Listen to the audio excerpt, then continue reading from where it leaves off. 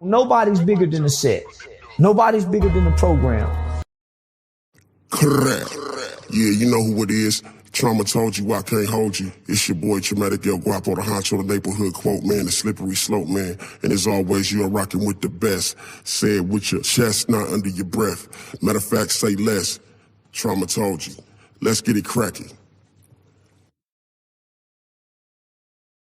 Correct. Yeah, you know who it is. Trauma told you I can't hold you. It's your boy Traumatic El Guapo, the honcho, the neighborhood quote man, the slippery slope man. And as always, you are rocking with the best. Say it with your chest, not under your breath. Matter of fact, say less. Trauma told you. Let's get it cracking. Correct. Well, welcome to Trauma Unit TV. You are now rocking with the best.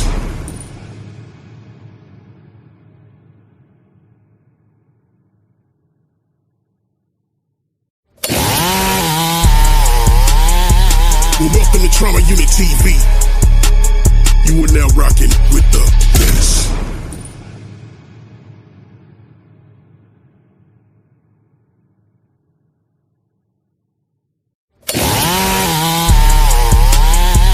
Well, welcome to Trauma Unit TV. You are now rocking with the best. What's up, Trey? Locust song for the 2 triple O. Coming real, it's the next episode. Hold up, hey, woman, so be thinking we soft, we don't play. What's up, Trey? Locust song for the 2 triple O. Coming real, it's the next episode. Hold up, hey, woman, so be thinking we soft, we don't play. What's up, Trey? Locust song for the 2 triple O. Coming real, it's the next episode. Hold up, hey, woman, so be thinking we soft, we don't play. Man, look, man, let that motherfucker marinate for a minute. Free R. Kelly, man. Fuck y'all niggas who don't like it, man. Straight up, man. Let's get to the motherfucking business, man. What y'all talking about, man? Early motherfucking morning, grand rising. Don't be a sucker. Let's do this. She make me feel so good. Yeah, that part. Yeah.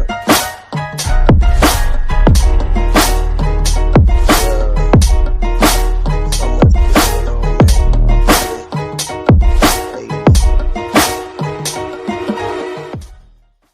Yeah, man, another day in the motherfucking office, man. I suggest you get you a cup of coffee, man. Get your juices flowing and get this shit cracking, man. Time for action, man. You feel me? Hey, man, I don't sleep, bruh. I take power naps, you dig me? You feel me? I rejuvenate myself, man. Take a shower and I'm back at it. You feel me? I swear to God, I don't need a whole night's sleep. All I need is, hey, man, I'm trying to tell you, bruh. You know what I'm saying? I get it in and then, you know what I'm saying, take my power naps and I'm back at it. You know what I'm saying? Real shit. You feel me?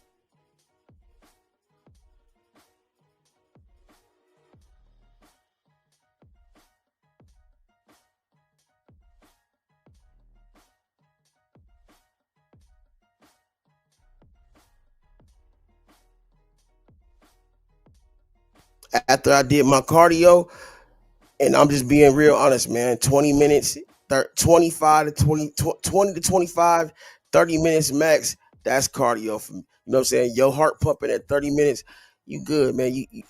My whole plan is to be healthy, nigga, not to be Mr. Motherfucking the best body in the world or whatever. But honestly, nigga, I ain't had no complaints. Hey, I'm a sexy nigga, man. You feel me? In my eyes and in her eyes. She tell me all the time, or they tell me all the time, you ain't gotta be mad. You can think whatever the fuck you want to think, man. But look, I'm gonna do me, man. I'm gonna stay motherfucking confident while the rest of y'all is incompetent. You understand me?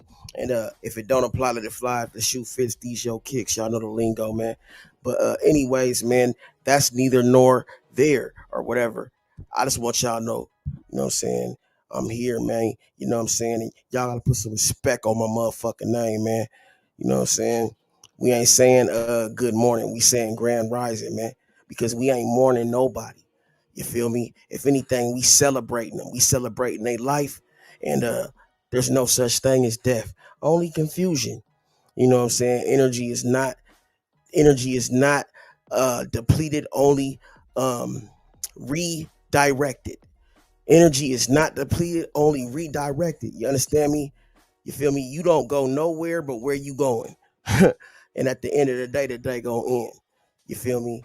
Regardless of what Shalonda say about me rhyming all the time, and nigga, hey, like I said, man, these is rhymes, not riddles.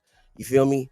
Hey, man, I'll rain on these niggas, but nigga, hey, we ain't got no rainbows for you Skittles, nigga. You understand me? Y'all motherfuckers gotta get that shit right. You know what I mean? We masculine men over in there bit, but we still not too motherfucking macho to know that, you know what I'm saying, we need a good woman in our lives, nigga, and we can use some motherfucking good feminine energy as a motherfucking you know what I'm saying, cohesive ness, if you want to motherfucking be technical, you know what I'm saying? And what cohesive means is like just something that's gonna make shit mesh well. You know what I'm saying? Everything don't go well together unless you have good chemistry. You know what I'm saying? You got to be able to complement shit. You see, like it's always different ways to go about shit, man. Sometimes you might have to be the support, and sometimes you might have to be the star of the show. You never know, man. Sometimes it calls for different things on different days, different times, man. You feel me? But neither nor there or whatever the fuck I was about to. Anyway, you're still important, and just because today might not be the day that you take the lead, tomorrow may be. So the motherfucking objective of the game is to stay prepared. You know what I'm saying? Always be ready. You dig me? What that nigga MJ told Steve Kerr. Or no, matter of fact, Steve Kerr told MJ when they was in that break. They show that shit all the time, nigga. And them commercials and shit, them throwbacks. When they showing like, you know, the old NBA playoffs and shit. With that nigga Jordan, they was on the bench, nigga. The niggas hitting the Gatorade or whatever. And then Steve Kerr came over there. Yeah, he came over there with that white boy assertiveness. Hey, MJ. Hey, man. Just let you know. If they double you, I'll be here and I'll be ready. And the nigga MJ looked at the nigga like, what? He said, hey, I'm just letting you know. If you get trapped, I'll be over there and I'll be ready. You know, style Steve Kerr letting him know, man, like, hey, bro, I know you Michael Jordan, but I'm still here to do my job. So if they motherfuckers close down on you, collapse on you, and you can't get that shot, bro, kick it to me, bro. I'm wide open and I'm gonna hit that bit. And nigga, what happened? Yeah, man, lo and behold, man, them motherfuckers trapped MJ. You know what I'm saying? He usually would have did his fadeaway baseline, but they had that closed off too. So what did he do, nigga? He kicked it out to Steve Kerr, and Steve Kerr was just where he said he would be. And he hit his motherfucking three. And guess what? Championship was defended.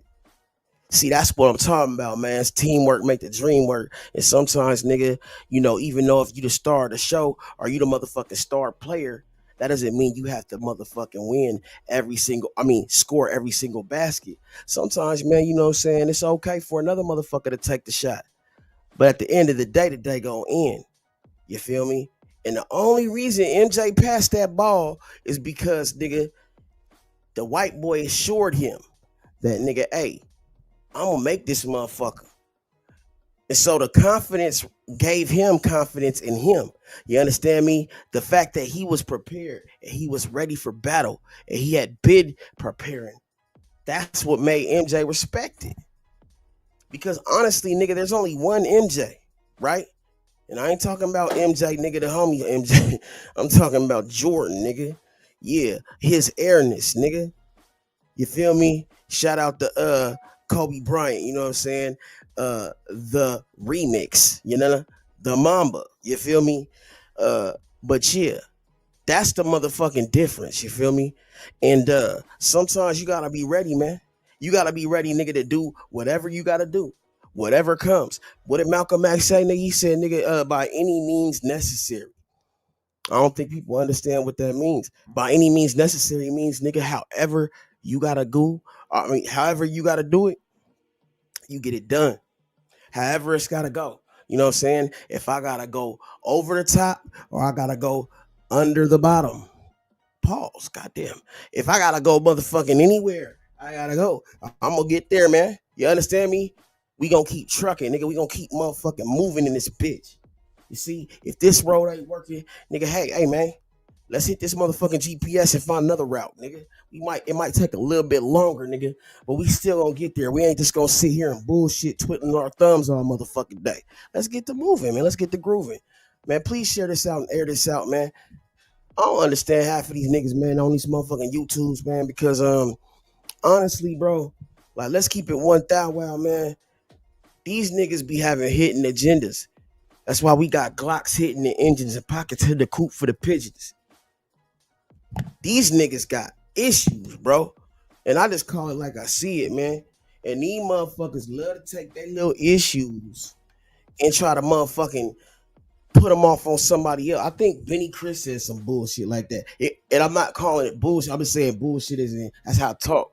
The nigga said some shit like, people often put their insecurities on, because I got photographic memory like a motherfucker. I remember damn near everything motherfuckers say, man. Exactly how they say it. So I don't understand how motherfuckers be telling me they said something. Like, I don't remember this shit. I'm sharp, Jack. You know what I'm saying? I'm sharper than cheddar in this motherfucker, man. Tillamook, bitch. But let's be real. I don't give a fuck what a nigga say. But I just want to make sure, nigga, we got a motherfucking understanding at the end of the day, man. Because at the end of the day go in. But when it starts, nigga, you got to be ready. You see, I'm going to hop up out the bed, turn my swag on, took a look in the mirror and said, what's up? Shout out to Soulja Boy, man. Yeah, man, there's a lot of hate in the motherfucking air, man. I can smell it. I can taste the air like Day and Rancho Cucamonga and shit. You know what I'm saying? I know these motherfucking white neighbors don't like the fact that I got one of the biggest houses on the block and on the bit, you know what I'm saying? A nigga living in the bit, man. You know what I'm saying? How the fuck he live? Don't worry about it. But just know, neighbor, I'm part of the neighborhood watch too. Yeah. Yeah. Real shit. I'm saying. Just keep this shit 1,000, man. You feel me? I'm a big dog, you little bow wow, man. Like, let's keep this 100. I was going to the barbershop, nigga, the other day, right, to get a lineup. And guess what I seen? 5 niggas with bald ass heads like Born Rich at the motherfucking barbershop. What is your ass doing at the barbershop? You ain't got no hair, nigga. The fuck is you doing? I'm trying to get a quick lineup and this nigga in the way. You in the way, cuz. Nah, shout out to cuz. But nah, I'm just being funny, man. But on some real shit, man. Like, we gotta keep this shit motherfucking real, bro. Stop being a sucker to the motherfucking facts, man. Like I said, the world's full of lollipops. Who needs another sucker, man? I hope y'all can hear me, man. If I'm having malfunctions or anything like that, charge it to the game, man. Because the game gods have told me I'm doing just fine. You know what I'm saying? Thou blessings she'll rise and she'll fall. But they come from above, so keep your head up. You dig me? A lot of times, man, niggas just forget that everything ain't a motherfucking walk in the park. Some things is gonna be harder than they motherfucking seemed or appeared to be. It's like that motherfucking rear view mirror in your car. It says objects are often closer than they appear. You understand me? You gotta be able to motherfucking read between the lines. Cause shit, goddamn it, you might be motherfucking thinking it's a clear street and you drive into your destination. You have no traffic. Everything's cool. All of a sudden, some fucking antelope or some big-headed ass deer run in front of your car, nigga. And that's a bad omen. God damn it. Might be a setup. Who put that deer in the middle of the street? I'm just saying, hypothetically speaking, generally speaking, because the general is speaking. Like, nigga, hey, man, I done talk shit with the best of them and shot at the rest of them.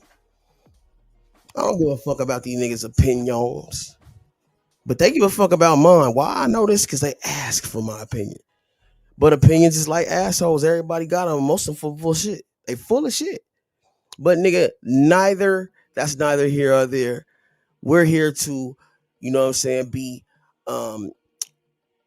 entertainment entity for these motherfucking platforms to establish communications, man. Like, let's be real, man. What do you think that this social networking and all this shit was created for, man? Let's be real. Think about it, man. Use your motherfucking head. And I'll be having to remind some of my niggas this. And you would be a motherfucking maze, man. Because, like, you would be amazed probably, or not even you amazed, you just probably be surprised at how many motherfuckers come to me for advice that's, yes, younger than me. I mean, that's older than me, I mean. Way older. And it's like, bro, you know, I kind of feel like, damn, what you want advice from me for? But at the end of the day, I still understand and I honor it because obviously they see something in you that is worthy of their acknowledgement and of their attention. You see what I'm saying? See, sometimes, man, nigga, just the motherfucking name being mentioned rings a bell. And names ring bells because they matter, or motherfucking because they sound like they belong.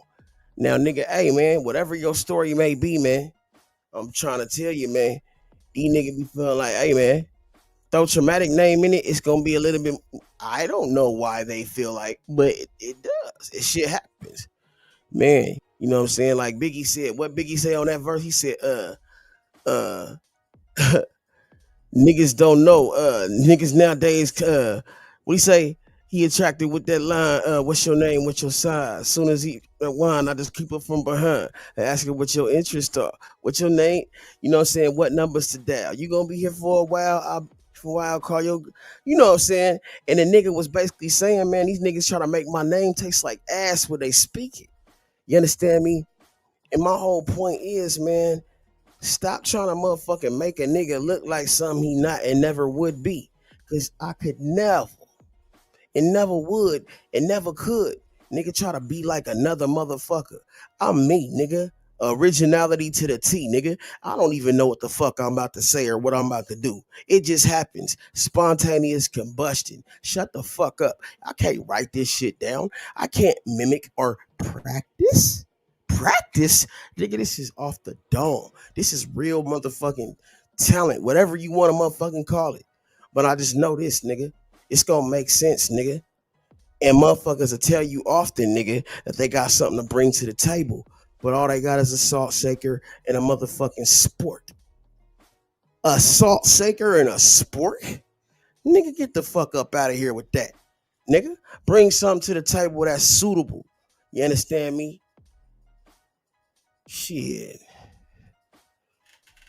I'm just saying, man, I'll be motherfucking A1, man, official with the whistle. You know what I'm saying? Official like a ref with a whistle. Official like John Wayne with a pistol. God damn it. Put some respect on a nigga name, man. I never busted my balls for no one. I never did nothing to nobody who didn't have it coming.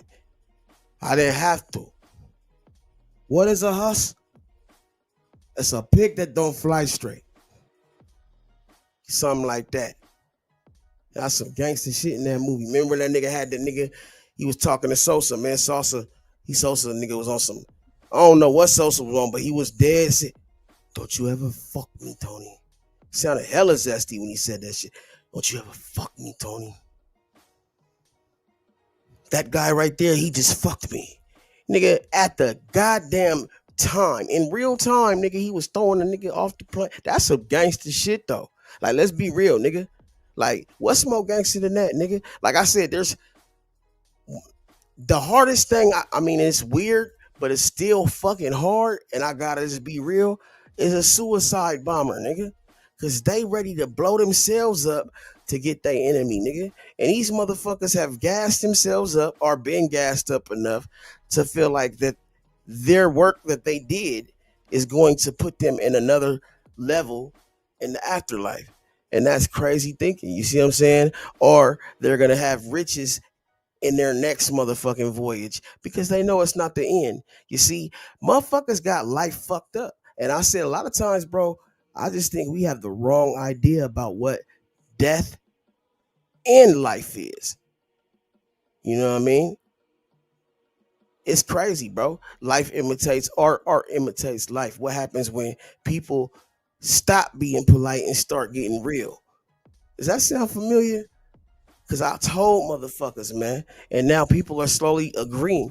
I said, man, look, man, what started all this social media bullshit and all this, like this new um legion of fucking people having opinions, these minions with opinions. Hey man, look, man, check this out, bro. When I be saying my shit, bro, my lingo and shit, just I'm not trying to motherfucking act like, hey, look, just give me my acknowledgement. That's all I'm saying. Just act like if you know you ain't heard nobody say that shit like that. And nigga, come on, man. Don't try to motherfucking throw no dirt on my Can I just be me? Don't try to throw no dirt on a nigga, man. And, hey man, motherfuckers that's real and that kept it 100 with me, man. I appreciate y'all, man. You know what I'm saying? Motherfuckers that pull up and tap in and actually show their motherfucking face and say something. I appreciate that, man. But a lot of you niggas, man, be in competition with a nigga that's not even playing against you. And that shit's fucking sad, bro. Like, nigga, hey, bro. Like, I thought we was on the same team. Oh, we're not? Okay, so it's every man for himself? Okay, so why y'all ganging up? Why y'all trying to gang bang a nigga? Pause. Why y'all trying to gang up? If it's every man for himself, if it ain't no holding hands and kicking cans, why is there so many motherfucking cans being kicked? Why are there so many hands being held? You see what I'm saying? Like, bro, you can't say one thing and then not stand on it, man, because people gonna look at your motherfucking examples as niggas something that's gonna clarify if it's real or not. These niggas ain't motherfucking keeping it 100. Matter of fact, they keeping it far from that. You see? Motherfuckers be having the wrong motherfucking idea anyway. They don't understand. Like I always said, man, look, man, I'm too old to motherfucking try to lie to impress you or try to impress somebody. That's a motherfucking stage kids go through. Nigga, grown ass man out there, big man. If I say something, I mean it. But there's always a motherfucker on here, nigga, when you share something. No, you didn't do that. Nuh-uh. That's not what happened. No, nigga, it's just like them dream killers that motherfucking wanna, you know what I'm saying, kill another kid dream or another motherfucking innocent bystander's dream because it didn't work out for them. And that's selfish as fuck when you think about it, man. Cause it's like, damn. I mean, for real, I'm being real right now, man. I've seen motherfuckers do this type shit, bro.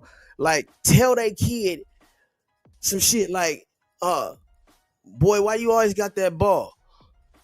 I don't know, because I want to go to the NFL one day. And I think I can make it. Boy, you know how many people go to the NFL? You know what I'm saying? It's going to be a hard road, man. You ain't going to the NFL. Hey, bro, that shit right there make me want to beat a nigga ass, bro. Shut the fuck up, bro. Don't tell this kid what he can't be because your bitch ass didn't have a talent or you couldn't do it. Don't worry about what the fuck. Man, listen, all you got to do is keep them understanding that you're going to have to work hard for whatever the fuck you want. And nigga, the thing is, we have been fucking fooled by this time shit. You know what I'm saying? Time is of the essence, and I'm going to go the distance. I'm going to stay consistent and approach it with persistence. You understand me? These niggas ain't understanding that this time limit shit that y'all motherfuckers be on, everybody has this fuck. Nigga, if you don't make it by this time, nigga, give up.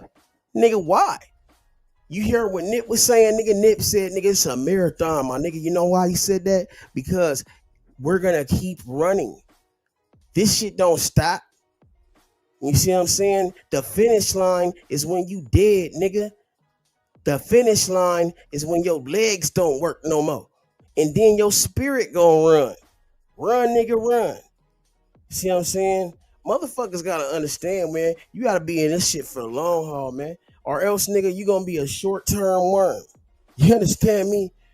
You feel me? You gonna be a short-term worm. Soon as it start raining, nigga, motherfuckers gonna, yeah, surely motherfucking go under the dirt. They gonna have to go back into their cubby holes, man. Cause they can't handle the pressure, man. You understand me? But see, nigga, the motherfuckers that was prepared for any storm, nigga, already motherfucking knew what to do.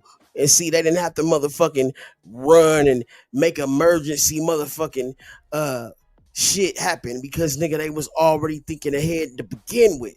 See what I'm saying? I'm gonna motherfucking keep this shit on point. You dig me? Niggas always wait till they get sick to build up their immune system. Why not build up your immune system before you get sick? Nigga, take your vitamin C packs. Nigga, I take one every morning, nigga. Matter of fact, nigga, why not keep your brain healthy? Keep your mind clear. How about that? You niggas is mush mouth. Y'all can't complete a sentence because your mind is too fucking mushed. Why? Probably because the substances. I'm not saying I have a problem with anybody because some people, you know what I'm saying, happen to exude themselves differently when they are under the influence. You see what I'm saying? But I personally don't deal with the alcohol shit. I don't like alcohol, man. I mean, but I do like alcohol. That's weird, huh? I don't like alcohol, but I get it, is what I'm saying. Like, I can't stand an alcoholic or a drunk, but I get why they're drinking. I indulged in it like for a couple of days. You know what I'm saying? I went and got a little fit just to get it, just to get a bottle. You know what I'm saying? And yeah, you know what I'm saying? Drunk and fuck the shit out of, did whatever I did, man. But at the end of the day gonna end. And I realized, man, this is what motherfuckers is drinking this shit for. They trying to get that liquid courage. Or they trying to get that fuck it out their system. And that helps take some of the edge off. I get it. Everybody got a motherfucking drug of choice, got a motherfucking substance that they like to use when they partying or laying. It's just what it is, man. Some motherfuckers is addicted to sex. Oh. Some niggas is addicted to motherfucking X. Some niggas is addicted to their exes. Some motherfuckers is just addicted. Some females is addicted to what the dick did. You know what I'm saying? Some niggas is addicted to what the pussy did. But nigga, never will I and never shall I be jealous of another man. If anything, nigga, I will learn from this nigga and motherfucking make my motherfucking moves a little bit wiser, nigga. You niggas gotta stop motherfucking being so judgmental for no reason.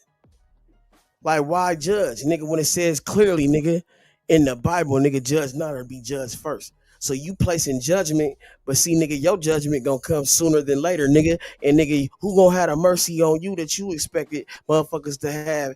Because nigga, you didn't have mercy on judging anybody else.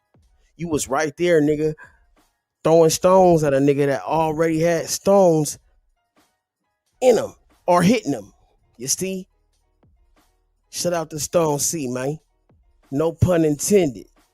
But see, nigga, what, man? When a nigga get hit, it's different. It feel different. It hit different. Especially when you find out these niggas that you might have thought was your friends was just a motherfucking opportunist. And you were the opportunist. I mean, the opportunity at the end of the day. You know what I'm saying? So when motherfucker feel like they use you up, they gonna go on to the next chump or the next nigga that got the motherfucking, you understand me? Secret societies always ask us trust. And that's what's going on, man. It's a lot of secret shits going on right now because nobody feel like they can trust nobody, bro. But see, it's not my fault. I can't do nothing but adjust to motherfucking what's out here. I can't motherfucking change it overnight. You see what I'm saying? But what I can do is keep my motherfucking essence. And that's my motherfucking word. Put some respect on my name. Put some respect on my people name. Put some respect on our people's names. I don't want to see no more motherfucking black people arguing over the dumbest shit while the white folk or the other nationalities sit back and looking at our stupid ass like, look at these niggas, man. They can't think. You got to understand how many of these motherfuckers have just been, I don't know, what do you call it, spoiled or whatever, but they are living high off the hog. And that is the motherfucking American dream at the end of the day. So why do so many people feel like the right thing to do is to honor something that's dishonorable? But nigga, if you go in with your motherfucking hand out, I can't look at you like anything else other than a motherfucking, you know. Let's keep it 1,000. Well, man. I'm just saying, man. I would propose a toast, but I'm not drinking it. Actually, I still got a half a bottle. Man, my nigga, you would be amazed at how drunk I get and how easily I do get drunk. Like my nigga, it don't take that much. And I'm not saying drunk as in sloppy because I don't really get sloppy. I don't get sloppy. I'm just saying, nigga, on one like fuck, my nigga, like damn, nigga, I'm really like that. And then, like, come on, man, a nigga be just doing some dumb shit too, like tripping. How do you motherfucking get or manage to pull up right next to this truck, bro? Hop in like you already knew what was in that bit and started taking everything. That's crazy. You know what I'm saying? No motherfucking nothing against Big. But man, let's be real, bro. Like Biggie was man, Biggie dope, man. He's dope. Let's be real. But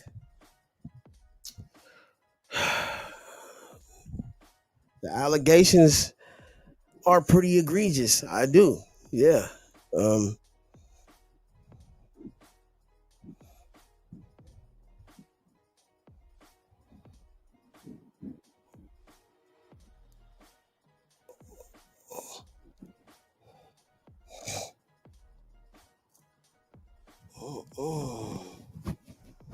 make me feel so better than I would by myself. If I was with somebody else. She made the people say, hey, I can put your hands out.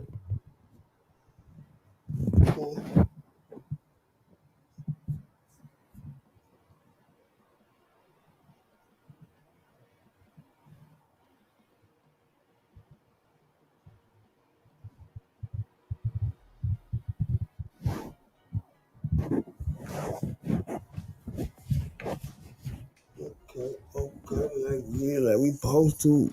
Come through, big, let's get close to. Me and you, we can do what we supposed to.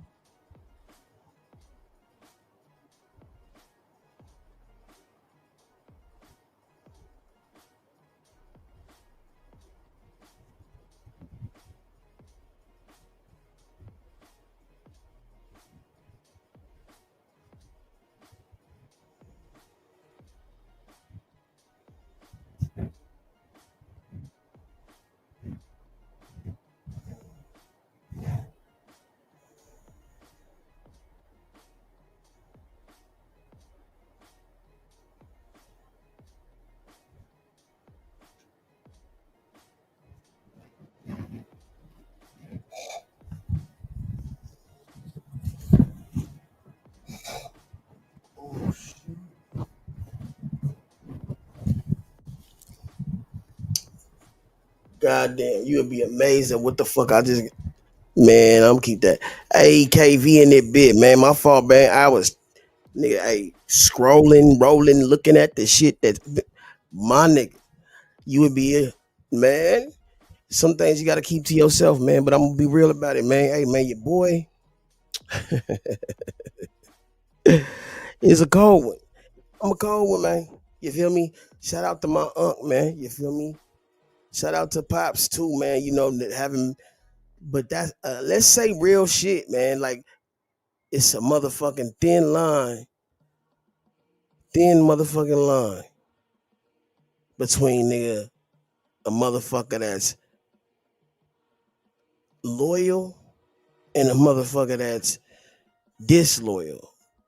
You'd be amazed at how little or how much it takes to have a motherfucker cross out some of their best friends, some of their worst motherfucking feelings or best feelings, or whatever the fuck you want to call it. Stop playing. You dig? What's up with it, Ty? I want to call you Chocolate Ty, but I didn't know if you wanted that's your shit because you got the chocolate bar and it say Thigh. What's up, Courtney?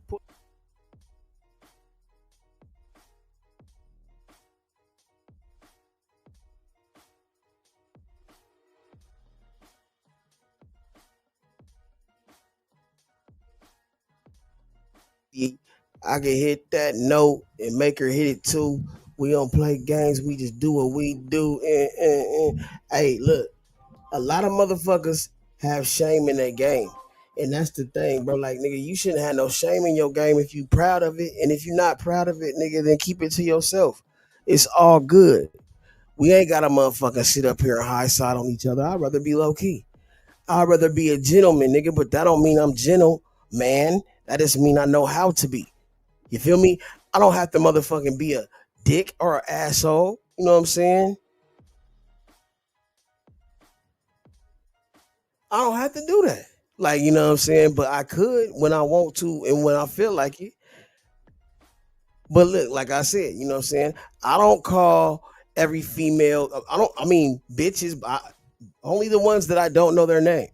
You know what I'm saying? Like, I'm just, but nah, for real though, like, let's keep it that way, man. Like, everybody can't be the same, man. You gotta like people for their own shit. But nigga, like, put some respect on a nigga name in my Birdman voice. Stop playing, man. 1 minute these niggas want to motherfucking act like they your people. Next minute, you hear them talking bad, talking down, doing some fuck shit. Which one is it? Because that's the type shit, man, that really got niggas' life fucked up.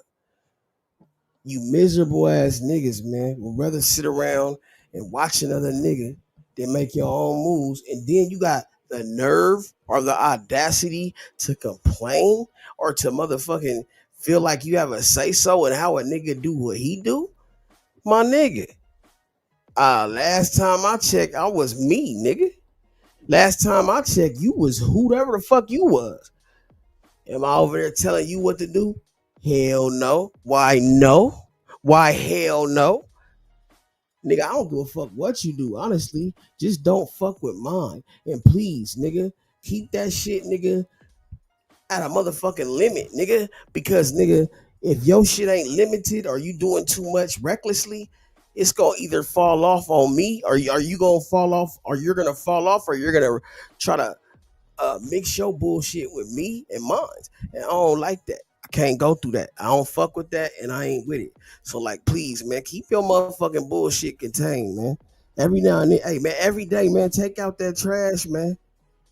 For real, for real. Because a lot of you motherfuckers got garbage cans that been overflowed.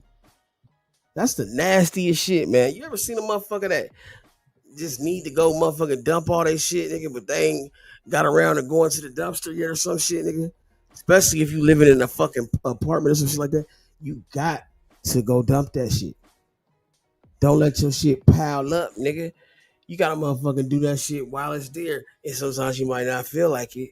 But shit, it'll feel a lot better being, you know what I'm saying, in a place that you can relax and maintain than being in a place where everything is uptight and motherfuckers got their head up their ass. You know what I'm saying? I don't know how else to explain it, man. But like I said, I don't complain, I campaign. You know what I'm saying? I'm not an actor, I'm a reactor. Sometimes nuclear.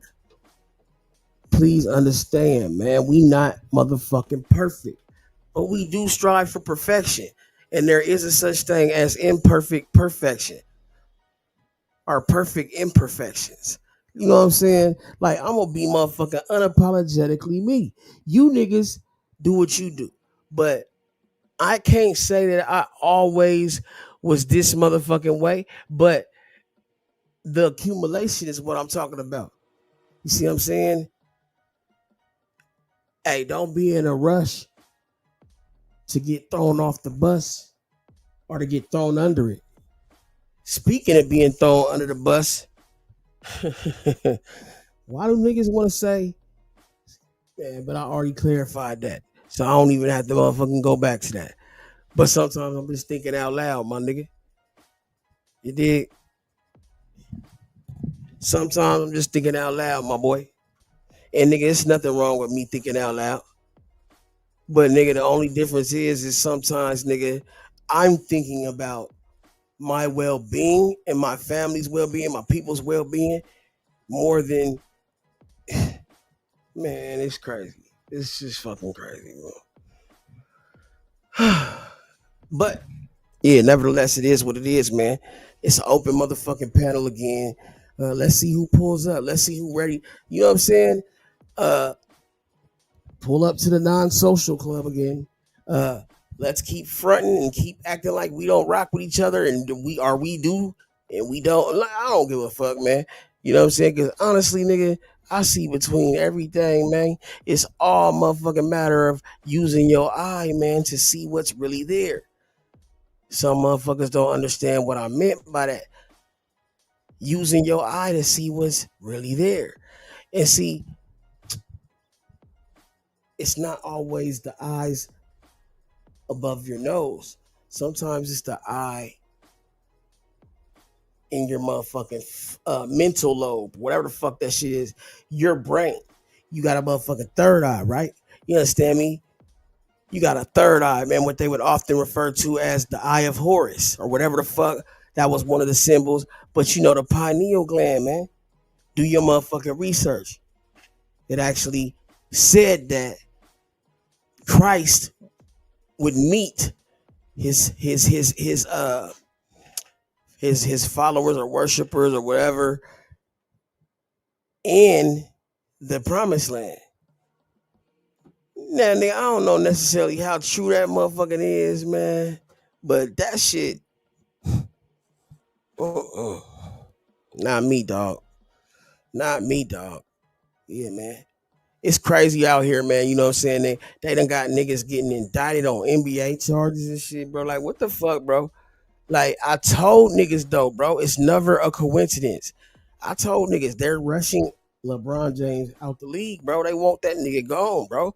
I'm telling you why, too, bro. The reason why they need LeBron to get the fuck on, bro, is because they're trying to usher in these other stars, and he's overshadowing them. And on top of that, nigga, they found out what he did, bro. You see what I'm saying? They know what, man, I'm trying to tell you, bro. Not that he'll ever go down for it or he'll ever be really, really confirmed, but I guarantee you he knew about that shit that was going to happen to Kobe, bro. And he was okay with it. He was okay with it, bro. You know why I know? Because the niggas motherfucking taking Vanessa or sending Vanessa on fucking vacations and shit. Like, this is what I'm saying, man. Look, I get it, nigga, if you was cool with Cole, or, you know what I'm saying, you want to be polite and do shit for his wife because but come on, my nigga, she well taken care of, man. So the fact that you even fucking hollering at his wife, bro, shows you have you know what I'm saying? You wanted to be that nigga, bro. Type of nigga do that, bro. Type of nigga is you. Type of nigga try to take a nigga wife, bro, after a nigga dead, bro. What type of nigga is you? Like, come on, bro. That's not tasteless, bro. Like, that's weird. But nevertheless, I'm not mad at the nigga. I just feel like the nigga is a bitch. He's a fucking weirdo. You know what I'm saying? This nigga, man, is your king. You're appointed king. I just don't motherfucking go along with the get along game, man. I don't like all the little fuck shit these niggas be doing, man. I'm not gonna sit here and act like I'm cool with all the shit that these niggas do, man. But I do respect motherfuckers being themselves, man. I do respect people being themselves, man. But leaders is gonna lead, man, and the followers is just gonna motherfucking be on the side somewhere, you know what I mean? But it's cool because, nigga, just know your position is still important. You know what I'm saying? Just like we need people to motherfucking trap, we need somebody to motherfucking smoke the just like you need somebody to motherfucking be in the kitchen, you need somebody to clean the kitchen. It's food for thought. You do the dishes. Get these motherfuckers up out the sink, goddammit. Like, let's make it work. Teamwork make the dream work, man. It don't stop. and keep going. It's a marathon, man. Y'all niggas stop motherfucking short stopping the motherfucking marathon. You dig me? Get on your motherfucking A game. If you can't, if you can't do nothing other than flow, life's a bitch like the mother from Blow. You dig? And I know if you're singing Blow, you know the bitch, his mom. Oh my God, she was the definition of a bitch. Called the police on that boy, man. He came to visit his pops because he on the run, already dealing with a whole bunch of fuck shit. And that bitch called the police on a nigga when they talking and conversating. Backdoors her own son. That's the type of shit motherfuckers is doing out here, bro. I'm just saying, like, it's that type of, it's that level of um what's a good word? It's that level of corrupt thinking and bullshit that has sadly taken over, man. You know what I'm saying? Motherfuckers is too quick to jump to conclusions, too quick to make the wrong move. You see what I'm saying? These niggas don't even know how to test the waters no more, bro. Test the water, you know, dip your toe in it first before you jump your whole body in that bit. You know what I'm saying? Because a lot of these times, these niggas is not prepared for what's coming. Jump your ass in that hot ass shit, nigga, and then, nigga, hey, when you burning the fuck up, nigga, just remember, nigga, you could have motherfucking took it slow, but you wanted to hop the fuck in like you knew everything was gonna pop.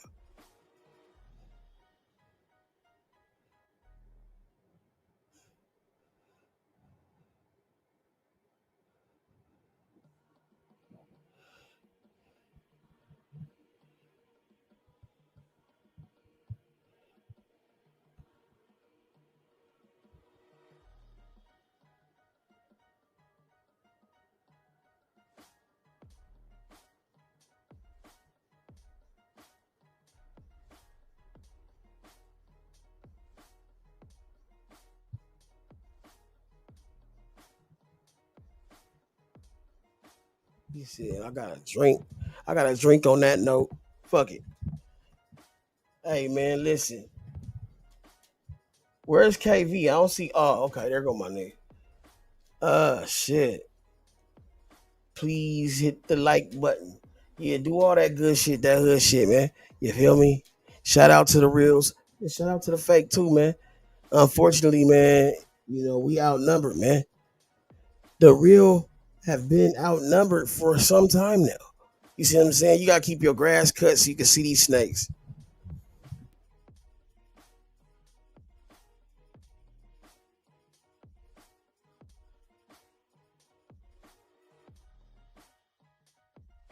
Niggas be at, like, bro, why would you want a whole bunch of hungry ass wolves and hyenas around you while your motherfucking fat ass eating up all the food, nigga, and getting health? I mean, you know what I'm saying? You getting big and letting these niggas starve by you? Like, I literally see shit like that. I'm like, bro, these niggas sit around here clutching they nuts and never motherfucking drop them. These niggas be out here down bad, my nigga. And it's sad, my nigga. Idolatry is a bitch. You niggas is motherfucking worshiping false idols. False idols, my nigga. I mean, these guys couldn't hold a candle for a fucking wedding ceremony. They couldn't do nothing right. And you guys follow these dudes, but I'm not gonna say who. If it don't apply, let it fly. But see, nigga, these is the incompetent bastards that need to motherfucking move to the side because they might be not only in the way, but just the motherfucking way that we don't need to go. We don't need to see that. But see, look, I'm not gonna knock a nigga. I'm just gonna motherfucking keep doing my thing. And obviously, you'll see in time, we ain't the same. I don't want to be the same.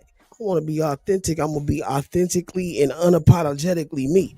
Now, I hope y'all get something up out of that because I'm just talking my shit and walking my pits. You know what I'm saying? Now, when the rest of these motherfuckers start mentioning shit, saying shit, and act like they motherfucking made it happen and they did it first, nigga, just go back and think about what I said. Because a lot of times these niggas, man, come on, bro, they can't calculate fast enough, quick enough, or efficiently enough to be able to motherfucking hold a candle to me, nigga. I be sitting here looking at these. You wish I did. You wish I did. Motherfuckers paint you in a light that could never be me. Like, I can't do it. But good try, guy. Keep it up. Keep up the bad work, matter of fact. Shout out to Caramel. Self-hate, man. Y'all go, man, look, bro, check this out. Go hit the like button, man. Go share out the motherfucking music, man. I don't even fucking promote my shit on here, man. Because niggas just be just weird. Like, bro, but at the end of the day gonna end. And don't I always motherfucking look out for niggas? I ain't never had a nigga had an issue with anybody motherfucking dropping they link, promoting they shit. Matter of fact, I encourage it. Why ain't everybody else like that? Oh, I'll tell you motherfucking why. Because they don't want to see niggas win. And that's sad, bro, because listen, man, I genuinely used to think motherfuckers wanted to see me win. And it took things happening and transpiring that I had to realize, nigga, this is not the case. And it's not based on talent. It's not based on who has the better flow or the better skills or and I'm not just talking about rapping. I'm talking about anything. It could be anything. They don't give a fuck about who's the best. It's a popularity contest. It's a, you know what I'm saying, who's gonna do the most bullshit to sell themselves first. Who gonna sell their soul for the motherfucking, you know what I'm saying? Like, let's keep it 1,000 wow, man. Who is gonna motherfucking be willing to bend over backwards? Pause. Not me, nigga. So you niggas, we know why y'all in position. We seen what you did. Your work is right there. Didn't Young Thug come out and say some weird shit? What that nigga said? He said, oh yeah, so the cat's out the bag. Since I'm a snitch, I'm telling on everybody. Yeah, all these niggas, your favorite rapper, your favorite trapper rapper, yeah, been taking D down here, man. You feel me? Been taking D. And what he say? He said, Birdman, don't come around that nigga wearing no motherfucking skinny jeans. You see what I'm saying? And it's sad because this is the motherfucking level of the industry that has fucking diluted and polluted the minds of our children, man. And this shit foul. I played my part, but I ain't no industry nigga. I'm an in the street nigga, or I'm just a motherfucking in the seat nigga. You understand me? In the driver's seat. I don't give a fuck about being an industry nigga, man. For what? Them niggas is always sad, down, and out, playing a character because they can't be themselves. The shit looks motherfucking sad. Soon as them niggas yell cut, them niggas is back to motherfucking being nothing but a fuck boy and a weirdo. You know what I'm saying, bro? Putting on a facade. Like I said, man, my consistent speaks for itself. I'm a consistent nigga. I'm a consistent nigga is because I do what you would expect. Like, I mean, if you think that these niggas out here doing whatever is the motherfuckers, that tell me enough right there. The motherfuckers that you look up to, and I'm not saying, man, if the shoe fits, these your kicks. If it don't apply, let it fly. Don't be baffled or don't get an attitude because the truth hurts, man. If anything, man, scrape up that motherfucker, man. Scrape up your face from off the floor. Even if you got to use a razor blade in this bitch. Put some cocoa butter on them scars, man. That shit'll go away. Stop being butthurt over shit that you can't change, man. God grant me the serenity to accept the things I cannot change, the courage to change the things I can, and the wisdom to know the difference. And the motherfucking strength to forgive my enemies, but also the strength to conquer them. You feel me? Nah, nigga, I ain't no motherfucking pastor. But, nigga, I'm a motherfucking realist, nigga. And I know God is real, nigga. But I also know the devil is too. He got some soldiers, nigga. I just so happen to be on the other side of the fence, nigga. You see what I'm saying? Because a lot of you niggas don't want to motherfucking choose. Y'all want to keep straddling that bitch. Y'all don't know if y'all want to be God's own or the devil's own. You don't know if you want to motherfucking be human or an alien. You see what I'm saying? Like these niggas don't know what they want to be. And what this is a soul searching issue. They need to do some soul searching. Because time is motherfucking lapsing, my nigga. You see what I'm saying, my boy? Time has been lapsing, my nigga. Like for real, for real. Niggas is mad, tripping, about to set trip because nobody getting their food stamps and shit.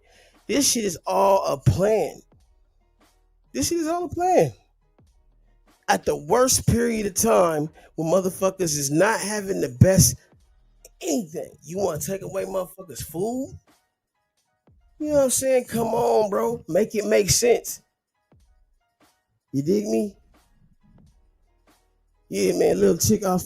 Hey, bro, she said her food stamps did not come in last month because somebody stole them. And that wasn't the first time. I said, so what the fuck did you do? How does this work? I said, yeah, man, I went shopping and you know, I was gonna get all my stuff. I had all my stuff in my buggy, and I got to the top of the line. I pulled out my card and I swiped it.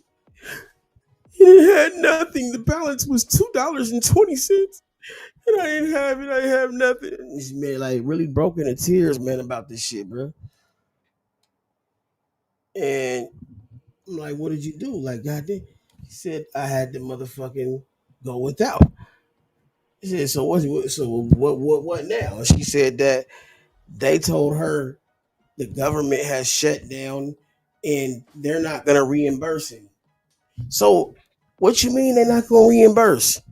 They're not reimbursing these people. So I'm like, man, you mean to tell me that if you got child support, or I mean not child support, but if you on motherfucking food stamps and somebody they have evidence that somebody stole your shit from another city, another state, whatever the fuck, they can just motherfucking just chop that up as a loss? Yeah, that's pretty much what it is. But I'll be like, how the fuck does that work when have they ever chopped up the bills as a loss? Like, if the government can shut down, why can't we not pay the motherfucking bill for a month? You see what I'm saying? Like, why? Tell me why. Like, this shit is all a game. This shit is all a motherfucking big shit show. We know what it is, bro. I'm not stupid. What up, Boss Claus? Hey, man, listen, man. I was born at night, not last night. Courtney, pull your ass up. I'm not going to anime. Nah, but shit. Nah, for real though, look. You gotta realize this shit was strategic, my nigga. This shit was all motherfucking part of their plan. Bravo. They feel like they could just, hey, let them motherfuckers feel mad, get the polluting, whatever. They want us to come destroy weapons. Bro, you gotta understand. I was right there, man. Hey, man, look, I'm telling you right now, bro. The shit I got on my phone, bro, is crazy. Because motherfuckers, bro, was literally fighting the police, my nigga. And I was with the shit until until them niggas started motherfucking spraying that shit, that gas shit. I ain't with that. You know why? Because, nigga, fuck y'all. Nigga, hey, look, I'm gonna come out here and support the people, but nigga, hey, bro, you know how I had to go through to get my motherfucking felonies expunged and all that shit, bro? Get my passports back, get all my shit back. I ain't, nigga, hey, bro, listen. Look, I'm here to motherfucking demonstrate, but not be a motherfucking example. Like, you see what I'm saying? Like, let another nigga do that. Let these little YNs, no matter of fact, they ain't gonna do it. But let somebody else do it, man. Like, if anything, I'm gonna sacrifice and push a hard line. You know what I'm saying? But nigga, I'm not gonna motherfucking do no suicide mission, man. Because these niggas is doing suicide missions. I'm trying to tell you, bro. Like, it's not even a fucking game. These niggas be sitting here, man, thinking like, what can I do to get some clout? Not realizing that these clout points that they think they motherfucking adding up is really gonna be the deduction of their life, man. You know what I'm saying? Because a motherfucker can think he getting away with everything, man. But see, nigga, the world is smaller than you think. Motherfucker come full circle and they catch your ass slipping. You best be ready, man. You know what I'm saying? You know how many niggas I done caught slipping, bro? And I mean that in every sense of the word. Like, bro, all I can do is pray for you. If I can't help you, if I don't have the means to motherfucking help you, all I can do is pray for you. And I'll at least do that. You see what I'm saying? Because, nigga, ain't nobody else praying for your ass, obviously. But we gonna keep it 1,000 well, man. I'm gonna keep it funky with y'all, man. I'm gonna tell you straight up, man. Like, I don't want to see none of y'all lose, but that don't mean, nigga, I'm a motherfucking step aside and let you come over here and dunk on me, nigga. Got me fucked up, nigga. We know how to ball, but it shit don't stop, nigga. Cause you know what I'm saying. You take a L, you gotta, nigga, shit. If anything, nigga, shake it off. Have a Gatorade. No matter of fact, have some water. Have some water. Have some good old motherfucking alkaline water, nigga. You dig me? Do something that's gonna motherfucking make you feel better and go get it. What Aaliyah say, bro? She said, if it first you don't succeed, dust yourself off and try again.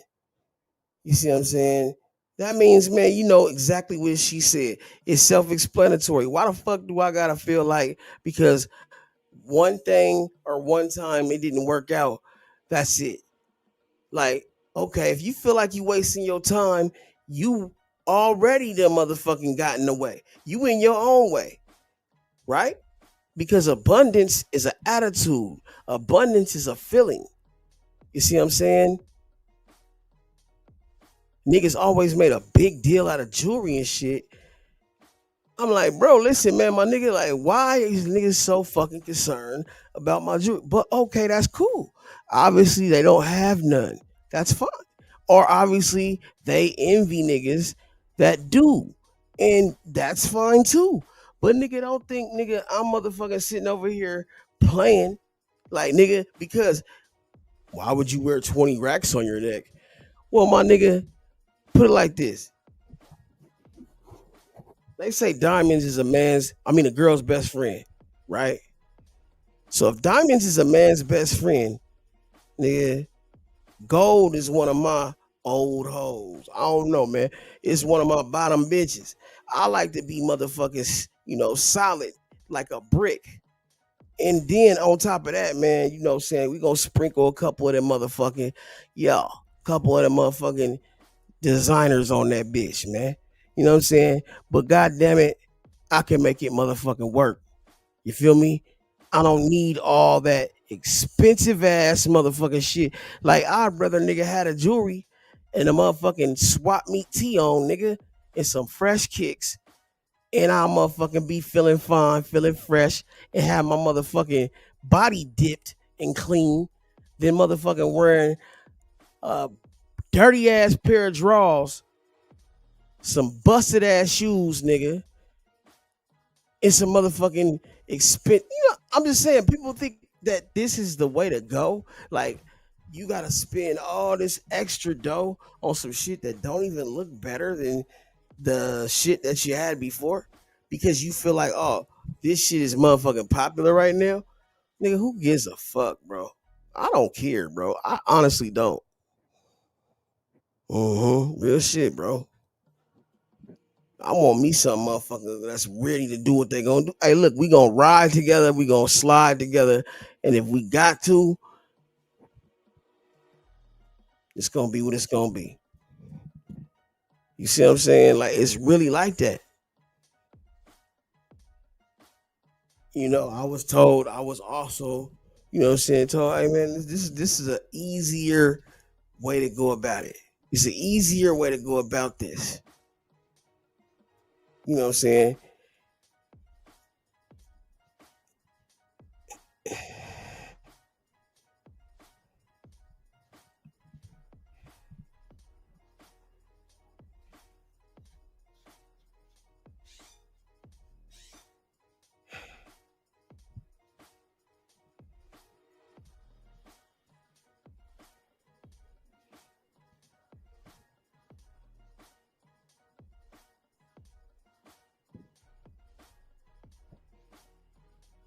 Alright. Click, clack, pow, officer down.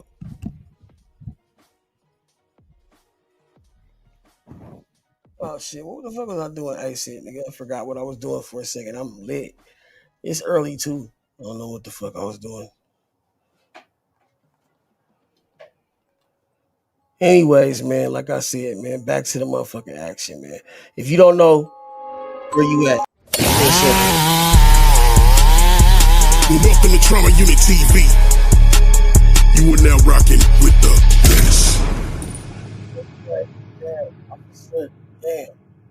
Yeah, man, they saying a whole lot of shit. But ain't saying that. Welcome to Trauma Unit TV. You are now rocking with the best.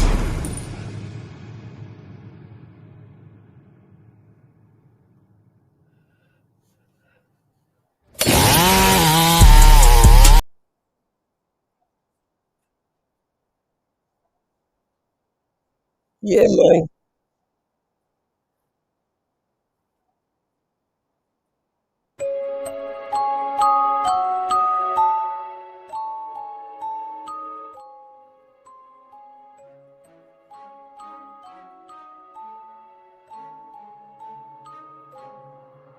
Got his song ideas 3 different ways and is by far the best example of using witchcraft to get hit records in the most demonic way to become arguably the most powerful channeler and sorcerer we've ever seen in music This history. nigga said Michael and was I a will sorcerer. prove that in this video. If you want the uncensored version of this video, please consider becoming a member of the Patreon. For those of you who are already members of the Patreon, we just released a video revealing part of the Epstein list. Yes, you heard me correctly, the actual list. There's a guy who's been doing research over the past 4 or 5 years, and I would have loved to drop it on YouTube, but YouTube has been giving me a lot of trouble with uploading that video, so you can find it on my Patreon. And because it's also, check this out. I will be releasing on my Patreon, right? I'll leave all the shit. I'll leave it, but I will be releasing all the old episodes. Well, they timeless, really, man. Of the motherfucking Trauma Unit shit. You know what I'm saying? Trauma Unit TV episodes. We had over like 200 episodes of that. You know what I'm saying? Crazy shit, bro. Man, some of the motherfucking best. Man, I can't. I don't even have words. It's crazy shit, bro. You have to see. But on my Patreon, man, that shit is gonna be uncensored, everything, bro. And for a couple of bucks, man, you know what I'm saying? You get motherfucking all this content, and you get to see what the fuck goes on, man. You know what I'm saying? Like, yeah, man, we doing what we does, man. And I'm still in the mix of getting all this shit together, man. But yeah, man, this shit creates residuals, man. People don't understand, bro. Like, these royalty checks is real, bro. You gotta have your motherfucking ass cap, BMI, all that shit right. Because anything that is of content, especially these motherfucking podcasts, can be monetized and should be monetized, right? It's your time that's invested. People have the wrong idea about how to do business, because business does itself if you have your shit where it's supposed to be. You see what I'm saying? Like, bro, like if you got a motherfucking manager, simple as that. If you hire a manager, their job is to motherfucking manage your career. Get you jobs, get you acts, get you things that can make you a better artist, a better businessman. So just know that, man. It ain't all good, man, in Hollywood, but Hollywood ain't all good. And we ain't got to motherfucking submit to that bullshit, bro. We don't have to. We can be our own motherfucking men, and our own women, and be our own motherfucking man. You know what I'm saying, my niggas. very difficult to focus on many things in this country without talking about what's going on with Donald Trump and in the White House right now. So I will be dropping a follow-up video on. Now, this right here is the clone Trump. I'm trying to tell you, bro. You know how you can tell? When the fuck have you ever seen Donald Trump wear a tie like that? Wear that color tie, right? Because Dick Gregory said that the real Donald Trump is the one that wears the red tie. He said when you see the nigga with the blue tie, that's not Donald Trump, that's his clone or whatever. I don't know, bro. But damn, I ain't never seen Trump looking at with a motherfucking gold tie on. See what I'm saying? So I let you know something. There's definitely some trickery going on here, man. But we don't know what. We definitely know there's something going on there, man. Like, come on, man. Look at that. I don't know, man. Patreon 100% proving how it was predicted and proven that not only Donald Trump will be elected as president, but everything that's going on right now with the Jeffrey Epstein list and the confusion that's going on in the country is 100%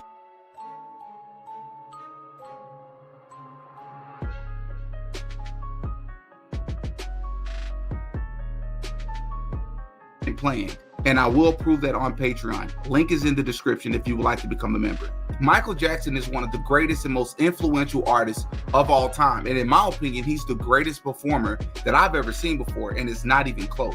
Michael Jackson was born on August 29, 1958. He was the 8th of 10 children. His father, Joe Jackson, worked in a steel mill and managed the family's music group. His mother, Catherine, stayed home and supported the children's interests in music and faith. In 1964, Joe Jackson started their music group, the Jackson Brothers, and Michael would join when he was just 5 years old. Even at that age, Michael stood out for his voice and his energy. During the early years, it was very well documented that Michael's dad would give him a hard time, even making fun of the shape of his nose, calling it quote-unquote fat, which resulted in the feeling of insecurity for Michael. It was also said that his dad would physically abuse him as a consequence for making mistakes within the band. It is even said that Michael's dad forced him to undergo hormone treatment to prevent his voice from changing. Even Michael's physician confirmed this story. At some point, Joe would give Michael the opportunity to sing lead alongside his brother, and it would be then that Joe would change the name of the group from the Jackson Brothers to the Jackson 5. In 1965, they started performing and winning in local talent shows and even adult clubs, despite the fact they featured adult dancers. In August 1967, the group would perform and win at the Amateur Night at the Apollo in Harlem, New York, which would then catapult their career and opportunities, eventually leading to a couple of record deals. In 1968, they signed with Motown Records. Their first single, I Want You Back, hit #1. Other hits followed, such as ABC, The Love You Saved, and I'll Be There. In 1969, the group will be introduced to the world by Diana Ross in the Miss Black America beauty pageant, which resulted in Michael receiving most of the spotlight, with Rolling Stone calling MJ a young prodigy. By 1972, Michael released solo music while staying in the group. His early solo songs like Got to Be There and Being were very successful, but Michael's early success came with pressure. He often said he didn't have a normal childhood. While other kids were playing, he was working, performing, and preparing for shows. In 1975, the group would leave Motown Records and rename themselves the Jacksons and would release 6 more albums after this point.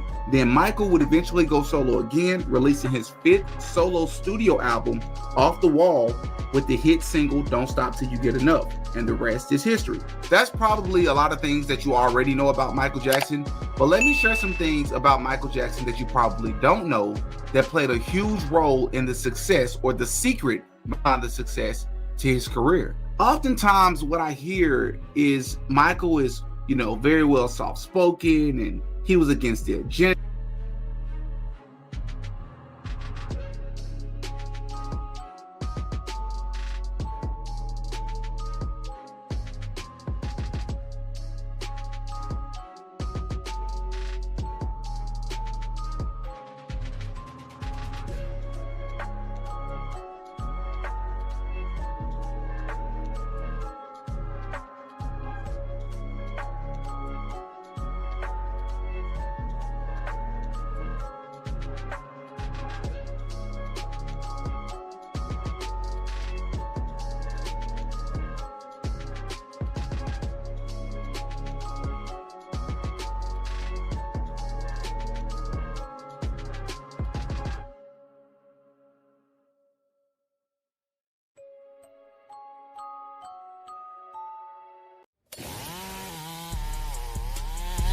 Welcome to Trauma Unit TV. You are now rocking with the best.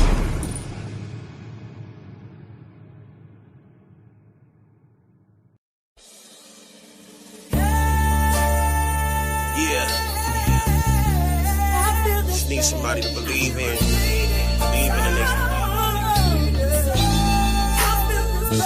I just need somebody to believe in.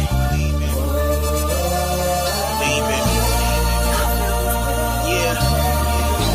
That shit ain't no average. I just need somebody to believe in me. Instead of everybody coming around deceiving me. Why not believe in me?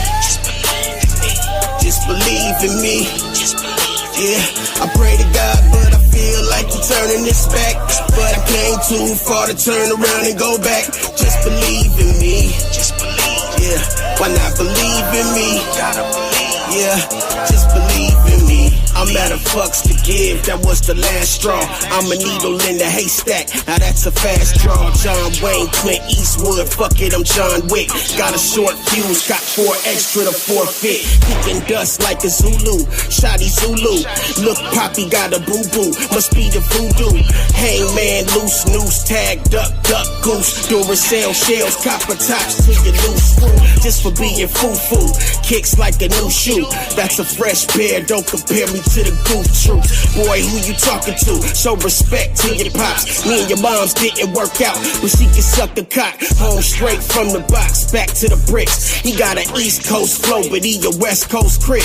Calm down, stop asking me shit. You like the CI? I ain't got no intel, go ask my cuddy T.I. That was just a jokey joke, gave blood to okey doke. Never let him corner you in, give him the rope of dope. Stiff arm to the throat, pray his kids overdose. Friend or foe, if you my enemy, then I just need somebody to believe in me. Instead of everybody coming around deceiving me. Why not believe in me? Just believe in me. Yeah, I pray to God, but I feel like you're turning this back. But I came too far to turn around and go back. Just believe in me. Yeah, why not believe in me? Yeah, just believe in me. The weatherman predicted demons in the forecast. And Biggie and Diddy saying more problems come with more cash. These niggas CB4 straight out of low cash. You ain't got no gusto, homie. Them niggas both trash. Feel my pain as I beat this beat unconscious. No love, no heart, no mercy, it's all darkness. Like before God said, let there be light. I take it back to pitch black, no such thing as white.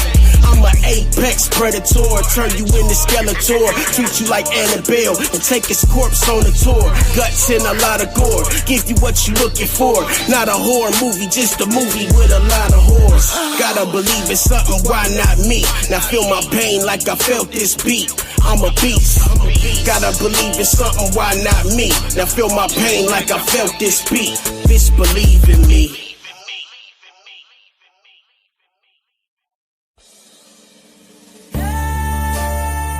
Yeah. Just need somebody to believe in. Believe in a nigga. I just need somebody to. This is Traumatic El Guapo, the honcho, the neighborhood quote man, the slippery slope man, and you are now rocking with the best, Mr. 7-Up Cake in the flesh. This is generally speaking when we urge you to say what you feel as long as it's real, and say it with your chest down under your breath. Let's get it cracking. Correct. This is Traumatic El Guapo, the honcho, the neighborhood quote man, the slippery slope man, and you are now rocking with the best, Mr. 7-Up Cake in the flesh. This is generally speaking when we urge you to say what you feel as long as it's real, and say it with your chest down under your breath. Let's get it cracking. Correct. This is Traumatic El Guapo, the honcho, the neighborhood.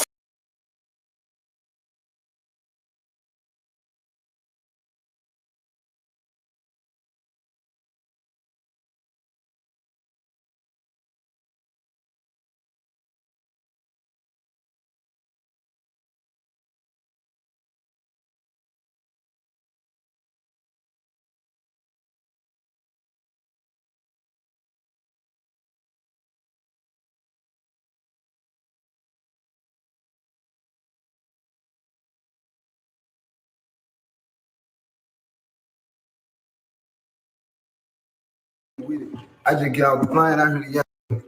I heard the honeycomb braid. I heard the crack. This is the most scariest shit I ever seen in my life. If he come on the live, tell him add his ass on the live.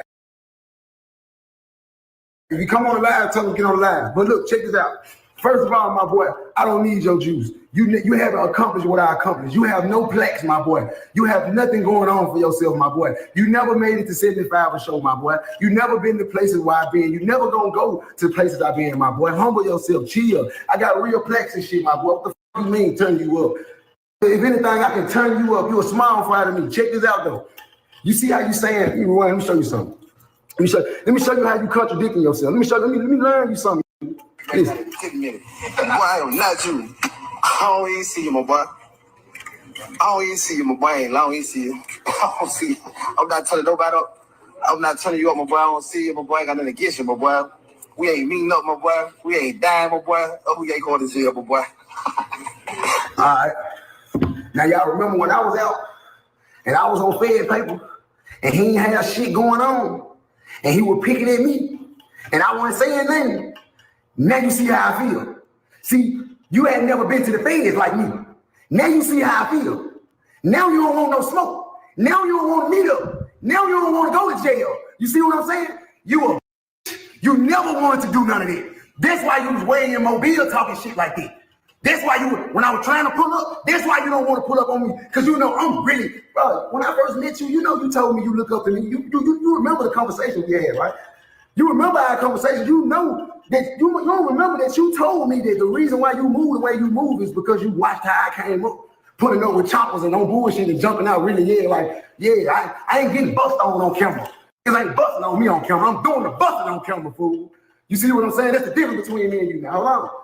You talking about some jail shit. Bro, you said I go to jail and get out in 10 minutes. Of course I'm gonna go to jail and get out in 10 minutes if it's something less than a gram of I don't know if I was on red paper. I'm not gonna get violated for a gram of dumb ass. Another thing, I went to jail for 8 Percocets and a vape pen. Of course I'm gonna make bond for 8 Percocets and a vape pen. You go to jail for dumb shit. You go to jail for guns. I move smart. I ain't been to jail for no fight. I move right home, go to jail. I don't get lengthy sentences and shit no more because I know how to move. I ain't you. Now you know how to move. Now you know how not to meet up. Now you know how not to play with it no more because you don't want to go to jail no more. You see what you see why I stood down?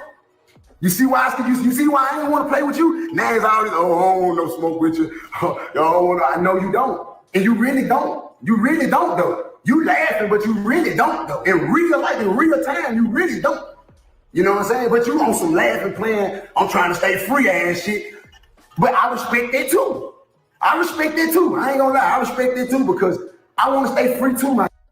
You know what I'm saying? I just felt like I had to address that because you jumped out there. Why you jump out there on me like that? And I wasn't even talking about you, homie. All I said was, last time I didn't respond to honeycomb brazies because I was on federal probation. I wasn't on that type of time. I wasn't talking about you. I was using the situation as an example, homie.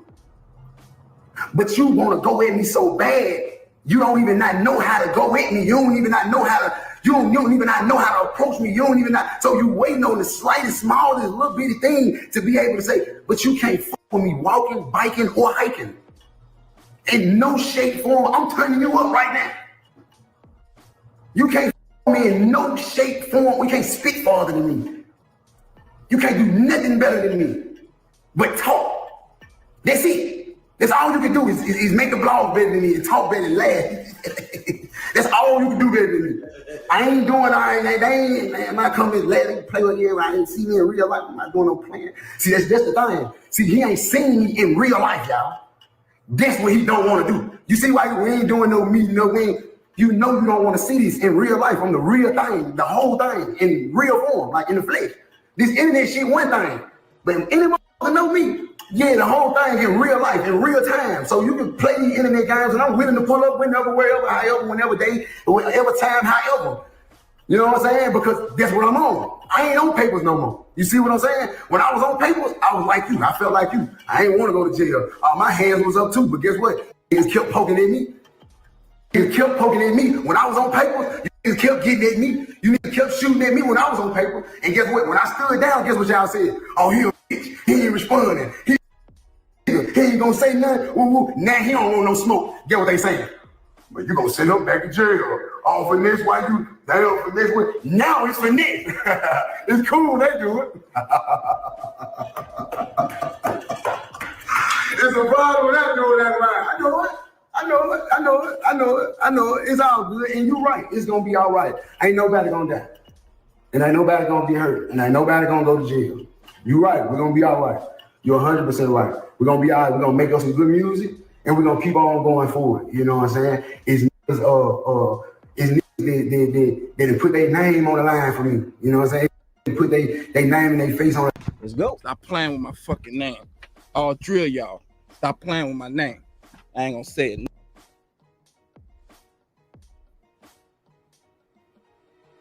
Nigga, when my name come up, respect it. Let's go. Stop playing with my fucking name. I'll drill y'all. Stop playing with my name. I ain't gonna say it no more. Put some respect on my name. You understand me? When y'all saying my name, put some respect on it.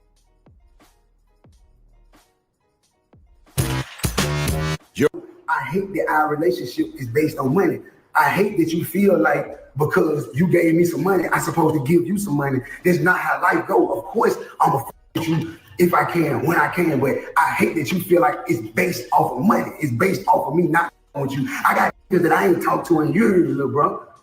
I got niggas I ain't seen in years, bro, that love me, and I love them because of who they are, not because of what they do for me, not because of what they give me, not because I love them just for speaking highly on my name when I ain't around. I love them just for keeping it real with me when it really mattered. Like I did what I could for you. I gave you a few thousand, bro, and you wanted me to give your mom do a couple hundreds or something, bro. I couldn't do it when you wanted me to do it, bro, and it just grew apart again, bro. Damn, my bad, homie. Damn, homie, I'm out here in the free world. You see what's going on out here, homie. This shit ain't easy out here, homie. For a nigga like us, you know what I'm saying? It might be easy for you right now. You just got out, you free. Woo. Once this shit start unraveling, you know what's going on. You know the real. It's real life out here. The jail shit easy. It's easy to get. You're gonna get a free meal in jail. You're gonna put some free clothes on and everything. Out here, everything costs. From the socks to the soap and everything costs a little. So I got bigger fish to fry than beefing. I ain't on it. Leave that where is it? But I ain't ducking none of it. That's on the floor. I'ma die back there. You know what I'm saying? Because that's what I've been on. But I just ain't been on it. But that shit, all that old shit, I don't care. I promise you can miss me with this shit. On my kids, you can miss me with this shit. How I feel, homie, you can miss me with this shit in real life. I ain't on that though. I'm letting you know, like, out of respect for all the men. But I leave that shit where it's at, homie. I was making an example, little bro. And the only reason why I brought it to her, because I can't get you on the phone. You can get me on the phone, though. Anybody that you know that know me can call me and I'm gonna answer. You see what I'm saying? I can't get you on the phone, so and this is how I had to do it. You know what I'm saying? But on some man shit, yeah, that's what it is. You know what I'm saying? From Memphis. And don't say no or whatever you will. Don't fight no. Don't CDL. Conservative. Highly respected and honored. A universal elite.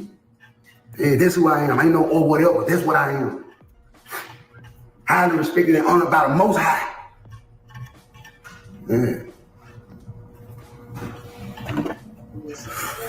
Off the internet. I'll be in Vegas with it. And if you in Vegas and if you trying to work, you trying to get it in, man, let's get it. I'm off this internet shit. I just had to address this shit. I ain't, you know what I'm saying? If you say something else, I'm gonna say something else. I'm letting you know that now. And if you want to take it there, we can take it there. If you don't want to take it there, I don't want to take it there. This is my motto for now. This is my motto for later. I don't want no. This is my motto for every. I don't want no problem with no nigga, and don't want no problem with me. Stay out my way. So yeah, man. You know, the internet be, you know, they spread narratives of people don't understand what's really going on when these rappers be going on these blogs, when they going live on these internet sites, on these apps. You know, and some of these bloggers and YouTube channels, they really out there to spread false narratives because they don't care. They feel like it don't matter if they capping. They just want to get their check, get their numbers, you know. But they're not worried about what really matters, which is honor and integrity. Because honor and integrity will take you a long way faster. But sometimes it might take a little longer. Talking about for the bloggers or anything in general. Me doing stuff with honor and integrity because You know, sometimes it's faster to cheat to win, but then it's not really a win at the end. If you understand what I'm saying, because honor and integrity will take you a whole lot farther in life. Because you know, once you lie, you gotta live by that lie, or you gotta die by that lie, or and your face card ain't gonna be the same because your face card. At some point, like people gonna start denying you because you know being a liar. You know what I'm saying? So people gonna start looking at you crazy. So that's why a lot of people always come to my channel for the truth, for the facts. You know, because I make it do what it do. You know, and I make sure you know if it's their action. I let you know it's their action, and I'm gonna let you know. And, glitter, man. You know, if it's really a problem, I'm the extra. You know what I'm saying? But for real. Yeah, so it's like they know my stuff is factual though. It ain't none of that cap shit. But anyway though, you know, so it's really something. You know, finesse two. The police are coming. Lane. And you can wait on the outside of my restaurant. Yeah. Oh my. Now I got you for oh assault. My, give me for assault, bitch. You're a child predator. Give me for assault. We out? No. Hey. I can't wait till the police get here. What you got going on here, child predator? What's that? Write a line, mark a line. What you got going on? What kind of child predator activities do we got? What the hell, bro? He want to knock his ass out. I can tell you want to get him, bro. Survive by drinking rainwater. Oh my god. Or drinking his own urine. That movie was a true story too. Hey, on my mama, nigga. Hey, nigga, we trying to work on some shit right now, nigga. We do a show like that, nigga. Like, catch motherfuckers, nigga, in the act, nigga, doing fuck shit, nigga. You see what I'm saying, my boy? Like, hey, man, some of these niggas, man, need to be put on blast. Need to be motherfucking caught in the act. Because the shit they doing is diabolical. You know what I'm saying? Astronomical, phenomenal, magical, mathematical. Shit like that. What kind of child predator activities do we got? What the hell, bro? He want to knock his ass out. I can tell you want to get him, bro. Survive by drinking rainwater. Oh my god. Or drinking his own urine. That movie was a true story too. That guy, he's very famous for. He was by himself. He fell through literally like a canyon. Yeah. A boulder fell, landed on his arm, and he was there for 127 hours. My name's Aaron Ralston. My parents are down on Larry Ralston in Englewood, Colorado. Whoever finds this, please make an attempt to get to them. He had to survive by drinking rainwater when the rain would come. Oh my god. Or drinking his own urine. How do you do that? One arm was free. One arm was free. All he had was a Swiss Army knife. So he had to cut off his whole arm with a Swiss Army knife. Like a dull ass blade.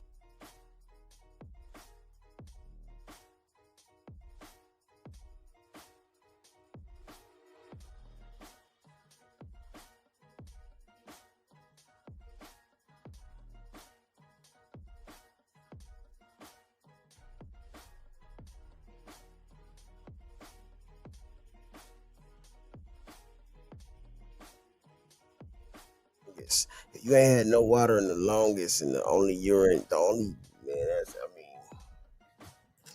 God bless you, man. That's what you gotta do, man. That's crazy, man. You get no water. No water. You can't get no water here, nigga. You can get some other shit, but you can't get no. Come on, man. And he had to cut through the nerve. Yeah, that's the only way he would survive. He cut off his arm and he was able to escape and get help. Yeah. No, he survived, bro. Look, I'll show you a picture. Aaron Ralston. No regrets at all. If I had to do it all over again today and now, I would cut my other hand off in order to give that to my son. I have a 3.5-year-old boy, Theo.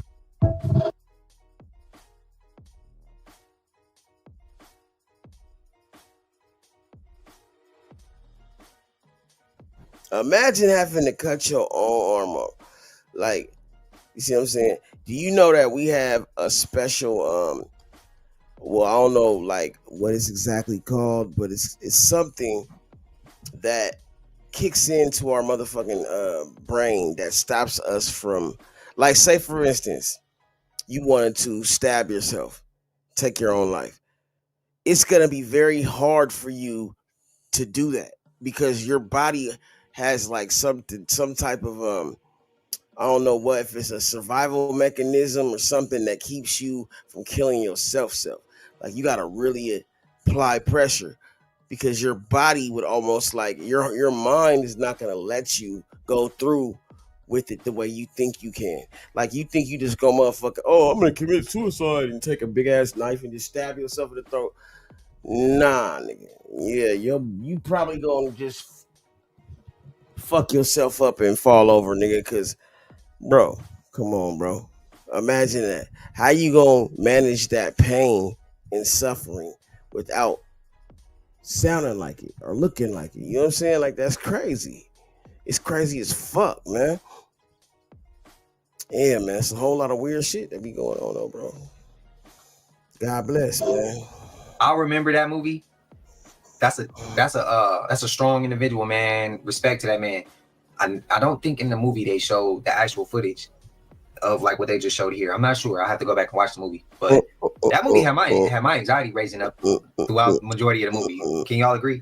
Great movie though. Great movie. And I respect the hell out of him. And what he just said. He cut the other one for his other son to be around his other son. That's man. That's a father to my dad. How y'all feel about him saying that? Y'all agree with me on that and y'all agree with him? Would y'all do it for y'all little one?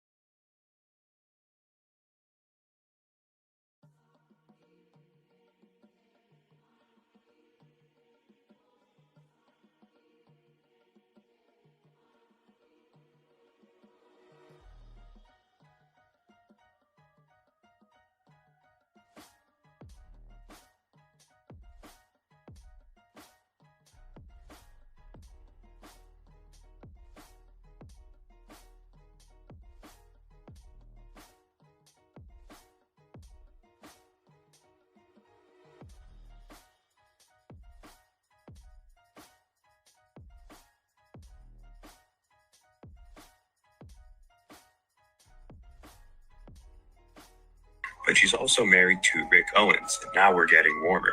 If you know anything about Rick Owens, he's known as the Dark Lord of Fashion. Now, this woman is married to the Lord of Darkness when it comes to fashion, and she's a fashion designer. This is literally her wearing his head. You start wondering, what is she doing with all these artists? Surely it can't be all fashion, right? And then you see pictures of her with Marina Abramovich, which is outspoken for her art, but also her spirit cooking. All I'm saying is be aware of what's really going on and do your own research. I ain't gonna lie to Michelle Lammy in that head she wearing Rick Owens. What happened to you? I was barred out on and I was driving and I hit a pole, I flew out the front window and landed on my head. Damn, show everybody what happened. God damn, that's crazy though. And this is how you boys come out. That's why it's no good. Drinking and driving. Driving, no good, kids. No good. And what do you do to every day? Bro, you see this nigga head, bro. God, that nigga missing his whole brain. You know the thing about the when people drink and drive, or they be under the influence and they drive, bro. That's wild, bro. When I say under the influence, I mean like, not just alcohol. Sometimes they walk out egg, nigga. That nigga shit unharmed, like a deformed, and they cause a accident or something, and the person they hit is the one that has to deal with the consequences of their actions. That shit happens so often, man, and I always wonder like how come the person driving don't ever take the heat, but they call that. It's your world. I'm just here to guard the yard, baby. You know what I'm saying? We keep this shit official, man. I'm a protector. I'm a motherfucking savage, like Randy and nigga. Yeah, we can motherfucking talk. We can do whatever, man. But just don't play games with a nigga that ain't playing with you, unless we decide to motherfucking play. We can do that. We can role play.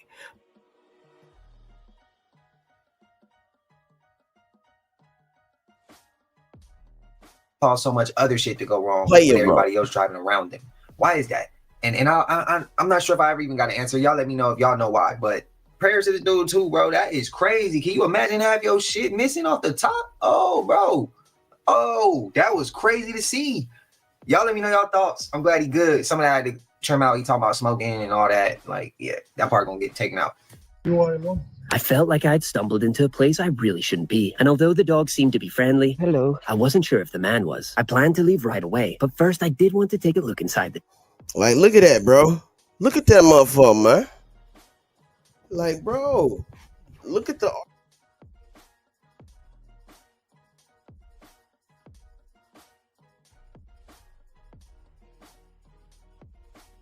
That's an old ass building, my nigga. Where did that come from? Wait, what? Look at this shit, bro. Sacrifice after sacrifice. Like, you see what I'm saying, my nigga? Like, you cannot tell me that's not what the fuck that is. That's a place they do sacrificial rituals and they motherfucking, you know, make they pets. Yo, now I gotta see the rest. Yeah, man. Look at this shit. And look at that shit, bro. Like, look at the melted cathedrals, man. Now, bro, you gotta understand, my nigga, what temperature it would take to melt things like this. Like, look at this shit, bro. It's all inspiring, man. It's all inspiring to think of the size and just the motherfucking material. Everything is crazy as hell. Especially, man, you know what I'm saying? Look at these motherfucking, this is like what, the Grand Canyon, some shit like that. That's just wild, bro. Like, what the fuck going on, bro? Like, they don't want us to know, but they know we do know. You see what I'm saying? It's weird, bro. Like, there ain't nobody to this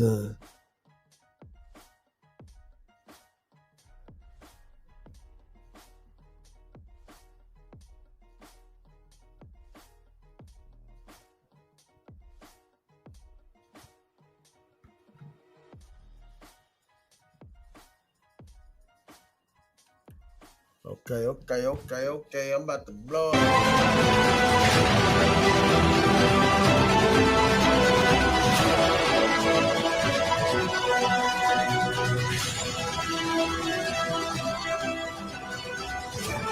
Now, Sodom and Gomorrah was, you know what I'm saying, the city that was destroyed, right, by God. Because these niggas was doing all types of abominations, weird ass fornications, and homosexual acts, and weird, just downright, just weird shit, bro. Like, you know what I'm saying? So at the end of the freaking day, bro, the day gon' end. And when the day do come and they judgment came, you see what was left of it. I mean, bro, think of how hot it had to be for these types of materials to be molten like that. When you think of molten, that is hotter than melted. That means that the interior or whatever the fucking structure was melted and then reconstructed itself almost. Like it'd be like taking something and then balling up a piece of paper wrap.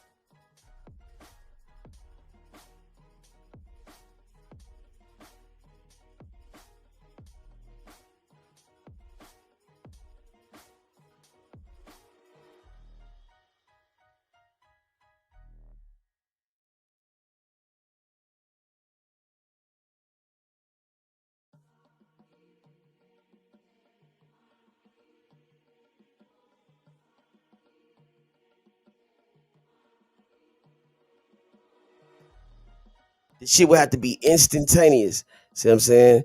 That's how you know, nigga, this shit ain't no motherfucking regular shit. It ain't no human type shit. It ain't no motherfucker. This is godly type shit. You see what I'm saying? And motherfuckers gonna underestimate the wrong one and get the wrong motherfucking, you know what I'm saying? Shit don't make sense that we gotta go, you know, we gotta beat around the bush and act like, you know, but some people act like they don't know.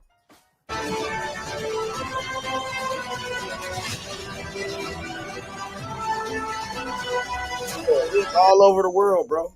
You see what I'm saying? You see these faces, petrified giants. Yeah, man.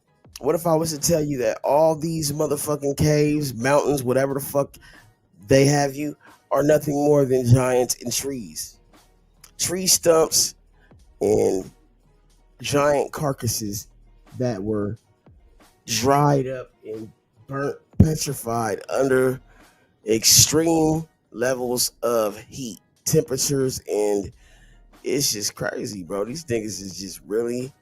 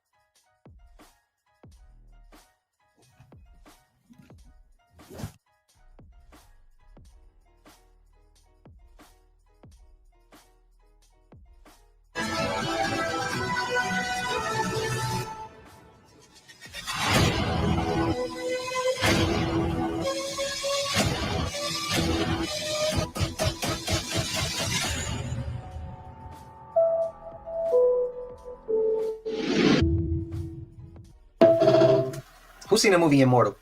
Do y'all remember when they was fighting on like a ledge, like a cliff? Now, I didn't watch the whole movie. My mom just started watching, but I remember this one part of the scene when I was going to her room and she's watching. They're fighting on the side of the cliff. I think it's like a side of a cliff, side of a mountain, and it looks something like what we just saw. Do y'all remember that clip? Let me know if y'all think that has any connection. Let me know.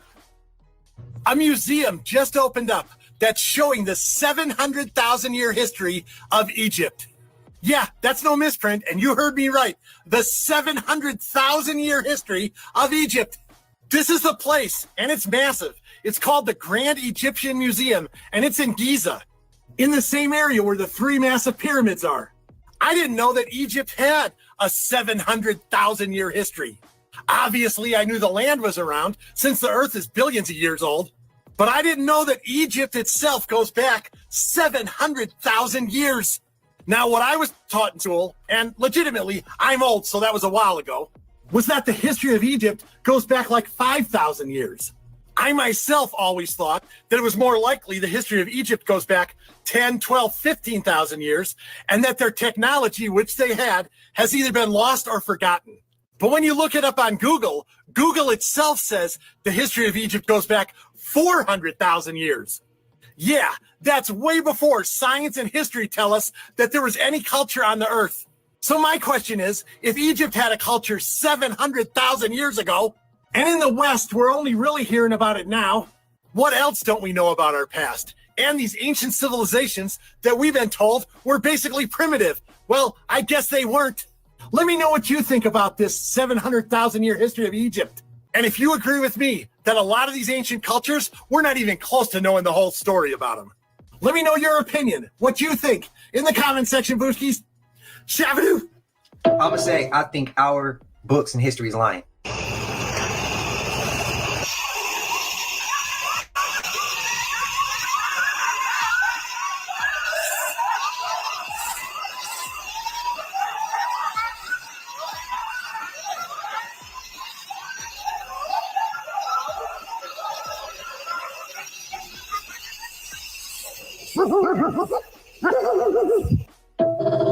I was waiting for the dogs to get to barking, but I've seen comments of people saying that people record everywhere and then say it's the Appalachian Mountains.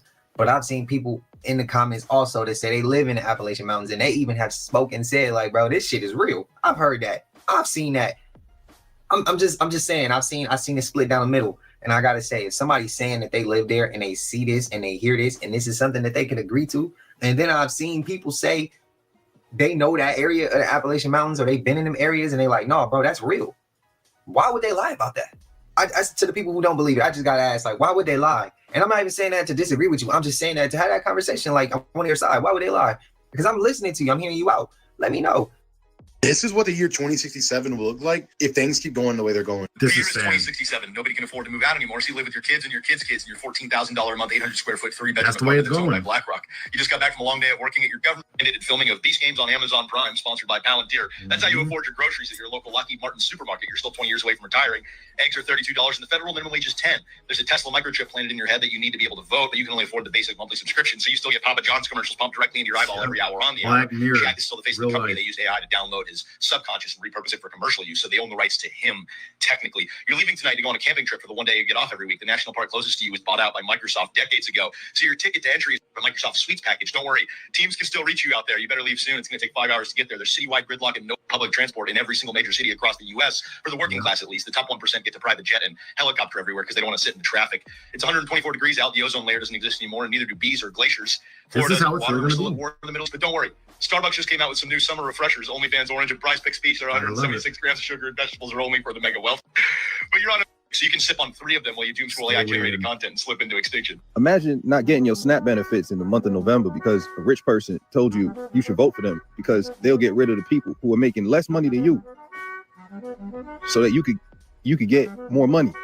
And then that rich person is spending millions of dollars to play golf or to pay ICE agents during a government shutdown. Imagine being a Hispanic and voting for the guy who said he was going to get rid of all the illegal immigrants, and then he got rid of you. Imagine being black and voting for a white. Imagine being and voting for the people who think you should either be or in the closet like they are. Imagine calling yourself a Christian and voting for a guy who knows he's not making it to heaven based on his actions here on earth. Y'all are weird. Imagine being a woman and voting for the people who want to tell you when and where to have a baby. Now listen, all I got is a swing, but isn't pregnancy hard? Y'all are crazy. His laugh is eating me up right now. And everything he said, some gonna agree, some gonna disagree. Y'all let me know which one y'all ride with. Do y'all agree? Do y'all disagree? If whatever you believe, stand on it. Don't be insulting. We ain't gotta be insulting because we family and we all gonna need each other one day. It ain't gonna be you on your own and you on your own. No, we gonna need each other one day. And I think them days is coming real soon. Y'all let me know y'all thoughts. Y'all let me know your opinions. I respect it all. If y'all agree, I respect it. If you disagree, I respect it. I hope you hear me on that. I don't feel no ill will towards you, even if you disagree or even if you agree. I just want that to be clear. So the comment section is pure here, not toxic. 2 minutes, I'll teach you 20 things about the grocery store. Number 1, there are entire aisles of unedible foods, which is your potato chip aisle, your soda aisle, juices and energy drink, where you can see some of them are 1% juice, the bread aisle as well, where it's pretty cool where it ends with all of this stuff. Go ask anyone's grandma who makes bread. They didn't use any of these ingredients. Number 2, when searching for healthier ingredients, it's always going to be up, which we can grab a reduced fat Jif peanut butter. If we scan the level it was found on and we go up, we find the better peanut butter. Now I'm 6'2" and I can barely reach that. But what you'll see here is a hydrogenated one versus a non-hydrogenated one. The exact same calories, one ingredient, tons of ingredients. You always choose the one with less ingredients. Number 3, only the mega corporations can afford the end cap. Mountain Dew, Post, General Mills. Number 4, when a product owns a majority of the real estate space, it's not good. But you can see Pop-Tarts owns this entire part of the shop. Pop-Tart partners with movies to add food coloring. Kind of weird, right? Number 5, when there's all different versions of the same thing, all versions of that same thing are wrong. Use General Mills as an example. Marketed for healthy, definitely not healthy. So why would they make something healthy and unhealthy? When you look at the ingredients, you start to realize that all of these, not made with genetically modified ingredients, made with genetically modified ingredients. And then the trace amounts of everything in the world it's still in there anyways, because made in Minneapolis. It's made from the same plant. Number 6, most people don't eat enough calories. I want to hear him keep going, man.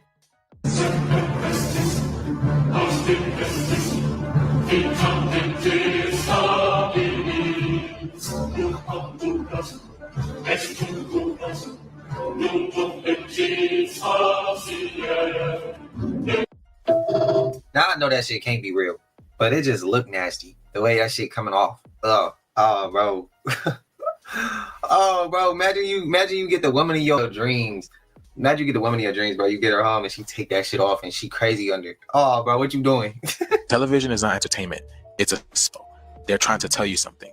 And as someone who decodes the correlation between reality and television, I can honestly tell you that The Simpsons are operating on a whole different level. They showed you world events long before they even happened. Donald Trump winning the presidency. Remember the virus that was going around. And the latest and greatest that we can all honestly say we remember is a Coldplay concert.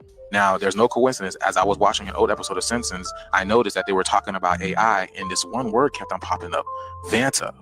Every time they were mentioning or talking about AI, the word Vanta kept on popping up. There's Elon Musk with Donald Trump, and I think that's the founders of Vanta. And here it is being portrayed on the Simpsons news as well too. So they're telling us something. So I, for one, did some research, and I found that Vanta is the name of this new AI robot that NVIDIA is working and is set to be released on December 1st. You can clearly see over here, new AGI-backed cryptocurrency Vanta protocol makes headlines as interest from senior U.S. government figures grow. And AGI is the new AI right now, y'all. By the end of 2026, this is exactly what we're looking at. So now here's where things get interesting. There's a cryptocurrency already linked to the Vanta protocol ecosystem, and barely anyone's talking about it. It's still underground. It's not mainstream. This is what you call a hidden gem. So what did I do? Well, I did what any decoder who sees the script early would have done. I accumulated fat back, because while everyone's sleeping, when the public finds out about this on December 1st, this thing is going to explode.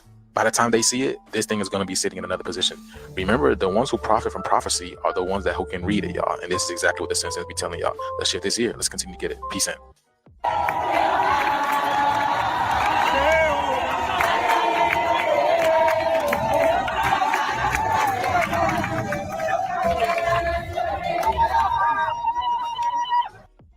Nah, 9 years, bro. If you own one of these and have it outside your door on your home, you might think twice about leaving it there. And why do I say that? Because Amazon Ring just partnered with this company right here called Flock Security. And if you don't have any clue as to who Flock Security is, well, they are a police surveillance company. Well, to put it to you this way, anything that has video surveillance around your home, including your doorbell cam and your indoor cameras and your outdoor cameras, will all be connected to a major, large law enforcement network. So technically, that is no longer home security. That is now surveillance. Just keep it in mind, if you do have a Ring doorbell security system, the Flock Security Partnership goes live beginning in November. And that's not the only partner Ring is going to be bringing on. Come December, they'll be partnering with Axion, a company that makes police body cameras. This might also include facial recognition on your devices. Add that all up and put it all together, you get this. Ring wants you to share your camera footage with police again. So keep this in the back of your mind. This is not some conspiracy theory that is being floated all around social media. This has been widely reported, but also keep this in the back of your mind. This is for entertainment purposes only. Entertainment purposes only until it is officially said and done. So I guess my question to you is, are you comfortable if this does come to fruition, where there'll be facial recognition and there will be the ability to read license plates and so on and so forth, and also the ability for law enforcement to use your cameras 24 hours a day to look at whatever they want to look at? That includes your guests, your family, your pets, anything that is moving around or going in and out of your home. Let me know your thoughts on this in the comments. And as always, I'd love to hear from you. What about when because some people hold Ring cameras in a house for security. Bro, so you mean to tell me, I'm sure they looking through cameras, your phone, your TV. I'm sure they already they could do that now. So, it really ain't no difference, but I don't know. I don't know. Because like, again, some people keep Ring cameras in their house, so they could be able to survey your house. Okay.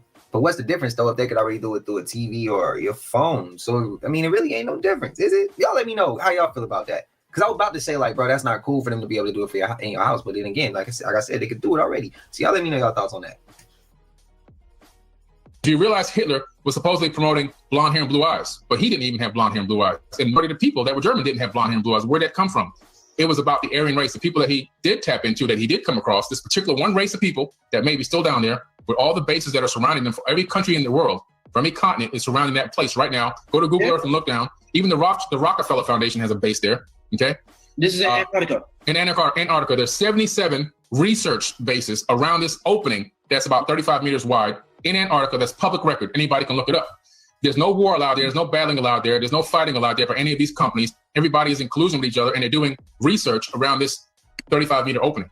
You have these people that live in Antarctica, in my opinion, still probably there under the earth in these gigantic caverns, not hollow, completely hollowed out, but caverns underneath the surface that probably can hold, millions of people. I think that's where the news went to Antarctica and found this root race people there, maybe like these pre-Adamite type people, and got technology from them.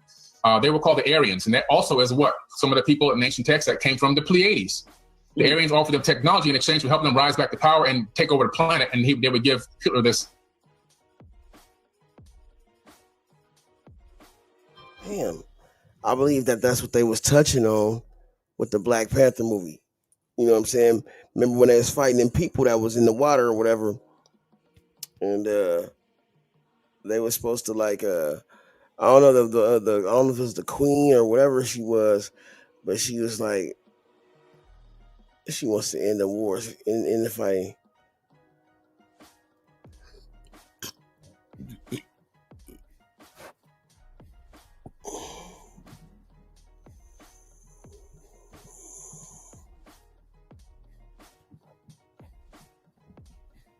The fuck?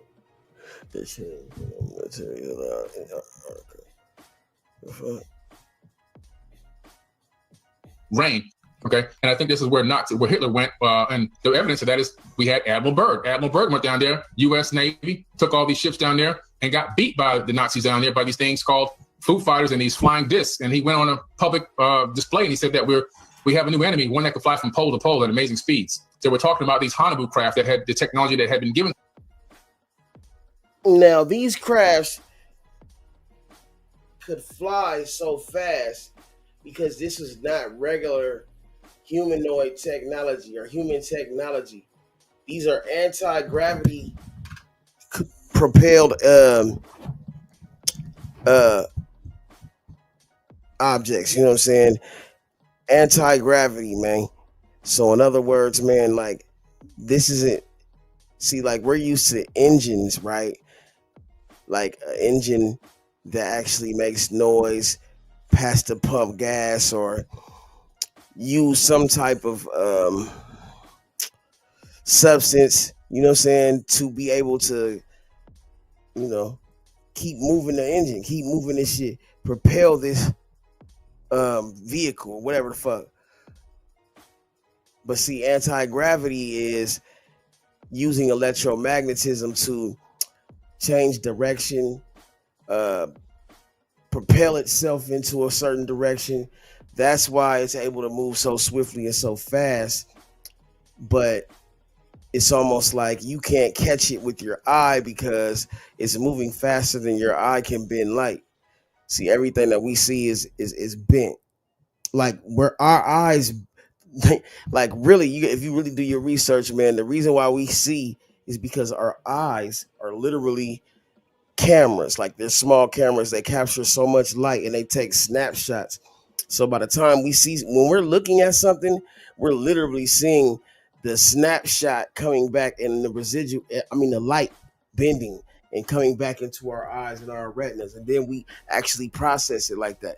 Like we probably don't even recognize that we don't know we're doing it. This is our body doing it for us. Like, it's like you don't have to tell your heart to beat. It's going to beat on its own. And, shit like that. But goddamn. Always dropping shit. Fuck, goddamn it. Big ass pistol. Big ass pencil. Hey, so, know this. What did Killing is my business, lady.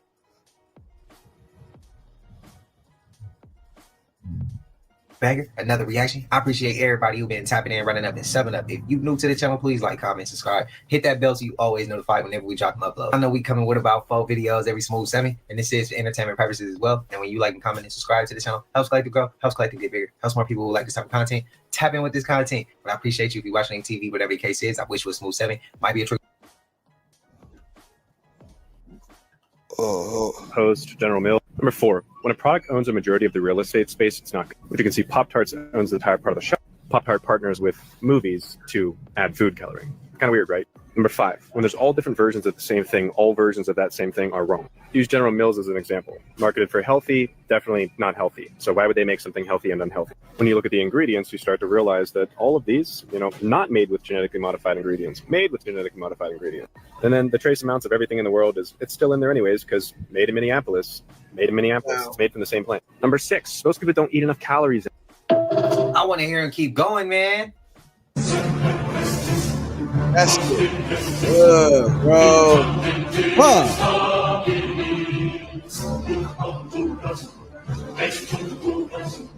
Hell no, bro. That's what that nigga look like too, bro. Ugly ass. Now I know that shit can't be real, but it just look nasty. The way that shit coming off. Oh, bro. Oh, bro. Imagine you get the woman in your dreams. Imagine you get the woman in your dreams, bro. You get her home and she take that shit off and she crazy under. Oh, bro, what you doing? Television is not entertainment. It's a spell. They're trying to tell you something. And as someone who decodes the correlation between reality and television, I can honestly tell you that The Simpsons are operating on a whole different level. They showed you world events long before they even happened. Donald Trump winning the presidency. Remember the virus that was going around. And the latest and greatest that we can all honestly say we remember is a Coldplay concert. Now, there's no coincidence. As I was watching an old episode of Simpsons, I noticed that they were talking about AI, and this one word kept on popping up, Vanta. Every time they were mentioning or talking about AI, the word Vanta kept on popping up. There's Elon Musk with Donald Trump, and I think that's the founders of Vanta. And here it is being portrayed on the Simpsons news as well too. So they're telling us something. So I, for one, did some research, and I found that Vanta is the name of this new AI robot that NVIDIA is working and is set to be released on December 1st. You can clearly see over here, new AGI-backed cryptocurrency Vanta protocol makes headlines as interest from senior U.S. government figures grow. And AGI is the new AI right now, y'all. By the end of 2026, this is exactly what we're looking at. So now here's where things get interesting. There's a cryptocurrency already linked to the Vanta protocol ecosystem, and barely anyone's talking about it. It's still underground. It's not mainstream. This is what you call a hidden gem. So what did I do? Well, I did what any decoder who sees a script early would have done. I accumulated fat back, because while everyone's sleeping, when the public finds out about this on December 1st, this thing is going to explode. By the time they see it, this thing is going to be sitting in another position. Remember, the ones who profit from prophecy are the ones who can read it, y'all. And this is exactly what the Simpsons be telling y'all. The shift is here. Let's continue to get it. Peace in.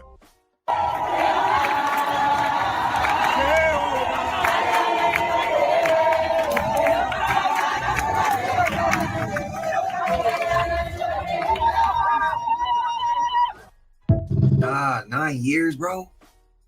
If you own one of these and have it outside your door on your home, you might think twice about leaving it there. And why do I say that? Because Amazon Ring just partnered with this company right here called Flock Security. And if you don't have any clue as to who Flock Security is, well, they are a police surveillance company. Well, to put it to you this way, anything that has video surveillance around your home, including your doorbell cam and your indoor cameras and your outdoor cameras, will all be connected to a major, large law enforcement network. So technically, that is no longer home security. That is now surveillance.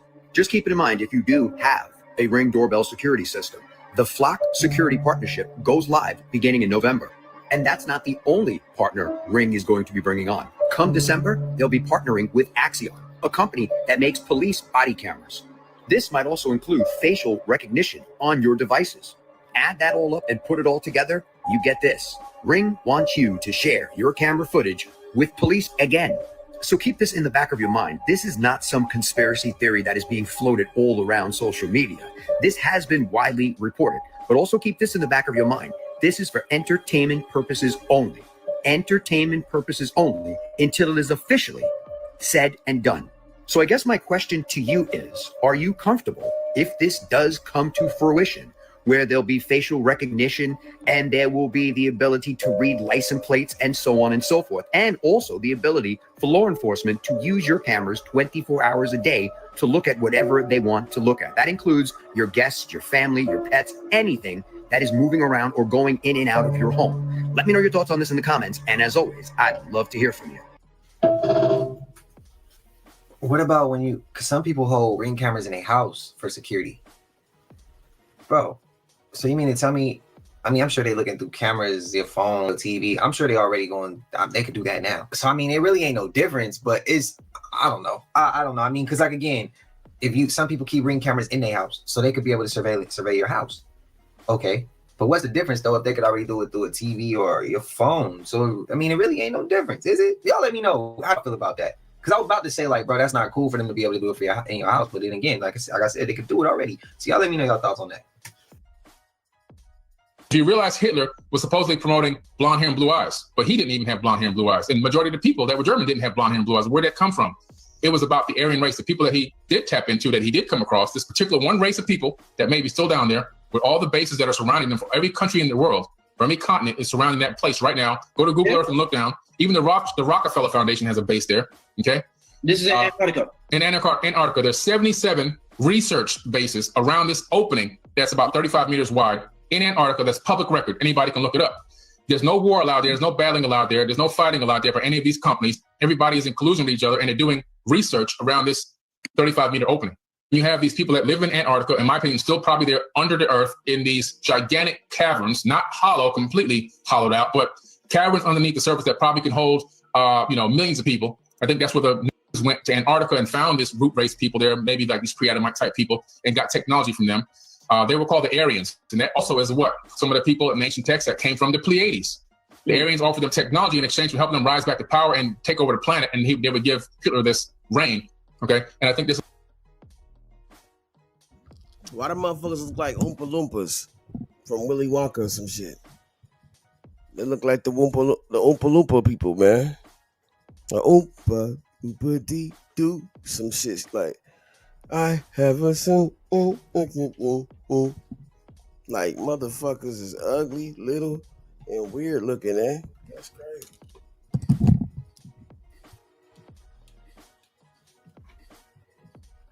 This is where Hitler went, and the evidence of that is we had Admiral Byrd. Admiral Byrd went down there, U.S. Navy, took all these ships down there, and got beat by the Nazis down there by these things called Foo Fighters and these flying discs. And he went on a public display, and he said that we have a new enemy, one that can fly from pole to pole at amazing speeds. They were talking about these Hanabu craft that had the technology that had been given to them by these Aryan people.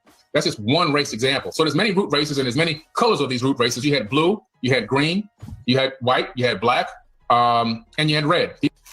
Y'all believe him? Hey. This hurricane right here is about to make Jamaica look unrecognizable, y'all. And those are not even my words. Those are the meteorologist's words. Look how massive this joint is. The whole island is about to be swallowed. I'm praying for every Jamaican, everybody in Jamaica. This shit is crazy. I didn't know they was about to get hit with a hurricane. I was on IG earlier and I seen somebody showing the sky, and that joint look crazy, fool. Look like some shit I never seen. And in the video, he was like, he ain't never seen the sky like this. Look at the sky, y'all. This the video I was talking about. You see how dark it is? It look dark. That's good. Hey, I'm sending prayers to Jamaica. All the Jamaicans. I'm praying for y'all. Man,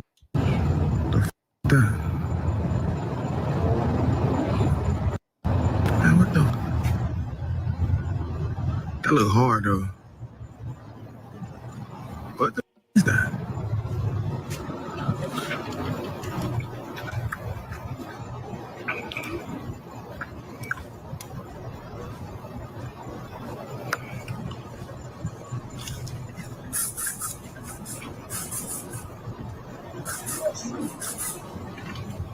That shit looks so hard.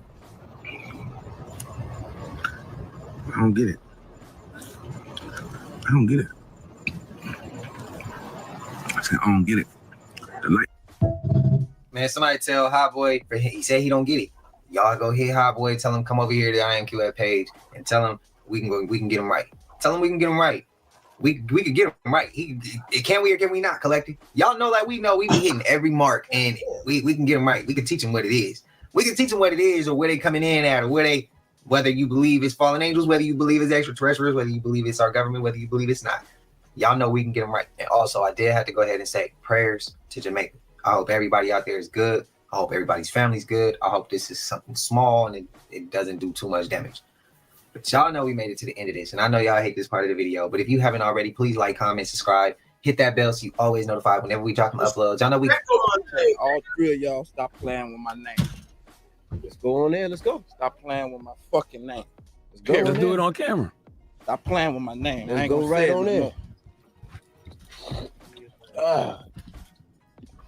Nigga, when my name come up, respect it. Let's go. Stop playing with my fucking name. All three of y'all, stop playing with my name. I ain't gonna say it no more. Morning, everybody. It's DJ MV Angela Yee, Charlemagne the Guy. We are the Breakfast Club. We got a special guest in the building. He done cursed us out. Tell him, get it off your chest, Birdman. Said it already. I ain't gotta talk no more. Cause I don't understand the angle. Like what? Said it already. So why come here? I did it already. I'm here. So what's happening? I mean, it's all good, but I'm saying here. why? And I'm here. What's happening? I'm all good, but I'm saying why come here just to I'm curse here. us What's up? happening, man? I wanted to see you. I wanted to talk to you and your man in your face. Absolutely. You understand me? I knew a few places you was at. I could have pulled up, but I don't think that was gangster. I wanted to come look you in your face like a man and tell you how I feel. Okay. You understand me? Straight up like a man. So what's the shit, issue? No sugar. Ain't no issue. If it was an issue, you'll feel me. I just come to let y'all know, stop, put some respect on my name. You understand me? When y'all saying my name, put some respect on it. Did you pull up on Ross that way or Trick Daddy? I'm pulling up on you, nigga. Yeah, but I'm the radio guy. Why pull up on the radio guy? Don't act tough with the radio guy. I hear you, my nigga. Y'all finished or y'all done? I ain't got no more talking. That's right. All right. All right. All right, Buck. See you later, nigga.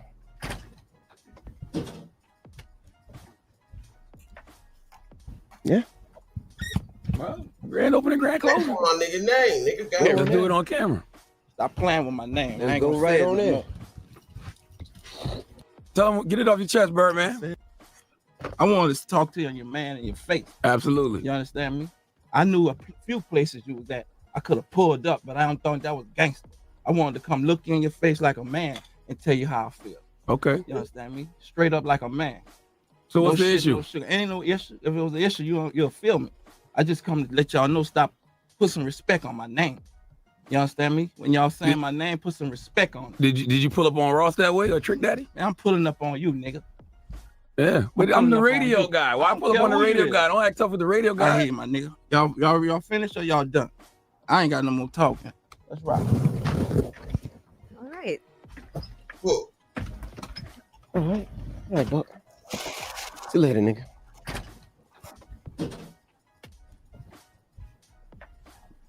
Yeah. Well, grand opening, grand closing. All right. Well, there you have it. Nah, we good. We good. You know, There you have it. Man, what about on my notes? We good. That's it. Damn, Quickest man. breakfast We club made it interview down for ever. that. Well, that's the Breakfast Club. Our Good shortest morning. interview ever. Good morning. Good morning. The Breakfast Club. Every weekday morning. Tune in.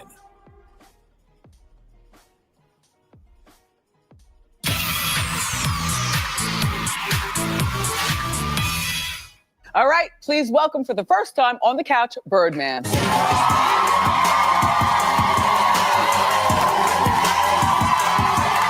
heart been going through some shit, man. I've been going through some shit. No, man. I don't know what it was, to be honest with you. I don't know, man. It was a KO. Something knocking me out. Something said, slow your ass down. You hear me? Yeah, I mean, and you know, you got people saying that it's an act, it's not real, you're doing it for clicks. Man, they gonna whatever King Yella do, they gonna say it's for clicks, man. Don't forget I got shot for real, and that was for clicks too. So I said, hey, I'm gonna shoot this video in this violite. I want y'all to spin the corner and shoot me for real, so we could go viral. Fuck these people, man. You know the internet gonna always talk, man. So this drinking incident happened twice, though, right? Twice. Oh, okay. So this is the same video I'm seeing. No, the first one was for real. The second one, I started trolling since they were. Oh, you know me. You say something about me, I'm gonna make fun of myself to show you I don't give a fuck. Exactly. You can't beat the internet, man. You can't beat the. I don't want no smoke with the net, man. I'm cool, man. Y'all be tripping. Yeah. I mean, now let's get to the elephant in the room, man. I mean, over the weekend, we all got news that that Bezu, he was shot. This was Saturday, and then news came out again Sunday that he was pronounced dead. I think Duty Low, there's a few other people that officially broke the news. And then Sunday afternoon,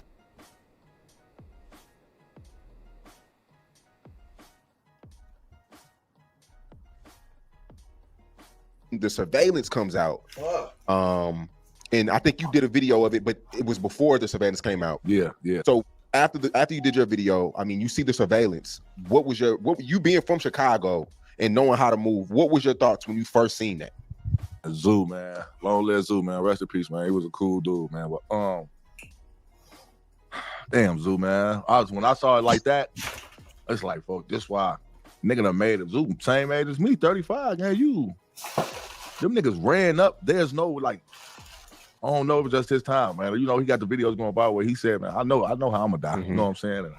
And, like that's why I be like, man, people is different because I'm paying attention to my surroundings. He got caught lacking. There's a niggas running up on you. But the other people aren't bogus too, because they ain't say, hey, motherfucker ain't say nothing. You know what I'm saying? But they was over there in the Spanish Latino area. You know what I'm saying? That's really like a what? What's that over there? Pick and pull, right? That's a pick and pull. It's a pick and pull for the cars and shit. So they over there pushing shit for the thing, but it's like, who saw you? Like, oh no, you got to be careful because you never know who work, what motherfucker work. You feel me? Who working in there? That's how motherfucker drop them loads. Motherfucker see you. Oh man, he up here right now. You know what I'm saying? Because it had to be that. Ain't no way motherfucker follow them on somebody. Motherfucker, they put an air tag. If a nigga got an air tag, well, they gonna catch you at the light. They ain't gonna wait till you motherfucker pull up to no motherfucking store. And, man, they wanted him, man. Somebody wanted him bad, man. That was personal. They didn't even really shoot the other niggas like that. And all that, they talking about he was dead. Zoo probably was dead Saturday, man. He looked like he got hit crazy that same day. Because it's crazy because I came up 607 shit, and I'm like, man, damn, they just shot, man, whoa. He's like, man, he ain't dead. Motherfucker like, he ain't dead. And I'm like, damn, no, they say he alive, man. You know what I'm saying? But then they say he did die. You know what I'm saying? Then I go on the internet because I'm really finna make the video on it the day before. I mean, that Saturday, but I'm like, man, I don't know. I ain't finna just make no video and he ain't dead.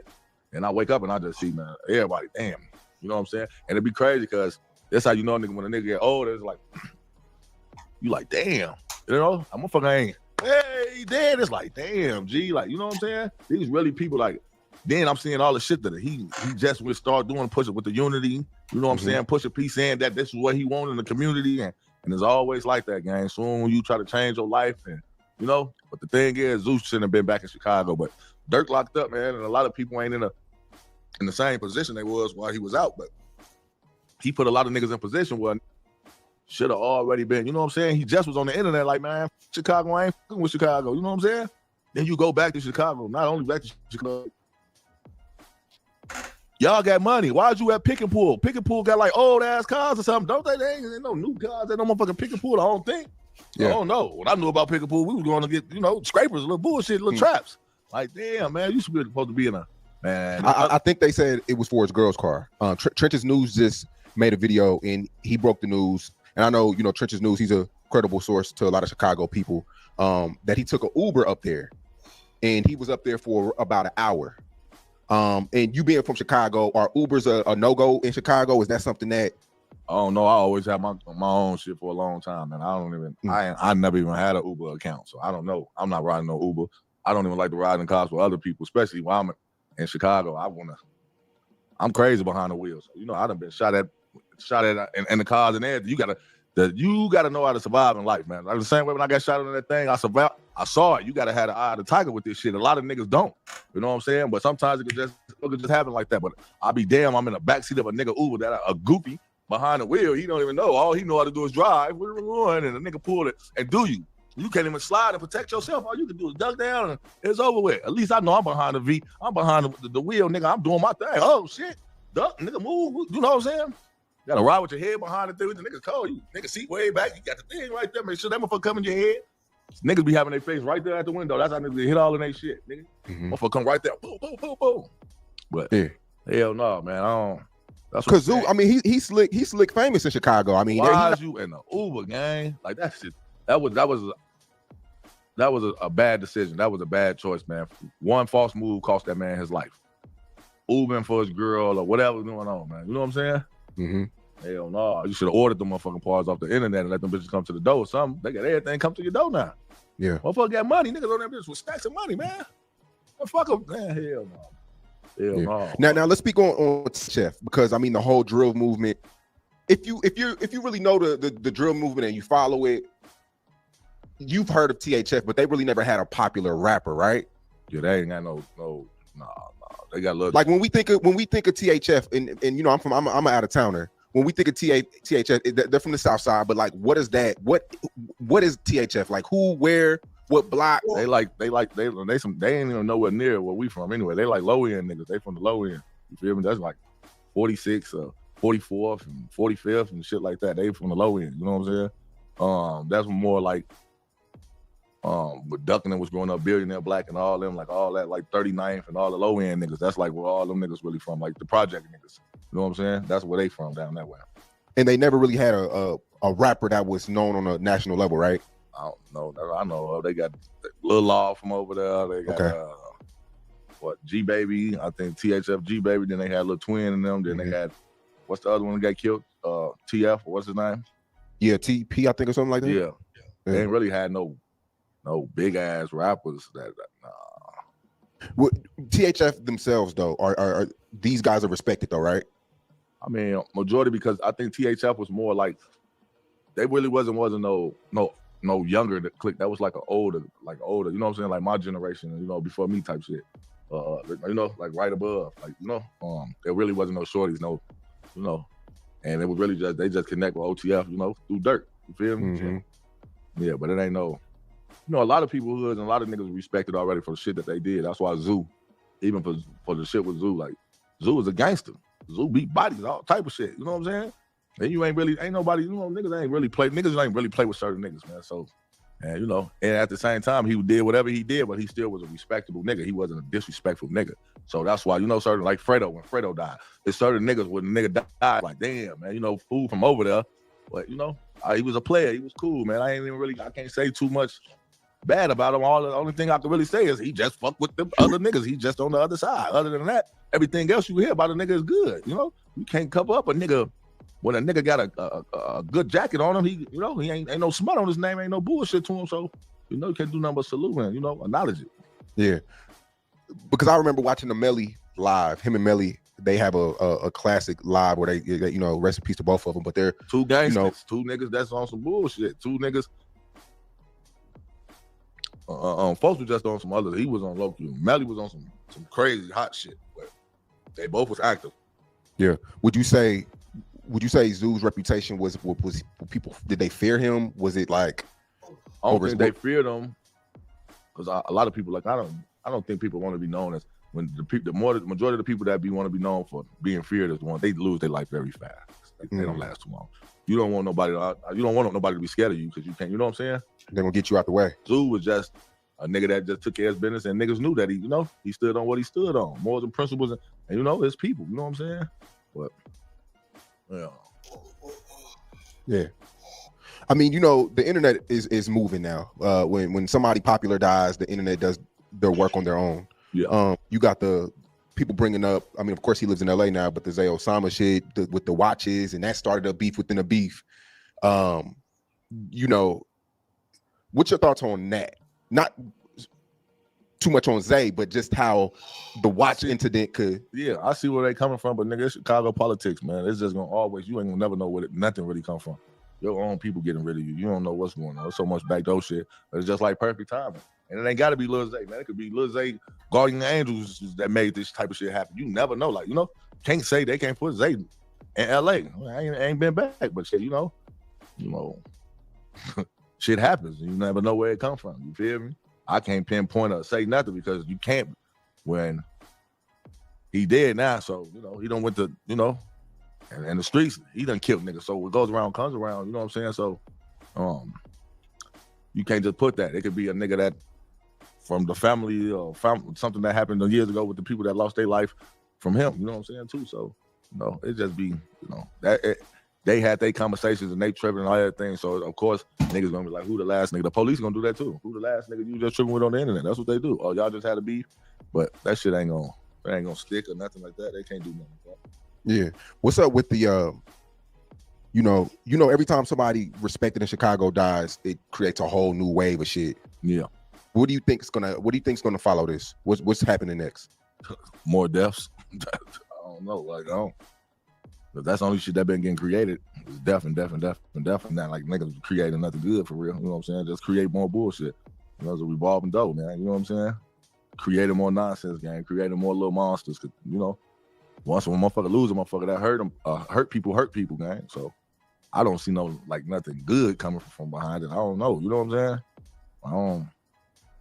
Yeah. And it's like in Chicago, man, it's like eventually something's going to happen eventually, no matter how good you move eventually. And I think not even just Chicago, but life period, but definitely more so Chicago. If you one of them faces and you done been in shit and you done did shit, gang, you still in them places well. You got to think about it. You been in them streets and you did something and you killed the nigga and all that 10 years ago, 20, 15 years ago, whatever. Niggas got kids and people that grow up and niggas remember niggas' faces and niggas, yeah. Now you got to think about it. Who running this shit? These YNs, man. These niggas got more guns and all type of shit than we a nigga ever saw. You feel me? So, man. Well, I don't know, man. That shit different, bro. And like you say, people can, it don't even got to be an op, but it could be somebody that knows you, that know somebody that know you. Yeah. You could be out to eat and somebody could drop the low, or minding your bit anywhere, sporting event, anywhere, somebody could call somebody. Yeah. The low get dropped wherever you, that's why you got to move cautious. You got to move in them places, them right places. Doing nigga shit, you gonna get nigga results. That's that. You in the trenches, you this, you that, you doing shit, you going to the corner store, you going to this grocery store, you shopping at that mall and that. Who you think at them places? I live on a block full of different people. I shop with different people at. I'll eat with different people at. You feel me? Your chances are slim. It ain't got nothing to be, you know, with being scared or nothing. It's being smart. You got to move, man. Especially you love yourself. You love your life. You got shit to live for. A lot of people just got points to prove, so they still be doing that. Another nigga going out of town. I'm from the hood. I'm from the trenches, man. Where the trenches at? I want to know rappers. When they go to other motherfucking states and do all that extra shit. Hey, I'm going to where the trenches at. We'll go to that wrong trenches. Somebody, you don't know who in that trenches into it with a nigga, and a nigga pull up and slide and air that bitch out and nail your ass. Now it's over with because you want to be still, man. You got to grow out of that shit, man. Nobody want to keep doing the same shit. You're gonna get the same results. Yeah. Now in your video, you said that you and Basil, y'all recently spoke. You know, y'all. It wasn't recently, but it was like a little minute ago, like a year ago. Minute ago. Man, it's niggas. Man, niggas are really talk to a lot of people, man.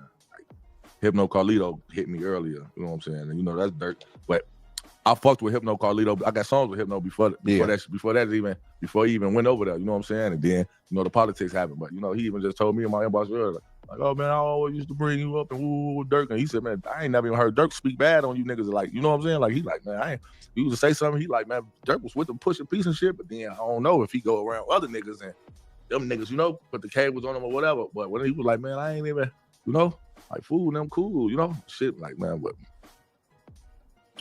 Broski. Shit be crazy, but a lot of niggas, man, you be surprised, man. A lot of niggas be hollering and chopping it up behind the scenes, especially the old niggas, man. A lot of niggas, man. You know, niggas go on the internet and play crazy, and then niggas be cool. A nigga call and troll and just be talking shit. You know what I'm saying? But Zoo, I think Zoo had inboxed me. This was like a year ago or something. I think one of these Dirk situations or something. You know, some shit from the I think from our interview or something. You know, when Dirk got locked up, it was some shit that had happened. And you know, he just, man, bro, you know, a lot of shit, man. Damn, gang, we getting older, gang, you know. I'm like, you know, but a nigga gotta understand, I'm not gonna I don't get on the internet and do it for the internet. I get on there. Anything I say is how I feel, man. Even if they gonna crush me and talk about me like a dog, it is what it is. I'm standing on what I stand on. You did what I'm saying? And it was more shit, a conversation like that, man. Like, damn, bro, why, you feel me? But as a man, we had a conversation where a nigga understood where the nigga was coming from too. You know what I'm saying? Mm-hmm. I don't call and be like, hey, hey, Sean, ask me about these, you know? Yeah, niggas. Yeah, I always hit you. You know, we do our shit yearly. You know what I mean? Monthly. So, but the internet don't understand it. They think like a nigga sit down and give a nigga notes or something to ask me. You know, and I ain't want to know that. Well, no, I don't want to speak on that. I'm gonna give my opinion on whatever. However, if it's good or if it's bad, I'm gonna speak on it. You know what I'm saying? So let me ask you this: if Dirk was out, we knew Dirk was cool with Zay Osama and Basil. the whole THF, do you think if he was out, things would have went differently because Dirk was in the middle? He was the one that was the mutual friend. That shit, obviously, whatever. I don't know because I don't, Dirk was out when the nigga took the niggas watches and shit. So obviously, that's one thing about the trenches, man. Just because a nigga a rapper, you ain't the nigga that's respected for real. You know what I'm saying? There's niggas in them trenches that's still in them trenches that's respected. And they doing what a motherfucker doing what they want to do. So for all that to happen, this Dirk mans and he Dirk mans, y'all still get out on them. That was no respect for Dirk. You feel me? Because if I bring my homie that I fuck with around my homie, and these both my homies gang, and you do something to a nigga that I'm with or a nigga that know where I stay and a nigga I fuck with, so how you feel about me? That mean you got no respect for me. You feel me? And I always been a nigga that's big on that. I used to have homies that wasn't from Ada that I bring from school, and and nigga, it's treacherous. Nigga, folks in them is real demons. But who, what do you know? No, folks with me, gang. Like, you know what I'm saying? And a nigga respect that. You feel me? If you a nigga that you think if you don't have some type of power of you bringing another around another man and take them, ain't you not who you think you is, gang. You not who you think you is, bro. You know what I'm saying? And that just what it be with that, like, fool, like, ain't who they, to the internet, to the world, shit look good. But in reality, we like, come on, man. Paying for protection and paying you be your friends and shit like that, shit like, Mm-hmm. Most def. Since we last talked, the Youngboy tour kicked off, and Youngboy's kicking ass right now. He's looking like they say the new Pac, the new Michael Jackson, even when Bow Wow was a kid, had the people going crazy. I think people forget about Bow Wow when he was younger. Man, Bow Wow was the shit when he was a kid, man. You get on this, they be scared to say that. Bow Wow, like, one of the reasons I started rapping, gang. That's a nigga that inspired me as a kid. I'm 10, looking at him 13, like, what the fuck? I want this lifestyle, but I ain't gonna lie, man. Youngboy, like, and it's crazy because you would think back then he had songs with 2, 3, 4, 500 million. His songs doing probably 10, 15 million right now, and he's bigger right now. We're doing lesser numbers. Mm-hmm. You feel me? That's crazy, but I ain't gonna lie, shorty. I never, like, I listen to certain songs, like, right now, like, I'm off Youngboy. You talking about, nigga? I ain't never, like, at first, nigga, they ain't never, and it ain't no disrespect or nothing. That's just what they listen to. And it's time for everything. You know what I'm saying? Obviously, it's this time from shit. He turning fan shit. I hear grown ass, man. We going to the concert with the green flags with the YNs. You hear me? For real. But I've been off of it, man. That Master album is crazy, gang. And I like for me personally, like, I like the man he done became. You know how he moving and you know how he's standing on what he's standing on. And you know what I'm saying? For me, it be like, if I don't like you as an individual, I don't really think I could like your music. Like, you might make some good music, but like, I just don't like him as a person. That's like even with Pop. But niggas always be like, he rap better than him. It's not about that. It's how Pac stood and what he spoke about and what he stood for. How he speak about the children, the ladies, and everything that he stood for when he spoke, not only on the music, him as a person. Because a lot of people, you do that, you don't even know these niggas as, you don't know a person. You know what I'm saying? That's like people, niggas ain't get to know King Yella because before doing the podcast and shit, all you saw was a nigga mugging and looking crazy on pictures. You never knew. Nigga be like, this is why they talk shit now. You ain't know, damn, this nigga got a hard. He's not even, now he's soft. Man, everybody got a hard, gang. Just, and that's not for everybody to see. It ain't, you know what I'm saying? But I like people for who they is, gang. You know what I'm saying? So now I like how, just how he just move now, man. He come up with the music, gang. Ain't no motherfucker doing that. What do you think separates him, though? Because, as of late, maybe the last 3 to 5 years, we haven't really got a new superstar. It's not a new kid from the block, not a new young, raw kid that people can relate to. What is it about Youngboy that makes kids cry and people so happy? Man, Shorty just a superstar, gang. I ain't gonna lie, gang. He like, I don't even know how to, you just look like, now it's just like when you see him, you just like, it's shining, gang. You can't like, I don't know even how to explain it. It's just like, damn, you know what I'm saying? Shorty, like, I'm looking like, damn, transformed into something different for real. You feel me? Like, he's special, gang, and he really know how to rap, gang. Like, I don't, like, some people recite and make the same shit. Like, you really, now you listen like, damn, Shorty ain't even got one bad verse. Like, really talking shit on everything that he do. You know what I'm saying? So he's really talented, gang. So you just got some people are just special individuals, gang, and that's just what it is. Some people just got a different aura, they're different, you know what I'm saying? They're covered, God got them, you know what I'm saying? And a lot of shit, like I just saw something on the thing. Well, I think in the video, like, you know, he was showing, you know, first nigga he into reading the Bible and shit and dealing with different shit. And you know, being in that cell, man, you know, that humbled him and made him become, you have to, you know, become a man, and you know, you have to work on self. A lot of shit be self. You got to look in the mirror and see your flaws and see where you fucking up at. You know what I'm saying? And I think that's what he did. And he got to sit down. When you in jail, gang, that's time for self, man. You get to find yourself. A lot of people be out here be lost. They don't even know who they is. I think he really found who he is. Not only, damn, I'm talented, but now I'm grown. I'm a father with kids. I take care of everybody. I'm doing everything. You feel me? I'm him. Let me come out this bitch and act like I got some sense, even though he got Birdman 70 years old talking about killing. Birdman, I just listen to this over Birdman on some gangster shit. Then at the end of the motherfucking the verses, man, he talking about any you want to get it NBA, and I said, oh man, young boy got this old acting crazy, guys. Hey, that's what I said. Yeah, that's because I think Birdman feel good because Birdman was already behind him before he even got that big. Birdman saw that talent, man, and you know, you know, Chicago's one of his biggest cities. But his top listening city is Chicago. And you know, there were thousands of people who were upset because they couldn't see YoungBoy when they canceled the show. Yeah. What was your prediction on how that show would have went? I believe that he was going to come to perform. Let's start there. I think I've been told you that. What did we talk about that on the? What we talked about? Yeah, we did. We talked about that on last year. Mm-hmm. And I believe that he was going. You know, he was going to come. I don't. He's showing up everywhere. Then people scared. I just feel like.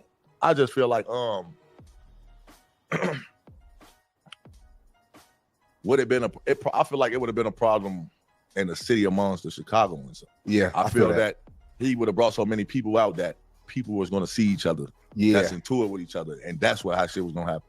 And I heard a lot of old niggas say they couldn't wait for the YNs to go in the house so they could break in their cars and steal all their guns. So shit. Old niggas said they was plotting on the young niggas, man, going in there. So they know they're gonna have them switches and Dracos and under the seats and shit, man. Nigga, you know?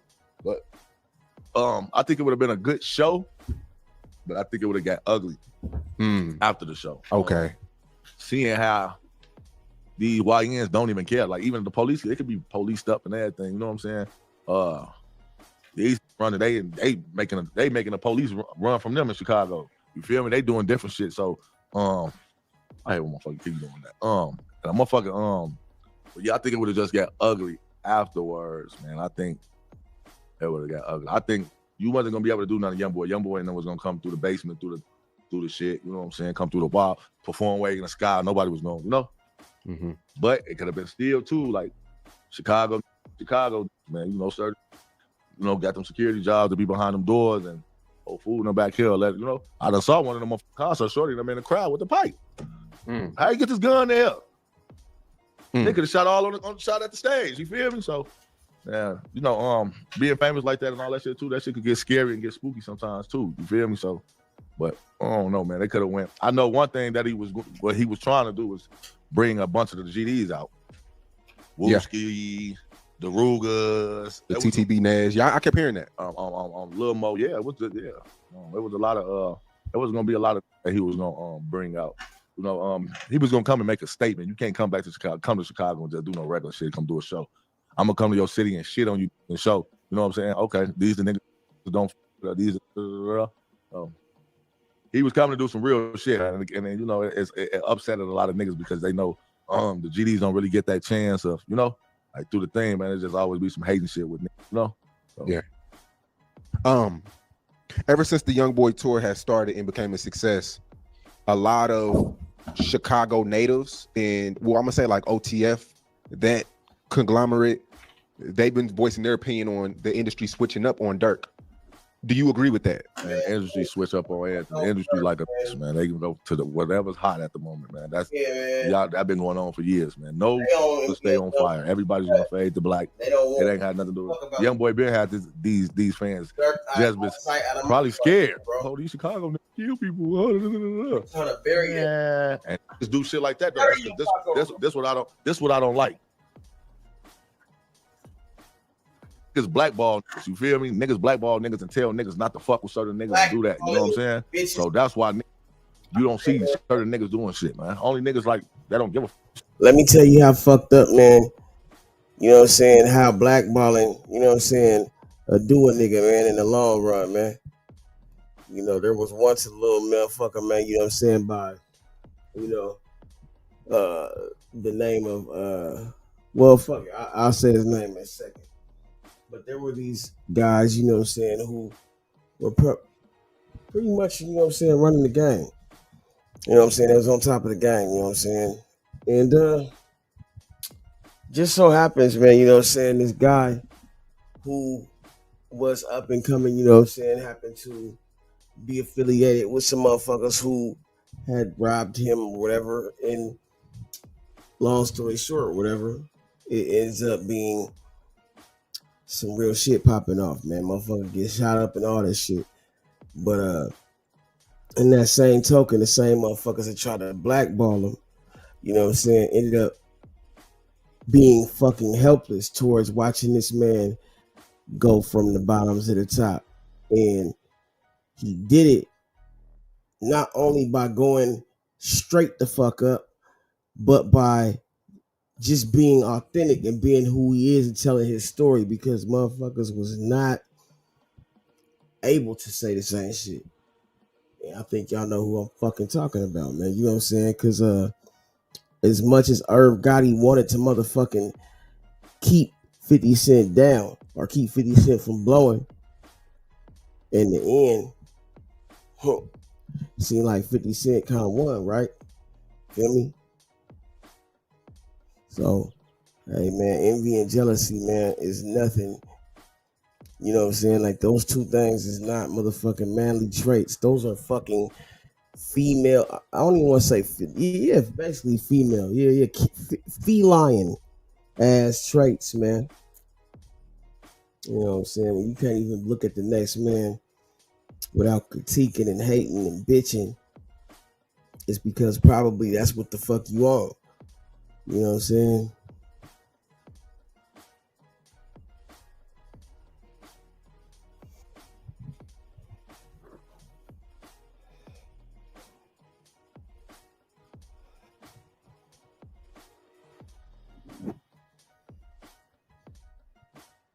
See, 21 Savage ain't give a.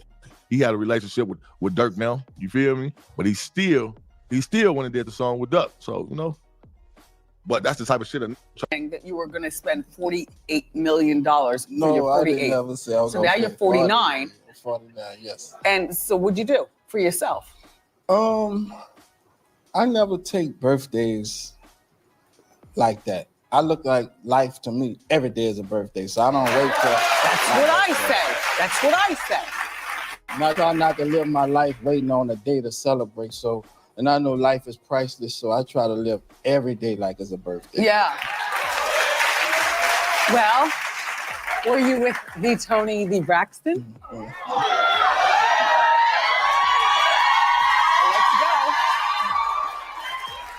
go. We talk about you here on Hot Topics a lot. Right.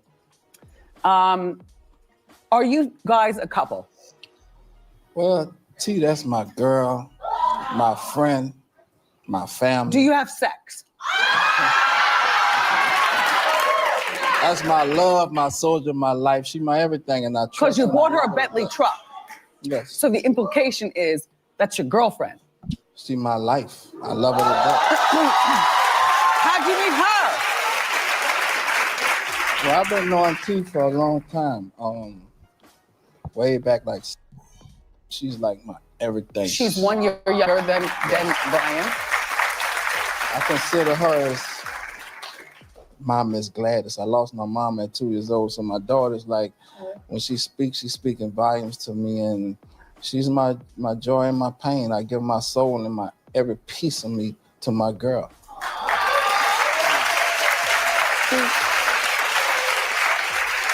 On my own game, but I ain't never been the type of nigga that be want to run up on. Oh yeah, you would jump on this with me, you'll do this. Like I want to see 30. You know what I'm saying? I got relationship 22. You know what I'm saying? Like I know major people, like everybody with my own relationships. I done built on my own game, but I ain't never been the type of nigga that be want to run up on. Oh yeah, you would jump on this with me, you'll do this. Like I want to see how I'm coming off the muscle first, because this is my first project. You feel me? Like a couple features might be cool, gang, but I want to see what my work ethic do. Like how for me without no major features right now, and then later on, like that can fall into play. But for my first project though, I'd rather deal with my team and help build my team up. You know what I'm saying? What we got going on, and off the scratch to show them that we got this on our back for real. Because we supposed to bend, knock this down and step through this for real, for real. You feel me? Like that's how I'm coming. Like you got like a release day or when you plan on dropping it or coming soon. You feel me? That's all you need to know. Coming soon. I ain't gonna drop no dates. I ain't gonna. You think you're getting off house arrest soon? Most definitely. That's when everything gonna open up. For everything waiting on. I'm finna be off house very, very soon. That's all I was really worried about, my legal situations, man. I ain't want to do nothing so much incriminate or them trying to use against me because, like I told you, I got 400 some page discovery with my social media. I only have Instagram. I don't have Twitter, Snapchat, Facebook. So if they looking at somebody else's fake accounts, that's cool with me. Ain't no email logged into them accounts on my name. So like, but they got 400 some page on my social media. It's a disguise. Video like dealing with my case right now. So like, I really gotta watch how I move right now while I'm fighting this case, and that's why I ain't really did a lot of shit. I don't want them using no old song I probably did that I fuck with that I'm dropping now, and they try to use that against me like some shit that like shit be happening like that. You get what I'm saying? So once I'm done with my legal situation though, y'all it's gonna get greater later for sure, man. I ain't gonna lie to y'all, man. Definitely. Yeah. I mean, it's pretty remarkable just that you've been able to like make that many relationships happen in the music game and stuff, given that you were locked up for so long, and then that you also have been like unable to leave your fucking house for the most part. Like that's pretty crazy. Like, how'd you actually meet Big 30? I introduced 30 and Shiesty to Dirt. You know what I'm saying? Oh, really? How'd you know that? Me and Duty Low, OTL Duty Low. Yeah. You know we shout out Duty Low. Yeah. We recorded it at the studio called First Class. Now, hell, you know what I'm saying? So. You know, Shiesty, like Moneybag Yo used to be in a Lambo room. Me and Duty would be in a white room or the Ferrari room, you feel me? And Pooh Shiesty and all they little crowd, all they little people from Memphis used to be in another room, you know what I'm saying? So we all recorded at the same studio. So I had locked in with them and shit. Me and Duty had locked in with them and went in a session with them one day. We just in the vibe, catching the vibe with them. And yeah, since then, like every time we pop up there, they'll come in our sessions, we'll come in their sessions while we recording shit back and forth, you feel me? So you were there when they made Back in Blood? Yeah. What was the vibe like? I ain't gonna lie, Dirk ain't even like that Back in Blood. Man. For them motherfuckers to do 200 something million, like Dirk didn't know like he wanted to change his whole verse on that. Really? Yeah. Duty like, man, come check it out. I want to introduce you to Shiesty Life. My people Pooh Shiesty them and shit. So we all go in there and shit, you feel me? And you know, like motherfuckers listen to instrumental, motherfuckers just vibing. Shit, Shiesty, you know what I'm saying? Shiesty jump on that bitch, do his thing on phone up. Dirk got on this bitch, lost the top shit. That's how that shit went. That's how it be. But it be the songs and the motherfucker don't be knowing that's gonna do something. They end up doing something. That bitch turned out to be one of the hardest songs. Like you feel me? Classic. Like, yeah. Do you remember where you were at when you found out about Von passing? I was with Von earlier that night before he passed. Really? Yeah. On tour with him, or what did you have going on? No, it wasn't tour. Von had an album release party out here in Atlanta. Okay. I forgot the name of the club, bro. But the world ain't know this, and I ain't really broadcasting because me and Von were never supposed to be around each other anyway. Like I told y'all before he passed away, we just started back. Like we like fuck that shit. Like man, them people ain't on us. You feel me? Like, and he had an album release party that I had attended. You know what I'm saying? So, from my knowledge, Von was after the album release party, he's supposed to went to the Airbnb. I have no knowledge of why or who influenced. It was Top birthday too at the same time, so I don't got no knowledge on who influenced him to go to the other club. I know he was Howard the Pill for sure. But it was very. He was whispering in my ear, tape like, "Hey man, this bitch got me for like I'm high as hell. He man, really? You don't kill this bitch got me, but I'm good though. Feel like he was enjoying his high. You feel me? But this was at the album release party. I forgot the name of the club. I ain't forget the club down here. But you know, as we was leaving out, he hopped in a bulletproof and shot off. He had texted me like we all finna meet up at the Airbnb. So that was the last thing I said. And me and all my guys that was in the car I was in went to the Waffle House. You know, I smoke cigarettes, bro. We at the Waffle House ordering something to eat. So I'm thinking they finna go to Airbnb. So we at the Waffle House. But you know, while the guys ordering their food, I'm outside smoking a cigarette and my phone and shit on my door. I hear every shot. Like I hear that bitch sound like Wild Wild West, gang. But the crazy part is like I felt it, but I didn't feel it. But I just knew it was the guys. Like some told me like that got to be for them. Like it's late as hell. We just left the club. You feel me? Like Von in the bulletproofs. I'm like Von, good. You feel me? Got security in the bulletproofs, but I'm smoking a cigarette outside the Waffle House right there by the college and shit. We was at the Waffle House by the college. I hear all the shots going on. Them bitches going off nonstop, different guns. Though I'm hearing this shit. So I open up the door of the Waffle House. Some boy, y'all don't hear all them shots, boy. I mean, photo man's getting a bang out or something. You feel me? So no shit stank on my door, boy. Like probably like bro, them still waiting on their food while we calling around. Ain't nobody answering their phone on my kids. I guess all the episodes was going on then. And on my grandma, like all the guys, I tell them like, man, I swear to God, man, I just heard a lot of shots. Boy, y'all ass tweaking. Y'all ain't just hitting on them shots while y'all was in the Waffle. They hell no, boy, I ain't tweaking. I'm like, man, call the guy's phone. So as we talking, they calling the phone probably like within 8 minutes after I hit the shots, and we talking about the shit. Von Hellcat fly past the Waffle House, bro.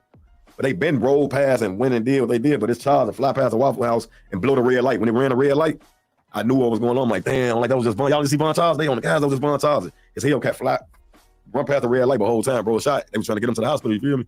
They blew the red light and rolled past us. I'm like, damn, that shit fucked me up, you feel me? They wouldn't let nobody come to the hospital, none of that shit on phone. I'm in the crib, man. I got that shit like 7 in the morning, motherfucker called me with that shit. That shit was just crazy. I ain't gonna lie. That shit fucked the motherfucker up, though. That was my dog, man. Like, shit just be happening so fast and quick up out, you feel me? But I know that was top birthday for sure, though. Right. So I don't know how they end up at Chic. And that ain't what the album release party was at. We was at a whole nother club before Chic, like. Right. And that's it. Once I seen the videos, it looked like they was getting out and go in that motherfucker. Well, it's because they was riding past. He went there because they knew that Quando Rondo was going to be there, right? No, hell no. No? Hell no. So it was just a coincidence that they ended up in the same place? Woke him up out of his sleep if he knew dude was there. Why was he asleep? Like, I think they said that he was sleeping and then like somebody said, yo, that dude's here. Right, they woke him up after they saw him there, but me having no knowledge, I don't think he knew he went there knowing. Right. Juan would have been on a whole different type of time if he knew he was on a motherfucker ass. Like, right. That shit just had like, they woke him up out of sleep and told him that shit. Like, that's just that. Like, I ain't speaking on blood in them situations either, though. You know what I'm saying? But that ain't what it was. You know, the media gonna say what the media gonna say anyway, though. But well, that does make sense if he just found out in that moment, because everybody was kind of shocked by the fact that he would go there and just you could tell the way everybody was walking up and the way he was rushing like a motherfucker just tapped him and told like, man, dude, right here. You could tell the whole thing. Like, you peep it off yourself. Like, you knowing Vaughn and knowing what type of time Vaughn be on. That's what it is, man.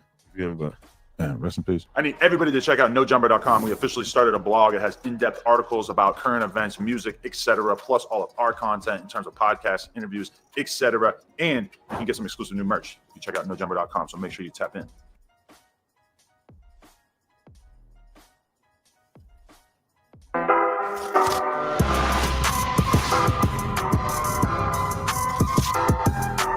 No Jumper, coolest podcast in the world. And today I'm in here with the one and only King Vaughn. How you doing, man? Yo, what you on, guy? It's crazy. It's nice to have you in here. I remember like 6 months, a year ago, there was just a weird moment where I just clicked on a random video and was like, holy fuck, this dude got one of the most different flows I heard in a minute.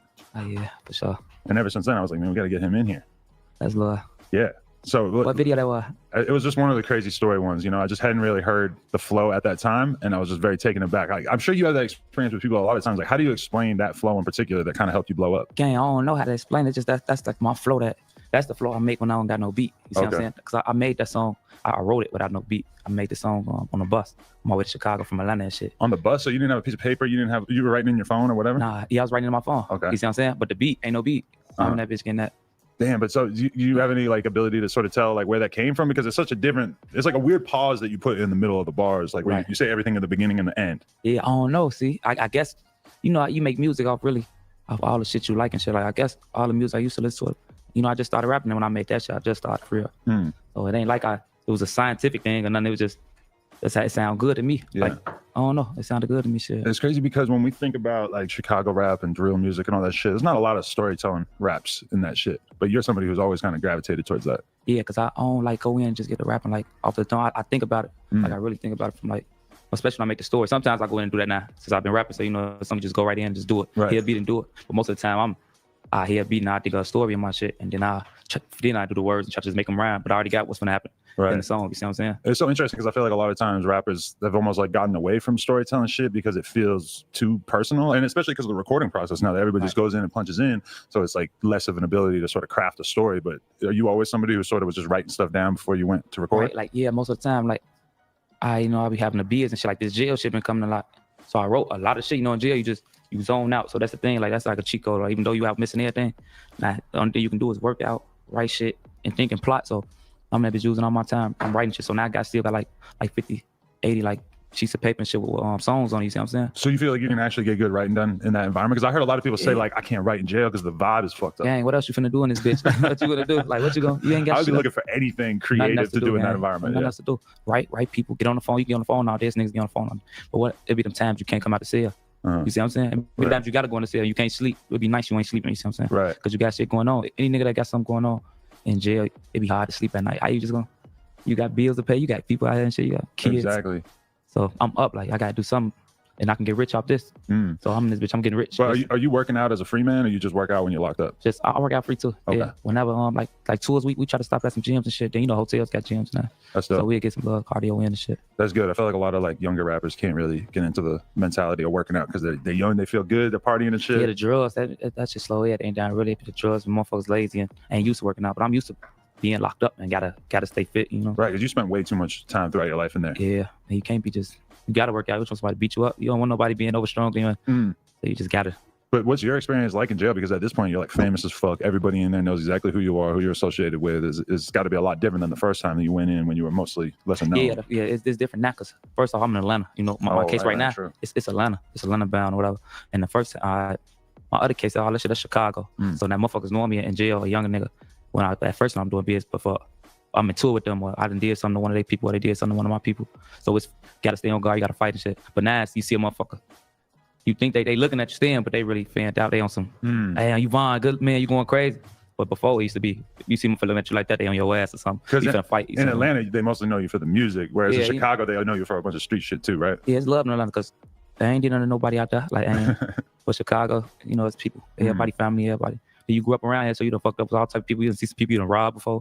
You done fucked his bitch and all type of, and you done did something. Right. That was a big theme in your music too, is just fucking other people's girls, their moms, all kinds of shit. You can imagine a lot of people are probably mad at you. If I saw a motherfucker in jail who fucked my mom. You gotta beat him. You gotta beat him bad. I don't even know. If someone has sex with my mom, I don't even know how I feel. Like my mom has always been out of that category. She's like just much older. Yeah, and I'm gonna rub it in the motherfucker face if I don't like him too. Ooh, I'm a little boy.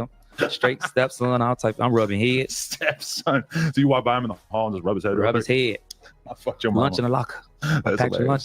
Holy fuck. But so your shit, your court shit, like you were locked down on house arrest for like the majority of the past 6-8 months. So this tour is like you only done a few tours. That's all the time you've been able to leave. Shit. Before the case, we just did the Meek Mill tour where Dirk. What I was Dirk was just bringing me on though. You see what I'm saying? Right. So now, so yeah, the first real tour. Then we did a grandson tour when I got out last time, but they put us back in. Right. You see what I'm saying? So now I'm on a tour with her. But yeah, I was on house arrest all before that and shit. So house arrest, you know, you in the house, work out, write, film make videos songs, in the record. Yep, shooting. I shot a lot of videos in the house. I had to. Right. Yeah, you got to stay focused. You got to keep going, man. That shit can't. But that probably makes you want to book so many fucking tours because of the fact that that's the only reason you can leave, right? As soon as you get that movement, thank you. You've been preparing for it because, you know, nobody wants to be in the house, you know, and this money. You gotta go place. You gotta do this shit. It's gotta get old, man. Can you go in the backyard or like sit on the porch and shit, but you can't go too far from the crib? Yeah, you can do that. You can little shit. And they'll let you go. You can go to the whatever. Like you need movement, go check in, go to the doctor or something. You go little shit like that, but it's just too much. You can't go. Yeah, definitely. You know? But isn't you and Dirk your probation or whatever is such that you're not supposed to be associating with other people who are part of the case? So is it like a thing where you're not supposed to be around each other? Yeah, so yeah, me and Dirk, we only see each other like at court if we got court or some shit. So even when you're on tour, you can't really be around each other too much? Nah, we can't. Hell no.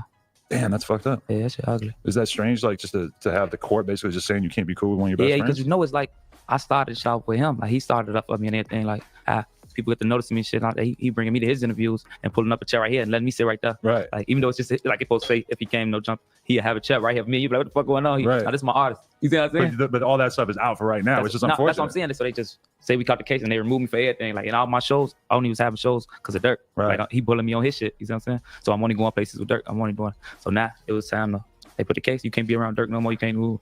So now I was only in the studio with Dirk. I was on it. So now do everything on your own. You just gotta do it. So I just gotta. It's crazy because I was reading an article that just came out in I think Billboard, and they were like, yeah, we met King Von last year because Dirk was coming through doing his promo run, and you were just kicking it, watching, observing, and shit. And they're like, and now a year later, he's here and he's the star of the show. That's gotta be kind of crazy, huh? That's what I'm saying. Yeah, that shit happened so quick. Do you okay? So you're from O Block? Yeah. Like right there? Straight. Yeah, that's what it's called. 64th King Drive, 64th, 65th. It's not really on 63rd. Right. That little whole area, Parkway Gardens complex. Yeah. Do you remember when Keith came out? Was that like a huge changing point for the neighborhood and for Chicago as a whole? We would see, yeah, Chicago as a whole, but really for us, because you know he from my block, so shit, you know how that shit go. But I was in jail. Oh, okay. So I was out first. We started rapping. He started going crazy. So you know the shit been raw to us and shit, but not everybody get to listen to it. Now I'm in jail. They call me like, man, folks on the radio and shit. Now folks going crazy. Like he taking off with the shit. So I'm like, damn, what the fuck? Yeah. You know? But I'm in jail. I'm thinking about jail shit. We still young. We still gang banging. It's 2011, 2012. Right. So I get out. I see. Talk to him and shit. He on the radio and shit. He tell me on the radio, but he was on house arrest. When I get out, I was only out for like 8 months. I get back locked up. Damn. But that shit changed. Yeah, that shit, you know, Reese, Dirk, all that shit got to. Yeah, that was just like that must have been the craziest time for your area specifically, and just to see like that was the first time where I ever seen a younger Chicago rapper, or really just a rapper in general, come out. And I remember the thing that people said was that he blew up in the high schools before he blew up really anywhere else. Like it was in the streets and in the high schools, so it didn't. Yeah, the YouTube videos were doing crazy, but it was because of what was going on like in the streets, which is probably one of the first times that for a dude like you, like at that time, were you even thinking about rapping or thinking about being a star? Nah, hell no. We wasn't. That's what I'm saying. You know, what the fuck, how old he was? Had to be, he like 15, 16. I'm 16. 9 years ago. Yeah, so you saying we wasn't thinking about the rap shit. Hell, never. So he been, I ain't gonna lie, he did though. Like since Travis, what they called Travis Porter and them. Travis Porter and them, yeah. It was a group. Right, yeah. He used to fuck with them hard. He used to be trying to be playing this music and shit. That's how I first heard about them. Now he get the rapping, got Nate type of white boy swag, the little surface shit. He get the Holliston.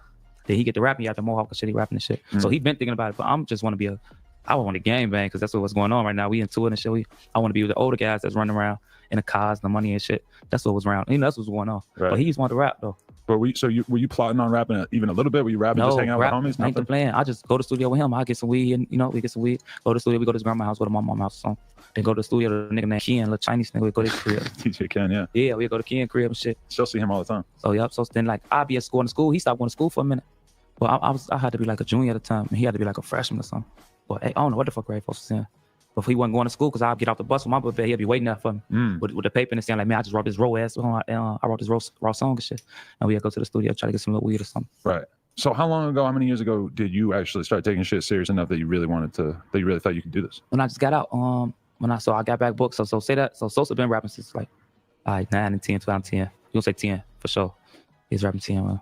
I was in jail. I got out in 12, got back booked. Got out in 14, got back booked. You see what I'm saying? And then I just got out of 2017?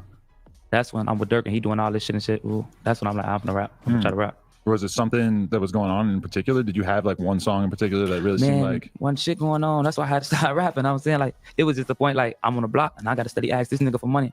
I gotta keep asking Dirk for money when I fuck up or something. Say I be decent. I have my own little money. You know how hood niggas we have our money in here, little $2-3 in our pocket, thinking we doing something shit. Got the little hoes with the car and shit. Be at our mom and them crib and shit. You know, but stay looking nice and shit. Like you pull a little hole if you want and shit, but it's to the point if I fuck up anything, if I get booked, I ain't got no more money. This is all the money I own in my pocket. And then I'll get fucked up. Damn, Dirk, I need 2,500. Oh, it got to the point, I need to figure out what I'm gonna do. So, I sell drugs.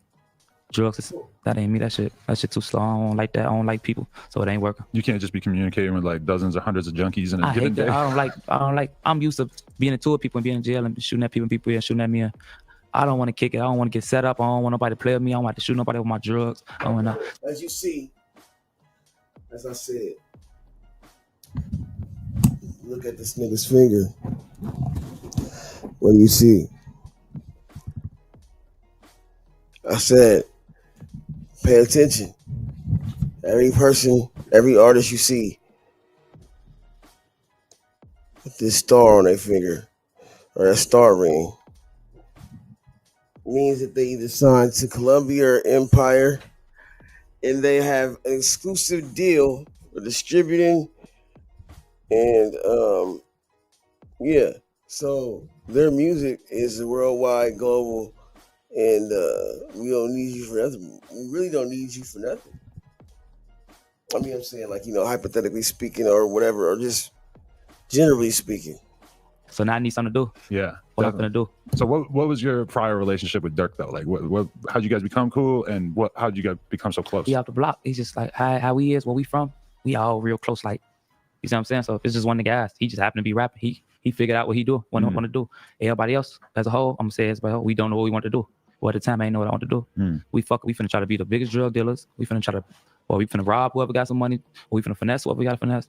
We thinking streetwise. But he just wanted to get guys, he rapping and shit working. It's such like it's crazy because that hustle of really being a rapper is like there's only so many dudes from your world that came out and took it to the next level. Like Sosa, Herbo, Durkio, like you're right there. There's a handful of other people that we look at that like have really been able to transcend that, but that's like basically becoming a god in Chicago in terms of the street shit, right? Yeah, that shit for real. That shit, cause look, man, that shit crazy. I don't know, you know how that shit go. Yeah, but yeah, I just be just doing this shit though. Just go along, just do it. Fuck, just work and do it. Did Dirk have to put you on a lot of game to help you out with the rapping type thing? Did he have to, give you advice in terms of how to actually make the music and stuff? What was that process like? Main thing he said, like when I told him, like, cause first we started, we was in his basement. We made the first song. Me and my homie Zoo. He beat a murder too. So both of us just beat a murder. And now we out here at Dirk crib in Atlanta. You see what I'm saying? Cause he just, man, come on, y'all got to chill for a minute. You see what I'm saying? Yeah. But it's boring as hell out here. We in nice part, Alpharetta or something. It's quiet as hell. I don't know what the fuck going on. Ain't shit going on now. But we out there with Dirk. He upstairs and shit. We'll be downstairs in the studio and shit. Fuck it, let's make a song. So we make a song and shit. Well, nah. All right, the song fake. He wrote the first verse. Him and Buka. They helped me with the first verse. Shit, this shit called Beat the Bodies. Now he let everybody listen to him for this, so they say they fuck with it. Now Now, a few people, they dropped. My homie Zoo, he dropped a song, and some more people got to say and they fuck with it. So now I'm like, man, I can do this shit for real. So I get to make other songs. Now I send him the dirt. And I'm like, man, what this shit sound like? You think I should, man, that shit sound decent. That shit sound good. I'm like, man, I'm gonna tell this shit for real. He say, man, look, if you gonna do this shit, this is the only thing he told me, though. Like, if you gonna do this shit, you gotta go all the way with it. You gotta do that shit for real. You can't half-ass do it and shit. He said, you can't play with it. I'm saying, I'm gonna do that shit. Then since then, I just send him the music here. Oh, that's decent. Yeah, this one better than that one over here, And then we'd be in the studio. He say it like this, or say it like, that just little shit like, then, you get to figuring out. You get to catching on to that shit. I get to catching on. That shit got to. Definitely. Yeah, I mean, it's actually insane to think that you got almost 1 million followers right now, and then you really only been doing it for a pretty short period of time, and that the songs that have gone crazy, they're pretty much like YouTube smash hits. It's not like they got on the radio. It's not like they're being supported by all the crazy parts of the industry. None. It's just straight up. It's really like the way that we've seen all these other dudes blow up from Chicago is just making shit that's like super, super street, and people just react to it on another level. Yeah, that's it. Yeah, been a lot of love. YouTube been going up. Definitely. Does it feel like you're like really being held back in your career right now because of the probation and shit? Do you feel like that's? Nah, it ain't stopping. Nothing. Ain't nothing. We gotta move. Me something. I gotta move. It's really just. It's changed. Like it paved my route where I gotta go. Because I'm used to being with me and my boy. You see what I'm saying? Man, it's the case. It just I can't. You see what I'm saying? Right. So, but when we get back together after it's all said and done, it's gonna be bigger. Like everything going up. Like you see what I'm saying? Cause we used to do every show together and shit. Like now it's bigger. I got a big fan base now. You see what I'm saying? And say I should put together. It's gonna be crazy when we get back together and shit. So, do you walk around with that in the back of your mind, and just always thinking about the court situation and worrying? Nah, about I really don't. It's on my leg, so I got to. I got the house arrest, man. It ain't like in the back of my mind. It's on my leg. Yeah. Like so, every time that bitch vibrated, I got to charge it up. Or every time my leg get to feeling too heavy, because the bitch is loose or some shit. With my pants, I can't get the pan open because. What you mean? Like, yeah. But does it have like a big negative impact on your mind in terms of just having to always worry about that? Always think about. It just is what it is. Like, You've been dealing with it life for a long time, is. It is what it is. I make the best of it. I'm making the best of this shit. Right. But it's gonna be what it's gonna be. I ain't gonna rap about the shit enough. Yeah. Well, it's crazy because in the rap world, we're so used to seeing like very bad things happen to people's lives, and then the fans react in a positive way. And I'm sure you saw some of that where. What you mean? Like you caught this case, and then you probably got a shitload of followers the day you caught the case. I don't know. Now my shit just been climbing. I don't know. The case probably can. Then they look a nigga background up and shit and look at all the YouTube video. They be having all type of videos about a motherfucker shit. So it be all type of shit. Good, it be good shit, bad shit. Like when I look at the comments, you have some of the funniest YouTube comments I ever seen. What they be saying? Because number one, they comment like you rap. Like they'll say like King Von voice, and then they'll comment, and you can actually read the comment. And yeah, they be making all type of shit. Like, yeah, I be seeing that stupid ass shit. I don't like that shit. Which camera put that? Yeah, this is you. I don't even play like that with people. It's pretty funny though, just because like they're so into it that they're paying such close attention that they could actually write out bars that kind of sound like something you would say. I was pretty impressed. Because it ain't hard. Like this is the type of shit I made on the bus. You see what I'm saying? And it's raw. Look at how much it's going up.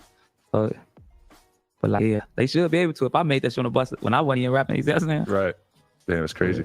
Okay, but so in terms of like having so much success with the crazy storytelling raps, how does that make your opinion change of what you're going to make going forward? Like, do you feel like your fans just want a lot of that kind of content from you, or do you feel like you have to go in other directions and have to make, a club record or more of like a straight record, like that doesn't necessarily have that same pattern? It's like make everything. Shit, I'm gonna make everything. Like whatever beat come, whatever type of flow of it, I'm just gonna make so much different shit, and so I'm trying to make all of it raw to the point where it just ain't no telling when I'm gonna drop. Like, yeah. It's gonna be to the point I'm making a lot of love, whatever. All right, so what type of style you call crazy story? With my bouncy drill style, it's gonna be that type of shit still. It's gonna be some other shit where I make some slower shit like the song I got with me and Young and Ace and shit, some shit, or the fuck your nigga type shit, or like the shit I just got with me and Lil Herb, just some turn drill shit that make you just keep bouncing. Like I'm just gonna keep doing all type of different shit. Right. Whatever. Do you feel a lot more comfortable making the street records than the sentimental records? Because I have noticed you going in some romantic directions. Yeah, it's because the street shit, it ain't. I ain't used to the auto tune and shit and all that. Then you gotta make your voice high and all that. The singing harder is different, but that's the females like the female and that shit. They be fuck with that shit. And speaking of females, you are dating someone who had on the show before, a friend of mine, Asian Doll. Yeah, that's my girlfriend. How did that come about? That's so interesting to me.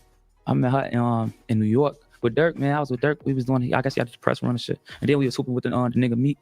We was playing basketball, Meek and them and shit. That's when I first saw her that day. And did you? I ain't say nothing to her that day. I ain't say nothing to her. She was looking decent and shit. She was looking good.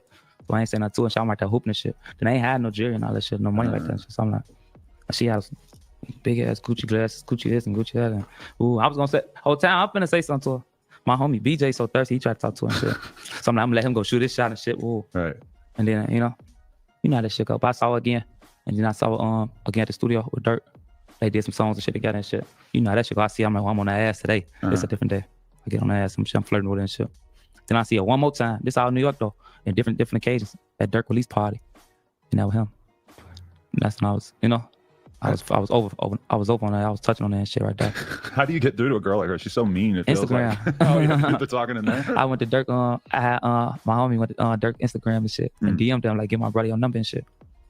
And then she had like, she didn't want to get to him. I mean, man, get my motherfucker brother your number. She gave me the number and shit. I called and shit. And I've been fucking with her and shit. Was it different? Because I feel like you probably, based on your music, you know, you got a lot of stories about just like meeting random hoes at the stove and shit. You meet a girl like her who you got to show her more respect, make it clear to her that you're not just treating her like any old girl. What was that like? Is it a little bit different in terms of like wanting to actually let her know, like, no, I really fuck with you. You don't just jump right into, you know, shit just happen, gang. You know, you just get to talk to them motherfuckers off the likes, off the looks, off the connection of, and then if it happens, it's gonna happen. Or if it ain't gonna happen, y'all gonna fall. You know, so it just happened. Like I wasn't planning on just whatever you just said, man. None of that. I like her. You know what I'm saying? Talk to her, see where it go. Right. And we cool. Nice. It ain't, you know how you don't force shit and shit just happen. I'm the type to just let something happen and it just happened and I'm chilling. Do you appreciate the fact that you've seen her like ripping other girls' wigs off on the internet and shit? Man, I don't even be trying to watch You've never seen that? I've seen her beat some girls up over the years. I don't even want to see her like a oh no. But okay, that's like a real question that we were talking about the other day though, is if you're with your girl and another girl pulls up and starts trying to fuck her up, you're gonna stop it, right? Yeah, we ain't gonna be doing all that. We can't just let the girls I'm on the fight, case, right? Though, so I can't be. I'm gonna figure it out. We gonna figure it out, but we ain't nobody gonna be touching her like that. You grab the other girl's wig off first. I don't want to even be touching them. I don't want to lead nowhere crazy. I don't know. That's a hard question, man. So I can't be going to jail for no shit like that. And then everybody watch. Then they beating up hoes. But I ain't gonna let nothing happen to my bitch for sure. Ain't nothing happen like that.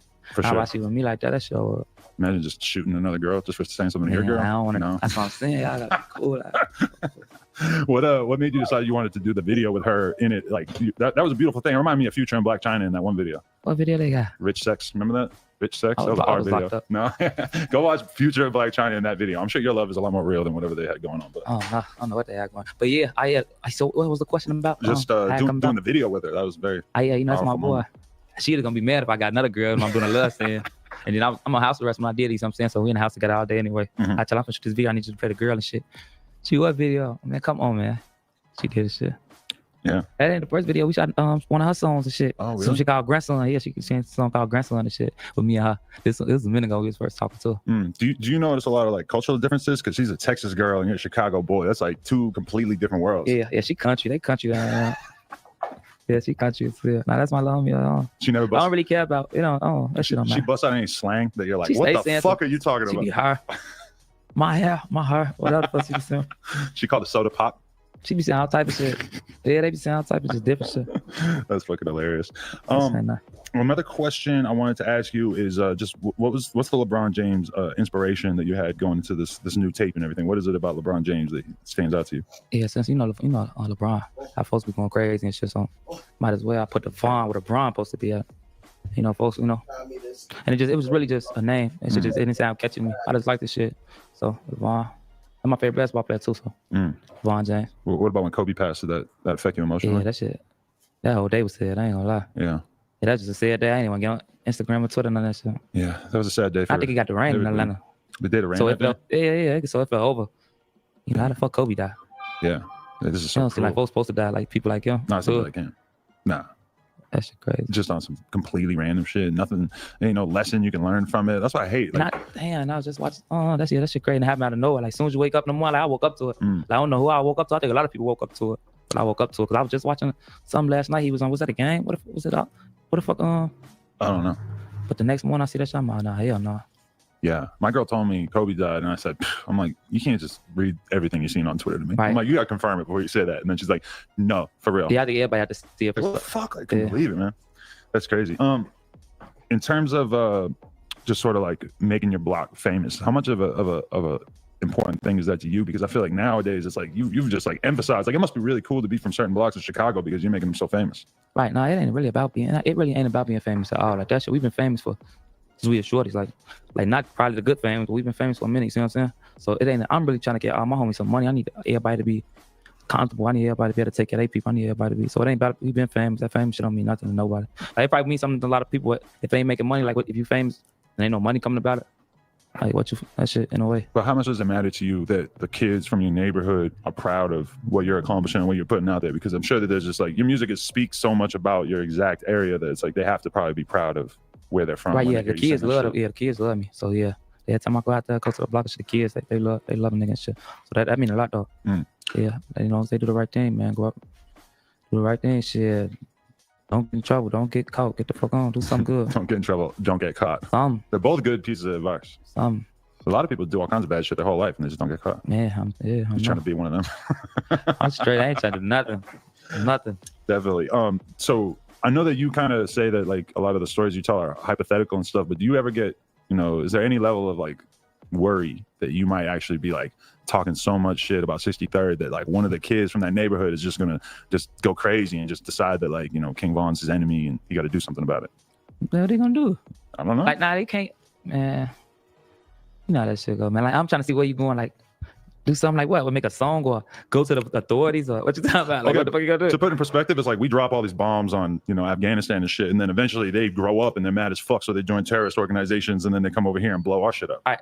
Nah, they been mad. Everybody, like, I've been into it with people and people been not liking me. So it's like, you know, it's the same shit. I just gotta move how I move and just gotta shit, get ready, don't get ready. Shit, you better pray it up, whatever it is, man. At the end of the day, what's gonna happen. But I ain't going like that for sure. I ain't going like that. So it's just whatever crazy. Motherfucker think. It's like you've actually turned your ops into a meme, because all those comments are like, oh, 63rd, and it's like none of them know where the fuck this is at or who is there or whatever, but they're like in on the joke, and it's kind of that's a different thing. Yeah, they just gotta be cool, sit back. That ain't. It's about me. It's just not. You know what I'm saying? You're not trying to like gather No, I'm an talking army about together. 63rd. Y'all just sit back and take this shit. They do this for me, so don't think y'all like just. The fans, they love me. Shit, they fuck with a nigga. They gonna rock how a nigga rocking. And whoever ain't gonna rock how I rock, fuck them. And they gonna 63rd and no shit. So whatever. So again, like you say, a lot of the stories are hypothetical, but in this one, took it to the O, you actually mentioned that a specific rapper from Chicago called the girl 6 times while you were hanging out with her. Right. It just ran. You see what I'm saying? The shit just be going, man, you know. Shit, it ain't nothing. Shit just ran. Just that shit sound raw. That shit sound raw, don't it? So I put that shit at you, you know. I had to like it's hypothetical. It's like everything I just had to be, rewind it like 10 seconds. I'm like, wait, did he just really say that? Yeah, it's just raw, man. That shit come in my head, and in the own second, I just put the shit down. Right. It just came up like it rhymed, and it sounded. What? That shit sound decent. Did you hear his response though? I'm from 63rd. FBG Duck just put that out like a week ago. I think I went to it, but I couldn't. You know, you try to listen to something, you're like, I ain't wasting my motherfucker. I mean, just in case you didn't notice, he does have one line that says, "How you tote your gun when your pants tight as hell?" Is that a concern? That's funny. Yeah. I can't tote no girls. I got my house arrest, all type of shit. Yeah. I mean, he kind of like does like a parody of your raps in it, where he just starts saying, "I had this bitch from Minnesota," and he just sort of like starts making up a fuck. Come on, mama, don't even do it, guys. That's a stupid week. But his accusation there is basically that like anybody can make up any song and rap that song, that story, and it's gonna sound hard, right? If you just tell a crazy story. It's a song, man. It's just music, and I'm doing this shit to get money and shit. Like in real life, people know what real life is, and people know what happens in real life and what goes on in real life. But in this music shit, it's just really about, you know, progressing and going up and just, you know, this shit music, man. This shit just means to an end. Definitely. I just need the money. I need that shit to go up. I need that shit to, you know. You focus on that. Nah, that's just what the music is. Like, right. The real life shit, it ain't got nothing to do with the music. Like, I'm not slow. I'm not gonna. It ain't right. You know, real life shit. People on that shit. That's shit. But I mean, that is the interesting thing, is that it's like, you know, you're a smart guy. You could think of some crazy shit that maybe didn't really happen, or maybe it's a version of something that did happen, and you could say it in the song. And you kind of know that your fan base at this point is big enough that a lot of them are just random ass white kids in Kansas, and they're gonna be like, "Damn, he said he had a bazooka. That shit hard." Yeah. Like, you can just say whatever. It's like there's a little bit of temptation to just make your shit wild as hell, because you know that a lot of the fans don't necessarily know how to tell the difference. Yeah, just know that there's no truth to the music. That the music is it's music. It's entertainment. Entertain y'all. So I'm gonna fucking get paid. I'm doing a job. You see what I'm saying? Like the real shit. Y'all know what y'all know. Whatever. That shit gonna figure itself out in real life. You see what I'm saying? It's real. The music, y'all just stick to the entertainment. You know. Is your money getting all fucked up, in your opinion, because you're not able to travel the way that you want to? Do you feel like you would be a lot further along in the game right now? Right, you know, I can't do no overseas. You know how that shit go. You know, nowhere too, because you know where you know.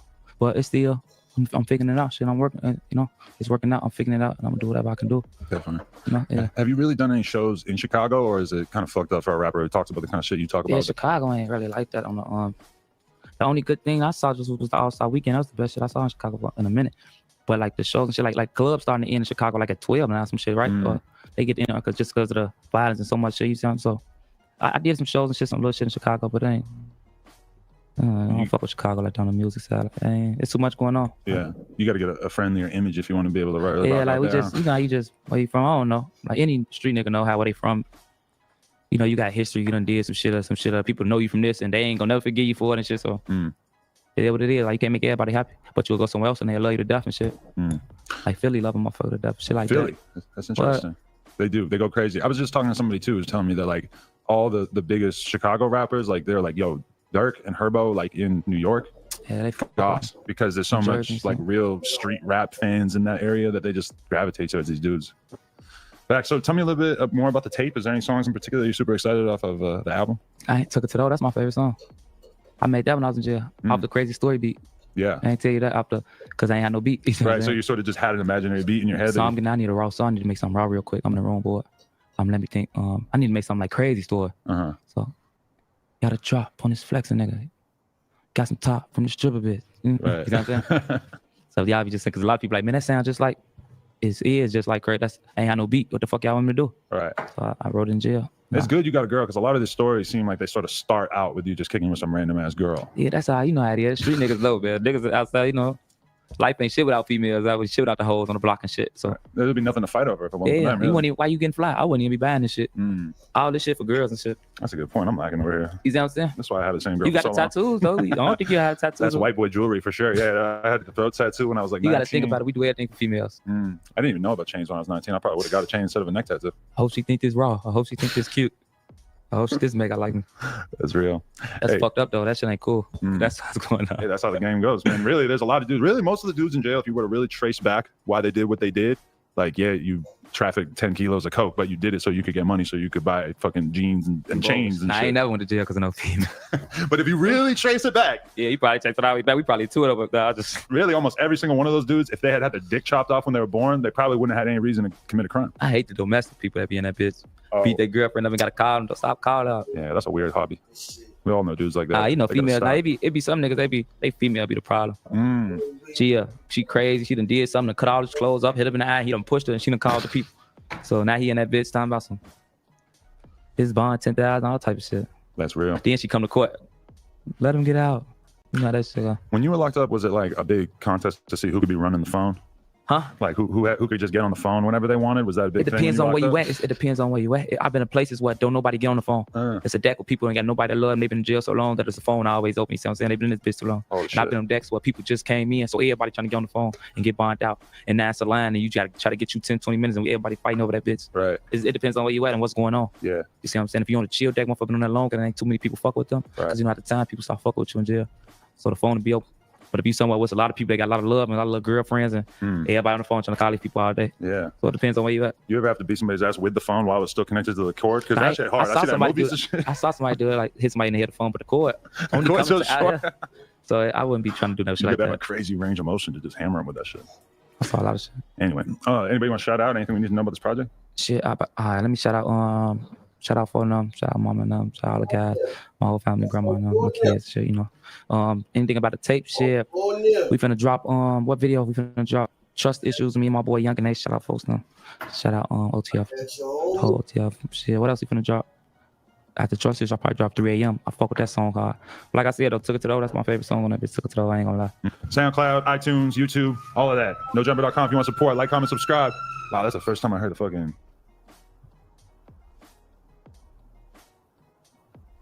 You did.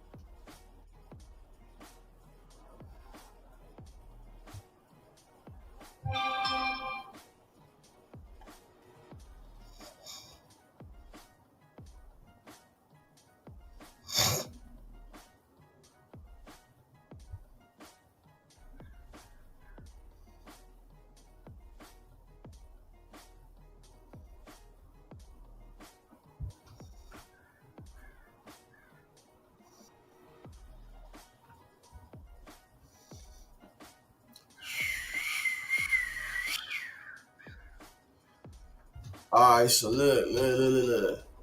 You know how I be talking my shit, man. You know what I'm saying? Everybody motherfucking got something to say about this, that, and another, man. You know what I feel me?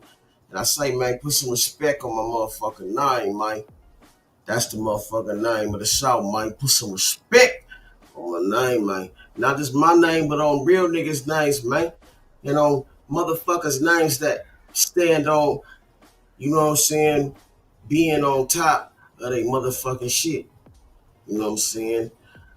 We gonna say it like this, though. It ain't nobody who can do you like you do you. But everybody ain't the motherfucking same, man. And they be stop putting everybody in the same category when that shit don't motherfucking equate. You understand me? If that makes any sense. You know what I'm saying? But look, man, listen, you gotta listen to motherfuckers that, you know what I'm saying, actually played the game. You know what I'm saying? Who got something to say about the difference between LeBron James and Kobe Bryant and mentalities and shit like that. I thought that shit's interesting, bro. So what? Peep this shit out. Like I said, peep game, man. It's not hard to motherfucking see it if you just open your ears and close your fucking mouth, man. But yeah, at the end of the day on end. You feel me? And I'm gonna talk my shit and walk my pits and do what I does, cuz you feel me? It's not too hard. It's actually easy. You know what I'm saying? I am the beast. Why complain on easy street?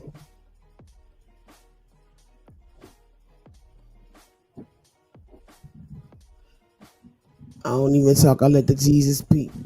And I like my Sprite Easter pink. Hold on, man. Okay, here we go. Liked. I'll be forgetting to go to my history when I be trying to find my shit that I motherfucking meant to play. But yeah, man, check this shit out, man. Because nigga, before that I even play this shit, I just want to play this shit real quick, right? I want motherfuckers to understand, man. You know what I'm saying? There's a difference between, you know what I'm saying, goats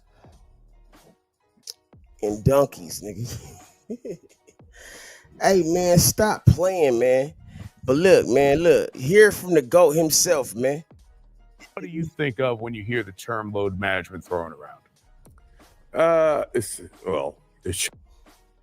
Now, what do you think of when you hear the term load management thrown around?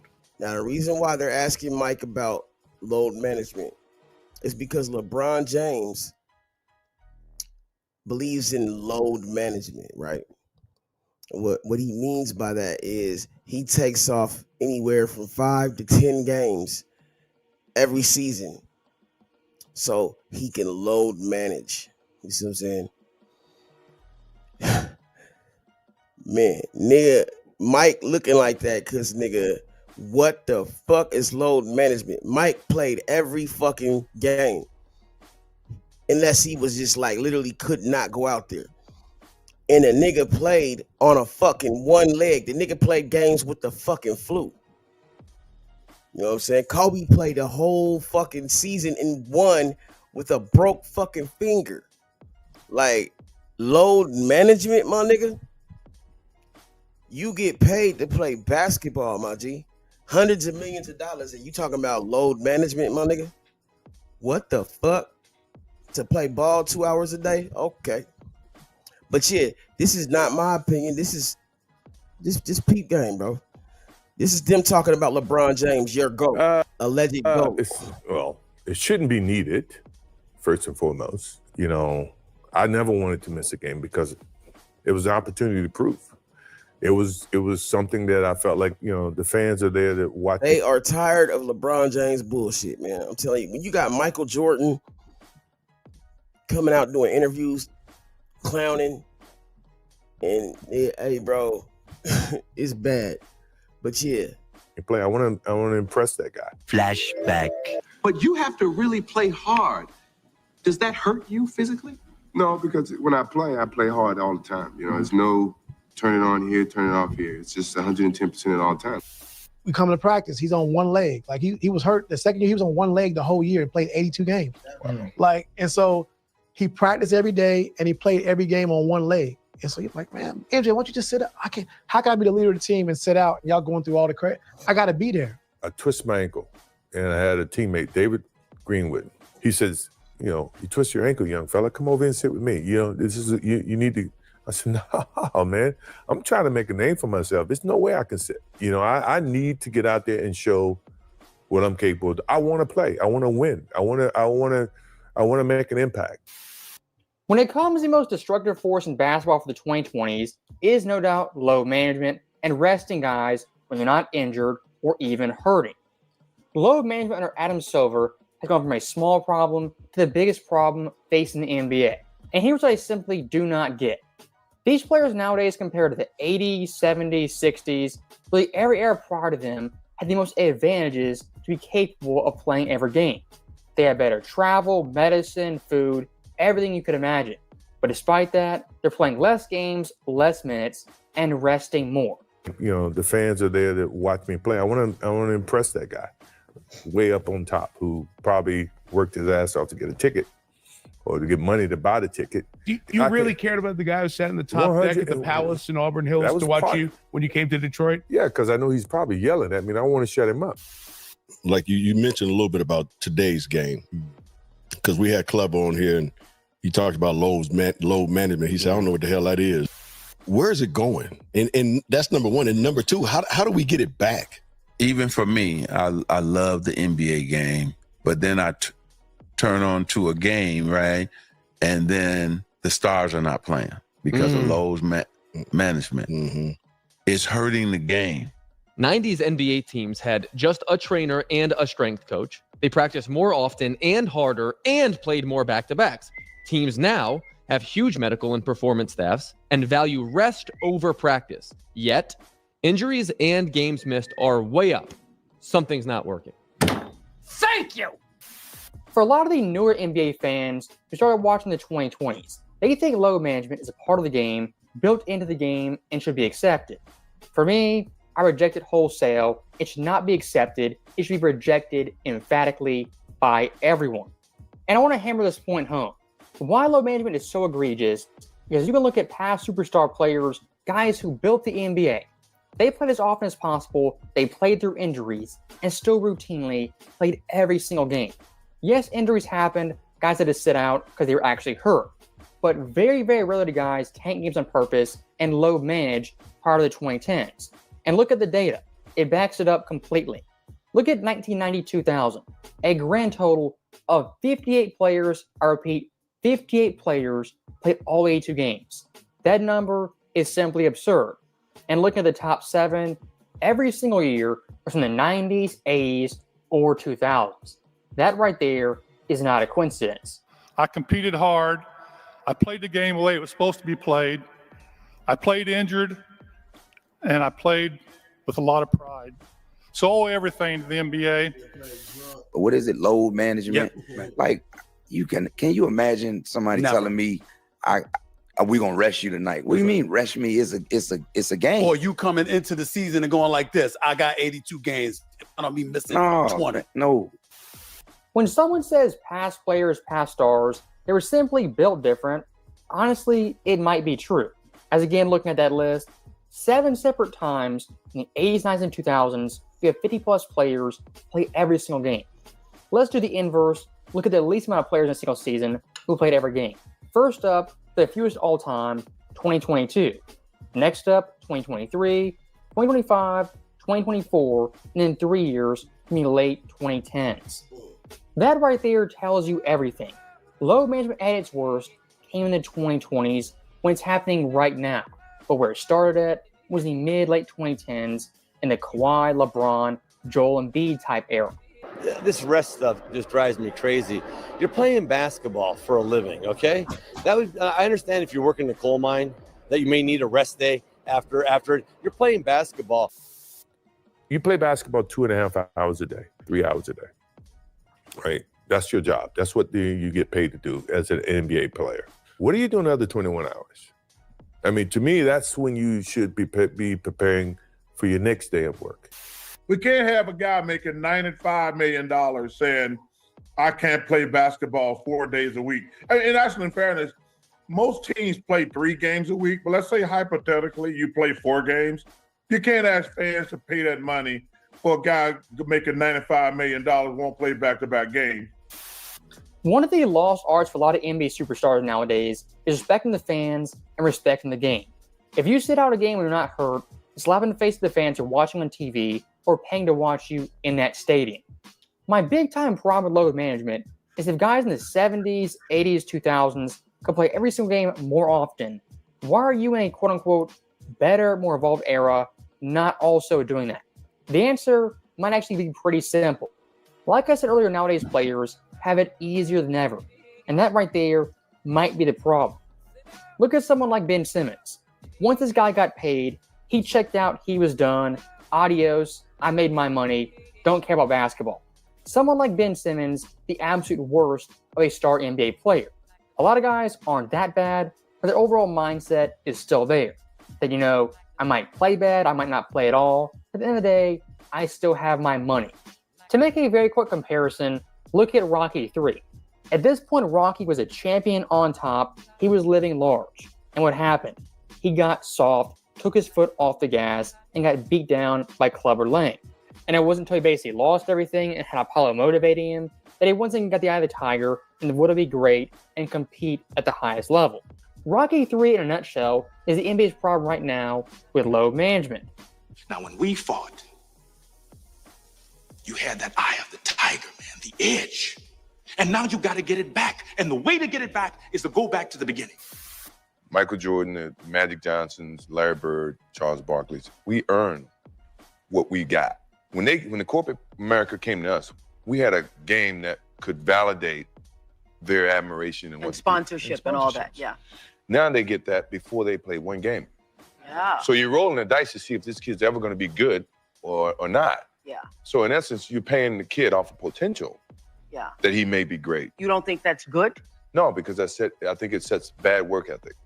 When you get something so easily, you're not going to work as hard. For someone like Michael Jordan, who had the skill, talent, ability, why this guy is so important isn't because of any of that. Why Michael Jordan is so important, why he resonates, is because of his mindset and his attitude and appreciation for the fans and what they bring to the game. And again, looking at Jordan's era, to play every single game, it was much, much harder. This guy's rookie season, he played every single game, 82 of 82. That year in the NBA, he was one of 40 players to do so. Minutes per game, 38.3, that ranked 4th. Total minutes, he was 3rd, behind Buck Williams and Larry Bird. Michael Jordan from day one was an Iron Man in the NBA. And like I've said over and over again, playing every game back then 10 times harder than doing it in this era, on first-class flights, better medical staff, better training, better everything. Athletes are better than ever. The pace of the game now is a track meet. I'm going to take 4 nights off a year. I'm going to take one in the first month, the 3rd month, the 4th month. Why not? That's smart. So if the guys are coming to watch me play, I don't want to miss that opportunity. Now, physically, if I can't do it, then I can't do it. But physically, if I can do it, and I just don't feel like doing it, that's a whole different lens. It might not be in the team's best interest, in your best interest, to play all 82. Is that something you thought about at all since you made the goal? I mean, that's a goal, but we see. The next day, I'm available to go and be in the pro. If OBJ shows up, he might score 100. So stop that right there very quickly. When it comes to LeBron James, the quote-unquote face the NBA, face the 2010s. This guy only one time ever set every game in a single season. That compared to guys like Bird, Kobe, Duncan, even Allen Iverson, is pretty pathetic. And when you're the face of the NBA, you're under much more scrutiny and pressure to perform every single night. When LeBron James rests games and sits out, you might say, not a big deal. Only 1 game here, 2 games here, missed a week there.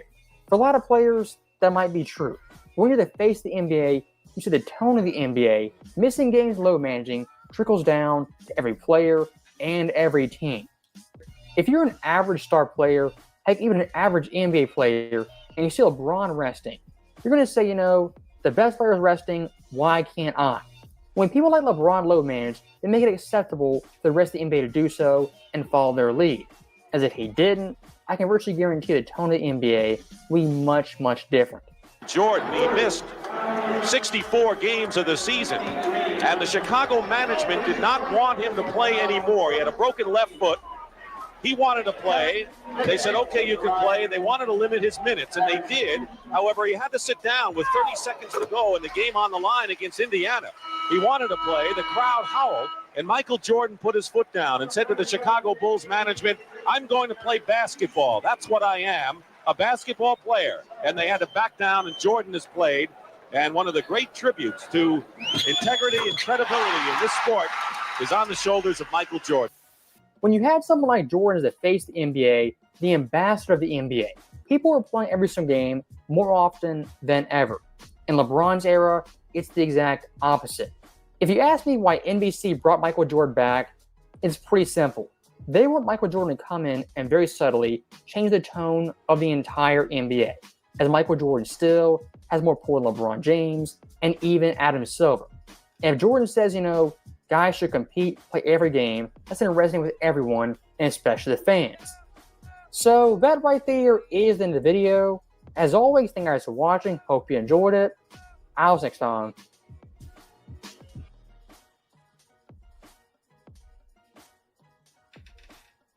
Bad news for Lil Durk, man. The prosecutors, they aren't going down without a fight. If you watched our last video, you know that Lil Durk and his attorneys, they filed multiple motions accusing the state of not really having a probable cause or reason to have Lil Durk indicted because they really haven't provided any specifics or any real reason why they believe that Lil Durk was involved in this murder for hire. And they also said, Lil Durk shouldn't even be indicted because the attorney general don't even have the right to indict him because he wasn't properly sworn in. But the prosecutors have responded and they said, listen, bro, all right, like this narrative, right, that we just indicted Lil Durk with no evidence, none whatsoever, and we are relying on rap lyrics, it's nonsense, it's hogwash, right? We have a lot of reasons for why we believe that Lil Durk is involved in this murder for hire. One of the things that caught my eye in their response opposing Lil Durk's motion to dismiss is apparently there's an unindicted co-conspirator who is telling the feds information about multiple murder for hires that Lil Durk is involved in. So what the feds is saying is, listen, this is just not a murder for hire. This is also a racketeering and a RICO case. So hence, even if you want to dismiss certain things or you feel like certain things were not absolutely clear, you can't get away from that OTF is a criminal enterprise and racketeering were involved. And one of the instances they're trying to prove that racketeering is involved here is apparently, right, the affidavit further stated that, confidential witness 1 provided information about shootings and other overt actions that OTF members and associates took to commit violence on behalf of OTF. This is where racketeering comes in. So even if Lil Durk is found not guilty of the murder for hire, the racketeering is still here. The affidavit then provided a specific example of racketeering activity in which defendant Banks and other OTF members participated, specifically in Atlanta robbery turned shootings in which defendant Lil Durk and King Von were both charged with attempted murder and participated in criminal street gang activities. But then it gets worse, bruh. I don't know, all right, if the unindicted co-conspirator is adding some sauce to it, but that boy told the feds that Lil Durk caught a hit on 6 people. And they would say he provided them credible information about the 6 hits that Lil Durk asked OTF members to commit. More specifically, following the murder of King Von, the affidavit further disclosed that confidential witness 1 knew that Lil Durk placed other monetary bounties for the murder of people with whom defendant Banks was feuding, including 6 other individuals. The affidavit also listed significant evidence cooperating confidential witness accounts of Lil Durk involvement in SR's murder. What I'm not gonna do is sit here and look y'all in y'all eyes and lie to y'all people. That's what I'm not gonna do. I'm not gonna sit here and say, "Oh my God, why you're lying on Lil Durk?" Man, listen, bro. If you listen to Lil Durk's music, if you listen to Lil Durk's admissions, man, listen, man. Right, Lil Durk putting bounties on his ops' heads is probably the most obvious thing I think. Like even the biggest Lil Durk advocate, bro, can admit, bro, Lil Durk was putting bags on people's heads, bro. Yeah, they was terrified of Lil Durk, not because Lil Durk was the shooter, because Lil Durk was the bag man, bro. Right? Lil Durk had a reckless regard. Lil Durk was gonna get you if he wanted to get you. That's just a fact. But does that really prove that he put a bag on Quando Rondo's head? I don't think so. All right. Would that play a huge factor in this Quando Rondo case? I don't think so. All right. That's just from my perspective, because even like one of the people that they claim that Lil Durk put a bounty on, all right, was the Somerville murder. However, the city of Chicago said they have no intentions on charging Lil Durk for that murder whatsoever. So a lot of these things, to be honest, bro, is to kind of paint the RICO picture. But I don't know, bro. All right, if you don't have the murder for hire, because there are a couple of things you must prove to prove a RICO, right? I believe things like arson arson and a murder. Or right, like there's various statutes, and you have to prove two of those for it to be considered a RICO. The murder for hire is just one of those statutes they have to prove, and then something else for it to be a RICO. So I don't feel like they will have enough for the RICO per se. Now the murder for hire to me is 50-50. It could go like anyway. Now, one of the things that Lil Durk did say in his motion to dismiss, he says, "Listen, Your Honor, all right, they brought faulty evidence to the grand jury. They told the grand jury that I dropped a song where I'm admitting to my involvement in the Quando Rondo Lil Pop murder. And this song that they provided to the grand jury is actually a song that I made months before Quando Rondo's cousin Lil Pop's murder. So because they're providing these affidavits, this is defamatory, it's false, and it must be thrown out." Well, the prosecutors told Lil Durk, "Bro, you don't think we slicker than that? You don't think that we slicker than, you think we make all this money? You think we've been doing this and indicting criminals for this long, and you think that we will slip up like, no, bro, no. Durk, we are experts in semantics, Lil Durk." So the prosecutors responded, and I'll be real, bro. Reading this made me mad, man. Because you could tell they know what they're doing and they're being slick with it. Lil Durk and his attorneys had a very big issue with this excerpt from the affidavit. They will say, this is false. This is a false statement. And they wanted it striked. And the statement is, in December of 2012, Lil Durk was featured on a song called Wonderful Wayne and Jackie Boy. In the song, Banks raps about, "It's effed up that I'd rather get revenge instead of millions. Told me they got an Addy, go. Got a location, go. Green light, go. Look on the news and see your son, you screaming, no. Punani, blank."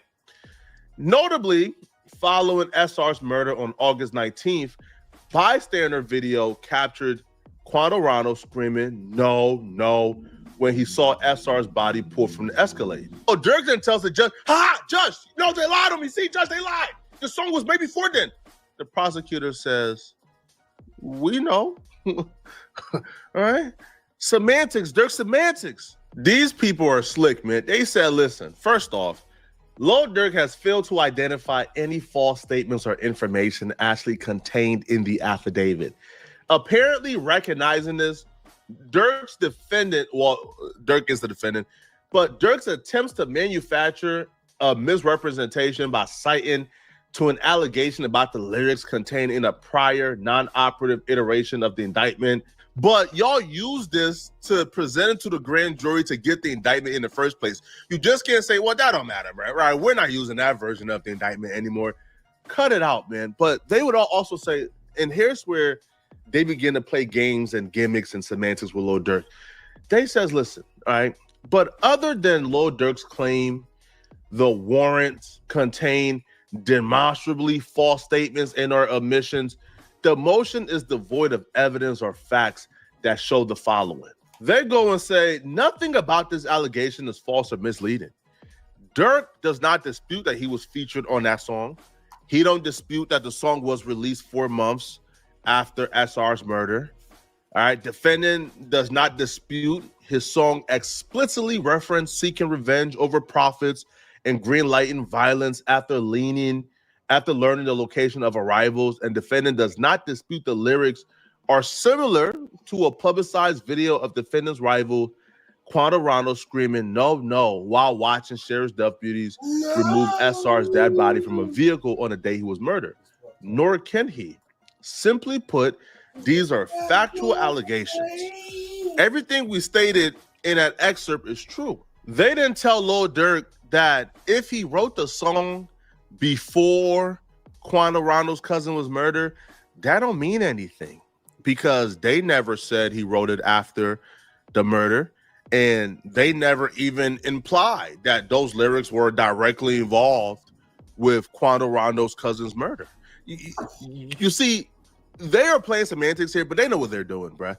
Right? They know that a grand jury or anybody with common sense will read that and fill in the blanks themselves. But because they didn't fill in the blanks, they're saying, what exactly did we lie about? Didn't you release a song? Didn't you say those lyrics? Didn't Quantarano's cousin die? Didn't Quantarano scream "No, no"? We didn't say that song had anything to do with this. We're just saying, you have a propensity or whatever it's called, right?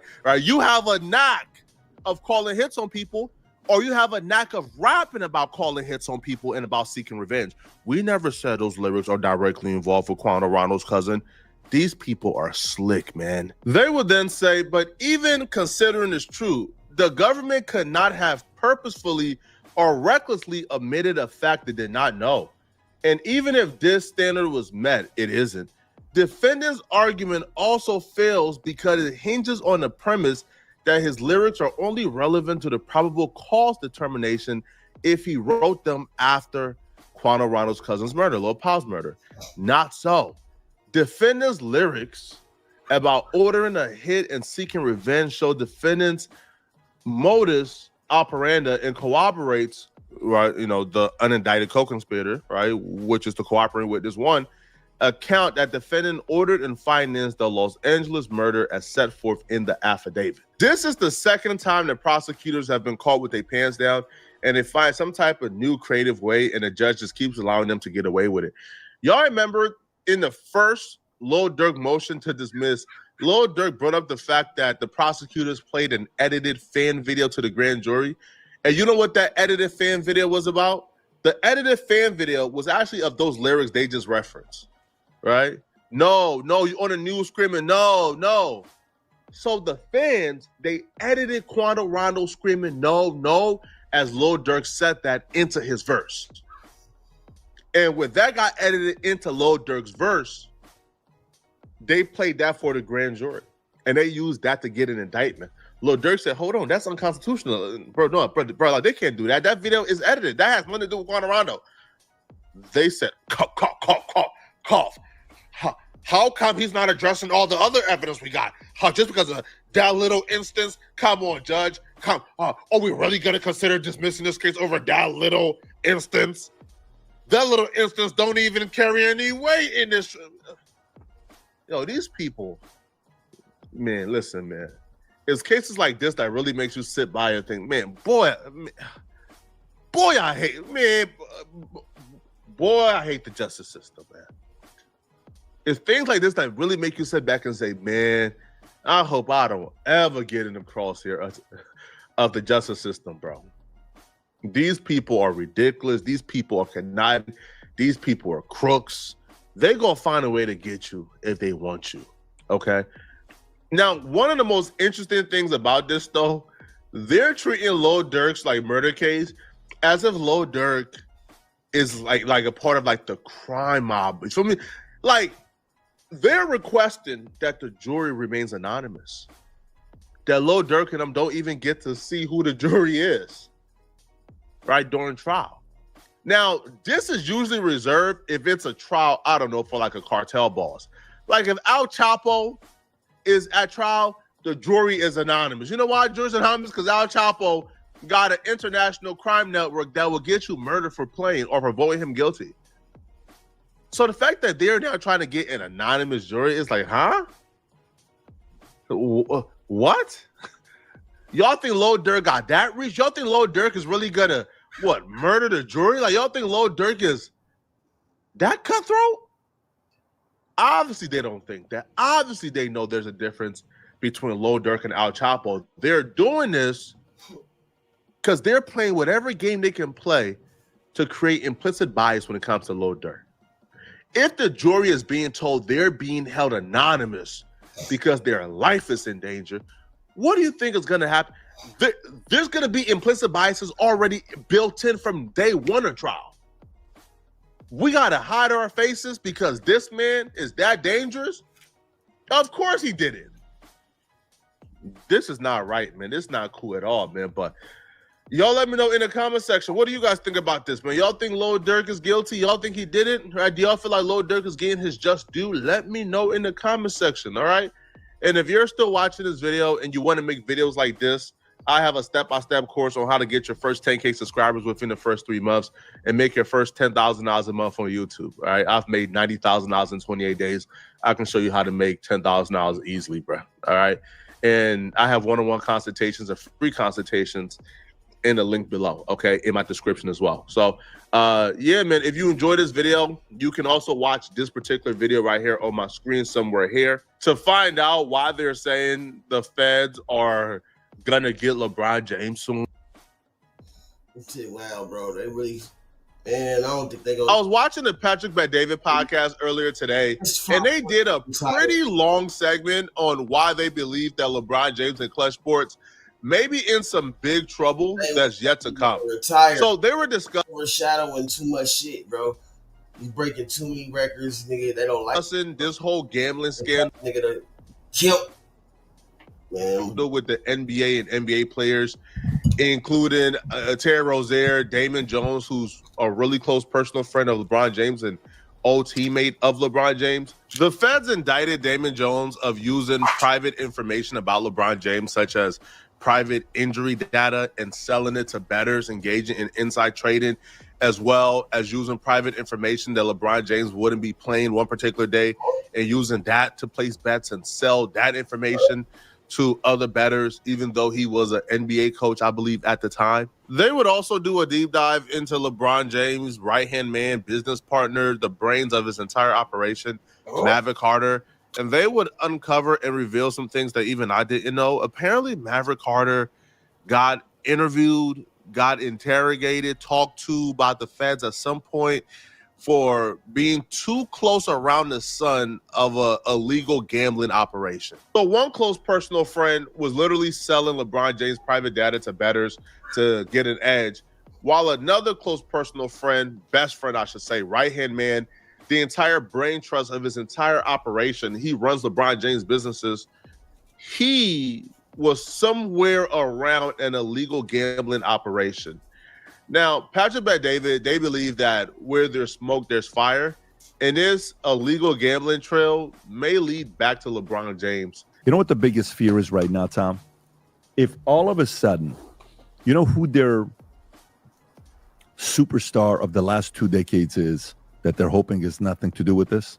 LeBron James. Oh, for sure. And let me tell you, who is LeBron James's guy? Damon Jones. No. I'm Matt talking Carter? management. Lawyer? I'm talking management. Okay. Rich Paul? I'm talking management. So do you know the story of Mav Carter? I do. I mean, I know Mav. Why? Yeah. Rob, can you do me a favor? Ask ChatGPT, has Mav Carter had gambling issues in the past before? Yeah. And look how he answers the questions. According to multiple news reports, Mav Carter did admit in November of 2021. LeBron, do you think Cash and their FBI will go investigating LeBron? And imagine if they do. If this goes that direction, none of those things will come as close to this as possible. And guess who will not go in the Hall of Fame? LeBron James. Wow, you think so? I don't say I think so. No. I said if. I know you say no. If they find anything that LeBron participated in helping his boy Mav, who's a gambler. Oh, admittedly, let's keep it 100, man. Look. They talking about motherfucker that these motherfuckers is running illegal gambling rings, man, with motherfucking the mafia. Now, cuz if they running illegal gambling rings with the mafia, man, why the fuck are we knowing about it? And who the fuck is the mafia today? Like, let's keep it 1,000, man. Who are we talking about here? When was the last time you seen a nigga like John Gotti? The modern day mafia is fucking nigga the rappers, nigga.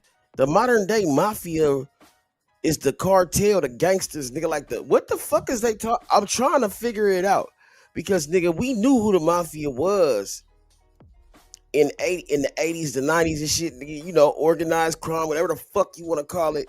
But they always kept organized crime, nigga, linked to the Italians, right? Because the Italians, motherfucker, they always looked at with more respect and you know than they did for black people or Latinos or whatever the fuck you want to call it, right?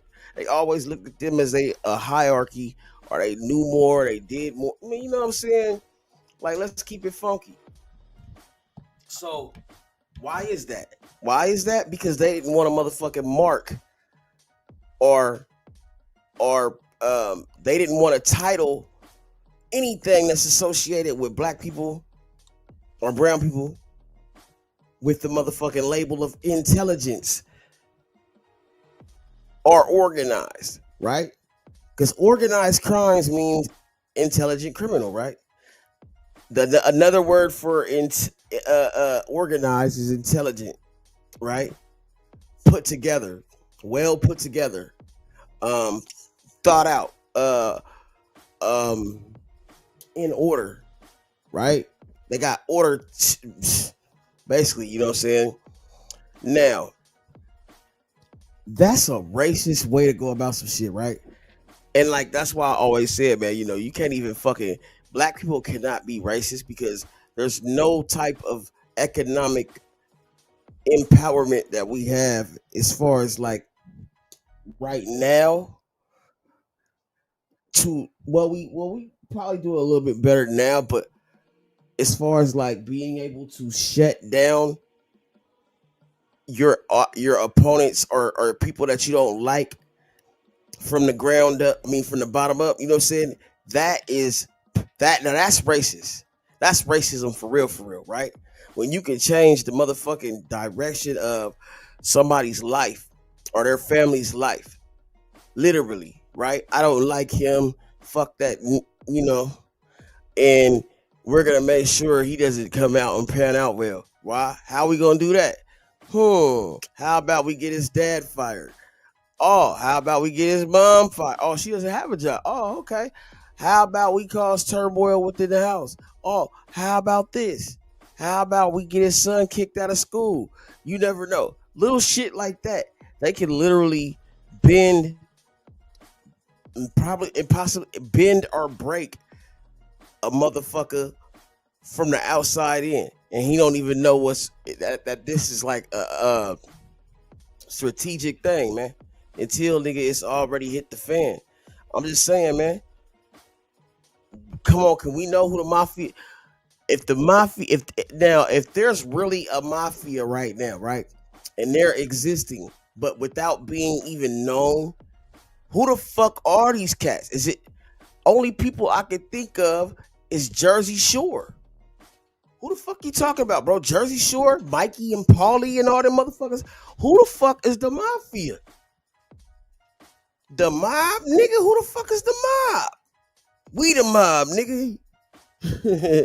What the fuck is you talking about, man? Like, I'm trying to understand. Organized crime, bruh. They put that shit. You know how many niggas got indicted, bruh? You know how many motherfuckers got nigga bagged and tagged, nigga? bagged and tagged, my nigga. Yeah, nigga. They can't bag you, they tag you. And sometimes they do both. You know what I'm saying? They give you that little toe tag on your toe, your pinky toe. And nigga, yeah, you John Doe or Jane Doe. And that's the end of the story. Whatever the fuck they want to say, whatever narrative they want to push, is now it's up to them. My nigga. Like, I'm so fucking tired of this shit, bro, because it hits me differently, bro. I seen everybody, every black male, bro, I come from a long line of strong black men, bro. And I seen them all. It feels like they've been strategically broke down. Why is it that I have come from this long line of strong black men, as far as, like, you know what I'm saying, intelligent, wise, motherfuckers that had good jobs, good history, like shit like that. But it seems like as soon as after they turned or got close to 50, something happened. They either motherfucking dropped dead or got sick. Or why are we not living? And then they blame they make shit up like, oh, we don't go to the doctor. Yeah, they did. They all went to the doctor. Yeah, they all went to the doctor, man. I'm pretty sure that's not the reason. Matter of fact, the doctor might be the reason, because they gave them wrong medications, the wrong shit. And plus, nigga, we know how the fuck it goes with this Western philosophy shit. They not motherfucking really trying to heal somebody. They trying to motherfucking dot they shit. They really trying to motherfucking get a bag, nigga, and they help the pharmaceutical companies get this shit off, right? Because all they do is write prescriptions that cure the symptom or take care of the symptom, not the ailment. You know what I'm saying? If you want to heal somebody, you're going to give them an analysis, find out what the problem is, the real problem, and then start from there. You know what I'm saying? Western philosophy is bullshit, my nigga. That's why they came after or got rid of niggas like Dr. Sebi. Even though this motherfucker was doing nothing but good. He had proven that he could cure AIDS, cancer, all types of shit like that, right? Now, I don't want to get too far off into that shit, but I'm just trying to really motherfucking emphasize this point. These niggas they made sure they got him out the way, right? Rest in peace, Dr. Sebi. His work still lives on, but his wife is in charge of that now. And from what we hear, you know what I'm saying, what we seen, you know what I'm saying, his products are pretty expensive, you know what I'm saying? Like, not everybody has the money for it, but there's no price you can put on your health. And I believe that, you know what I'm saying? So, nigga, like, shit, if it take $400 or $500 to motherfucking get all the shit you need from there, I mean, shit, I think it's a wise investment. You see what I'm saying? But I say that to say this. Why the fuck do they keep talking about this mafia shit when we don't even know who the fuck the mafia is? My guy, come on, bro. Nigga, but yet, when they say Rolling 60s, we know who the Rolling 60s is. When they say Latin Kings, you know who the Latin Kings is. Who the fuck is the mafia? Okay, the mob, where are they at? Where are they located? Who they running with? I'm just trying to figure it out, bro, because how do you even, like, bro, we haven't heard nothing about no mafia motherfucker since the 80s, bro.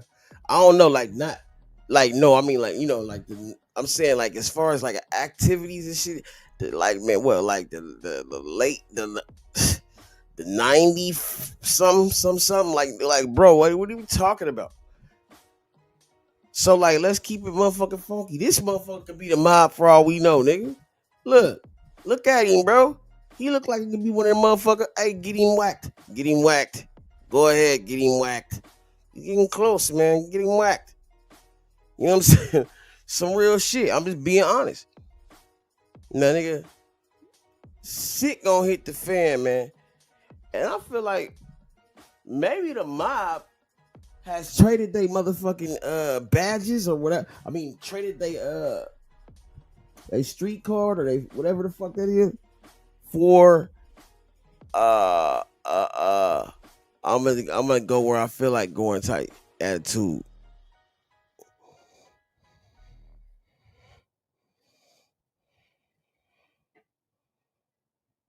That's crazy, man. I'm just trying to figure this shit out, bro. And it makes no sense, man. Where the fuck is the mafia, bro? Can we please get an example? Because, nigga, I feel like it's a lot of bullshit that we haven't heard or we ain't even seen. And they just running with shit, bro. The mafia. Who the fuck is the mafia, man? In the modern day mafia. If you talking about Paulie D, Mike the Situation, I'm sorry, bro. Who the fuck are they talking about? And if they can coexist, exist without even being known, bruh, them motherfuckers, man, hey, look, they everything that niggas is not. Because if they can exist without being seen, heard of, or, you know what I'm saying, stepping on nobody, that's crazy. That's hard to me.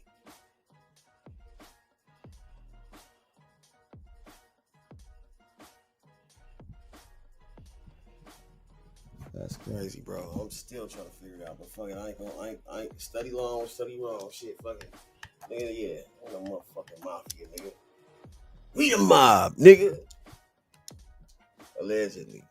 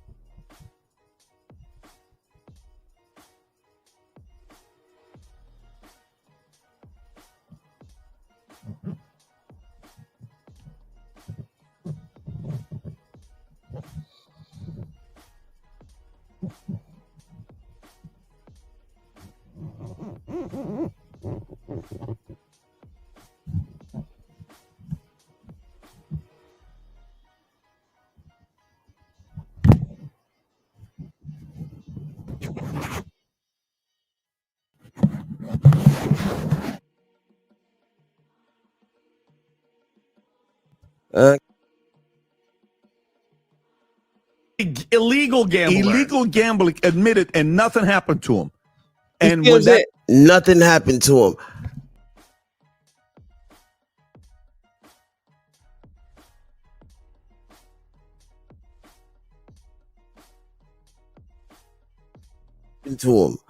Nothing, that cold word for nigga, something better happen to him. Hey man, that nigga speak with conviction. Somebody better get him. You know what I'm saying? Like, bro, come on, man. Like, his mentality seemed like a motherfucking.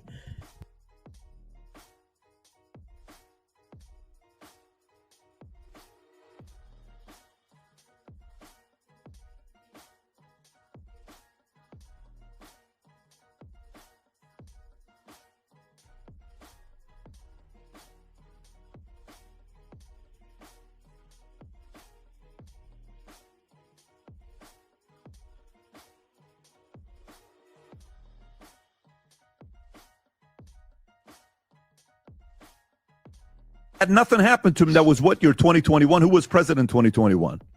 Joe Biden. Okay, Auto pen. That's right. So guess what? He cares. That's nothing for him. If they go this route and they go after Trump, and these people contradict themselves from week to week, bro. Like whatever opinion they have today, trust me, there will be a contradictory opinion tomorrow. These people did an entire segment on how Stephen A. Smith done lost his mind. How dare he claim that Donald Trump is going after the NBA, which is why Kash Patel was front and center announcing this gambling RICO against NBA players, that this was an organized hit on behalf of Donald Trump, and Donald Trump is coming. Now, again, I don't know if you know, I believe it or not. I haven't seen any proof of it, all right? But Stephen A. Smith said that. And Patrick Bet-David and them came on their show and they said, Stephen A. Smith, how dare you? Oh, cough, cough, cough, cough. Oh, cough, cough, cough. You think Trump is involved? Cough, cough, cough, cough, cough, cough, cough, cough, cough. Now they're here saying, oh, that Trump is going to instruct Cash Patel to go after LeBron James because LeBron James tweeted that Donald Trump was a bum. Because LeBron James, has not been a fan of Donald Trump. So now they're openly admitting, right, that this is a possibility. But last week when it was time to put on, their dancing boots, Stephen A. Smith was crazy. How dare could you ever say that Trump was involved? Now you're saying that Donald Trump might go after LeBron James. Now, I hate the fact that they keep saying, admitted illegal gambler. Bro, no, it's not admitted nothing. All right? It's not admitted nothing. No, all right? No, he was giving his money to somebody to cast his bets. He didn't do nothing wrong. There's no proof that he was aware, like the broker was somebody who was doing something sketchy. There's no proof that he used insider information to bet at all. He's a private citizen, by the way. He's not an NBA agent. Maverick Carter isn't. Right, that's Rich Paul. He's a private NBA, a friend of an NBA player. He's a private citizen who runs LeBron James businesses. And there's no proof LeBron James gave him insider information to bet with at all. This is just baseless accusations. Now, this was the most unhinged part of this particular segment.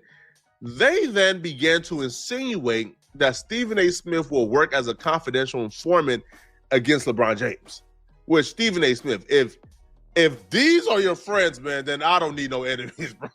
With friends like this, you don't need enemies, bro. Now, I know you said something about Stephen A. Here's what you got to realize, Vinny, about Stephen A. My thoughts on also Stephen A. I haven't told this to Stephen A. Is who hates Stephen A? LeBron James. Who tried to destroy Stephen A's career? Yeah, LeBron James. Who tried to make sure Stephen A never got a job?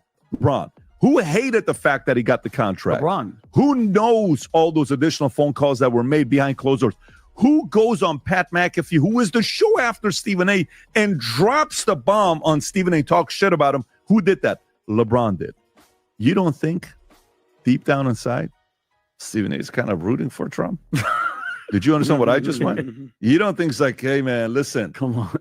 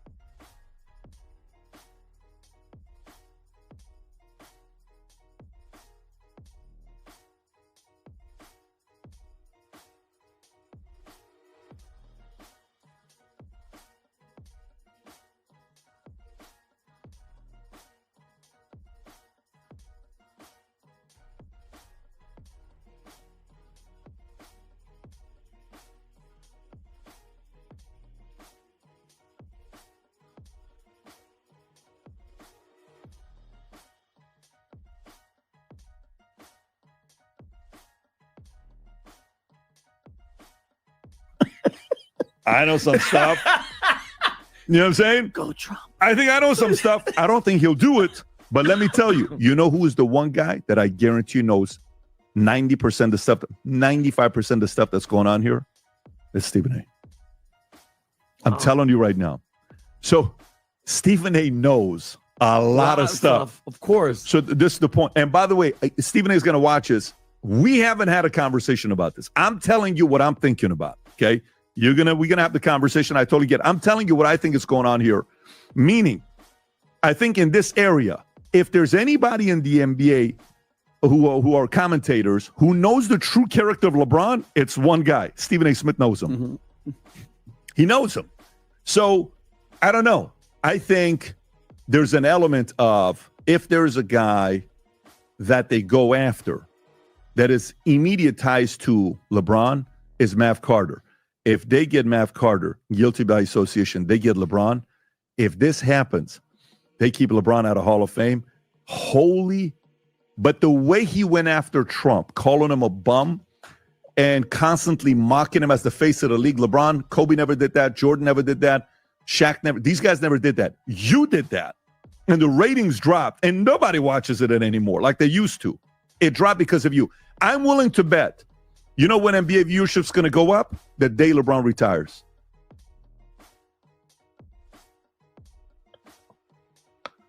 Oh, wait, pause, bro. Hold on, bro. Hold on, bro. People watch this for information. A man just said on a pod, the NBA ratings will go up when LeBron James retires. Are you out of your mind? LeBron James is the biggest draw in the NBA. He goes, the NBA rating is going to... They've been trying to find somebody to replace LeBron James for the last 5 years. The NBA is dreading the data that LeBron James retired. Are you stupid? And if this take wasn't bad enough, bro, let's watch them try to find crumbs anywhere, bro. Now, these are Trump guys, by the way. All right? They love Trump. Trump is their guy.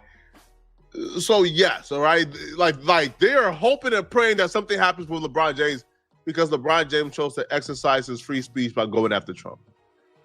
Now, they then said, right? So after this, they get to a point in this conversation where they say, Chauncey Billups is sending a sign that LeBron James is involved in this illegal gambling. First off, Chauncey Billups was not engaged in illegal gambling with the NBA. No, Chauncey Billups, I believe, was indicted for throwing rigged poker games. But there's a video of Chauncey Billups coming out of jail after bailing himself out. And they automatically go to a hoodie that Chauncey Billups have on, and it's a Clutch Sports hoodie. They then read into that so much where they start claiming that Chauncey Billups wore that hoodie on purpose so he could send a message to the world that LeBron James, we next. Excuse me? You think Chauncey Billups knew when the feds was coming to arrest him? You think Chauncey Billups knew the feds were coming to arrest him at 2 p.m. and he threw on the hoodie? And he threw on the hoodie before getting arrested so the world could know that Clutch Sports is somehow involved in illegal gambling? Yo, bro. I know y'all hate LeBron James because y'all love Trump, but this is not the way to go, man.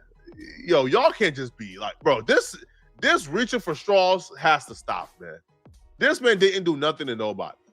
Do you think Chauncey is dumb? No. Do you think the way Chauncey played the game, do you think he played because he had a 38-inch vertical leap, or do you think he played the way because he was brilliant? He's a leader. He's a leader. He was a captain. He ran the floor, right? So I don't know. I think Chauncey has got a lot of respect and a lot of love from a lot of people in the league. And I don't know if Chauncey and LeBron are on the same team. I don't know. I don't know if they're part of the same camp. I know there's a lot of different factions. Well, he's wearing that Clutch Sports thing, so there's... Well, but that's a statement. Correct. That's a statement. That's a very different thing you're wearing. When was that picture taken? That was when he was Last coming out week. of jail. That is wild. That's the one shirt that he's wearing? Oh, you haven't seen? Yes. Oh, wow. Pull up the video, Rob. Rob, do me a favor. Pull up the video of him walking with the Clutch Sports sweat. So do that same thing, except type in Chauncey Billups walking out of court. Walking out of court. Watch this.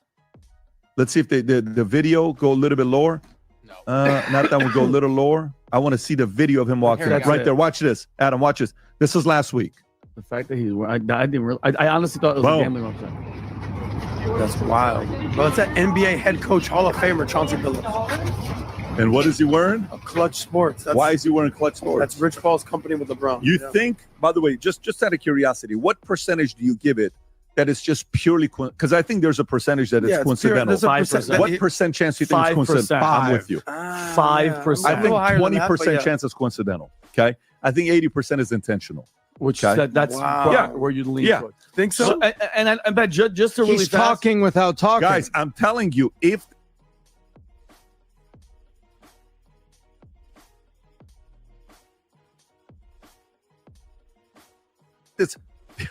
here's the one thing you got to know about Trump. LeBron's either going to have to apologize. You're going to see this. I'm telling you guys right now, my feeling is I know the profile of Trump. I understand that profile very well of a human being. I relate to it. I understand it fully. yeah. Can I give you another name? Y'all got to stop this nonsense. But first off, man, I thought Donald Trump was not going after NBA players. I thought Donald Trump don't direct the FBI on who to go after. The FBI should just do their job. Now you guys are saying that Donald Trump would instruct Cash Patel and the FBI to go after LeBron James and Maverick Carter because he tweeted about him. All right, bro. Let's keep politics out of this, man. First off, bro, Chauncey Billups is in an illegal poker tournament indictment. They had x-rays, they had night visions, they had a way of figuring out what the card was. But that's not what LeBron James has been accused of. Like, LeBron James is nowhere near there. So now you're saying LeBron James was engaging in illegal poker tournaments and Maverick Carter was inside trading, and somehow LeBron James is involved in both of those illegal operations, but there's no trail leading back to him? How does that work?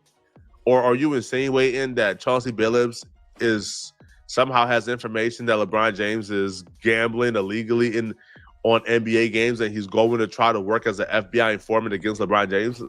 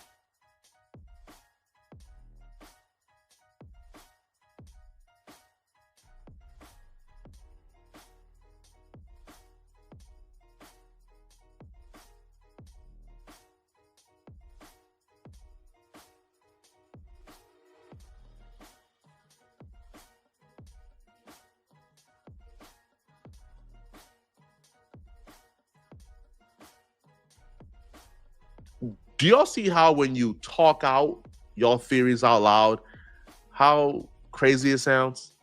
But y'all let me know in the comment section, what do you guys think about this, man? Do y'all believe that LeBron James is somehow involved in illegal gambling of NBA games? Let me know, okay? And if you're watching this video and you want to do what I do and make a lot of money, I have a step-by-step book on how to make your first $10,000 a month on YouTube and get your first 10K subscribers in 3 months. All right, link is in the description, as well as one-on-one consultation, or you can sign up for a free consultation. I pick one of you guys a month to give a free consultation to. Link is in the description. If you enjoyed this video, click on this video right here to find out how DJ Academics just got tipped off to Rock Nation's evil plans against them. Click on this video right here to find out what I'm talking about. I'm out of here, folks. Peace. My shit was tripping for a fucking minute, but it's good. What's up, Rose? But Big is writing all Junior Mafia, Lil Kim, everything, but he telling Puff, they writing their own because he's in the publishing deal with Diddy, right? This is what I think ultimately why Big got killed, because he was robbing Puff. So does that clear Diddy's involvement with it? No, allegedly. You know what I'm saying? I don't know. Could you kind of put that on? It seemed like you angle it like Reggie as an orchestrator, but where does Diddy fit in that equation then? Because people are trying to assume that he is connected to Tupac's assassination. All right. First and foremost, let me say my points and views are speculation, right? This is just all through research. And my points and views is not the points and views of Comedy Hype, all right? First and foremost, let me say that, right? So, Reggie, I believe, is involved because let's take it back to Diddy, right? Mm-hmm. More recently, there's a rapper, or a former rapper, I don't even know if he's a rapper anymore, but a guy named Little Sean did an interview recently, and that brought up more of Diddy's involvement to me, right? Okay. The Quad Studios session, right? Where Tupac got shot, right? I believe that that's where the ultimate ending in Vegas, I think that this is the origin. Connected. Yes. Okay. Right? Why I say that is this, right? I watched this interview with Little Sean more recently, and when he talked about it, the Quad shooting, this time he left blanks. He didn't want to mention Diddy name, and he didn't want to mention Jimmy Henchman name, right?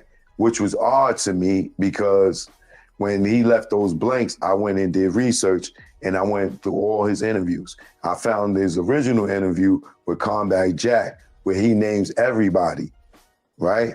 And the more recent one, he's just talking about, I got too much respect for these dudes. I don't want to mention their names. They my big brothers. I'm like, damn, who he talking about? So I go research, boom, find the Combat Jack joint. He giving all up, right? The blanks that was missing was Diddy and Jimmy Henchman, right? So now here's what happens. If you go look at the Vibe interview with Diddy, or MTV interview, sorry, with Biggie and Puff sitting on the couch. You know that one, right? Okay, yeah. They are questioned about the shooting at Quad Studios. Diddy never mentions Jimmy Henchman, right? So what happens is this. Pac is doing bad at the time, right? He's famous, but financially he's hurting, right? They all know this. So Jimmy Henchman was trying to manage Pac. Pac wasn't like, nah, nigga, I'm not letting you manage me. You know what I'm saying? Like, so that began the little friction, allegedly, right? He wouldn't let him manage him. Pac is in New York shooting above the rim, right? He's now hanging out with Haitian Jack, right? For whatever reason, they got close to him, and Pac is, finally financially messed up. Jack is taking him shopping, buying them Rolex, they getting in with him. They see his potential, and so you know how they do. It's like the hustlers that take care of the kid that know how to play basketball in the hood. Hopefully you go to NBA, I'm good, right? So Jack is looking out for Pop. Big knows Haitian Jack, you know what I'm saying? hey, on all of them, they know Haitian Jack and they know his reputation. Big go and tell Pop, yo, you don't be hanging with these niggas. These niggas ain't right. Like, you know what I'm saying? Pop go back and tell Haitian Jack what Big said, and Big gets robbed. Fast forward. That's crazy. Jimmy Henchman has an argument for whatever reason with Pac on the phone, right? Now, Lance Rivera tells this story, and he they on the phone, they say Pac arguing with a dude because Jimmy wanted Pac to do a verse for Little Sean. Pac said, yo, I'll do it for 7 bands, right? So he go to Ron G house, he do Ron G mixtape for free, but he charging these dudes, right? So Jimmy Henchman calls Pac, or one of his boys called Pac, whoever, to set up the session, right? Now, this falls on the tail of the rape case, Okay. right? Lil Sean, Jack, and Pac hang out, right? Okay. Now, Lil Sean said when he met Pac, they never even had no conversation. They rode in the car together. They went to a spot, Nels or whatever. They hung out, whatever, right? That's where Pac had got head from the girl on the dance floor. That's where he met the girl, Ayanna Jackson, or whatever, right? But Lil Sean is saying that him and Pac never had no friction. I mean, no interaction yet. They never had no interaction for them to be doing no song, and they don't even make the same type of music for him to be doing the song with him, right? So Lil Sean, so Jimmy and Pac have this phone call where they threatening each other. Yo, nigga, I'll kill you according to Un, right? So when Pac get off the phone, they ask Pac, yo, who you was talking to like that? And he's like, some nigga named Jimmy Henchman. And they like, Jimmy Henchman? Nigga, you crazy? Like, yo, Jimmy Henchman, like, yo, that dude kill you. You like, yo, we gotta get guns, like, right? So this is all according to Un, right? So now Pac and them go to the studio. He said, Pac, like, yo, so what, we need guns or whatever? Like, yeah, nigga, we need guns, whatever. So Jimmy called and like, yo, I got your money, whatever, show up to the studio, allegedly, right? So when Pac is coming to the studio, right? Now here's where Puff comes in at, right? Pac is coming to the studio. While Pac is coming to the studio, Puff finds out that Biggie and them is having a session, a Junior Mafia session. Okay. Now, allegedly, Puff don't know about this session, and remember, Biggie is screwing Puff over because he got a publishing deal with Diddy, right? Okay. But Big is writing all Junior Mafia, Lil Kim, everything, but he telling Puff they writing their own because he's in the publishing deal with Diddy, right? Okay. This is what I think ultimately why Big got killed, because he was robbing Puff, right? We'll get to that, right? Man. So now, when Pac is coming to the studio they on this nigga to do the verse for Little Sean, when he see Little C's on the balcony, he like, yo, Pac, what up? He's assuming that Big and them is upstairs in the session that he's going to do the verse. Right. Right? This is why he blamed Big in them in the beginning. Right? So when he comes around the corner, you know, the dudes who we know who they are now, they in front of the quad, hats low, whatever. Pac and them go in, right? When they go in, the whole robbery happened. I ain't got to recap that whole thing, right?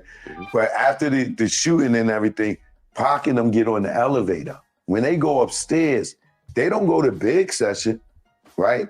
Now, what people don't know is Puff didn't know about Big session. Somebody called him and told him that they was up there. right? Now, Jimmy Hitchman's upstairs waiting for Pac to come up. Them niggas was just beefing. Nigga, I can't, right? Puff is upstairs with Jimmy Hitchman, right? Getting ready to bust in on Biggie and them, little secret ass session. But Puff ain't going in there by himself. He going with Jimmy. But before that can happen, the altercation with Pac happens downstairs. So when Pac get on the elevator, come upstairs, and the elevator open, Puff is in there with Jimmy. Not only is Puff in there with Jimmy, Andre Harrell's in there because Pac, Andre Harrell been taking Pac out, you know, to lunch and stuff and dinner and stuff, trying to get ready to give him a job on New York Undercover because they telling Andre that Pac is hurting for money. So he like, yo, I'm gonna give you a recurring role. So he's there to meet Pac to talk to him about the New York Undercover. While Puff is there, I don't know, right? While Jimmy is there, we already know they was just beefing, right? So Pac come in, he shot, right? When he go to sit down and shit, he can stand back up because he shot himself in the nuts, right? How this nigga know? So he all like this, looking around, what's going on, what's going on? Right there, or some shit. Right, so they call the police. He tells his man, roll him out, this, that, and the other. When the ambulance come, he getting off the elevator. Like he now, right there, in Combat Jack's right there, interview with Little Sean, he says Pac and Jimmy both standing right there at the elevator. Like Pac is on, he's on the other side. And Pac is like, yo, what's up, nigga? What's up? What the fuck is going on? Fuck is going on? And Jimmy like, yo, come here, nigga. Let me talk to you. Let me talk to you. Elevator closed. Doosh. That's the last time they seen each other, right? This is why Pac starts going at Bad Boy. Puff, you was there with this nigga Jimmy Hitchman. I was just beefing with this nigga. I just got shot up. Right. You here with this nigga. Big, you supposed to be my man. He thinking Big and them was all together. No, Puff was getting ready to run down on Big ass. He got the muscle with him. You get what I'm saying? He couldn't run up in Big session with Un in there. You know what I'm saying? And Un and them was already had problems with Haitian Jack, right? Allegedly, right? If you listen to his interview, tell me they banged out before, right? So, and remember, they robbed Biggie for telling Pac, don't fucking, don't hang with them niggas. So grimy shit right there. Being at the whole shooting, if you go back and you watch the now that whole situation just sound grimy as fuck, right? Now you got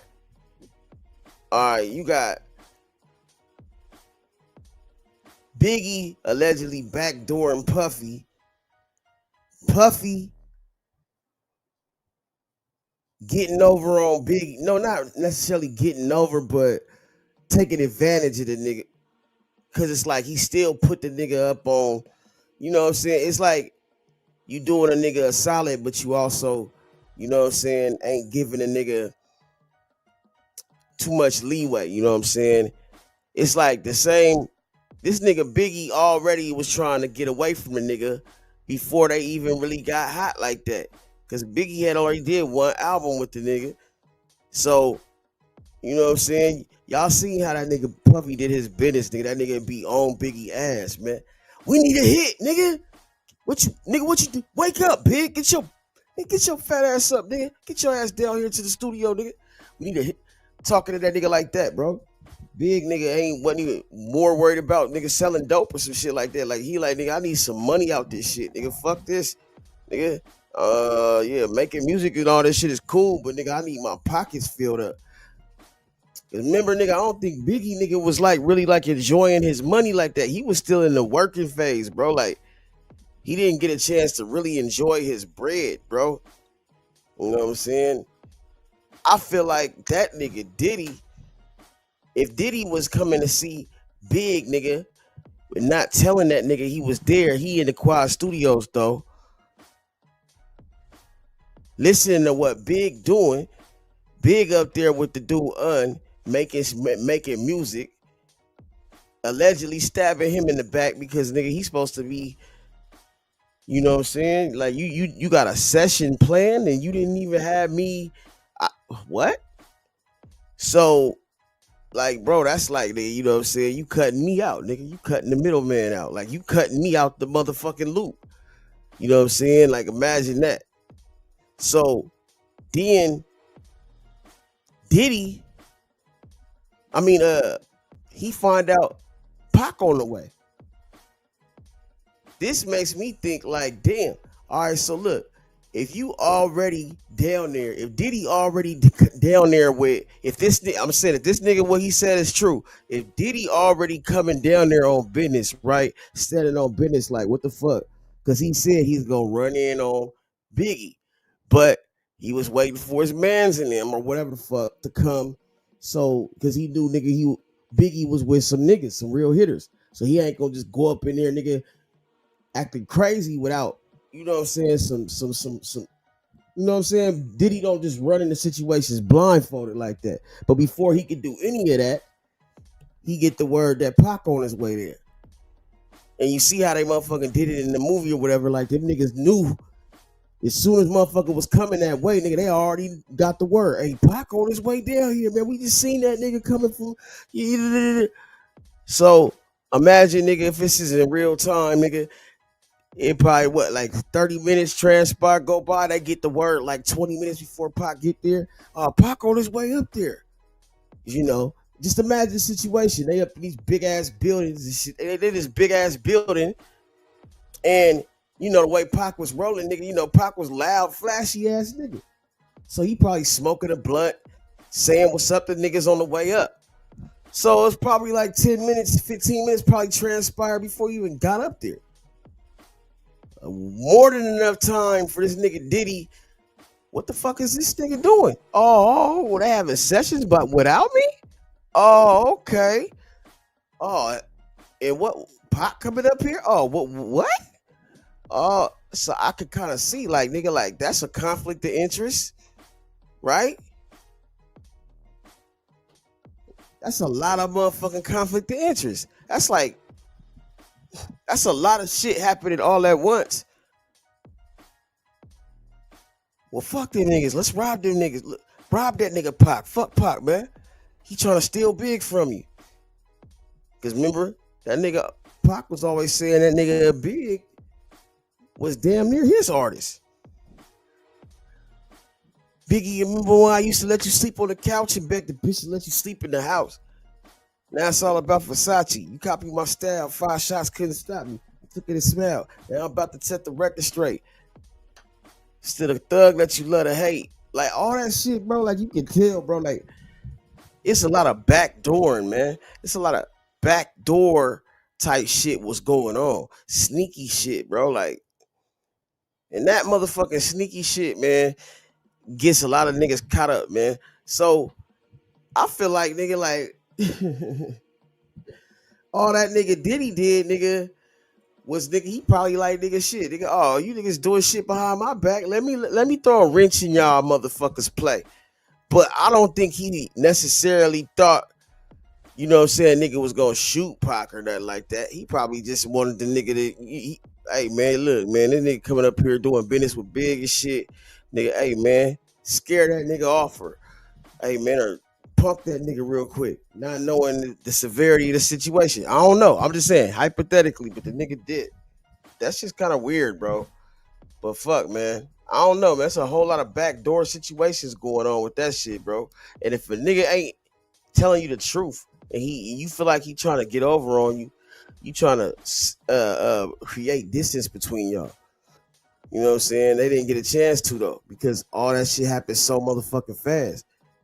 But this nigga right here, man, I don't even know where the fuck he getting this information from, but I feel like he is playing both sides of the field. One of them niggas that, hey, man, act like he don't know, but he know, or gas niggas up to his benefit. I don't know. That's just what I get from it, nigga. Fuck it.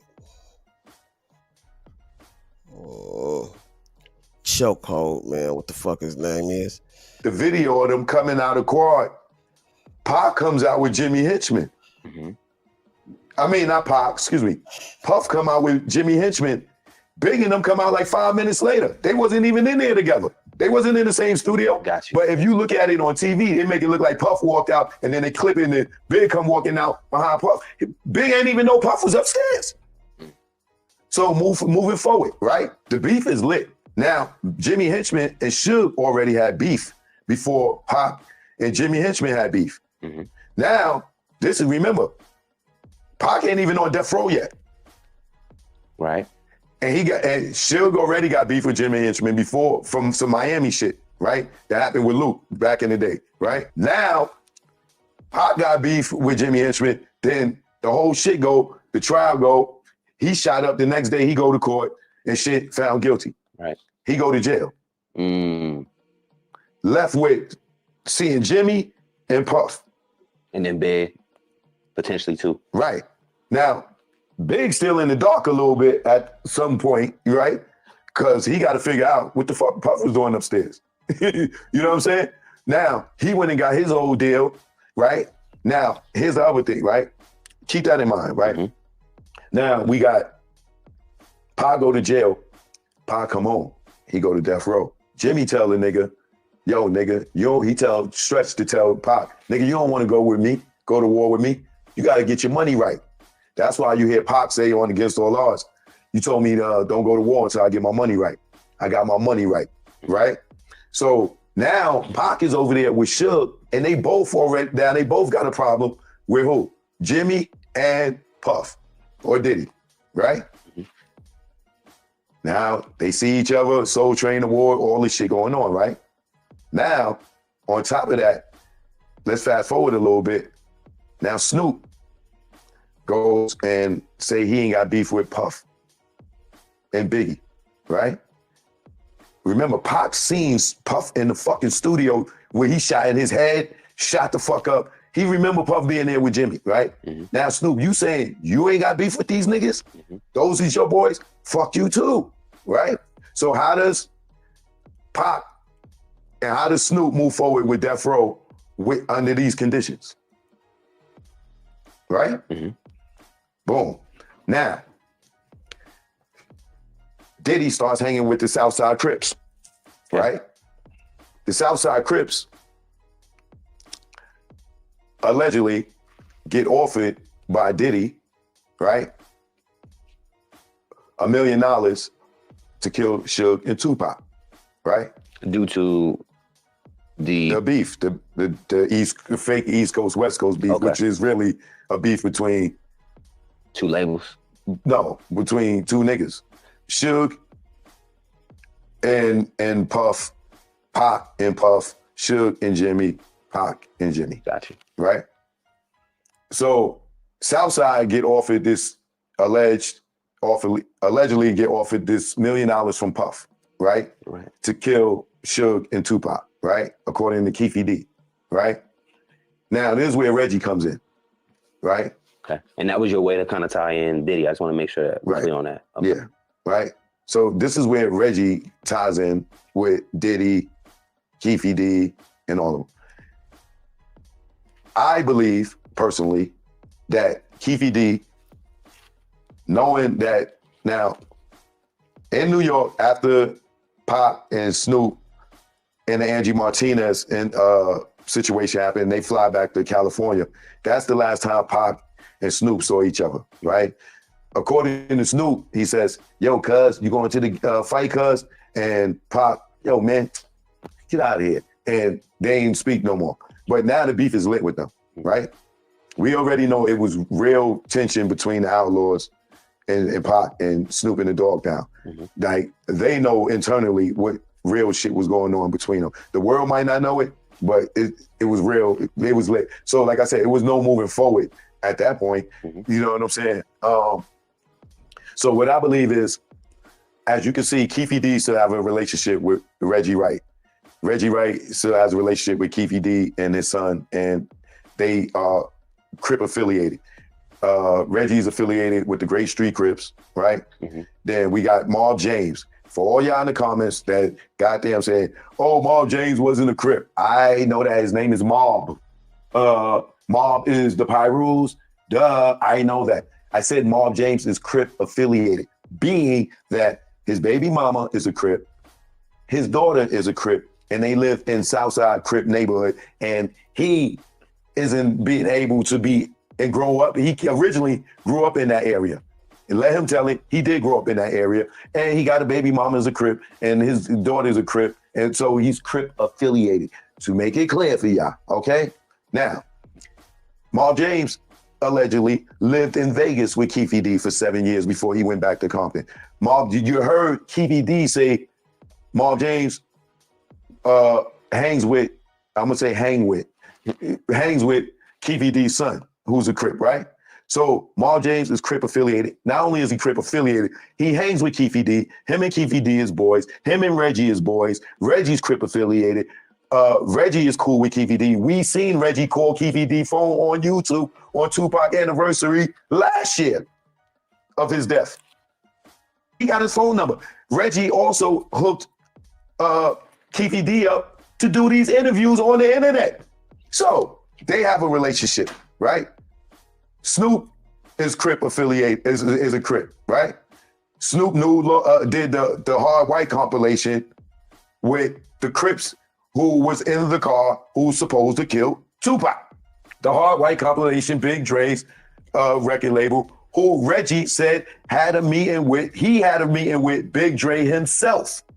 The same guy that was in the fucking white Cadillac, the Crip, had a meeting with Reggie to give him distribution for that same compilation album that Snoop did with the Crips that was in the car that killed Tupac, allegedly, right?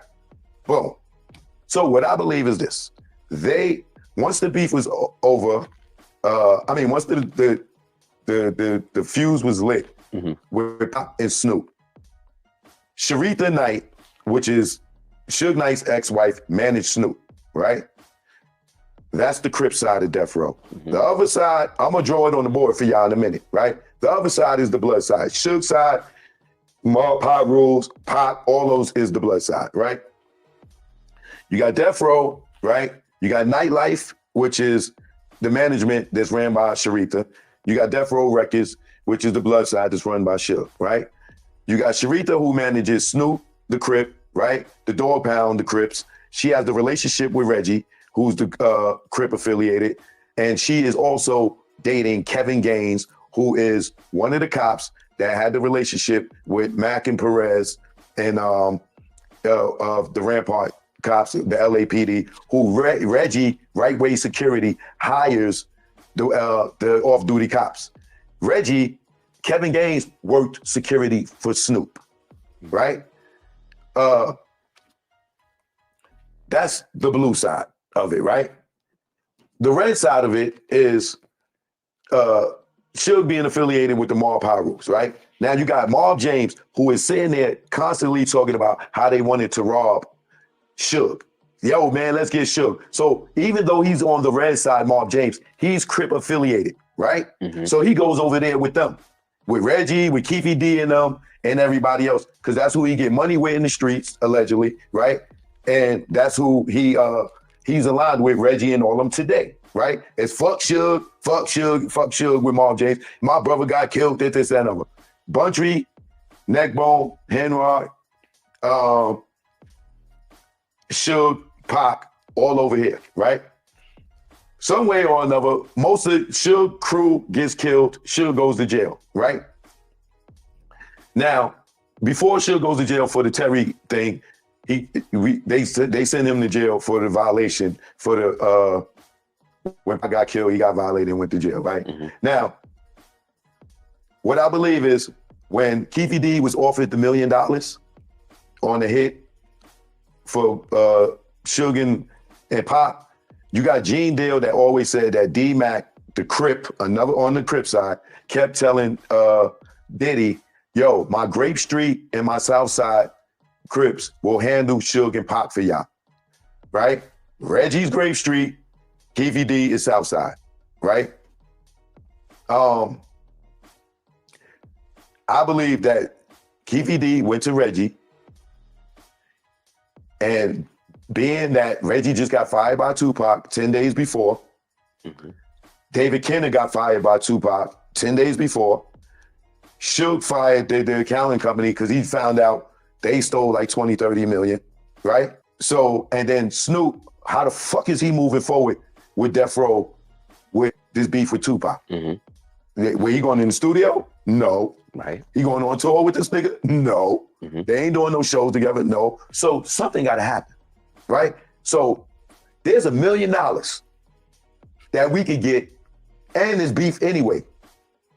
It's the mob against the Crips, right? Ultimately, right? We can get $1 million from this Diddy nigga and kill 2 birds with 1 stone, right? Now we know now with Reggie's response to me, what I say, he was the first suspect. The number one suspect. He's the number 1 suspect in the Biggie case, right?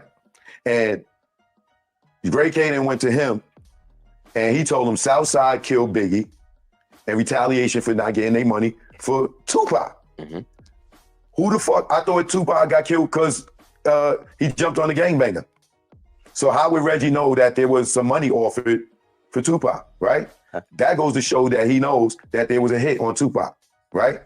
I believe Keefy D went to them and Bob James was already saying, yo, let's get this nigga. Reggie knew that if Suge got killed, that he would run the label, right? Sharita would inherit the label. Him and Sharita was cool, right? And then also, not only do Snoop got beef with Pac, Kevin Gaines, Sharita's boyfriend, got beef with Suge. Why?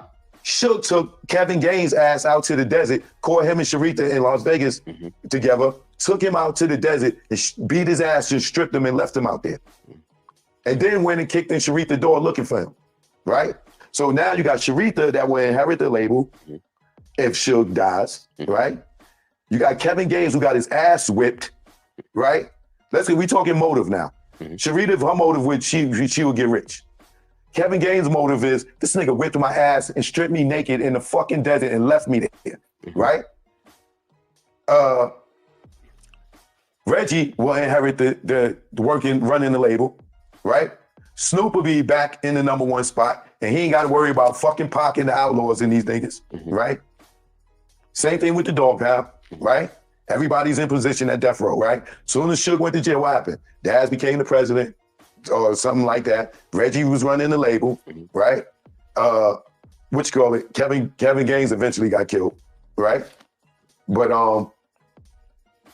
Suge and them was out the way. Pac was dead, right? Snoop was doing his thing. Right, so now, here's where you see that Reggie has guilt, right? All right. Now that you heard Suge say, you and Perez are good friends. Goddamn liar. And that Perez was trying to kill him. You gonna turn around and say, man, so what? Say what? So what? Say what? What if they was around Death Row? What if they was around Death Row? That don't mean they killers. I thought you didn't know them, nigga. Now you saying, so what if they was around Death Row? That don't make them killers? How the fuck would you know if they killers or not? You don't know them. Keep talking, you stupid ass motherfucker. Hey, poor butt. You know you done fucked up, right? So you bought the bottle of beer at 12 o'clock. So you met Greg Caden at 12:05. You know you done fucked up, right? You keep running your mouth, Reggie. You see Training Day, right? Nigga, you gonna be running down the motherfucking street like Snoop, nigga. They gonna stick that pen down your throat. I ain't do nothing. Why y'all ain't messing with me?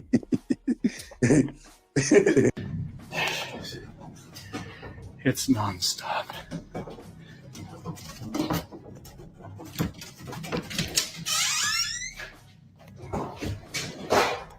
What the hell? Would you please stop? I told you I'm leaving. I gotta go through and close everything again. Every time.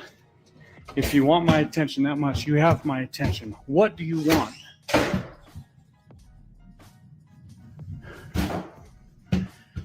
This thing is... Do the door slam.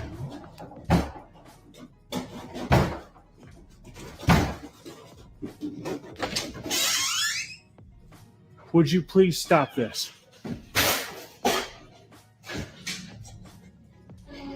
Okay, I'm gonna go again. I'm gonna leave for another couple days. I gotta go back for my keys.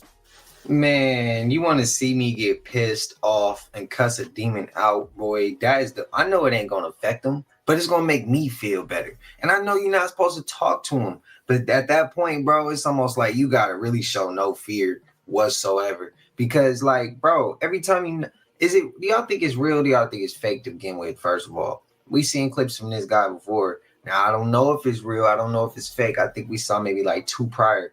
But yeah, let me know y'all thoughts in the comments, man. Spam it up. But that shit don't make no sense. Children, I think it's time we learned a little bit more about this earth we live on. First of all, we have to change our idea that the world is flat. In truth, it is round and shaped like a ball. That's not what the Reverend told us, Miss Sarah. Well, even the Reverend doesn't know everything.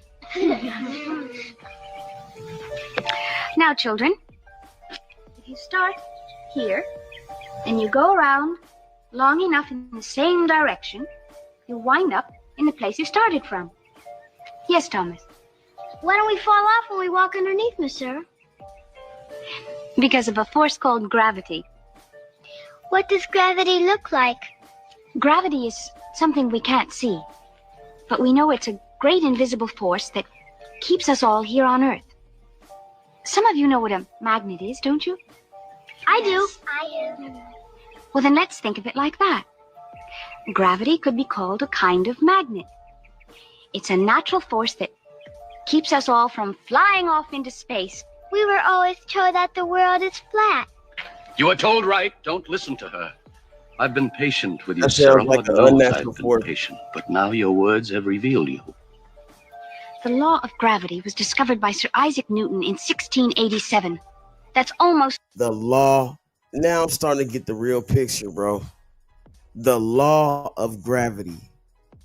The law. A law is something that was meant, like a law is, if I'm not mistaken, a law is a man-made rule, right?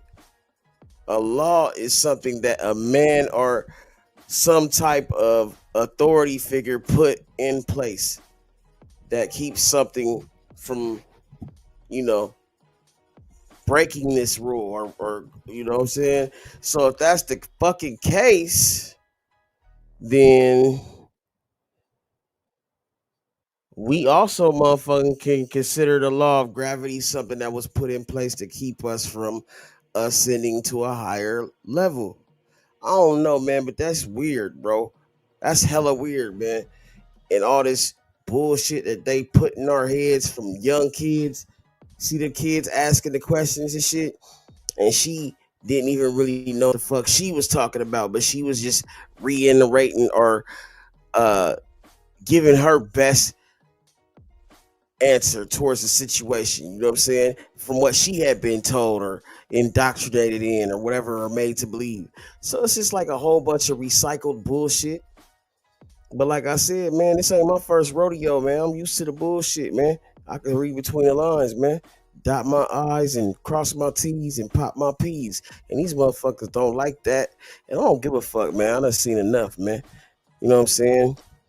I done seen it all. I done seen everything but Jesus. You feel me? 200 years ago, Uncle Evan. But there is only one law.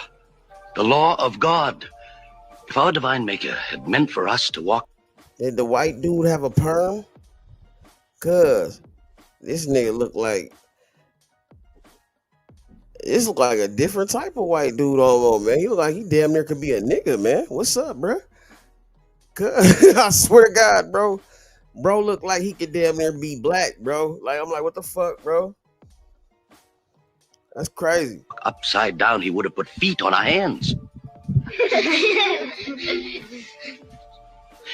Children, listen to me. Look around you. All around you. As far as the eye can see, the earth is flat. Now you see it that way.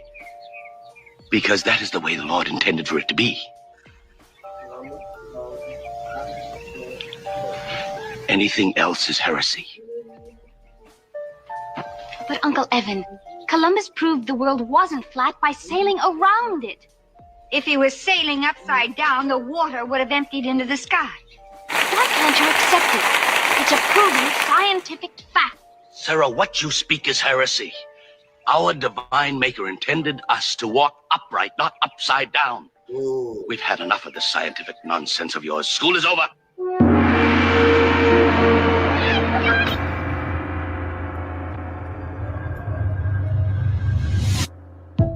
I don't know what movie that is, but I just want to hear him out. What the is going on at Disney World, y'all? 3 people over the last week have passed away at Disney World.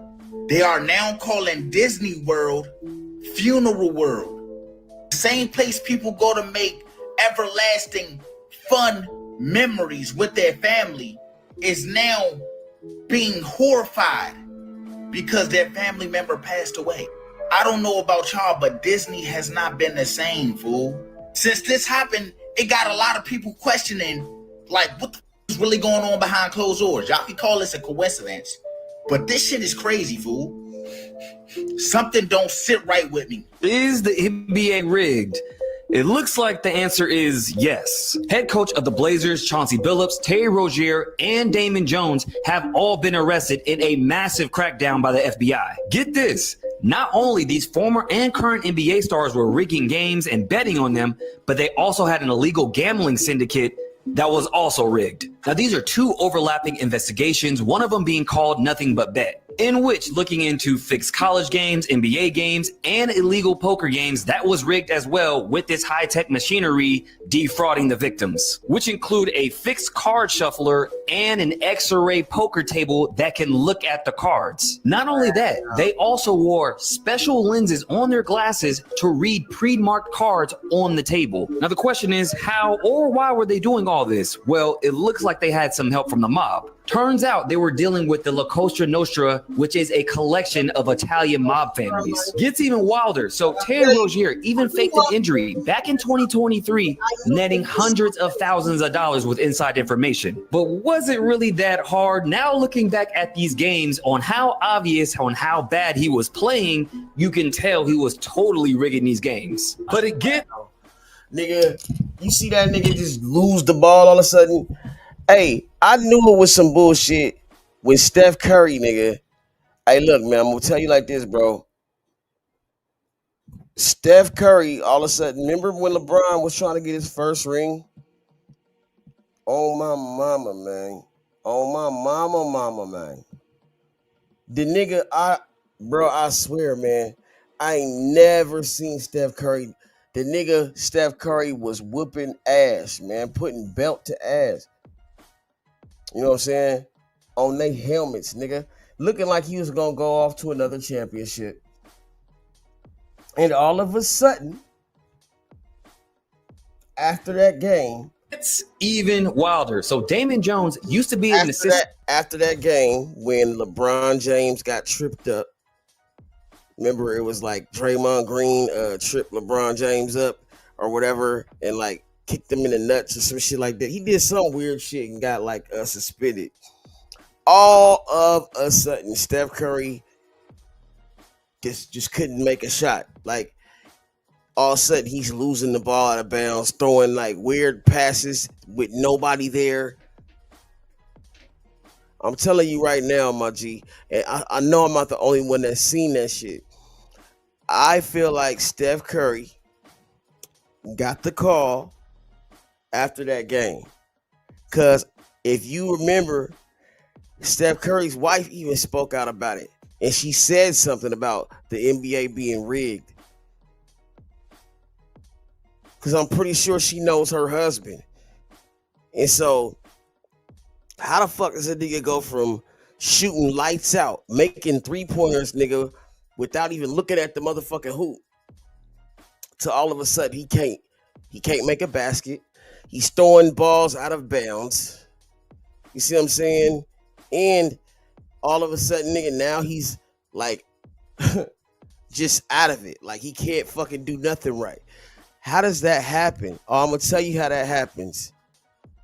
You know what I'm saying? It's like 2:30, 3 in the morning, and all of a sudden this motherfucker phone go off. He like, what the fuck? Who is this? It's me, Steph. Who the fuck is me? Man, you gotta throw this game. We need LeBron to get that one. We need LeBron to get this one, man. Don't worry, you'll get your rings, man. You'll win again. You're younger than LeBron. You trust me, you'll be here for a while. But we need to get him a couple more so we can usher him out.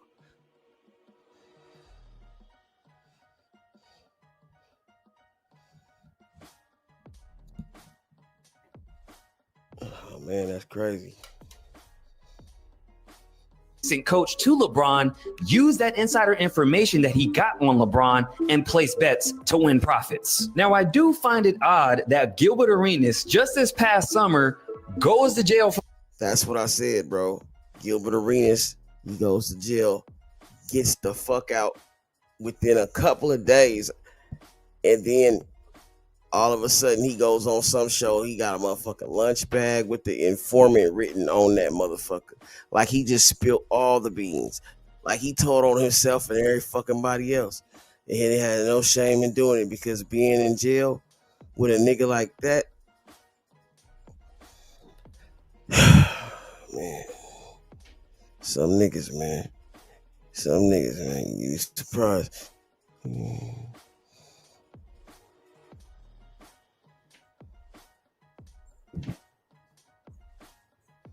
For the same thing and gets out unscathed, and then all this happens. Then he actually does this on his show saying, I have an informant lunch, and on the back it says info, alluding to he may have been an informant. See that shit? Informant lunch. This nigga, man, is a goddamn fool, bro. And then he's wearing a Washington Huskies shirt, man. The Washington Huskies coach was the one that got fucking fired for gambling. Then, remember, I don't know if motherfuckers don't be paying attention to me like that, but I always tell you whenever there's like a government psyop or whatever, they're doing some weird shit where they're fucking with people's heads, a lot of the times they wear these colors that represent sacrifice, certain things, certain elements, you know what I'm saying? But I can guarantee you one thing. Purple is what they always have on whenever it comes to a situation that they're pulling the wool over your eyes. You understand me? Purple. Look it up. Do your own research, my nigga. You'll find a lot of the times, yeah, man, motherfucker happens to just be wearing purple. Well, by golly, I don't know if is that just on accident or is that by motherfucking mistake? That's all I'm saying. I don't know what's up with that. You trying to get a motherfucking quickie and shit. We ain't worried about you, bro.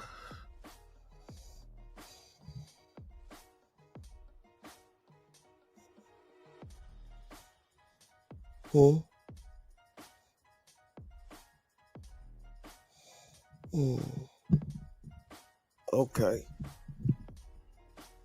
Purple. Now, with all that being said, you want to know what I think? Here we go. Now, none of this is new. A former Raptor tipped off gamblers. He pled guilty to that. And Terry Rozier was investigated by the NBA, but they found nothing, right? And remember that these players were dealing with the mob and Vegas. Could this be out with the old, in with the new? Let's not forget, this just happened. Polymarket, which is a predicting betting platform, just got a $2 billion investment from the New York Stock Exchange. Now, could it be that private equity, which is crushing Vegas right now, big tech and government are taking over sports betting as a whole? Because what they're doing is they're showing you old problems, giving you new solutions, because we all knew that sports had been rigged for a very long time. I even asked NBA legend John Stockton if the NBA is rigged. Make sure you guys go check out that interview on YouTube. It's very interesting. But let me know what you guys think about all this down below.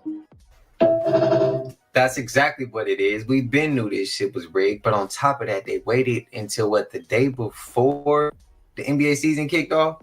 If I'm not mistaken, I think they bring this out on Monday and the season kicked off on Tuesday. For one, ratings were down last year. They have been. The games nobody are watching. Nobody's watching them games, bro. Nobody want to see OKC play Indiana in the finals. No disrespect to those cities, but nobody want to see those small markets, bro. Bring the Lakers, Knicks. Bring Celtics, Lakers. You know, that's how I said Lakers go up in there. Y'all seen that, bro? But I'm playing. But at the end of the day, we knew this shit was the case. But I feel like they waited. It's all a plan. It's all an agenda. They waited the day before the season jumped off to do that. That's to get people talking. That's to get people to start paying attention. Then you get Chauncey Billups walk out with a Clutch Sports. LeBron sitting right now.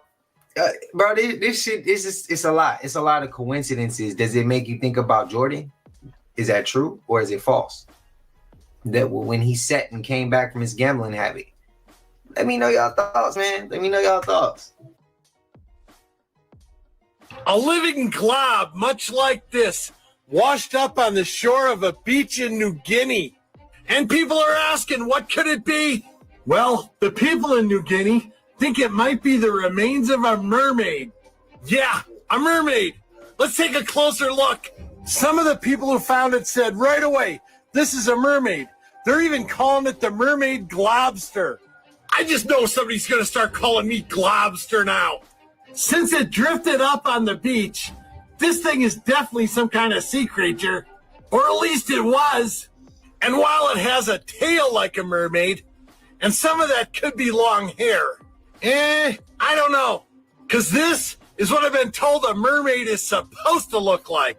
And this looks like something I flushed down the toilet that just keeps coming back up. Now, I'm not saying mermaids aren't real. I don't know. There's a lot of strange stuff in the ocean, but that could be anything. I mean, nobody's seen her lately. What do you think? Let me know in the comment section. Shabadoo Booshkis, Shabadoo. Yeah, that looked kind of nasty. This is Ava's story time about seeing a reptilian shapeshift at a music festival, and the crowd froze when it happened and nobody saw it but her. She said this happened in June of 2007. She was at the Roots Picnic, which is an all-day music festival. It was hot. It was the middle of the day. The crowd was packed in close to the stage. She was standing about 4 rows back, and about 2 rows front of her, she noticed this woman. This woman was beautiful, and the first thing she noticed was how tall she was. But she thought, I'm so happy I'm not standing behind her, because not only was she tall, but she had these beautiful auburn brown dreadlocks that were wrapped up tight on her head, and she had this scarf behind her. So she was like, oh, if I was standing behind her, I wouldn't be able to see anything. Whatever artist she was seeing started to play, and she didn't really pay too much attention to this woman, but she clocked her, you know, the way that you notice who's standing around you in a crowd. She said she was standing about an arm or two's length away from her. So the artist is playing, and at some point, Ava's feet started to hurt. And so she got antsy, and she just happened to glance over to her right where this woman was standing. And she completely froze because she noticed this woman had shapeshifted, and now she was standing even taller. And her side profile was that of a lizard. Her mouth had morphed into a beak. She said her hair wrap had morphed into what looked like rubber. It looked like one of those frilled neck lizards. So she immediately put her hand over her mouth because her first reaction was to scream. She just could not comprehend what she was looking at, and she thought she was wearing a mask at first, but that's when she realized everything around her was frozen in time. There was no sound. The artist had stopped playing, and this lizard woman turned her head to look at her. She said she instinctively looked away, looked at the ground. She could not believe what she was seeing. It was dead silent. She was just focused on breathing. So she turns her head again to look at the woman. The woman's still staring at her. She notices everyone around here is just frozen in place. Like, people have drinks up to their mouth. They look like they're laughing. They look like they're dancing, but completely frozen in time. Ava looks from the woman to the stage, and suddenly the next act is playing. It's not even the artist she was watching. The crowd is chattering around her. The music's going. It's like nothing had changed. It's like she was just missing this chunk of time. She looks back at the woman, and she's shapeshifted now back into her original form. Ava said she felt sick. She immediately went home, didn't tell anyone about it for 9 years because she thought she was going crazy. 9 years go by, okay, and she has not told a soul. Nothing strange has happened to her. And one day she's just talking to her best friend, and her best friend brings up giant humanoids and lizard people. And instantly that fear that she felt at that concert returned to her. She said she started crying immediately because she had never heard of reptilians or giant humanoids. And she tells her best friend what she saw that day. Her best friend immediately was like, I believe you, they're out there, and sometimes they just don't appear to everyone. Since her best friend told her about it, she said she has tried to research them as much as she can, and she believes that not all of them are bad, but that they're out there, and that not everybody can see them. She said she thinks most people just wouldn't be able to handle something shape-shifting in front of them, but she fully believes that the world is not as we see it. If you're new here, Spooky Scary Storytime is a series where I share people's allegedly true stories that seem too weird for anyone else to believe. So if you've got a story, we would love to hear. I post a new story almost every single day. I apologize for my facial expression. I cried when I was so emotional. My friend was telling me, and bro, Different strokes for different folks. That's the best way I can put it. Some people may cry. Me, I don't cry off stuff like that. So since I don't, I'm not gonna be disrespectful or low vibrational. You know what I mean? I ain't gonna say nothing because I don't agree with something that I don't necessarily do. That's what she does. I'm gonna respect it. But I also seen a comment and somebody said like not all the reptilians is bad, and saying it like, you know, like as if as if my opinion of them are all of them are bad. No, I know their way. I know how they are. I know their characteristics. So I'm not surprised when any of them do some of the things that they do. You got to know a person or anything's characteristic. Therefore, you're not surprised by their actions. I just don't want to keep nothing like that near me because I know how their actions are. If I can help it, because we're speaking on the glasses, being able to see him. He's like, why does it matter that you see him? Because, bro, they can shapeshift and act like they're a human, but I can't know if they're shapeshifting and not a human. How does that work? It just doesn't make sense. And on top of that, we already know their characteristics. Why would you want something like that near you, good or bad? Shit, just because you good don't mean, and you still hold those characteristics, you just know how to turn them on and turn them off, don't mean like I still want that shit near me. I'm good, bro. Keep that over there. You stay over there. I'm gonna stay over here. That's how I see it. But that just tell me we got them things in the comment section. That's all that tells me. And again, I don't see no disrespect. I'm just blatant with it. Like, bro, I would want to know if that's what you is. Let me choose if I want you near me or not. Don't just shapeshift and think, I'm gonna just be around you, bro. That's damn near, that's their characteristic. Manipulation, shit like that, bro. See, can't help it. That's just what they do. I'm good. I don't even mess with snakes, bro. They are saying this is 3-Eye Atlas, y'all. This is what's supposed to be headed towards Earth very, very soon. This right here, allegedly 3-Eye Atlas. Now, if this is 3-Eye Atlas, we might be, because what the is that? Nigga, that look like a damn galaxy, fool. And that very well could be a ship. So let's say this is 3-Eye Atlas, a real photo. What do y'all think that is? All I'm saying is, if this is really 3-Eye Atlas, a real picture, we might be. The famous rapper Young Thug just exposed the music industry. Watch this. So Young Thug is really making it clear that if he going down for anything, he taking somebody down with him for something. So this man said, since y'all want to call me a snitch, let's just air it all out then.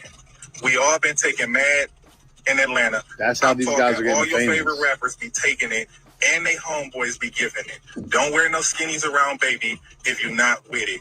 That's Just the saying. initiation to fame. So, Thug, just like, I'm going to be at the top of my pettiness because now they done busted me for these snitching allegations. And I'm just going to take everybody down with me. And that's just what it is. So now, Thug, I'm assuming you done just got to the point where everything you know, you just letting it air out. Yep. You just literally said that all the rappers, all our favorite rappers from Atlanta, Baby, Gunna, all y'all, that's what y'all down there doing. Thug, that's some information, but I don't think this is just exclusive to the music industry. I think this is practiced in all of elite Hollywood, entertainment, all of it. And it probably gets even darker than that. Stay weird. But you can't even put it past that, because in Atlanta, I heard they DL numbers for the men that's on the down low. Bro, them numbers is high.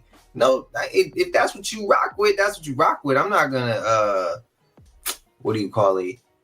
I'm not gonna judge. I don't care what you like, because what you like do not affect me. I know what I like, but it's just, I don't think this is just talking about rappers, because the numbers are already high on that level in general for men.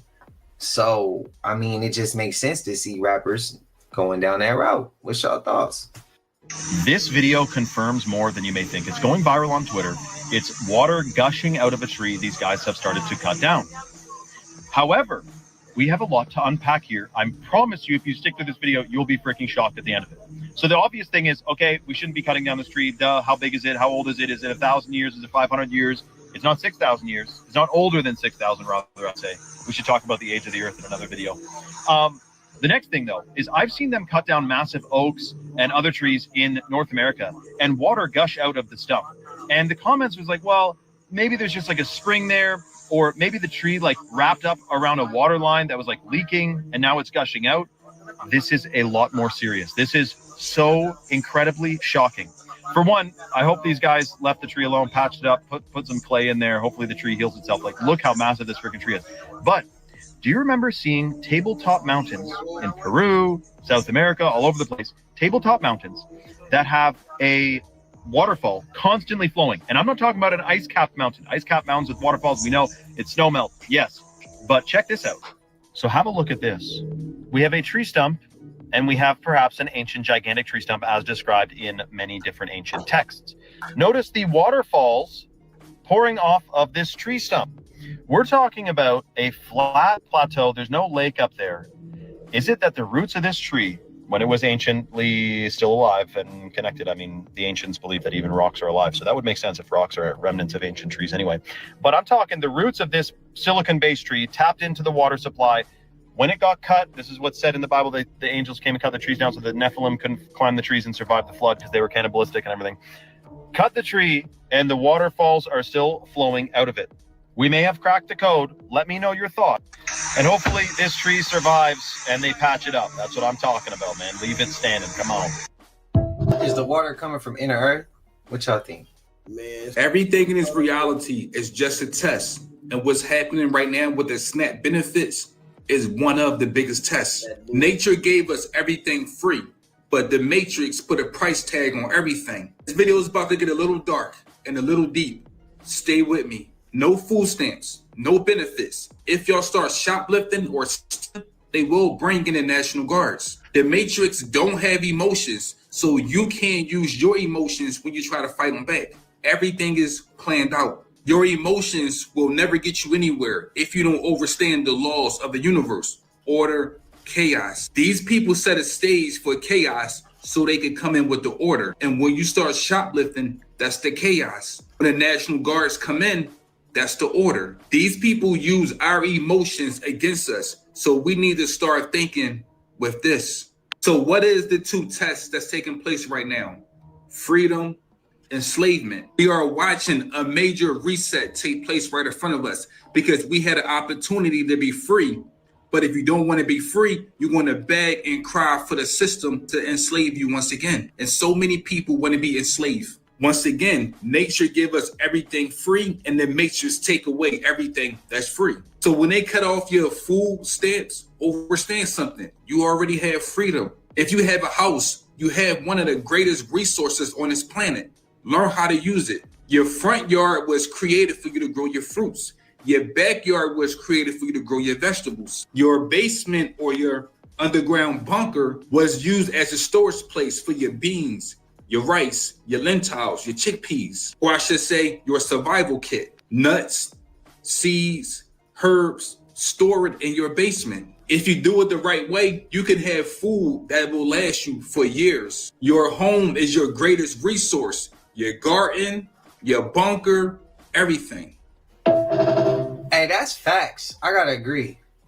21 Savage, you do not come from no gang banging background. You come from where I'm from. There where you came from. You came from here. We was on Tom and Ray together. I don't want to talk to your little means. I don't want to talk to the little crash shots. I want to speak to you. We were given right knowledge. We were given a way to fight the beast. We were given a way to make sure that we brought positive change to the world. And I'm trying to figure out how you became one of the main ones my generation of. And we got way more information, way more power than any of these people out here. And why all of them. And you chose to go help the devils. I don't know what it is. It seems like everybody get a response except phase one. It seems like it's rigged that way. D1 get a response. All the little niggas get a response. But as soon as phase one, the one who gonna say the real shit speak. Y'all like y'all don't hear me. 21 Savage, you know the truth. Won't you tell your little 4L niggas the truth? You didn't come from no gang banging shit. You came from right knowledge. You came from the conscious shit. You switched up to go that way, but that's not our way. As soon as somebody gets saying some real shit, niggas want to scream clout chase. Niggas want to scream flunky. You don't even know what the flunky mean? The way y'all using it don't even make no sense, for real. Because if you saying niggas is flunkies, you saying niggas didn't graduate. You saying niggas didn't advance. But y'all niggas still trying to be on the same game banging, same street shit without the elevation, without pushing the right shit. If you done graduated from being a street nigga, then you ain't supposed to be pushing that shit out here on the youth. And where we came from, we was already beyond all that street shit. Stop kicking it to get by. And y'all niggas need to stop saying I'm clout chasing. How am I clout chasing? Let me tell you what clout chasing is. Clout chasing would have been me coming out here just making bullshit music because I know that works. Clout chasing would have been me taking the easy route and just doing bullshit, rapping about drill, rapping about kill, all that shit, because I know people stupid enough just to gravitate to whoever doing that shit at the time to a nice catchy beat. That would have been clout chasing. Clout chasing is not taking the harder route to actually go to war with the beats, to actually go to war with the music industry. Challenge the niggas don't nobody want to call. I ain't call out Jim Jones or Rick Ross. I called out the little babies, 21 Savages, the Young Thugs. Nigga, this ain't no clout chase. This is saying, yo, this is real. I know I might be the only one that's really on this like this and ain't looking for no check out of it, but that don't stop what I'm saying from being true. 21 Savage, won't you get up with me? Won't you get up with your brother? I know the truth. Or do we need to get Heather on the phone? Do I need to get my folks to get Heather on the phone? We literally know y'all family. We literally know y'all mama. Dr. Malachi York is literally still in prison and he fighting to come home. And when he said your name, he's speaking on your name like you one of the devout ones. Who cares? Do he really know what's going on out here and how y'all abandoning and leaving him in there? And then we looking out at this world, we see why we need him. Because y'all ain't finna do it. Y'all done made the money and got in position and all I see y'all producing is more bullshit. And I gotta speak to you this way because how else I'm gonna get to people? Niggas can't message niggas because niggas want to act like niggas don't exist no more. But all we saying is there's some real shit going on. And if I'm big enough to get your attention, then I'm gonna get your attention. And then we're gonna watch and see if you ignore it. We're gonna watch and see if you ain't got nothing to say when it comes to the real shit, but you can respond to all the other bullshit people got going on. Damn, at first I didn't know if he really knew him.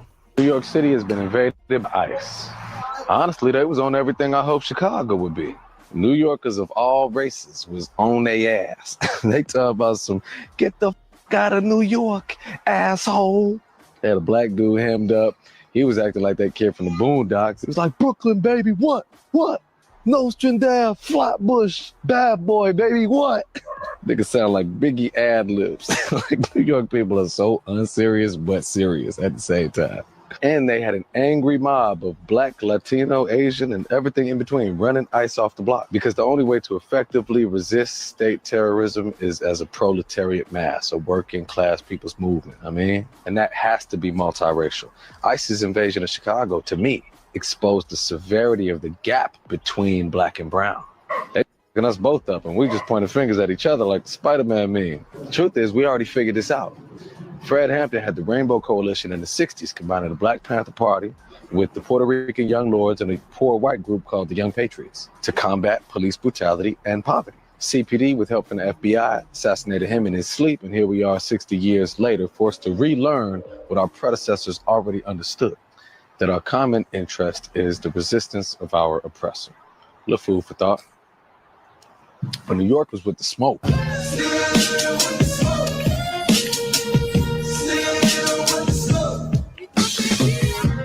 Snatching our crowns and I'm aiming at necks. No middleman gotta pay me direct.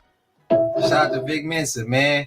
Y'all go run him up. He reacted to probably no. He said he was liking it. His comment section wasn't rocking with it. They didn't like it. But y'all let me know how y'all feel about what Vic Mensa just said. Like I already said, man, to hear Vic Mensa as an artist, he pulled me out of a dark spot with mainly the song Didn't I? He helped get me out of a dark spot. I can't say thank you enough to him. But hearing him transition from, I see him at the music, you see him with the acting, and then you turn around and you watching him eyes wide open, seeing exactly what's going on around him. I mean, is he or is he not one of those artists that we keep saying it be like, bro, he not selling out? Y'all let me know. Because I hear people always say artists always sell out. But to me, he one of them ones that's staying 10 toes. He's saying the shit that needs to be said. He's saying the same shit that we say and look over here. It all works hand in hand. You don't just... Y'all let me know y'all thoughts. Shout out to Vic Benson again. Legend. One of my favorite. I gotta say this and I want you to listen well. Nathan Reynolds. This guy. Nathan Reynolds. This was the Confessionals podcast. Nathan Reynolds has been talking for a while. Why haven't we had one whistleblower try to discredit the claims that Nathan Reynolds has ever claimed? He said Denver is the hub of the NWO.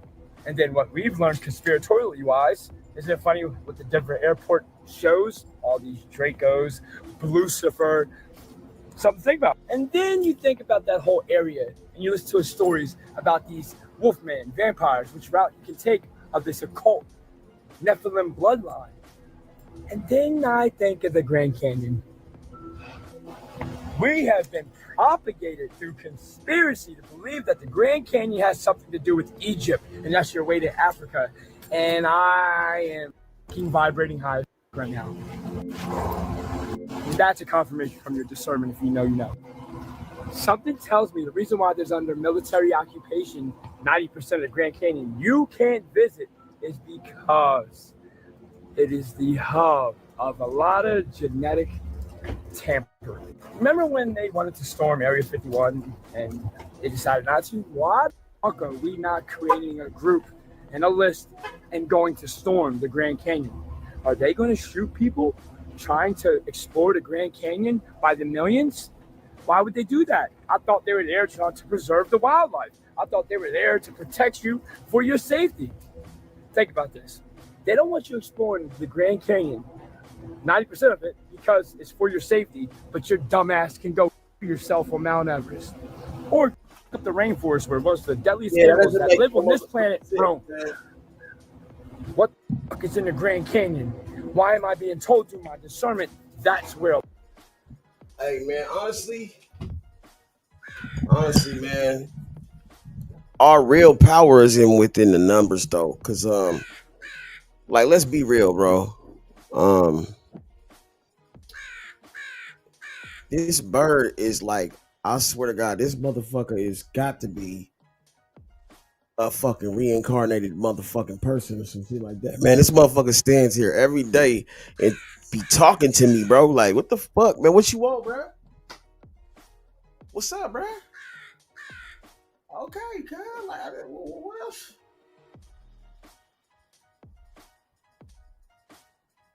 Can you keep it down for a second, bro? Thank you. God damn. Yeah, man, that's weird though, bro. These motherfuckers, man, don't want you to ever explore places. They got so much shit they don't want you to see the truth about, bro. Like, but how the fuck can they really stop us, man? Yeah, you feel me on that, cuz? I know. Yeah, man, it's wild. A lot of shit is being hid. And why are there military armed people protecting it? If it isn't for this Luciferian occult NWO. That's wild. And why am I vibrating so fucking hard right now? Peace to guys. The story is he gets shot at that motel, right? Right. Then he, dies on the scene, and Jesse Jackson was holding him in his arms, and that was a lie. What happened was they rushed him to the hospital. Stop fucking with them hoes, Jesse. And then the nurses took him out because he was still alive. Hold up. But what? I heard that they cleared the room out. Yeah.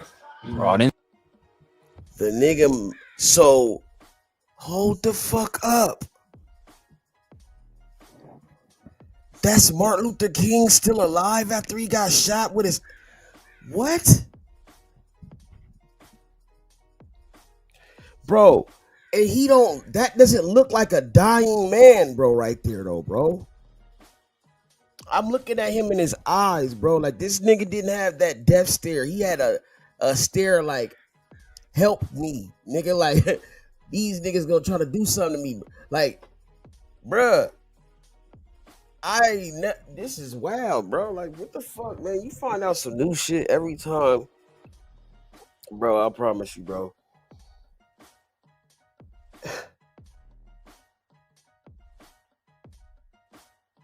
He's not dead, and he's sitting right there looking like he's full of attentiveness.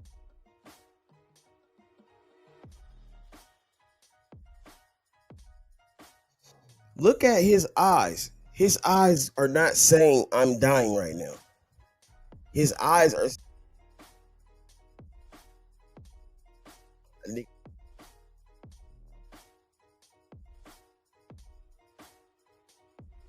The eyes are the doorway to the soul, bro. You can learn a lot. You can, man, I'm telling you, his eyes are saying, I don't know what that was, but they tried it and they still trying. Like, bro, what the fuck, bro? So he survived the shots. Why has the story been Martin Luther King died on the spot? Why is this the first time I heard that this nigga didn't die right instantly? So if he survived those shots and then went to the hospital and was still alive, they weren't able to stabilize him? This is weird, my nigga. Man, I had enough of it. Man, hey, man. I don't know, man. This shit weird, bro. I swear to God, bro. That's why, man, I feel like, man, like half the time, man, I think a lot of these motherfuckers just want to just believe lies and believe bullshit. I don't know, man. Fuck, man. And some nurses. Right. Nurses. And then snuffed him out with a pillow. Because here's the thing. He knows a lot more than what we know, right? Now, if he was an asset, whoever was funding him, writing his speeches. Damn, they taking his speeches. I'm just saying. And then they're saying, it gets wild. They're saying that he was the original Diddy, which is crazy. They're saying that he had freak offs and all this other stuff, and he had power and all this other stuff. Now, we can't verify that. But it's documented that he was an adulterer. That is documented. But Man, listen, man. It's in a man's nature to get his dick wet, man. It's in a man's nature, bro. Like, let's be real. Why the fuck do they gotta make it seem like we have emotional attachment to sex? That's women. Women do. So honestly, man, we can blame women more for that. But men, man, like nigga, a nigga, and honestly, bro, when a dude's dick is hard, bro, when a nigga dick get hard, man, a lot of the blood in his brain, nigga, done went to another. He's not in his right mind. Technically, yes, I think that it was a conspiracy, and I think that what was documented, and you put two and two together. He didn't die where they said he died. Just like how they said Hitler didn't die where they said he died. Exactly, bro. So was he being held in Jesse Jackson's arms? That's what Jesse Jackson said. And Jesse Jackson he's such a puppet. Like, this is crazy work, bro. And you know what's funny too about MLK? His wife was an Eastern Star. Okay. So, that's like the female version of a Mason. I know. Wow. So it's pretty odd that, isn't it odd that all these wives just magically just get away when their husbands die? You have MLK, you have JFK, Charlie Kirk. Huh. That's pretty interesting. All these wives just get right out the way when their husbands die, right? Yeah, almost like you never hear from them. Almost like they knew. Interesting. Just saying. Because aren't all those scenarios very eerily similar to each other? Yeah. All of men of influence. They're all politically charged. Yeah. And then, their wives may or may not have known. I mean, same thing with JFK. Like, are there rumors that Jackie knew? Well, here's the thing. When Johnson was sworn in, they moved so fast to swear him in, like she still had blood on her clothes. To my peoples who play chess, who's the most important piece on the board? The queen. Who on the board can move anywhere and ain't nobody gonna question it. Oh, ain't nobody gonna, because it's part of the game. The queen. Before I said this, I said women are the most powerful thing on this planet. They could do whatever and people ain't even gonna question it sometimes. It depends how slick and intelligent she is. How much did she plan ahead? If you plan ahead, is that not playing chess?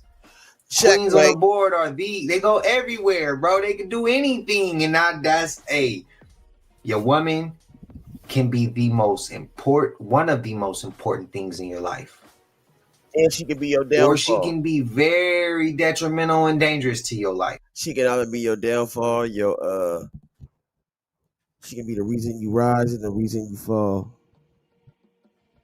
The reason why you sit down and the reason why you stand tall. All of the and none of the below shit, goddammit.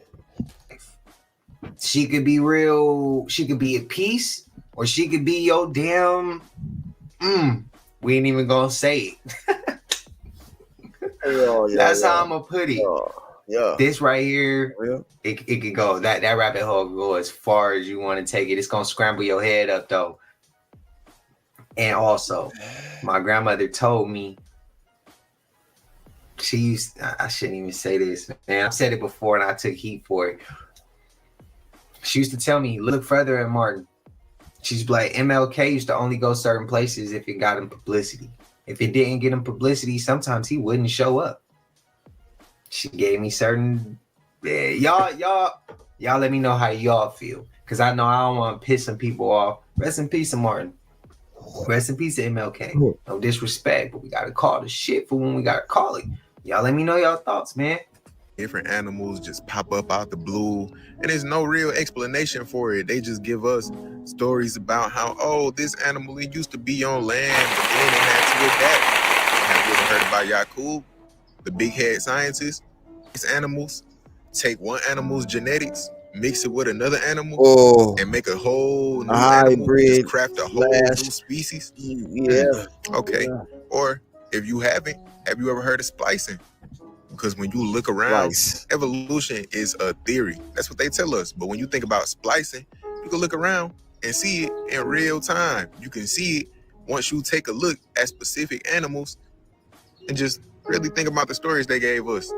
For example, the dog and the wolf is where the dog originates from. For example, think about all of these different dogs. And you see people doing it on a basic level today. But you got to think about what the scientists, with all of the funding behind them, are able to do. For example, think about the bully, the dog breed, and how people take this dog and they mix it with that dog and they make this whole new thing. And they go across so many different types of dogs, but that's just one specific example that you can see in real time. For example, think about the platypus. Something seems a little off about it, right? A little strange, don't it? Then think about the polar bear. Once you take a close look, they tell us the polar bear came from brown bears thousands and thousands of years ago, right? But when you think about it, most bears, they hibernate. They completely shut down. They got to go through all of these different precautions and preparations just to survive through the winter. Then you got the polar bear. Think about it. Everything get light from the sun. But the polar bear, it get a little heat. That ice go away. It be looking malnourished. It be looking like it's about to transcend. Go ahead and get up out of here. Why? Hey, look. I was just laughing so hard at that. And I'm going to leave it in the video because if I was live, y'all would have seen it anyway. I don't think they wanted me to get that out, though. So just because of that, I'm definitely finna finish this video for y'all. And you got crows, pigeons, parrots, all real strange birds, if you ask me. Like crows and pigeons, you don't even see their babies for some reason. Then you got the parrot, a bird that can mock every single thing you done said. It can remember phrases that you said years ago. No matter what language you speak, it can recite everything that you done said for word, bar for bar. And they just want people to have them in their house so bad that don't strike you as strange. Then you got monkeys, chickens, pandas, pigs, all real strange animals once you really take a deep look into their origins. Then on top of that, once you look at their place in society and different narratives that get spun around these different animals, it just all get a little strange to the point where I'm gonna do a video on each one of those completely separate. We're gonna do a whole playlist called Created Players in the Wild. Let me keep it going. Then look, this is where it get deep at because you got different animals with cosmic origins. If you never heard of starseeds, look into starseeds. For example, you got cats. They are a group called the Lyrans. Whether you look at a house cat, a cheetah, a tiger, a lion, they are Lyrans. Then, on top of that, you got dolphins, whales, mermaids, mermen. All of them are a part of a group called the Nomos, who come from Sirius B star system. Let's keep it going. Even when you take a look at elephants, it's a reason why they are mammals. They close with us. We got real good relationships with them. They are smart. They can remember every single thing that ever took place inside of their life. Then go and look at certain movies. You will see elephants flying spaceships. You will see them in UFOs in different movies. But we all know now they show all of the truth in the movies. So really think about that.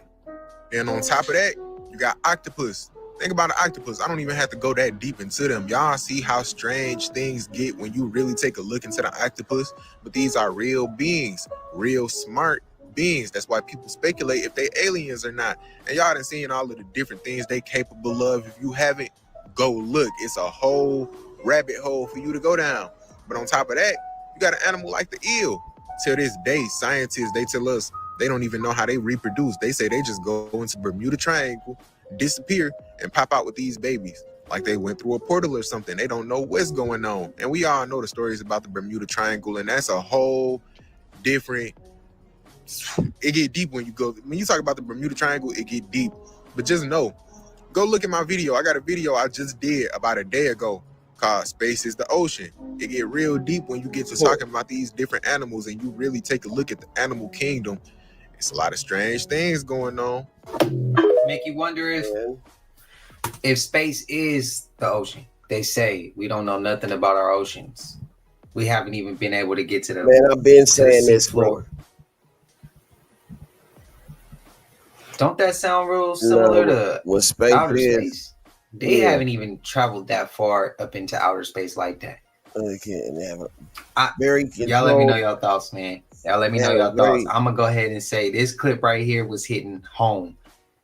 And I feel like it can go way deeper on many different levels. If you just start talking about individually each of those animals named, that should take you on a whole nother rabbit hole. To me, cats, owls, octopus, and there's one more I'm missing. Can't think of it right now. But them three off the top of my head are aliens, bro. A form of alien. I've been heard the story about how dude got another chick pregnant, in prison. He on a whole nother floor. But now they talk about how they did it.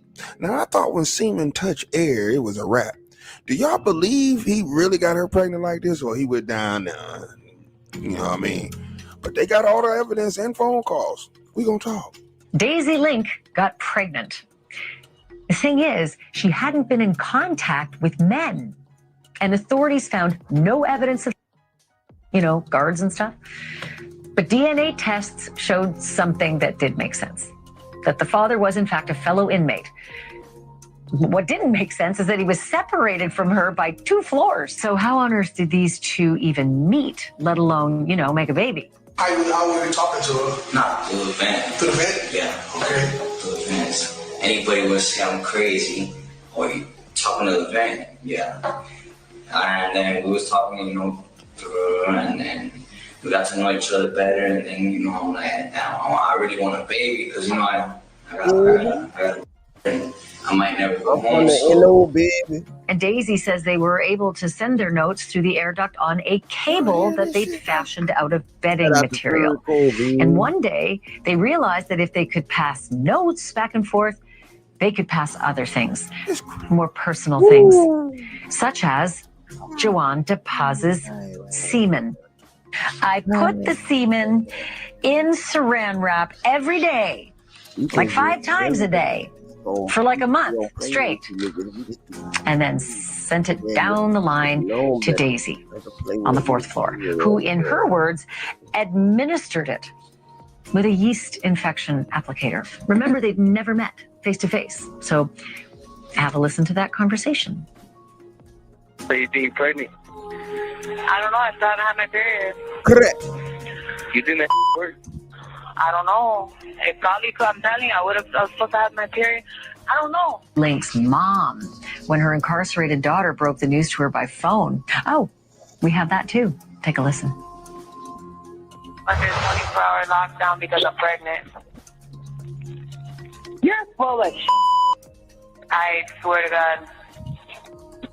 You're full of This is shocking. What do you mean? I'm going to sue. I'm going to get out. You know how much I could sue them for? This is all planned. I can get out now. If they would have let me out of the Arthur hearing, I wouldn't have got pregnant. You know what? You're stupid. Don't talk to the phone. Man, listen, man. What y'all think, dog? Now, she say, hey, man, we can sue. I can get all kind of money. Mama say, you stupid. You crazy. Whatever. We got to talk about that, too. But you think dog sending his semen through the damn vent?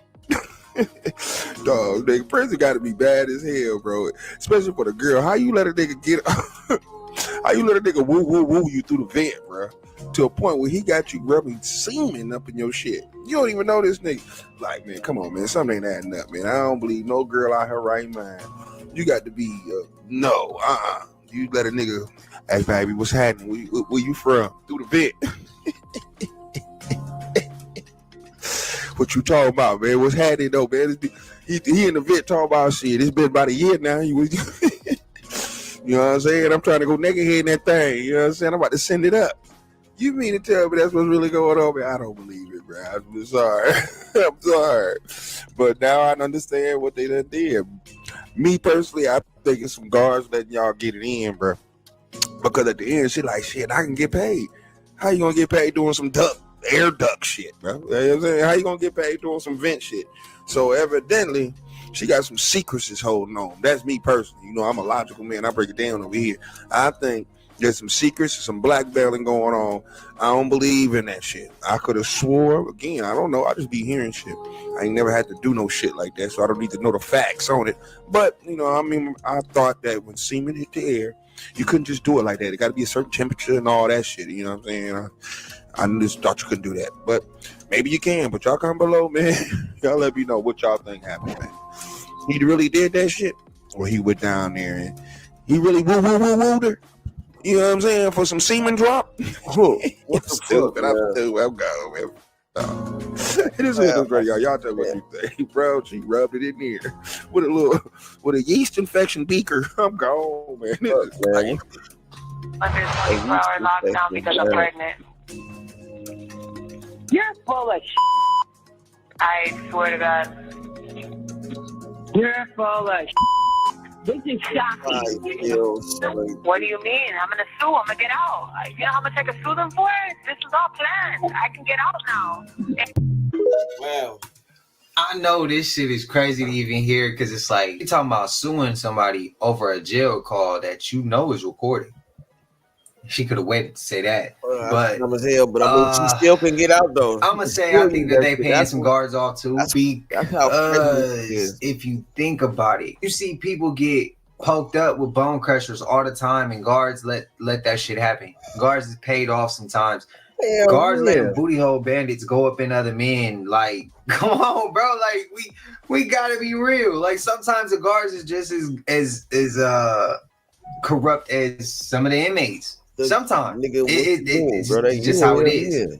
That money pay. Sometimes that salary that they getting, that paycheck they getting from the state that they work for, they ain't able to maintain everything. But sometimes that street money probably paying them, helping them out a little bit more. It's stretching all the way across. But I don't know. Y'all let me know y'all thoughts.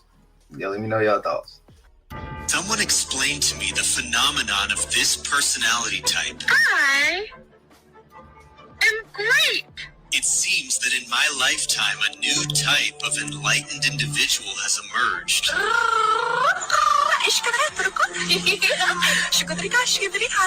Someone who claims to be able to channel godlike entities. The energy of the blue aliens.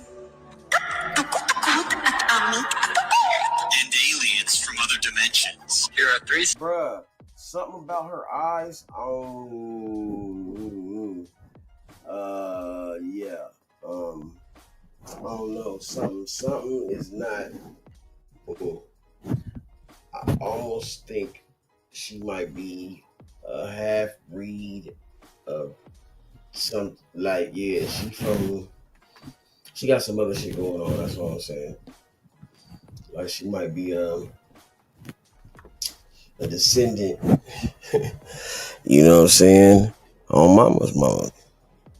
For real. A descendant or like star seed, whatever you want to call it.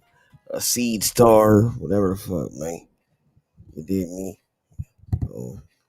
Signs that you might be an Arcturian starseed. They appear to be and present themselves as being extremely spiritual or in touch with otherworldly phenomena. Yes, we are here. We are here. We are very happy to be here. Yes, indeed. Yes, we are here. But what's really going on here? Are these people part of a new spiritual revolution? Or is it simply an identity where people What the hell? display themselves on social media as spiritually enlightened? I'm a starseed. I'm a starseed. Can living like these people suggest actually make your life more tolerable and meaningful? Or is it all a bunch of bullshit? You be the judge. I just want to know, what is that? Because we as the indigenous, we are the pioneers of spirituality. And I've never done anything like this. I've never claimed to channel anything. No blue avians, no Arcturians, none of that. What is this, y'all? Screaming and seeing, like, bro, all that bullshit, man. Listen, man. Big crazy, man. She crazy, man. She can look at her eye, bro. I don't even want to look at her eye. That bitch crazy, bro. Like, that bitch is past great. She probably owns something, though. She probably did communicate and probably has been communicating, man.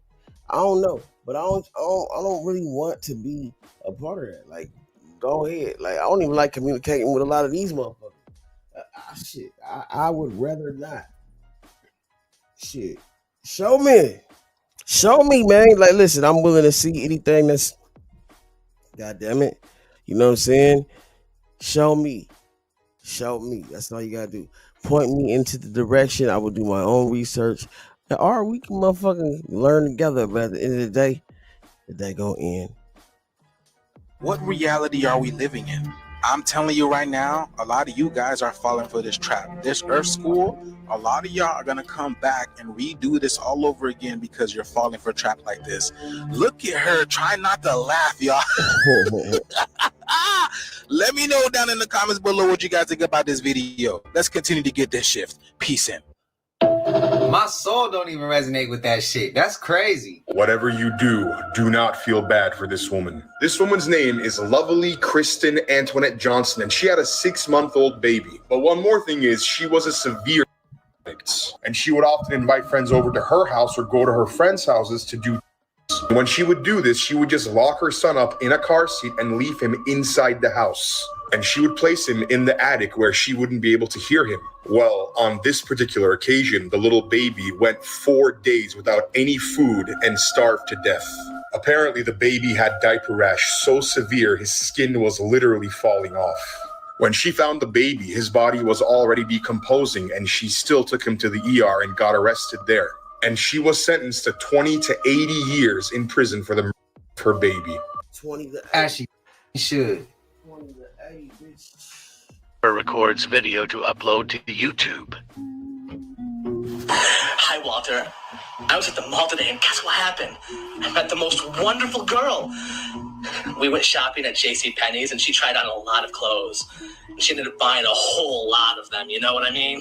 And then we decided to go and take a look at some of the jewelry at K Jewelers, and she picked out this most awesome necklace, the most amazing necklace I've ever seen. And I know she wanted me to buy it for her because she kept on looking at me and kept on giving me that look, you know the look. And then we got kind of tired of the mall, and I brought her back to my place. And I know she hates cameras, Walter, but I'm going to show you her anyways. You ready? That video, I'm gonna have to, he has somebody tied up in a room and she's screaming and he walks into the room and he closes the door behind him. Now, I don't know if it's real. I don't know if it's fake, but I can't post that one here. And I wish I could unsee some shit that I just saw. Y'all let me know y'all thoughts, man. That one was a trigger for sure. Okay. All right. This man was trapped at the bottom of the ocean for 3 days. The way he survived is insane.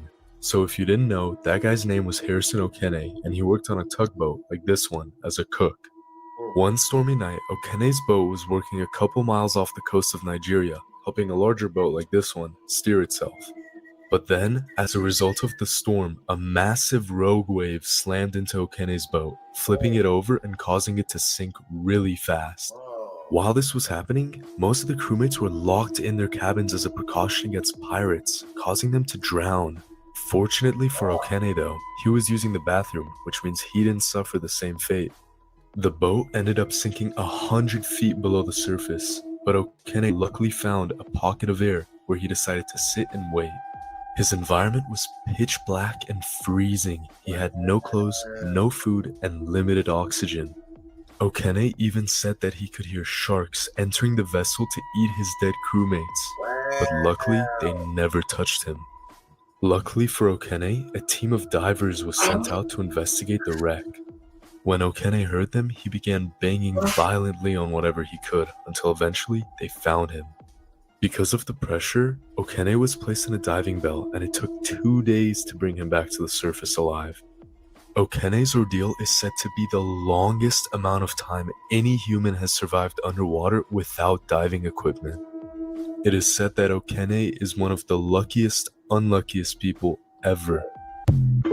Man, let's thank God for this man. Prayers to the other people. Crazy things caught on camera. Someone was reviewing their security cam footage from this alley behind their house, and they noticed this girl in a red coat wearing a backpack, and she runs off of camera, and she looks terrified. Look, she looks absolutely terrified. So they rewound the video, and they found something crazy. So as she's walking along by herself in this alley, this car is going to pull up. The door opens up, and a man, you can see right there with the hood on, gets out, and he starts to like make a move to grab her. She backs up, and she looks absolutely terrified. Now, this is where it gets interesting because the car is going to back up and try to nab her out of the aisle by herself. And you're going to see this dog comes out of nowhere, absolutely nowhere, comes up aggressively barking at the driver of the car, scares the driver off, and saves this little girl's life potentially. How crazy. Yo, you okay, man? Yo. Look at that guy, man. Oh, shit.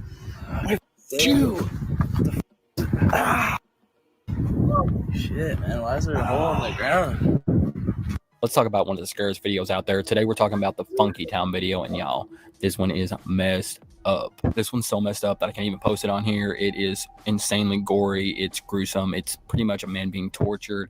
Here it is right here, but I blurred over it. I found it on one of those like gore sites. So yeah, I mean, you can find it out there, but be warned. Go about this video. It's literally a Mexican guy. This video, you see a guy, he's laying on the floor and he's literally got his face peeled off and both of his hands are cut off. He's just got nubs. In the background, you hear Paradise City, and then you hear Funky Town playing in the background, thus giving it the name Funky Town. While Funky Town is playing, they're taking this dull knife and they're just going across his throat over and over again while this man is just flopping back and forth in pain. It's just awful, y'all. I mean, it reaches a point where, like, after his hands are cut off and they're slicing his throat, he's trying to reach up and grab his throat, and, like, he's just got two stumps, so they're just waving around, and it's like I said, y'all, it's out there, but be warned, if you do go watch it, it is insanely messed up and will mess with you. It's super scary. Man, it feels good to get out that thing. Woo! Kind of cramped up in there. Should have took you long enough, Tina. Wait, y'all are not Tina. Wait. Where you going? I just got here. What happened to saying hello? I believe we got off on the wrong foot. Don't come any closer. Okay, this is what we're going to do. We're going to start all over, right? I'm going to introduce myself. I am Shazam! I'm the genie of the lamp. And you are? You're not a genie. Genies aren't real. Every time I come out the lamp, I hear the same thing. You better get out of here, all right? Oh, you will. But you gonna toot me to death? Shazam! You're not gonna scream again, are you? Because look, if you do, I'm gonna have to take one of your wishes away. He is a genie. You're a little teen. Shout out to bitch.juvie. I told you I'll go ahead and shout you out. I did previously, and I forgot. Forgive me. I apologize. And I remember this clip. I remember sharing it. I remember sharing it to my story. That's how I had to save it, because any other way I couldn't save it. It wouldn't let me. Instagram wouldn't let me save it.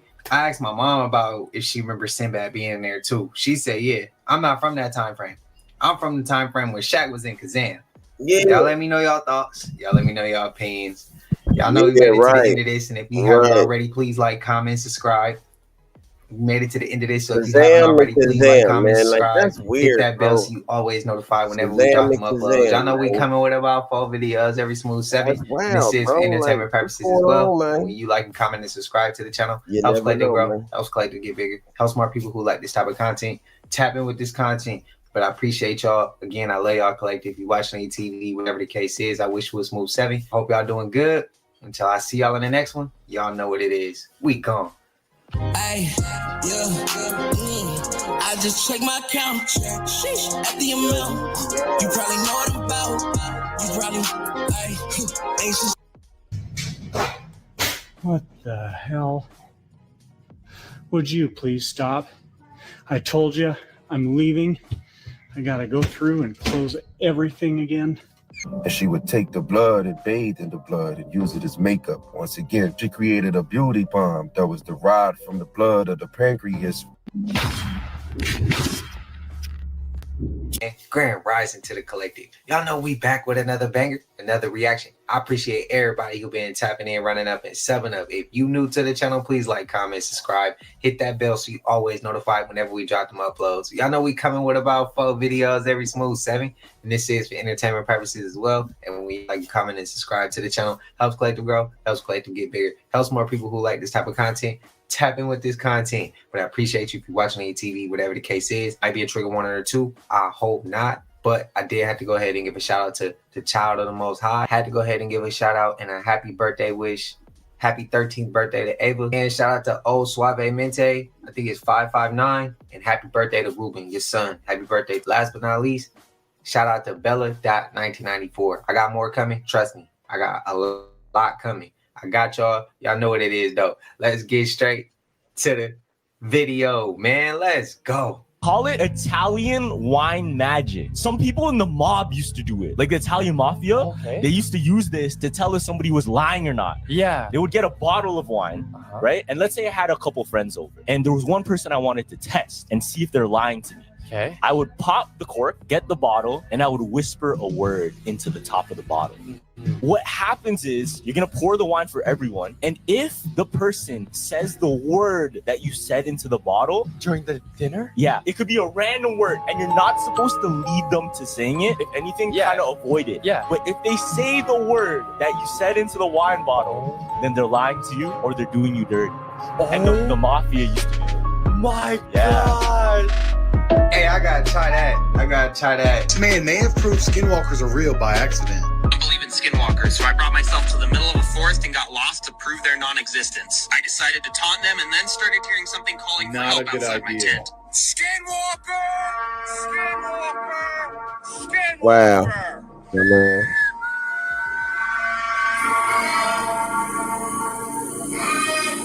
I honestly have no idea what that was, but there's only one logical thing to do at this point, and that's to venture deeper into the forest until I'm completely lost. I've been warned by so many locals to stay away from this forest, so that's why I'm doing all the things that you possibly can imagine you're not supposed to do. If skinwalkers are real, honestly, I might be in some serious danger, but there's one thing that scares me more than skinwalkers, and well, that's other people.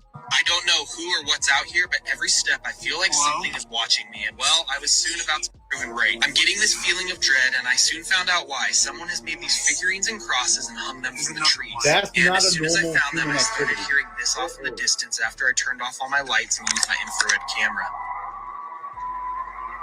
That's something yelling in the background. I have no idea what that is, but the only way to find out is to venture deeper. I want to see more, but I don't know if I believe it quite yet. What about y'all? You shop at Costco like I do, then you've all seen the rotisserie chickens. Some even purchase them for dinner. Others purchase them like for after workout for your protein content. This next video will make you think twice about picking up a Costco chicken again. This story also appeared in the Daily Dot. Be careful. Man returns Costco rotisserie chicken after slicing it open and seeing what's inside. I'm going to show you the chicken. And I'll use this terminology so we don't have any problems. Viewer discretion is advised. Take a look at this chicken on the inside once he cut it open. What do you think is going on with that chicken? First of all, it looks like it's not even cooked. Let him explain it to you. Listen to this. Yeah, and the only thing I know you gon' respect mine. Yeah. And the only thing I know you gon' respect my mind. See me out here grinding, I'm supposed to shine. On the run from the knocks, ain't got time to cry. 50 rounds, lay him down, ain't them ones to try. 30 rounds at my crown, I was supposed to die. Must got a guardian angel, he's supposed to fly. 30 rounds at my crown, he ain't supposed to survive. Must be my mama prayers, word to the most high. Damn. Word to the most high. Must be my mama prayers, word to the most high. 30 rounds at my crown, he ain't supposed to survive. Must be my mama prayers, word to the most high. They say ignorance is bliss because the truth is hell. Knowing when, why, and where put a nigga in jail. My baby mama got me fucked up. Now my daughter tripping too, but you don't know the half of this shit. Your mama put me through, I'm feeling like just giving up. You hate me, I can give a fuck. Feeling like the worst thing I ever did was bust a nut. So much that I can't explain, so I gotta plead the fifth. And since I don't drink liquor, I couldn't bleed the fifth. The Adderall doesn't help my attention deficit. I was crying out for help, but nobody gave a shit. Everything I got myself. No one gave me shit. I was in a world of pain, had to get myself out. Look around, it ain't nobody I can ask to help out. So I said I help myself and play the cards that's dealt out. Money on my mind, so I'm thinking about myself now. Somebody gotta do it, ain't nobody else now. Gotta go for mine, cause there ain't nobody else now. Pray to God for strength and pray that I don't have a meltdown. Gotta go for mine, cause there ain't nobody else now. Pray to God for strength and pray that I don't have a meltdown, for real. Pray that I don't have a meltdown, man. I gotta hold this shit up by any means necessary. You know what I'm saying? Shit. Praying to an outside God, God is up there. And the only thing I know you gon' respect my mind. See me out here grinding, I'm supposed to shine. On the run from the knocks, ain't got time to cry. 50 rounds, lay him down, ain't them ones to try. 30 rounds at my crown, I was supposed to die. Must got a guardian angel, he's supposed to fly. 30 rounds at my crown, he ain't supposed to survive. Must be my mama prayers, word to the most high. Damn. Word to the most high. Must be my mama prayers, word to the most high. 30 rounds at my crown, he ain't supposed to survive.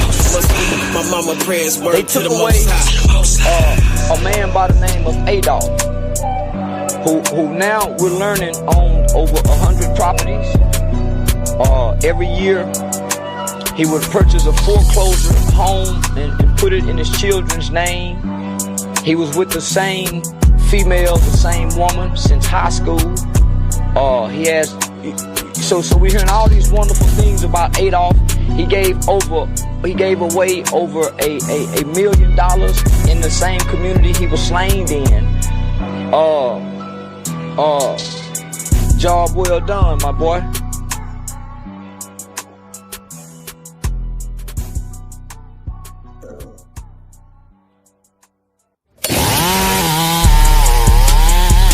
Welcome to Trauma Unit TV. You are now rocking with the best. I don't say too much about it, but you know. Nah, you gonna put on the delicious shit, I don't know what it is. Nigga, you put that shit on them. Wayne, man, you came right in and you were talking about kids being different or you moving out at 14. You just recently received the Global Impact Award. And in your speech, you know, we all know her as Miss Sita. You said your mom came to you, bro, at 14 and said she needed a baby. Mm-hmm. What was that type of conversation like, especially after losing your pops, man? Being from New Orleans, man, we got a different understanding with this period. We have a different understanding with each other. You have to, thank God I was blessed with the opportunity to go out and see. You have to go out and see to know how different we are. And it still hit me every day. I'm gonna give you a perfect example.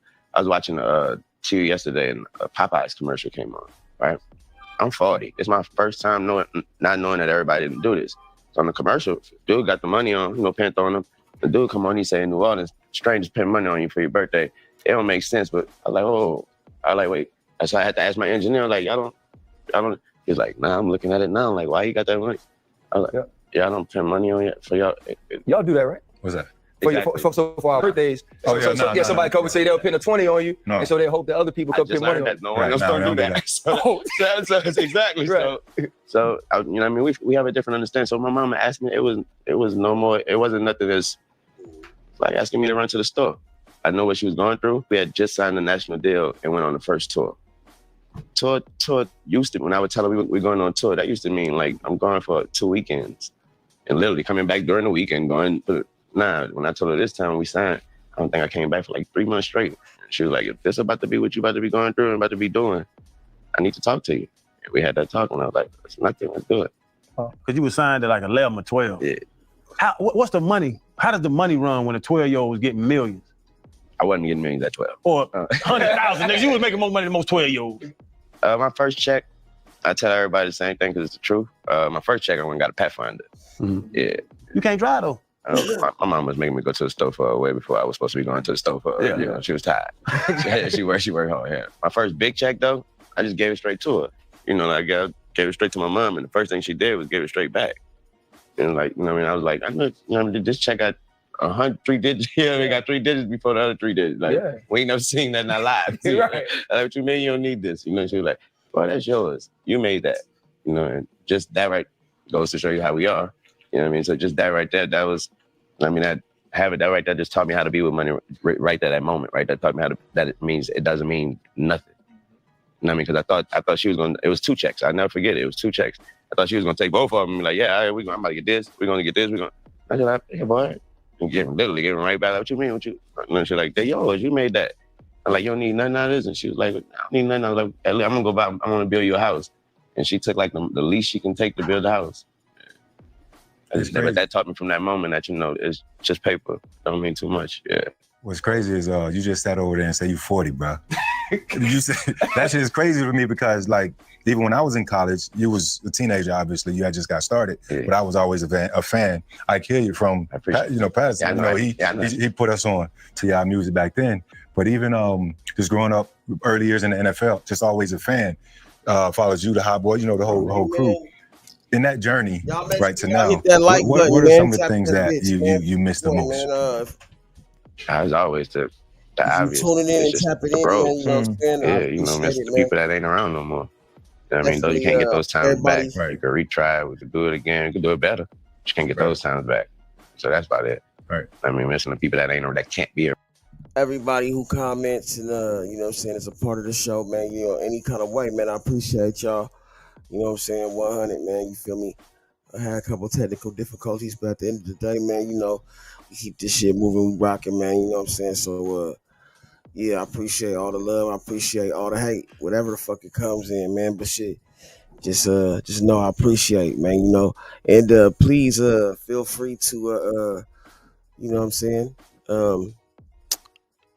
speak about any of the content or whatever you want to do. You know what I'm saying? And if you want to, in any way help out the channel, man, all donations go to the support and the advancement of the channel, man. Period. Point blank. In whatever facet it is, man. You know, however much it is, whatever it is, it's all appreciated. I just wanted to say that. And anybody, you know what I'm saying, can be a part of this motherfucker, man. I don't really like, you know what I'm saying, I'm not biased. I'm not against anybody, you know what I'm saying? And we respect all who respect us, man. And shit, that could go both ways. But yeah, tap in, tell a friend, wipe your feet when you come in. You know who it is, and I ain't gotta keep saying it, but I will motherfucking just you know, spontaneously let you know, nigga, so you don't forget that it's the motherfucking mouthpiece, the beast capiche, and that's what the fuck it is. Now back to this motherfucking interview. Lil Wayne, Lil Louisiana, baby. Around, you know what I mean? And you know what I mean? Different way, in a real way. Right. Miss those people. Miss those moments like that. Then those moments that you know that you don't know why you never forget. Those moments, like, you know, like some of the small things, like why I keep remembering this? Why I keep remembering that this dude always said this? Right? You know what I mean? Little things like that, you don't get that back. So we were riding in the car. We were in Austin. It's me, Freddie T, our producer, and one of the guys that films with us was riding. And I put on Soldier Rags, Who's the Mother? You know what I mean? And I was like, hey man, like this song back when I was in high school, so I'm explaining it to him. And he had never heard the song because, you know, they got on it with 400 degrees, all that, right? And so I was explaining it to him and he said, when Cash Money made it, did it feel like the whole hood made it or all of New Orleans made it? And I told him, I said, not really. I said, because they were already stars to us. You know, I said, whereas the rest of the world was playing Jay-Z or Biggie and all that, like we played the homies. You know, it was, while Wayne was gonna play, it started with UNLV, then it moved to y'all, right? We was gonna play P, like that's who we were. But when y'all finally make it, like you say, you know, you signed that deal at 14, but it took 98, 99 for it to really get popping. When you guys finally became nationwide and worldwide superstars, what was that feeling like for y'all? Goes back to what you're saying. First of all, they were already, you know, even on 40, you already know they were Cash. They were already up and running. They was already the shit. Yep. When I wanted to, I mean, I wanted Baby autograph, let alone to be on the team. You know what I mean? So that's when I got with them. First of all, as a kid, you gotta remember I was a kid. I was literally, as a kid, every day for me was fucking Astroworld. You know, like shit was, they don't know that. You know what I mean? But you know, it was regular to them, and they were just sitting around in the office all day, literally not doing nothing. The phone ringing there, playing with. Literally talking to whoever fan that's calling the office number. That was a highlight of the day. I'm enjoying every bit of it. You know what I mean? It's Disneyland to me. I'm around real rappers. I really rap when I go back to school with my other 11-year-old friends. Right. Like, that's how Khaled know me. Because I used to have to go in the Odyssey store because they put our faces on the first album cover. So I used to have to, my 11-year-old friends didn't believe me. So their parents wouldn't let them get my album anyway. We cussing. So they, you know, so I got to go prove it to them and show them my name on the back of that motherfucking shit. So going through all that shit. So when we got the deal and it became, my mind was already blown. It really ain't. It was like the money. It was no different. It was the only. I had goals. Put it like that. Before I didn't have those type of things. I had goals then. You know, like okay, now we here. Now we here. I want to really. And that's why all that. That's why all the best. That's where all that come from. You know what I mean? At first, it was cool. It was cool being the best in New Orleans. It was cool being the best of the crew. Cool being the best whoever we, but then when we got that deal, I had females I wanted to talk to them, you know, like I never thought I'd meet, you know, like, how you doing? When did you know that you were special? Everybody know you special, icon, all that stuff. When did you really know you were special? Thank God, first of all. But my grandma waking me up at like 10, 11 p.m. when I have school the next day. I'm like 7 or 8 years old. And she waking me up and I gotta come up, I gotta go in the living room and I gotta perform. And I'm not about to go up there and do nothing. I've been practicing at school with some play. We working on Wizard of Oz. You know, she want me to do that in the daytime just for her, because she want me to work on it. And when she come wake me up at 9, 10 p.m., the cups sitting around there. Constant. And the friends are her age, and I got to go up there and I got to sing songs that they enjoy. And I got to do the dance moves that they know. And I'm only 7, 8 years old, and that's when I would always go lay back down after that whole event, you know, and I'm walking back to my room, shotgun house, don't know about that. Walking back to the back, and I can hear them, you know, they laughing, like hear one or two of them say, girl, that boy, I know he's stunning. You can hear something. When I would always lay my head back down, I would always know that, and I always compare myself to my friend. I always know ain't none of my friends doing this right now. Them niggas getting good sleep right now. Good sleep, and that's what that type of thing will let me know you're a little different, man. If I go back, right, and looking at your career, like you always trending this way to be a superstar. But it seems to me that after Hurricane Katrina, when you relocated, you guys came down to Miami, and just the resources that y'all tapped into, everything went this way. Yeah. Was that moment after Katrina, post Katrina, was that your biggest pivot? And then did you feel a necessary or extra desire to carry the city of New Orleans on your back to let them know we all gonna, you know, make this turn? I came from, I hit Miami before. It was before Katrina, and I felt that way. All right, I felt that way. Like, you know what? I'm gonna carry New Orleans, and also Miami was a world to me when I got out there. We went out there literally, me and my homies. We went out there. That was when Stunner first started letting me do shows by myself. Meaning, you know, you can go out and do shows with your homies because you're popping now. So you know what I mean. So we went out there, and somebody booked us for Memorial Weekend, and I knew he was a new promoter as well. So he didn't know too much. He had booked us without booking a hotel till the last minute. So when it came down to in the hotel room, so he was like, I don't want to lose this bread because I already know these shows are gonna pop off. So he took it upon himself to buy a condo, to lease a condo for a month, you know, but just for us for the 2 days, y'all come down here just for y'all for 2 days. We had so much fun on our own. our first. Now we did shows by ourselves, but we like South Carolina and stuff like that. We ain't never in Miami. That was the first time doing Miami by ourselves, and he had a condo decked out for it. We fell in love with it. I took over the lease, called my mama right there, and called my mama like, I don't think I'm coming home. And she was like, what's the address? I'm gonna send you clothes. Wow. Yeah. Cause you already know she was like, I don't want y'all here in New Orleans anyway. Right. So she was like, what's the address? I send you clothes. And I think I stayed in Miami from that point for like 20 years. And when, I had a few run-ins when I first got there, I was young. So, they can get out of the city. Right. If you ain't out here with baby, sure. Yeah. you ain't out here with your pops. Okay. Right. You done grew up, huh? Okay. They didn't want to be up out of there, but they understood that, man, the home ain't trying to do nothing but imagine that today. Imagine that's what I just said. Imagine that today. We'll be looking like, what the hell y'all doing? What you banging? What you? Right. Oh, Lord, they got camouflage, right? They saying they soldiers, Lord. Right. You know what I mean? Yeah. So now that they real, we was, what? If we ain't about to, until Juvie say, back that ass up, till that song come on, they ain't gonna hear nothing about nothing. Ain't y'all we was looked at as the New Orleans 2 Live crew. Really? Oh yeah, we was looked at. So what were those conversations like amongst y'all though? Because the one thing cats in New Orleans don't want to do is feel played. Feel played. Like that's yeah. I have that conversation multiple times with them. Yeah. I be like, bro, like I'm cool, I'm chill, just don't play me. Fournette called, I get FaceTime by Leonard Fournette. Shout out Fournette. I get a man FaceTime me at least twice a week just from feeling played. You don't want to feel played. Yeah. Say, bro, I tell these dudes. Right. Yeah, so like what were those conversations like amongst y'all? Because y'all knew y'all had the skill. Yeah. Y'all understood that. That's what it was. It was just, trusting Baby and Slim, trusting their vision, and them knowing that they're gonna put us in like coaches, knowing they're gonna put us in the right position. We just gotta hit the shot. And we were so motivated, like, that chip on your shoulder, that whatever, whether, how the Chiefs are, whether we got the Warriors, whether we really got a chip or not, that we had one, because we already knew for a fact that, okay. And then, we had to perform. What I mean by that is, when we on stage performing, they literally looking at us like, man, get to the song that we know. Right. You know what I mean? And so we had to make that. And it was awesome to do so. And it all happened genuinely, happened organically, for each and every one of us. Being where you are now and being strategic and the artists you have under you and all, did they make any mistakes back then? Talking about my artists? Talking about Baby and Slim. When now, if you were Lil Wayne's manager, you know what I'm saying? Like, did you see any missteps now that you look back? You know what I be telling my dude? I be like, man, now that I'm in charge and the things I'm in charge of, I kind of look at it like it was impossible to do what they did for just two guys. You know what I mean? Like, man, I deal with, man, what? Man, I be about to bite somebody's head off behind the hotel room. You know what I mean? Like, man, we rode down there 50, 60 deep everywhere we went, and they were in charge. You know what I mean? So that when I sit and think about it, it's always, that's how I stopped thinking about it, because it's too much to think of. Like, man, what the hell? They was doing way too, because I know I'm doing too much. So they was doing, so that's how I always think about it when I think about what they did. So I can't even imagine if whatever mistake they made, I'm sure they wiped it up and erased it and cleaned it. You know what I mean? Yeah.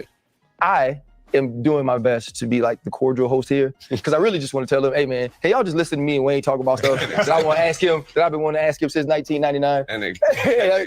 But for you, man, you were like the young cat that rapped, right? The cat that didn't curse. You know what I'm saying? Like when you finally came out, you like, I don't curse, but in this verse, I was like, yeah, for the 99 and the what? Like that was like so you come from our, so you already know, yeah, that was so big for me. What went into that thought process of saying, okay, we on this song, we're gonna put this part of the song. This is gonna be the chorus. Stunner used to like when I say fuck. He used to like Stunner and Slim. They had that. They always had a Tupac image of me. So you know what I mean. It was always something that if it was gonna be something from his cloth. You know what I mean. Pac was that fuck the world. You know what I mean. They used to like Stunner used to like when I say it. You know what I mean. I think I used to say it a lot or something. So you like I think you need to make that a song. I mean, that fucked the world. And I was like, boy, yeah. You sure? You want to call my mom and ask her? Yeah. Right. That's when I said, well, if I'm going to do it, I'm going to do it. I'm just going to do it the right. I don't curse, but fuck the way. But I was so young that was the hook. Yep. And I said, I don't curse, but in this verse.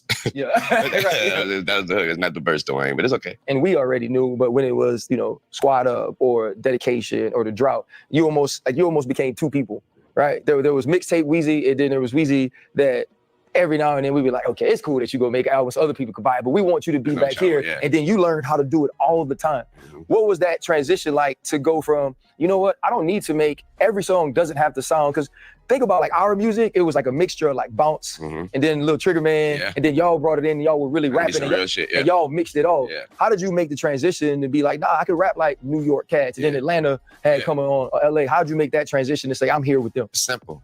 First of all, wanted to be respected and still trying to get that whole you sudden niggas just shake that ass music, trying to get that. I had that chip on my shoulder way more than my bros did.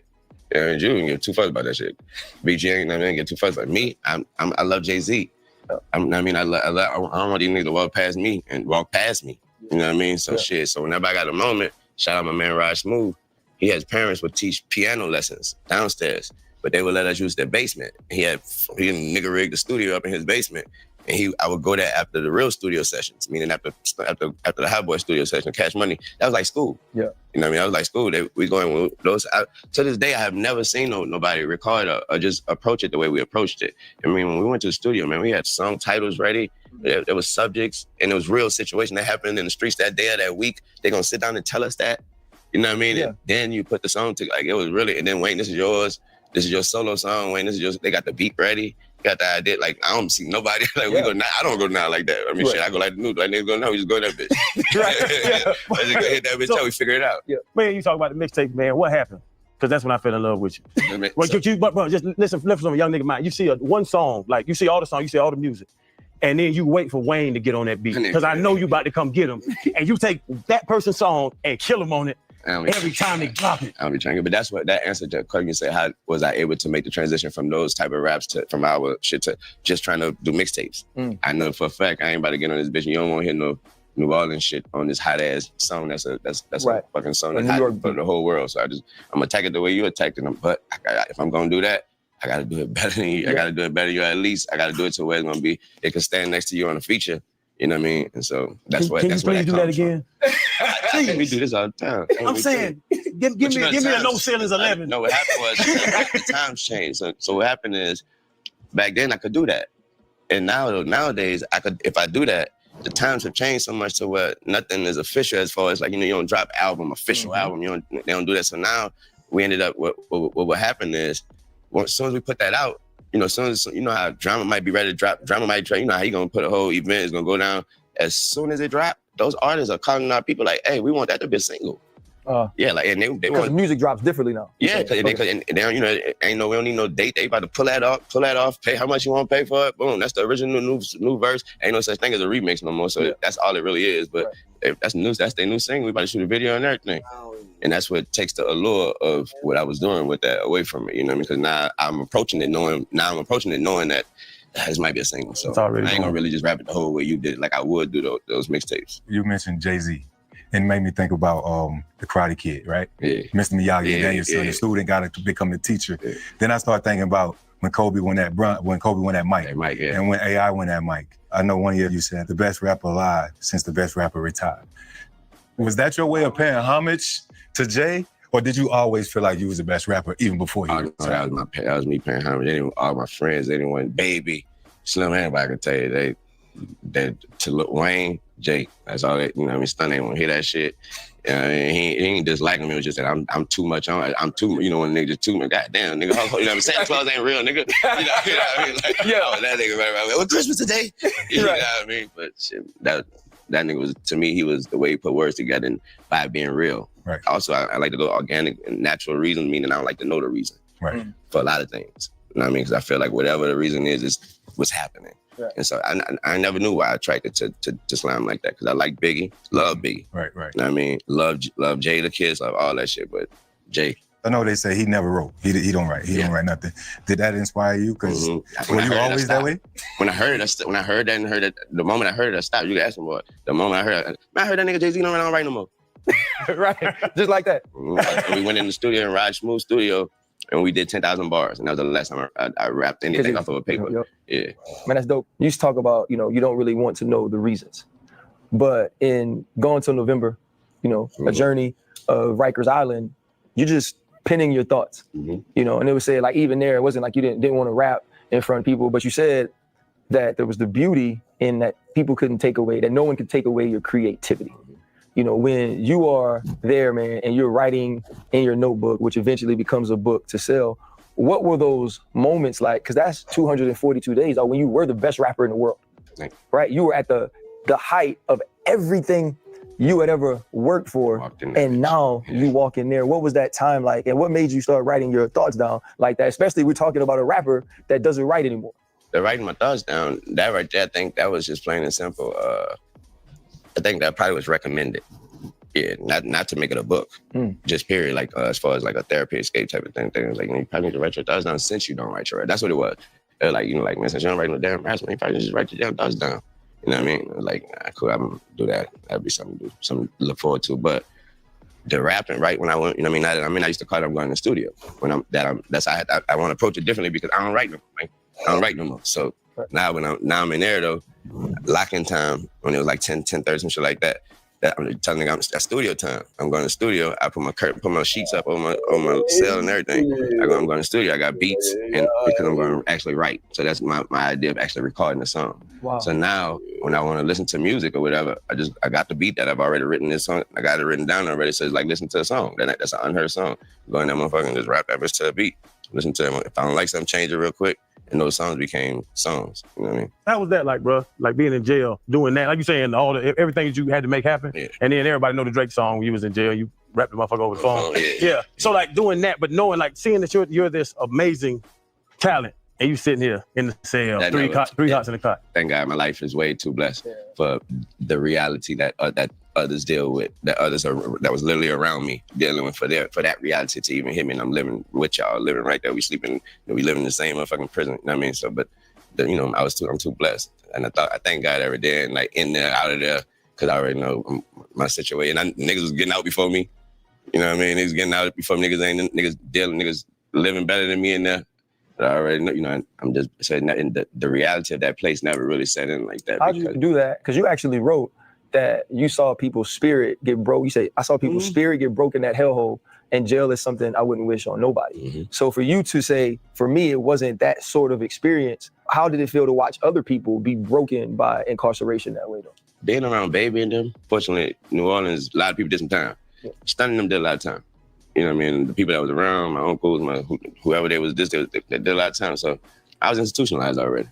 Like, man, look how y'all jokes. Yeah. I'm just looking like, look at y'all, this how y'all New York boys, this how y'all do y'all time. Right. You know what I mean? And they doing the same thing. They like, and they wondering like, man, how much time you did? Oh, man, I ain't never been in no jail. I just been around them niggas, man. I ain't never been around real niggas, man. Some real niggas who probably supposed to be in jail. Yeah, I mean, but and I was telling Peyton and Eli, one of the homies that was like my uncle, he was shot on his time. And when he was shot, you know how they used to let them clean the city up? He had to clean up around what school they went to? Newman. Yeah. So they would have to clean up like around 4 or 5 o'clock in the morning before the kids get there because they prisoners, obviously. But they cleaned up the highway around the school or whatever. He said it was never a morning that he was out there that they cleaned up and that was on their route when they had to go around Newman or whatever. That Archie, Cooper, Peyton, he said Eli was the baby crawling out there 5 in the morning. Already working out there. He said, and he was like, and you could hear. He said, all you could hear is bitch. Like what? He's cussing them boys out. Right. What? Bitch, you dropped the. And he said, but he was out there for Cooper. It was all about Cooper. They was out there for Cooper though. Yeah. So we know you're big in sports, man. So I want to keep it right here too while we're here. And I know you love the GOATs. Tom, or you gonna keep it at home and go with Peyton? Who's the best quarterback? Tom Brady. You ain't gonna keep it at the crib. What you mean, like, is Peyton Manning? The best quarterback that the NFL has ever seen, Tom Brady or your hometown Peyton Manning? That's not even a question. Fast, man. I know he did say it fast. I just want to hear him say it. Because I like when you debate with Skip. Yeah. You know, I want to ask you how you find time to keep up with all these sports like that and still go and be the top dog at what you do. You know what I'm saying? To be able to go debate on some real shit. Like you actually debate Skip like Shannon does. You know what I'm saying? I love so sports, with the Brady question, I want to ask you, because you could have been biased and said Peyton, because he's from the crib. So that's why I want to ask his brother would have loved if I got it, would have loved if I said Peyton. That's his brother though? Huh? That's his brother. Yeah, the light-skinned dude. Yeah. My man. Nah, he definitely Peyton. What big head that Peyton? So what separated two? Rings. Yeah, I mean, it ain't that hard. Seven other things. Yeah, plain and simple, man. 7 other things. But I have one bone to pick with you. When I was in Pittsburgh, we played Green Bay in the Super Bowl. And that's the year you came out with green and yellow. Oh, we almost lost me, dog. There was a real touchy time between RC and Lil Wayne. Man, hold on, man. First of all, that was, if I am mistaken, wasn't that like, wasn't that they asked me, not the team, wasn't that like asked to do that, right? Yeah, like I was asked to do that. Sometimes you can say no, Wayne. Oh no, I was not gonna say no I was gonna do it anyway. Yeah, but it was like, I just made sure, I had to hit with like, make sure Wiz no boy. This ain't no this is all sports. Right. So need you coming back out of my head. You're like, shit, you making my shit hot. You did. It was me, Ike Taylor, Mike Wallace. We was all hot. Hey, we was always like, come on. I was like, man, they ain't got nobody from New Orleans on their team. You know what I mean? I was like, they don't have nobody from the city on their team. And he gonna make a song for them? But we was hot about that, boy. How many things you say no to now as Lil Wayne at 40 years old? As far as music? Just opportunities and different things that you do. Like you talking about the pregame song and all. Like, do you tell people no a lot? I don't. You know, I have to have someone like Gutter. I have to have someone like to let me know. I mean, to tell me, someone like Karen, let me like, when you probably shouldn't. Yeah. You know what I mean? Like, I know you want to, I know you just don't want to say no, you know, we probably shouldn't do this one. You probably should pass on that. But it's when it comes to music and opportunity, you know, again, I haven't worked a day in my damn life. Yeah. You know what I mean? Like, I literally been doing this, I told you, since 7, 8 years old, and I signed at 11. So I've never had a real job other than this, you know what I mean? So I've been living my dreams since, and I just been making sure that I maintain and keep it going. By the way, thank y'all for not making them say no to this. Because, hey, we were driving over here, I was bragging like hell in the backseat. I was like, really? I could read the text messages to you. I hit him up. He said he gonna be here, and we doing it. Look, I told her, I was like, nah, I said, shit, I was like, shit, the boys, they just want to stop and get something to eat. They could be like, shit, ask them, I'll be about an hour too late. Shit, I was already 13 niggas that hit me up. They was supposed to leave the photo shoot and video shoot at 8:30. Yeah. Niggas hit me at 10, telling me we leaving now. Man, what y'all shot? Y'all doing you're not even an artist, bro. What is you doing, man? Before we even started, you know, talking about kids, you know, you've had some cool moments lately. Killer Cam, like you say, he called you, and I thought it was beautiful for you to say, you know, I'm gonna take a picture of Sin so Cross can have it. You know, it showed what type of father you were, but just also the type of man. Yeah. And that's something we enjoy talking about on this show. And Ray Janae always has your back. And recently, it was probably like in January, she tweeted out, she was like, look, it's a testament to you, right? You're such a great rapper, respected so much. Anytime a new young cat comes out, he's now the next Wayne, or he raps like Wayne or whatever. And she was like, look, leave the marathon Wayne ran out of that. And I respect that. When you have this relationship with your kids, and we understand it, we play ball, we aren't where you are, but we just daddy, right? We just daddy to them.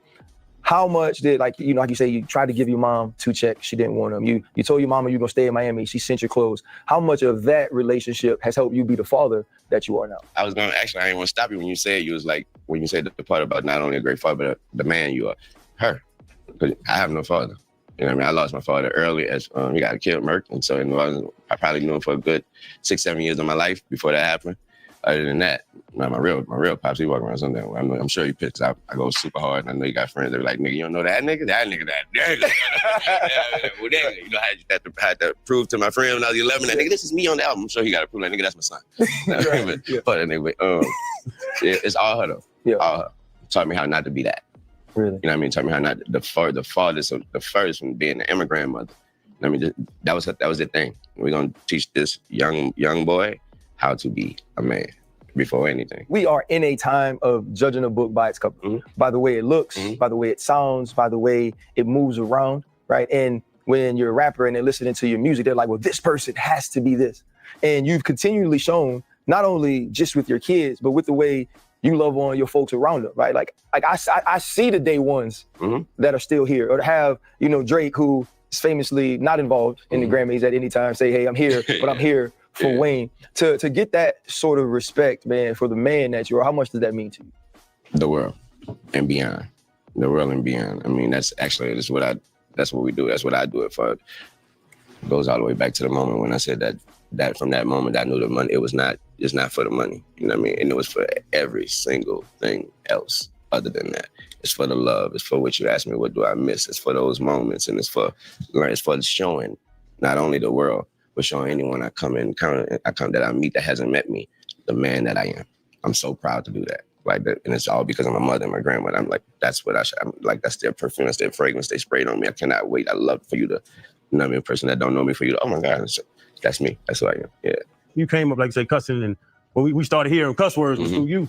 And then now, like, you live like a life. Like, how do you stay out of all the BS? Like, it don't be bad stuff about Wayne out there right now. I look back, I was doing research and trying to find something. Too much, man. But with the kids, with the baby mamas, with the whatever, you know what I'm saying? Whatever you're doing, like, it's just everything's solid. The man I am when it comes to anyone, when it comes to people who I've dealt with, regardless, in any business, in any form of fashion, it goes back to the man I am, the person that my grandmother, first of all, who she raised me to be, the person that my mother keeps maintaining that I be. Other than that, I don't have I don't have a technique. I don't have a procedure. I don't have things that I don't do. You know what I mean? I don't have superstitions. I just live. Hey, speaking of living, man, we're coming up on a year though where Robert Hubler passed. It was last July, and he essentially saved your life. And you know, you've told the story before, and the relationship that you continue to keep with him. When you think back to that day, was it like '94? When you think back to that day and what he did for you, man, I would just love for you to get an opportunity on this platform to just give him some praise, man, for not waiting on an ambulance. And first of all, picking up a young cat, man. Man, what? Man, first he was off duty. He was off duty, and so he said, he admitted, he was like, I was being nosy. You know, he like, I was off duty, but you know, it came through came through his radio or dispatch or whatever, and he heard it was the spot. You know, that's his. He felt like, man, that's my spot. You know what I mean? Like I know everybody in that damn complex. Uncle Bob. Yeah, so he's like, who the hell got shot over there? So that's why he even came over there. And when he got up there, I'm laying down. He's like, I see you laying down at the door. And I was like, I'm expecting to see 4 or 5 more bodies. Because why they ain't picking you up? And that's when, you know, that New Orleans, you know, you got to be that New Orleans came out and right there at the door, like, what the fuck you mean? He woke me up. See, if I was conking out, he woke my ass up. He woke me all the way up. I was always messing with him though, because he got a bad thing. He had one bad leg or whatever. One of his legs was falling. I was like, Uncle Bob, you talking that shit? You just couldn't cross. You couldn't jump over my head. That's why you stop right there. Yeah, I can't go no fucking more. Man, everybody, he got me, picked me up. He did. He said that there. He told me something I never knew. He said, nah. He said the ambulance with that, Wayne. Really? Yeah, I never knew that. He said the ambulance with that. He said they got this dumbass. Now that we all know the we all know the rule, but he's like, they got the three tries, whatever. He said they had to went through their 3 tries. It was done. Really? Oh God, I never knew that. That was me sitting down talking to him to find that out. Yeah, so he scooped you after that. Yeah, because he was like, he saw that I was, I guess I don't know if I had my eyes open or whatever. I was reacting, but I was clearly awake. I could hear him talking and shit. And so he must have like, what you mean he ain't dead? I mean, so he brought me straight to the bus through the emergency room, through the waiting room. Yeah, I had everybody in the waiting room at my hospital room after they passed me up and shit. People, I don't know, just like a line. They was coming up, baby, just want to see if you made it. That's New Orleans, you though. Already know. Yeah, come through that with you like that in his hands. I ain't think you would. I'm just glad you. I'm glad you made it. that had to change the hell out of you. Huh? That experience had to do something. It changed the whole family. But internally in you, like. It's the reason why we sit here right here. To go from that moment, right, and just looking back on that, and then being able to look forward to September to receive the BMI Icon Award. Have you had an opportunity to put that in perspective? Let's say an icon. Like, that's crazy, right? I haven't had a moment to think about it, actually. You know, I'm one of those guys when it comes to accolades and their rewards and their awards and shit. I be feeling like you're way too late. Right. Yep. You know what I mean? I feel like I've been going harder than whoever you put that award in, whoever hand you put that award in. No disrespect to them, but it's all the respect that I got for myself. And it's me not disrespecting how great I am. Correct. You know what I mean? So when it comes to those things, you know, thank God, I appreciate it and shit. But you know, I'd be lying to you if I said that I said and thought about it. You the first person that told me I thought you was September. That's my birthday. I didn't know what we was talking about. You still skating? What you still boarding? Yeah. Yeah? You boarded with Nigel yet? I've skated with Nigel before. Yeah, Nigel Houston. Yeah. Why you skateboard, man? That's not smart. I didn't say that's not smart. It's just an extra risk on the money machine, bro. I'm not an athlete, boy. I can go on stage with the crutches. I can wheel myself up there. And as long as the mic work, we gonna kill that bitch. but no, the skating thing, man. I done did live full tours before every show. I gotta let them know. Hey yo, how y'all doing, Indiana? I just want to stop the show, let y'all know. At some point in this show, at some point, I will start bleeding over my left eye. Do not, I repeat, do not worry, don't panic. It's a skate scar, don't worry. All right, let's get it. That bitch gonna start sweating and bleeding. I got like 9 stitches. Yeah, this is what I do, man. I'm 4 surgeries deep. It's fun. Fun ain't the word, man. It's the escape part of it is unexplainable. You know what I mean? It's unexplainable. You know how you can watch someone escape and you see that's their escape. It's so simple. You can't, you think about anything is impossible. Yeah. To think about anything else, once you kick that motherfucker, put your other foot on there, you're on 4 wheels. You try to think about anything else than what you in front of you and on the side of you, then you're gonna be behind you. Yeah. So you do that for a good 2-3 hours straight. Damn, what the hell I was mad about again? You know what I mean? So the skate documentary, can you give us a little peep of that? What it's gonna be like? The skate documentary, first of all, it's all about my skate team. You know what I mean? It's all about the skate team. It's me getting the opportunity, you know, because I skate and giving me the opportunity. People, if they're interested in the fact that I skate, but it's me. It's all about the team. It's gonna be all about the team, me introducing the world to my skate team. Them boys go hard. You know what I mean? I want them to be validated and when they start putting out their parts and all that, just plain and simple, be validated. I don't want them to be just some skaters. They don't know who this is. Nah, this is our skate team. I want it to be quote unquote, oh, that's the dudes who skate for Wayne. Right? Nah. It's the skate team. It's their team. It's our team. It's how we rock. The documentary also gonna highlight why I love it so much. When did I start? Why did I, you know what I mean? How hard do I actually go? Things like that, which is funny. You know what I mean? The funny, like, I remember when you started, bro. I know you do, but nigga, but you know, like, well, the funny part be like a nigga might, certain artists might be like, what you doing tonight? I'm going to a skate park. You know what I mean? Like, wait up, I'm pulling up. Like, bet, pull up, give them the address. They pull up.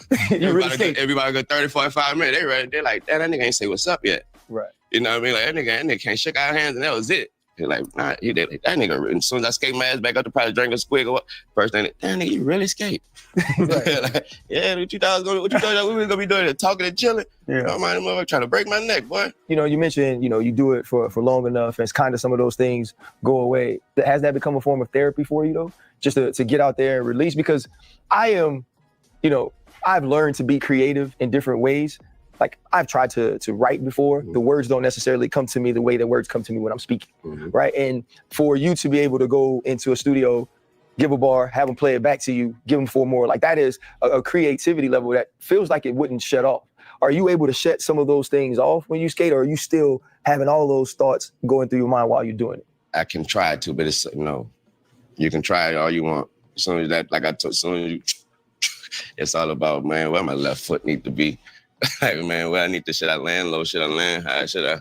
It's all about that. And that's that. I've literally never met, I've done nothing else that have taken my focus like that. You know what I mean? I've been able to do everything and still think about what word rhyme with, you know what I mean? Not on the board. You famously said that you told your homegirl, Katie, that you're gangsters and you're a gangster and gangsters don't ask questions and gangsters don't ask why. But I do have like just one last question about you, just a man. When you look at the music business for sure, it's very rare that someone reaches this elite, quote unquote, GOAT great level, and they're able to bring a lot of people with them in that way, right? You know, like we've seen Jay-Z, and as he's gotten older, he's figured out how to do it. You know, there was a Kanye, and then there was a Rihanna, but young, he tried it. You know, he tried it with Bleak, and he tried it with Beans. Oh, you definitely got to go through it. And It's very difficult. You know, you've had, you know, whether it's Drake, Nicki, the people, you know, people with Young Money, now a skate team. You seem to become a real team type guy when you have an individually unique, elite talent. What has made you so much about family instead of saying, you know what, I'm Wayne, I'm more talented than anybody. I could do this all by myself, make records the rest of my life and be rich as hell and never have to bring anybody with me. But you made a decision that it's going to be about everybody getting it. Ronald Williams and Brian Williams, who is Slim, Baby and Slim, no more, no less. You know what I mean? They real hustlers, you know what I mean? And they, you know, when I told my mom, when I came back and told my mama that's what I want, you know, I'm going to rap with Cash Money. You know, first thing, Cat, you talking about Brian, baby? She went to school with him. First thing she like, he home. Right. You know what I mean? That boy out of jail. You know what I mean? She like, all I remember was he used to be too young with all them gold in his mouth and had too much money for to be going to Fauché. Right, yeah. You know what I mean? So, and then all she remember was he went down the stretch this time. You know what I mean? And then she was like, but my Uncle Peanut she was like, but you know what? Ask his brother who his best friend was. And Slim would always say, Wayne, your uncle would be the only nigga fuck with me in school. And she's, you know, I'm hearing it from my mom. You don't believe your mom. You think she just talking. Peanut, the only one man. Ain't nobody even want to be with him. Right. But he kept her. He was like, nah, man, your uncle was the only nigga because Slim used to wear thick glasses or some shit. And so I guess niggas mess with him, whatever. My uncle, I wish he would. Right. You know what I mean? So he respect that. So just the way I always would look at, literally, I would always look at them the same. Like it'd be a time where I'd look around and look at them like, why the hell? Like, why is not just the people that, you know, like, to me in my head, I'm like, the people that matter. The people that's doing like, why we gotta have something like, and why they didn't really care about just such and such. So, and it was like, I always was, and why do they care about us? Like, I'm like, I always like, why in the hell he giving me a shot? I'm 11. Right.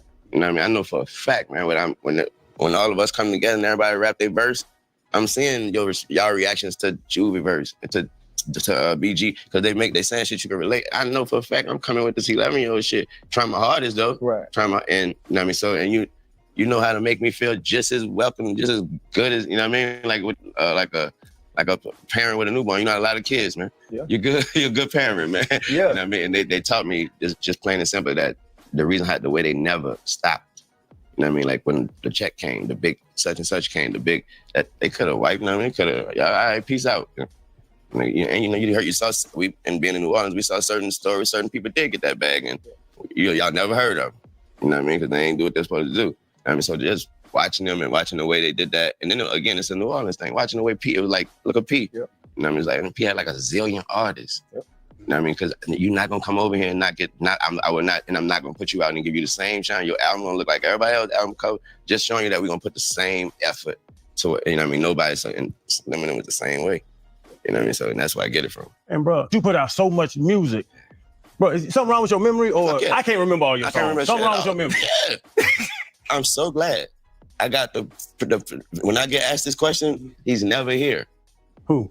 They got one person that love me to death that hate. That's the one thing he hate about me. Fucking hate it. Terry. He would vouch. T, do I have a bad memory? The word. I mean, that man would be like, Tony, you really don't remember meeting Michael Jackson? You really don't remember stepping on Michael Jackson told me he was doing the moonwalk? Oh, no, I don't. But it'd be, you know, I meant to real shit like that. Like, nah, don't. You're like, Tone. And he'll go. It'd be me stepping on my. You had to be drinking or something. Nah, I don't drink. You had to be doing something. You had to be smoking something, not to remember stepping on Michael Jackson. I ain't stepping on Michael Jackson. I was just joking. I'm just saying, like, an analogy. I'm saying, like, I have a horrible. I say it's a gift and a curse. That's why I say, he blessed me with. I'm gonna bless you with all these amazing moments in life. You ain't gonna remember too many of them. No, yeah, you ain't gonna remember too many of them. You know, enjoy it when they happen. It's late, bro. So I'm.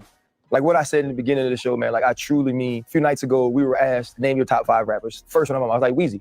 And to me, man, you know, when you said it, you know, they took away the teams, and at that time, that was all we had to represent us. Mm-hmm. And when you were representing us at that time, we couldn't have been more proud. I appreciate it. And to continue to watch you grow, and now to see so many other people in the world recognize how great you are, how amazing you've been, and the longevity that you've had in this game and the human you've become, man. You seem like he cut back on a lot of that. Louisiana, I'm proud of him. From looks a lot healthier, New bro. Orleans, man. And to be a part of that legacy in any way is an honor, man. Thank you for joining us on the Pivot, bro. My dog. Yes, sir. Oh, look, I'm listening to Gator shit. Easy in. What size you want? Huh? No, that's what I want. No Gator shit. Hold up. Limited. Niggas in the cap pinning it. I thought they here to witness it. Get my people feeling militant. Way up finna get me up. On a mission, get me up. Knowing me, I got the key. Only vision I can trust. Limited. Niggas in the cap pinning it. I thought they here to witness it. Get my people feeling militant. Way up finna get me up. On a mission, get me up.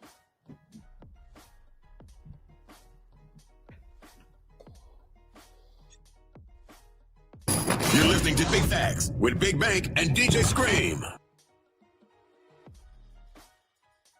Live from the Trap Music Museum, it's time for Big Facts. Big Bank, Baby J, DJ Scream. Today we welcome the first rapper to shout us out on the record, Big Facts, the one and only Money Man. Yeah.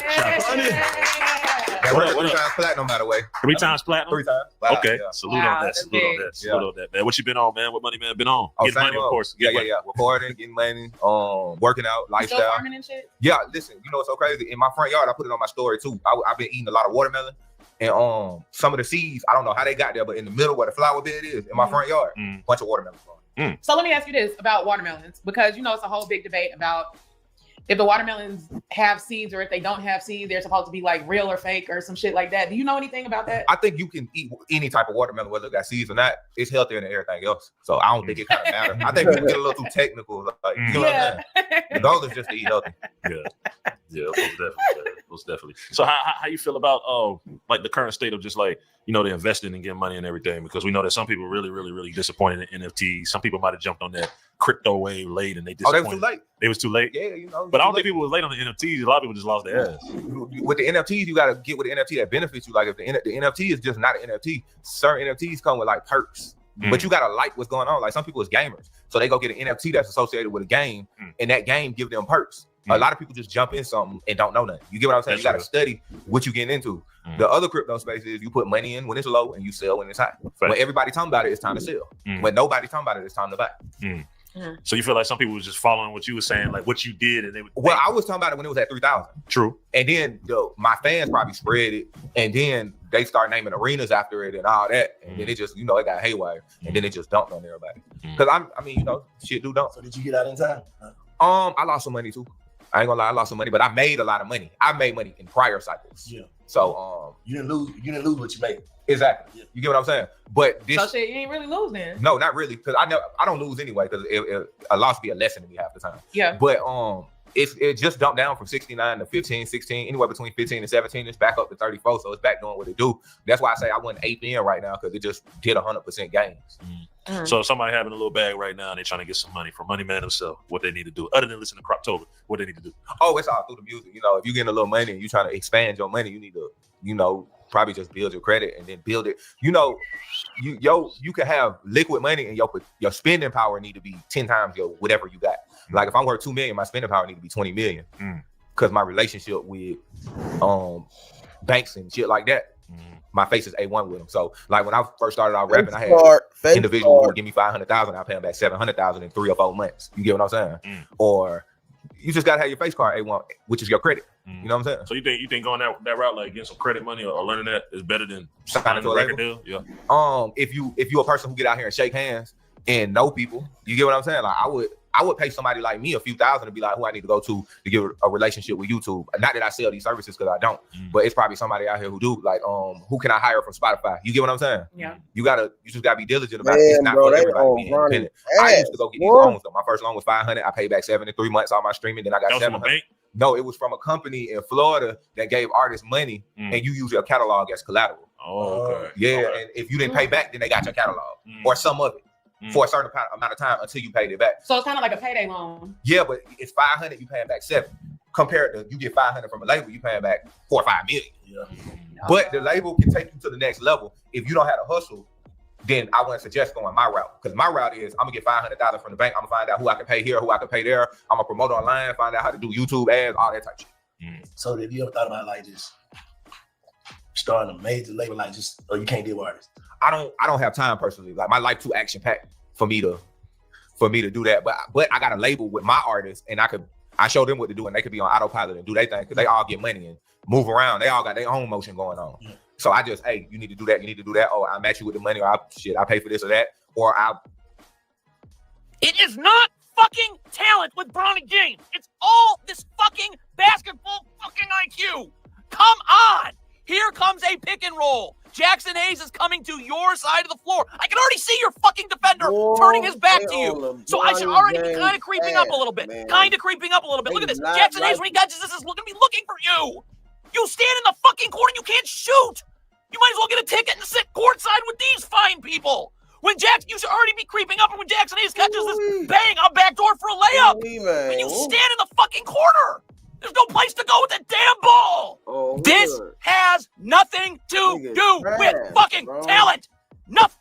Bronny, Jared Vanderbilt has his man beat here. What? Your man is not in help. So what the fuck are you doing cutting across the floor as he has his fucking man beat? Hey, bro. If you're gonna look, man, you gotta understand, bro. A lot of niggas wanted to make it to the NBA, bro. A lot of niggas, man. And when you got a nigga that got all the privileges of being LeBron James' son, and this nigga is garbage like this because the pressure is fucking him over, I mean, bruh, there's gonna be a lot of people upset and critiquing him, nigga. And that's what's going on, man. And it's like, damn, buddy. It's almost like, damn, man. How the fuck do you even, what do you say? Because, like, it's like, this nigga, bruh, how do you play 20 minutes, nigga, and your stats are 0 points, 3 fouls, 0 for 4 shooting? Like, what the fuck? You couldn't make a free throw? Like, you couldn't get... Cut baseline this way. Look what you fucking do here. This is basketball brain dead. You just brought your defender into where Jared Vanderbilt's fucking driving to. Where are you going? You want to have a convo with JJ Redick? It's not a fucking timeout. How? Just all fucking zero basketball IQ. So that you run a ball screen at fucking half court. Of course they're gonna go under the screen. So just calm the fuck down. Why am I making wait for Jared Vanderbilt to twist and set a second screen? Maybe now they don't go under. Maybe now you get Julius Randle on you on the fucking perimeter. But you're already flinging this pass. All right, stop. So now if you want to come off a handoff, I've got to get into the defender's jersey. There can't be any fucking space. IQ! There cannot be space. I got to get into his jersey, so I'm coming shoulder to shoulder right off this handoff. So he's got to go into the screen off the fucking handoff. Look at how much goddamn space you leave. My grandmother could get through this and get a deflection. Jesus fuck. When is this going to fucking stop? And when does JJ Redick's peanut-sized fucking brain say something? Ball screen. Look at Naz Reid here. He is not even sort of... Ronnie, you standing in the fucking corner. You might as well become a cameraman. Nobody gives a shit when you're in the corner. You can't shoot. So Nick Smith Jr., the Wolves are in their stupid-ass drop coverage. Cut. Naz Reid doesn't know what you're doing. So I also can give Nick Smith Jr. space to get downhill to attack. Like, I'm either cutting and wide open, or Naz Reid's going to fucking somehow turn his back and see me, and now he's going to leave, and Nick Smith Jr. can attack to the rim. But you stand in the fucking corner and clog all this shit up with your defender. It's so out of this... Of all of Bronny's bullshit, this is the one that makes my head most fucking explode. Most. The Wolves are in their stupid-ass drop coverage. So Jackson Hayes is going to catch this here. I can't even fucking believe this is a clip. Bronny James Mann is going to step up here. Look at this. Bronny, you have to be out of your fucking mind to be still in the corner. You could walk here and get a layup. Walk! Why do you stand in the goddamn corner? Sign me. I'll do that. Bruh. How? There are just simply no fucking words. How could anybody be watching this, including Bronny dumbass James himself, and say, how the fuck is this how I play basketball? Look at Bronny's man is now going to literally come double us. He has no basketball. I mean, you would think he would have basketball IQ. You see what I'm saying? But it's so mechanical. It's so overthought. Bro, my nigga, the one thing I was real good at with sports is understanding how to use angles and how to make myself a threat. You're not making yourself a threat when you're standing in a place that you're not a high percentage shooter, or you're not even causing the defense any fucking you're not causing the defense to have to collapse. You know what I'm saying? See, the worst thing you can do is motherfucking be just a fixture on the court. Even if you're not cutting, you need to be threatening to cut. You see what I'm saying? Like, you can motherfucking do all types of shit. Set screens. You can motherfucking goddamn nigga. Motherfuckers that acting like nigga they out of bounds. Or nigga them pop back in the game, nigga got an open shot. Like, these niggas don't even know how to motherfucking move around. It's just sad, bro. But nigga, like, this motherfucker is roasting this. I mean, bro, and this is every game. How do you play 25 minutes of an NBA game and have 0 points, 3 fouls? That's just sad, bro. Like, we all know. And that's why LeBron getting so much hell right now, because he used his motherfucking stature to get his son in the game. Whoop-de-doo. And I'm not mad at the nigga for that. But Bronny, man, you have single-handedly destroyed. I mean, man, Reed, he's not going to be in help. He's fucking coming to double. That's how little of a fuck he gives about you. We want to see Bryce. Bryce, you got to come to the league, bro. But look, man, this is the 24th. This is LeBron's 24th year, my nigga. He has to retire this year. He has to, bro. And I'm afraid that... No, I'm not afraid, because I really don't give a shit, honestly. But when LeBron James retires,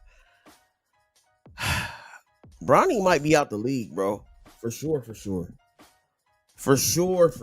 nigga. Getting in the corner? Why the hell are you not cutting? And if this draws Nas Reed, cool. You drop it to Jackson Hayes for a fucking dunk. Where's the fucking cut? That's a goddamn shame, bro. So, Perk, Shanae, no Luka, no LeBron. It's a good thing he's him in Lakerland. Austin Reeves had himself a night. We're going to head to Minnesota where the Lakers were visiting the Timberwolves. No Anthony Edwards in this one either. Perk, it's been quite the week for Austin Reeves. He came in, he had 41 points, he had 51 points. But last night, he had a little help from Jake LaRavia. Absolutely. But look at this pass right here. Doesn't that remind you of Luka, Braun, AD, Braun, that full court awareness? That's what you call greatness. And Austin loving it as well. Next possession here, the Lakers in transition. Reeves, this connection again, Perk. I know, look at the spacing, the sprinting of the floor, the driving kick. Nice little move right there for one leg, little turk catch. So let's go to fourth quarter now. The Lakers lead 102-89. Austin Reeves drives, connects again with LaRavia. Drains the three. Jake LaRavia finished with a game, 27 points, 10 of 11 shooting. Anthony Edwards and a fan could not believe it. Ronnie showed some flashes of growth in the summer league. How have you built on that since? I think it's just working on all the same stuff that I was working on before. It's obviously helped during the G League too. Just working on stuff. And here we What did that nigga just say? Ronnie James. Stop the cap.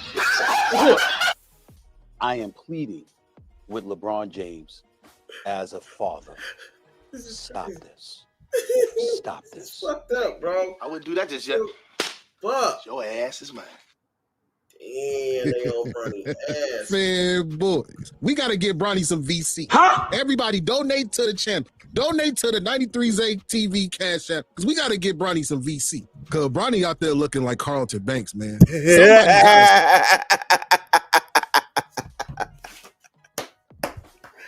They said cuz out there looking like, hey, remember that nigga, man, Carlton was fucking garbage. Remember that nigga in the Fresh Prince, man, this stupid ass nigga. That nigga Fresh Prince was raw, bro. He had the game on lock. And this stupid ass nigga, man, remember he went and stole the pass and threw up that bullshit, that half court shot. Man, he said that nigga Bronny out there looking like Carlton Banks. That's crazy work right there, bro. And he really is, though. That's fucked up, bro. That's fucked up. Stop him. LaFontaine need to be arrested for what he's putting this boy through. Woo! He put this man through hell.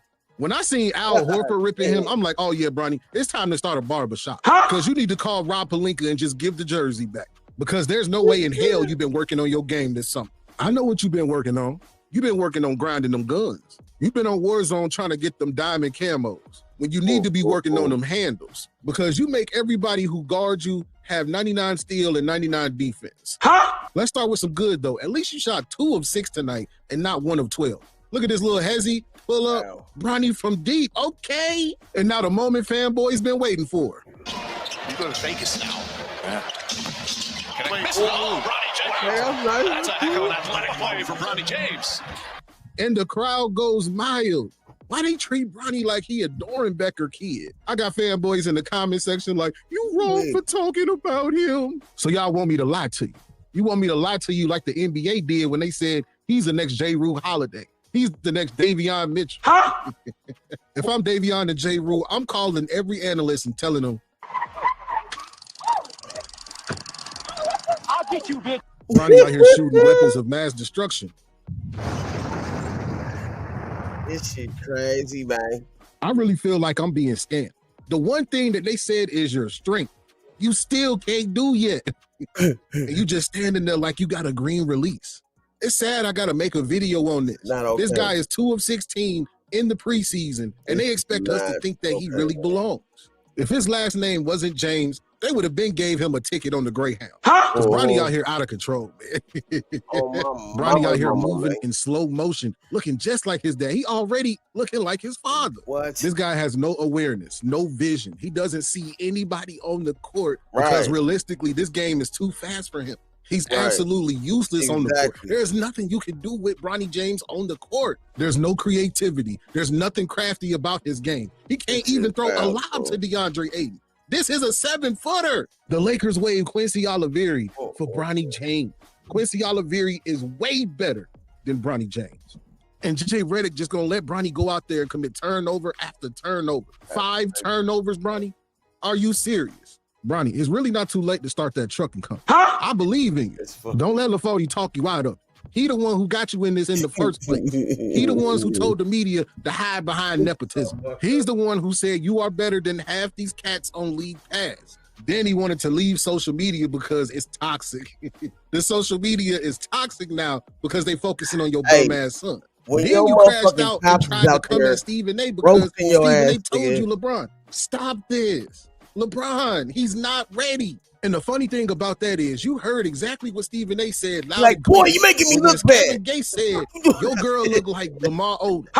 Then he showed up to the Lakers game. You had no smoke for Kevin Gates. You didn't even look in his direction. And that told me everything I needed to know about you, LaFody James. You was a punk. You a bitch. You a step to a 57-year-old man. But you won't have no smoke for somebody that's in your age range and somebody that's willing to take it there with you. And you fanboys defended this. When he went up at Stephen A, everybody's like, yeah, that's gangster. That's gangster, LeBron. That's how you talk to him. But when it's Kevin Gates, oh, he got too much to lose, bro. He's a billionaire. Why would he do that? And that's why I'm glad I went to SEU. I went to Same Energy University. I'm going to give you the same energy no matter what or who it is. And I know that's why y'all rock with me, because you're not going to get this from the media. The media got too many friends. They getting too many backdoor deals and taking money from people to hold their silence. You notice how nobody a part of Clutch Media reported on this? But if Bronny would have dropped 15 points on efficient shooting, we wouldn't have been able to hear the last of this shit. All the good old boys would be on the internet dancing like this. So we go 1, 2. That's it. That's it. Oh, man. Them boys would have turned into professional belly dancers talking about Bronny James. Shannon Sharp would have traded in his LeBron bed sheet for Bronny bed sheet. But you know they huddled up like the Justice League and said, you know what? If Bronny does bad, we just gonna ignore it. If Bronny does good, pull out the glade. And this is how the Get Along gang works. They doing the same thing to Bryce too. When has BT ever reported on sports? BT said Bryce James shines in Arizona debut. And I'm like, if Bryce shined in the debut, this is gonna be all over the front page news. And I click on the article, and look what the article said. Bryce finished with 3 points on 1 of 3 shoots. And this is why BT going out of bit. Nobody watches BT. BT, LeBron James is not coming to the award ceremony. He's not coming to the BET award. You're not about to trick us into believing Bryce is ready. But I will say I'm more optimistic about him because he's actually a legit 6'6", maybe even 6'7". If he obtains 75% of the athleticism that LeBron has pre-Balco, you might have one on your hands. But Bronny, he's got to go play Warzone. Bronny's got to go on TikTok or something because the NBA is not for him. They had the nerve to put him on Steph Curry, man. Y'all see what Steph Curry did to him? My God. He's all of Seth obviously not playing tonight. Curry has it. Quick catch, quick fire. Boy, he is in. JJ Redick got to be arrested for this. Why would you put Bronny on Curry? This is crazy. Did y'all not give him the memo? Hand down, man down. Enough is enough. Y'all gonna get this boy long-term trauma putting him in the league, expecting him to guard Curry. Y'all see what Tyrese Maxey did to him last year? This gonna be my last Bronny video for a while. Unless he just does something historically I'll report on it. But I feel bad kicking him while he down because, my God, this shit is terrible. He's playing like he know his father about to retire. He know this is the only opportunity he's about to get now that his father is pending retirement. And we gonna find out today. We gonna find out today. I'm dropping this early so we can get this out the way and we can focus on the decision. Because if he get up here and say something about Amazon Prime, bad boys, you know I'm about just to mad go at crazy. motherfucker. But this is the part of the press video conference. where I need y'all to beat the comment section up. Am I taking it too far? Why did this nigga say, I've been working on all the things that have made me better? What, nigga?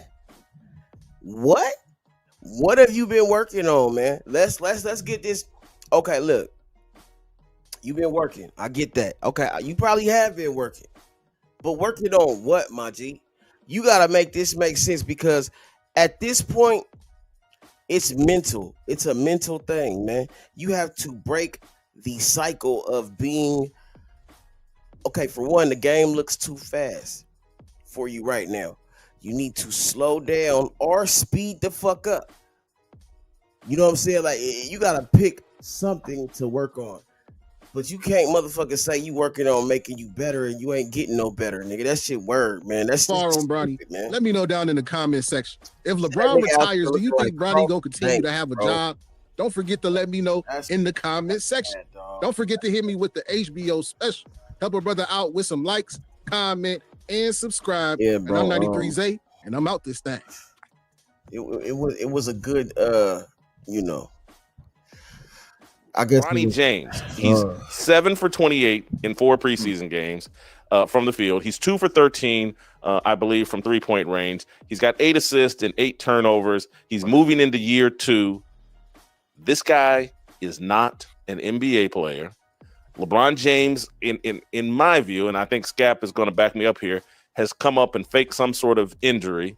I don't think LeBron is comfortable with Luka Doncic and the direction the organization is moving, and perhaps wants his way out, and maybe is trying to force his way out. Scap, I'm going to let you frame this up for me. What's going on with LeBron, and is it connected? And what do you think about what's going on with Bronny James and this whole deal where from Shedeur Sanders to Arch Manning, these second-generation kids seem to be disasters that are being forced upon us? Yeah, Jason, wow, there's a lot there to unpack. I think you're right. It all does stem from LeBron James, though, and his really fractured relationship at this point with the Lakers. It began, back into the summertime when Luka Doncic was notified that the team was about to sell. That was a bit of a, like an earth-shattering, like groundbreaking moment. The Lakers sold for a record-breaking evaluation at the time. And LeBron had no idea that it was coming. He obviously, his confidant, Jeannie Buss, has remained. She's still like the governor of the team or something. So she's still highly involved. But the fact that LeBron was not informed about that deal prior to it being made, and the fact that Luka Doncic was, I believe that really started the rift between LeBron and organization.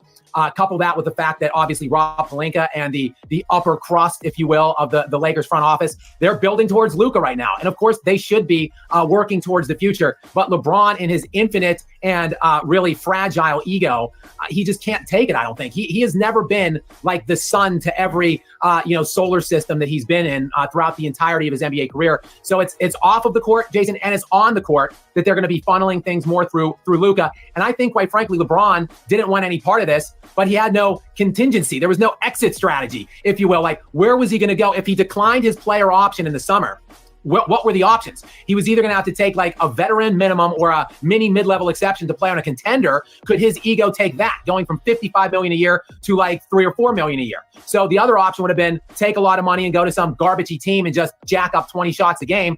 I don't think any of those were appealing for LeBron. So he activated his player option with the Lakers. And now I think he's just kind of trying to figure out what's next for him. What's next for him right now, though, Jason, is, again, you hit the nail on the head. He's faking some kind of nerve inflammation, like a sciatica issue. He's going to miss the first 3 to 4 weeks in the into the regular season. It's gonna stream over. So, in the interim, we've gotten a good look at Junior, as you mentioned. Hold for 1 second. I've asked you to unpack too much. Let's put a pin there and stick to LeBron James. Steve, what do you make of what Scap is breaking down as it relates to LeBron James and the Lakers' relationship?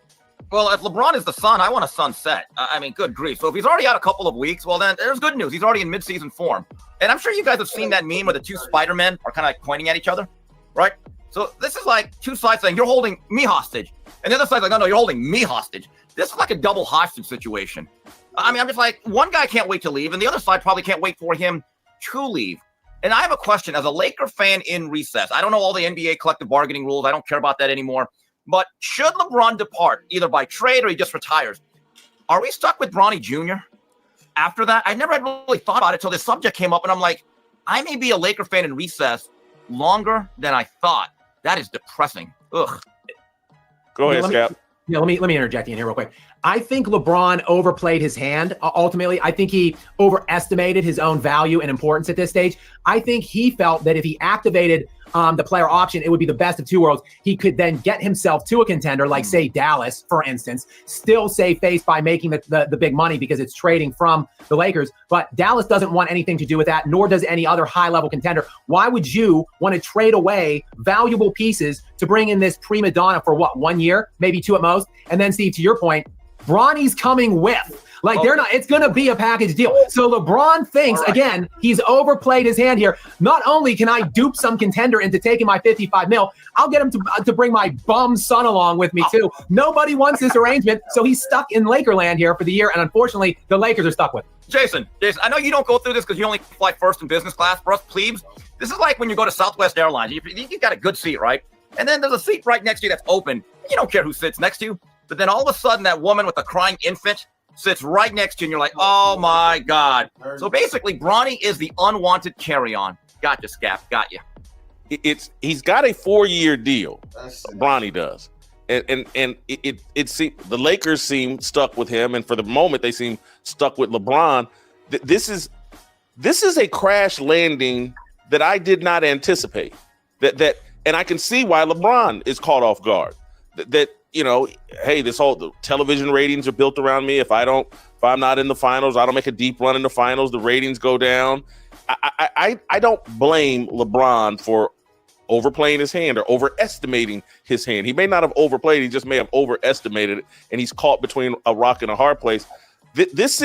I'm sitting here right now trying to think of what the analogy would be. A superstar player has had a potential crash landing like this, and will people at ESPN and in the mainstream sports media, will they be allowed to talk about, honestly, like what's going on with LeBron James? Because, I'm not sure, Clutch Sports and Rich Paul may have so much influence that this never gets talked about in a real way.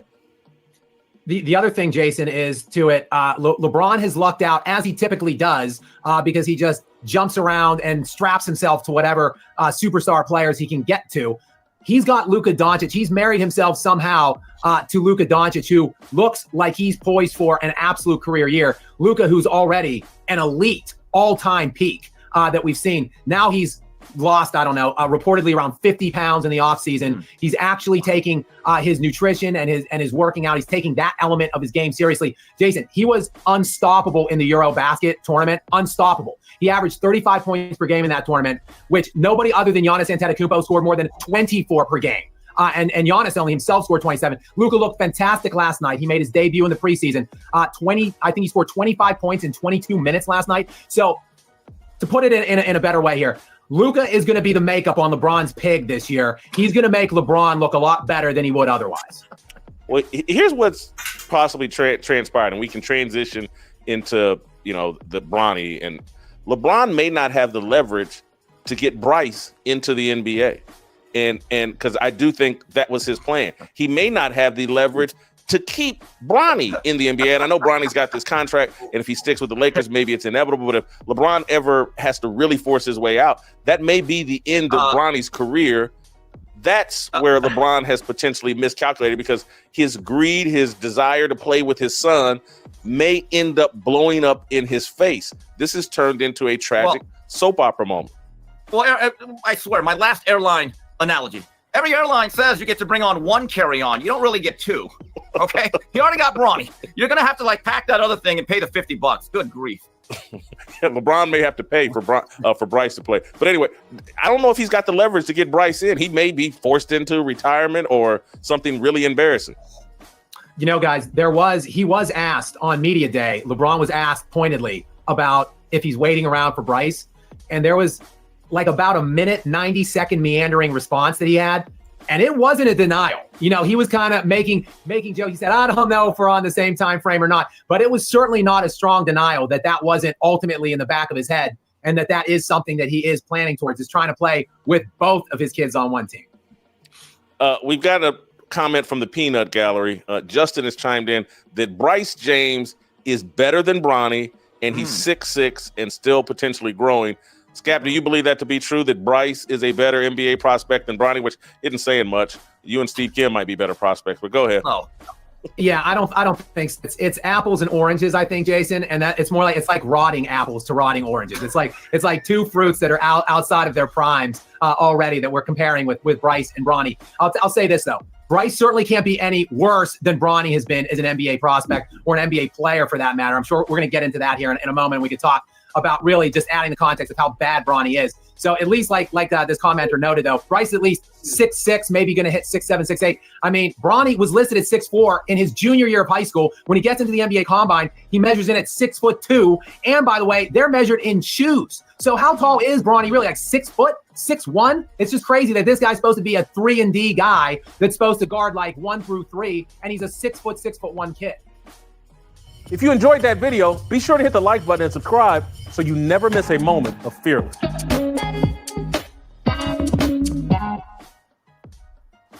Yeah, man, this is bad, bro. Like, this is. While LeBron James's GOAT status will always be debatable, there is zero doubt about one thing. He's the most scrutinized NBA player ever. From the time LeBron was 16 years old, he was dealing with enormous expectations. LeBron James has captured the attention of fans, scouts, and opponents. Nobody endured more media pressure, and nobody had so many of their jerseys set on fire. And unfortunately, that scrutiny spills over to everyone around him. Having LeBron on your team is great, but it comes with tons of pressure because you are immediately expected to win. And if you don't, you're torn to pieces. Honestly, it's a gift and a curse with playing with Bron. Like, I love Bron to death. I love playing on this team because for me, I feel like I thrive more under the pressure. But a lot of guys don't like it because, so it's always going to be that supporting cast of who's not doing what or who, you know, and if you're not built for that, you're not made for that, it's going to eat you alive. And while a lot of difficulties of having LeBron on your team comes from the fans and the media, some of it comes from LeBron himself. Coaches getting fired, cryptic tweets aimed at management, and the danger of getting traded by the GM are always a possibility when the Kings' expectations are not met. But are the downsides of playing with LeBron greater than other superstars? Is James really a bad teammate? Or does this just come with the territory of playing with an all-time great? Well, it depends on who you ask and who you compare him to. Michael Jordan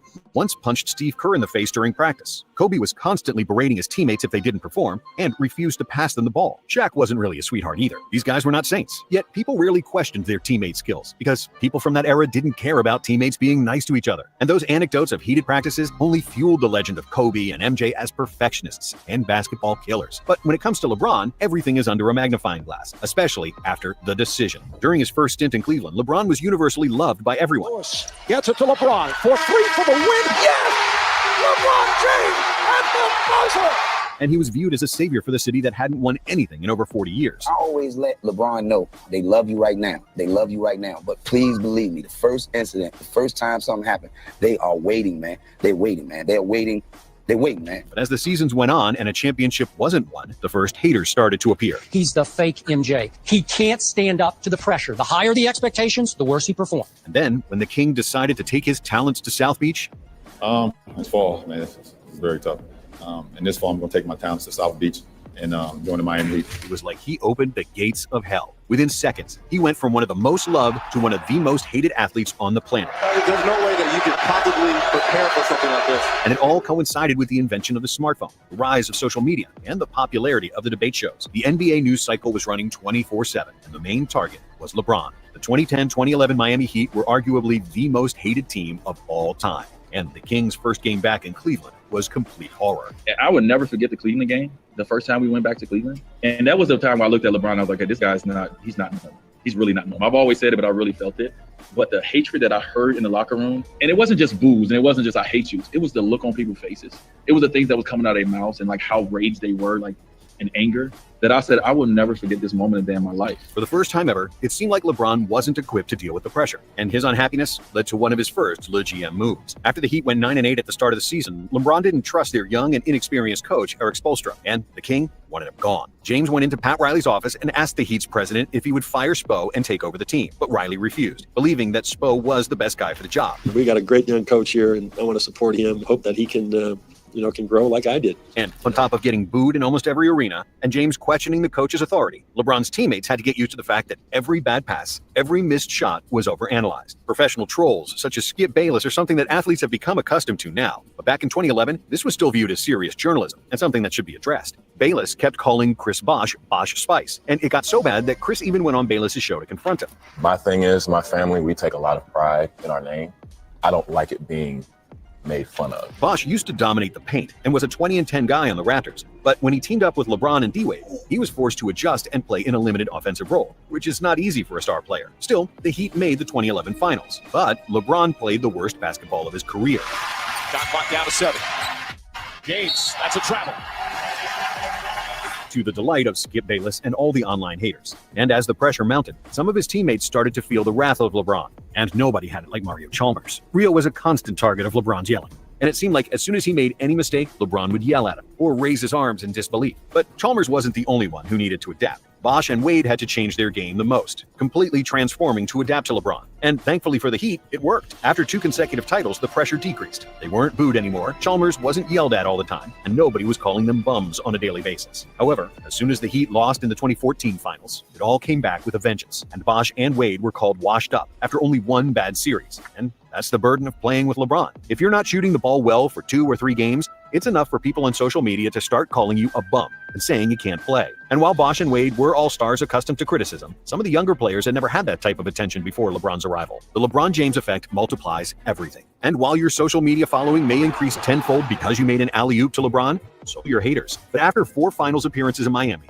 LeBron decided to right the wrong, vowing to bring a championship to Cleveland. And before he even announced that he was returning to the Cavaliers, the GM was already in full effect. I'm excited to lead some of these talented young guys. I think I can help Kyrie Irving become one of the best point guards in our league. I think I can help elevate Tristan Thompson and Dion Waiters. You'll notice that LeBron never mentioned Andrew Wiggins or Anthony Bennett in that PR statement, and that's because he already knew they would be traded for Kevin Love, a move orchestrated with his blessing. However, when the 2015 season started, the Cavs struggled the same way the Heat did when LeBron arrived. The new pieces had to get accustomed to playing together, especially Dion Waiters and Kevin Love. Waiters never figured out how to be effective without the ball, and he got traded very early in the season. Love wasn't in tune with LeBron both on and off the court, and that's when James posted one of the most infamous cryptic tweets of his career, aimed at K-Love. But other than the misfit with Love, LeBron also never got on the same page with head coach David Blatt. Throughout the season, James was the one who called timeouts and made substitutions. He openly barked at Blatt after decisions he didn't like. He huddled frequently with assistant coach Ty Lue, often looking at anyone other than Blatt. Still, despite all the turmoil and the injuries to Kyrie and Kevin Love, LeBron was by far the best player in the league. And other than Durant, nobody was even near his level. The Cavs made the finals, and surprisingly, they even won 2 games with Timofey Mozgov and Matthew Dellavedova as some of their key contributors. But even with 36, 13, and 9 from LeBron, the Warriors had too many weapons, and they finally overcame the shorthanded Cavs in 6 games. After that loss, both LeBron and the Cavs knew they needed to make some moves. First, they fired head coach David Blatt mid-season,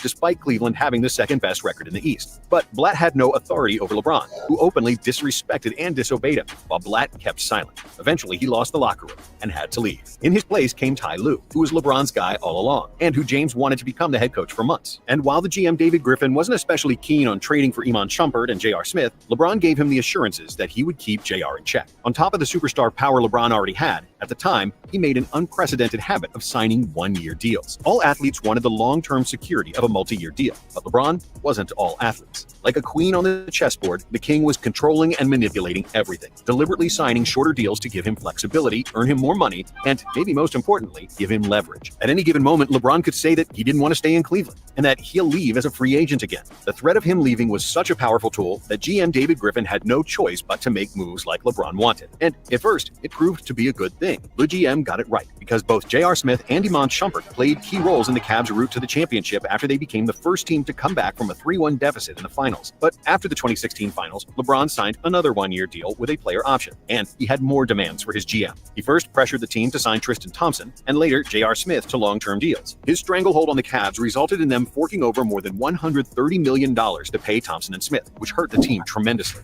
Thompson averaged just 7 points and 8 rebounds in the 3 seasons after receiving his extension. And after averaging 12.4 points for the Cavs in the 2015-16 season, Smith recorded just 8.4 points per game in his next 2 years with James. And after they lost the 2017 finals to the Warriors, Kyrie decided to leave because he didn't want to live in LeBron's shadow. The Cavs quickly traded him for an injured Isaiah Thomas and Jay Crowder in a move that LeBron was never happy about. To make it up to the King, the Cavs also added Dwayne Wade and Derrick Rose, but neither of those moves really worked. So, at the 2018 trade deadline, trying desperately to improve the team and please their superstar, the Cavs spent several draft picks and mortgaged their future as nearly half the roster got traded. And even though LeBron did his part on the court, playing maybe the best basketball of his entire career during the playoffs, James up and under, throws it off the backboard. Oh, what a perfect pass! They couldn't get past the Warriors in the finals. JR forgot the score in Game 1. Hill misses. Rebound goes to the Cavs. J.R. Smith brings it back out. Throws it to Hill. Hill shot blocked. And LeBron's 51-point game had gone to waste, after which it was clear that this team was already past its peak.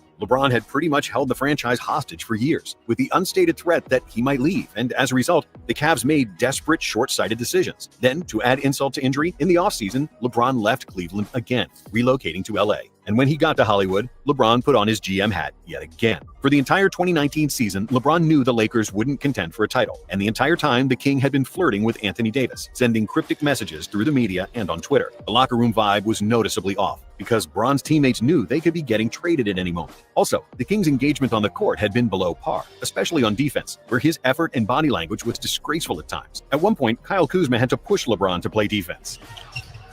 See what they get. Gallo, in and out.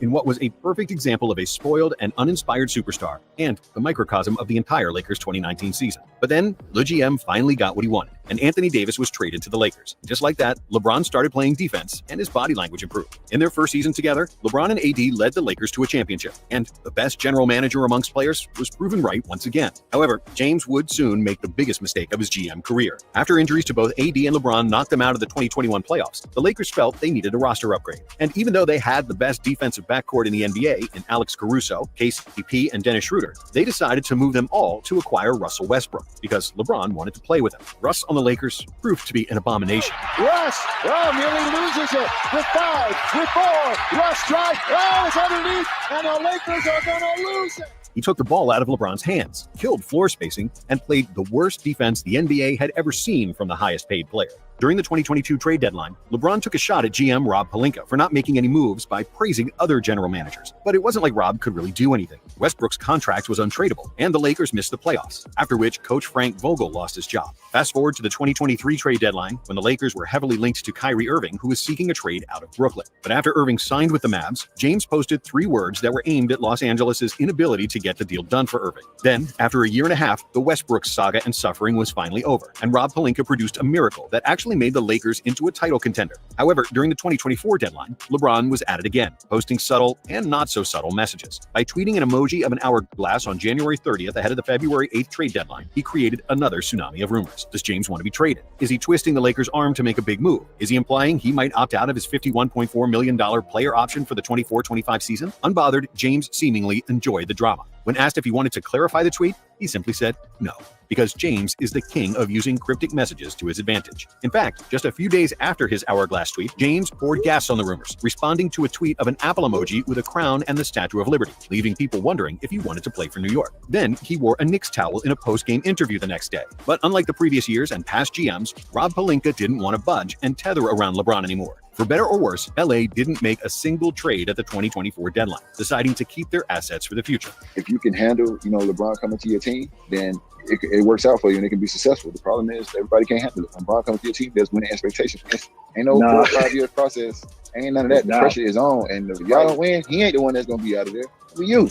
During LeBron's career on 3 different teams, the organizations have traded 118 players and first-round picks, which is a whopping 83 more than Michael Jordan. Some of it is due to longevity, as LeBron has played 5 seasons more than Jordan did. And some of it comes down to the modern age, where picks and players are traded much more frequently. But like any great player in NBA history, LeBron will do whatever it takes to win. He puts his teammates on the biggest stages of their career and gives them every opportunity to be great. But that comes with a lot of pressure, which doesn't suit everyone. Thanks for watching Nonstop. If you like this one, check out some of our other videos on the screen now. Most people remember the 2016 NBA season by Kyrie's shot, or by LeBron's block, and Kevin Love's stop, which brought Cleveland its first title after 52 years. However, the 2016 season is one of the best years in NBA history for several different reasons. We saw the greatest regular season team of all time, the best shooting season ever, which resulted in the first ever unanimous MVP, the greatest farewell game in sports history, as well as the final games of 3 other first ballot Hall of Famers. The NBA's most legendary sideline reporter gave us his last interview, and arguably the best speech in SB's history.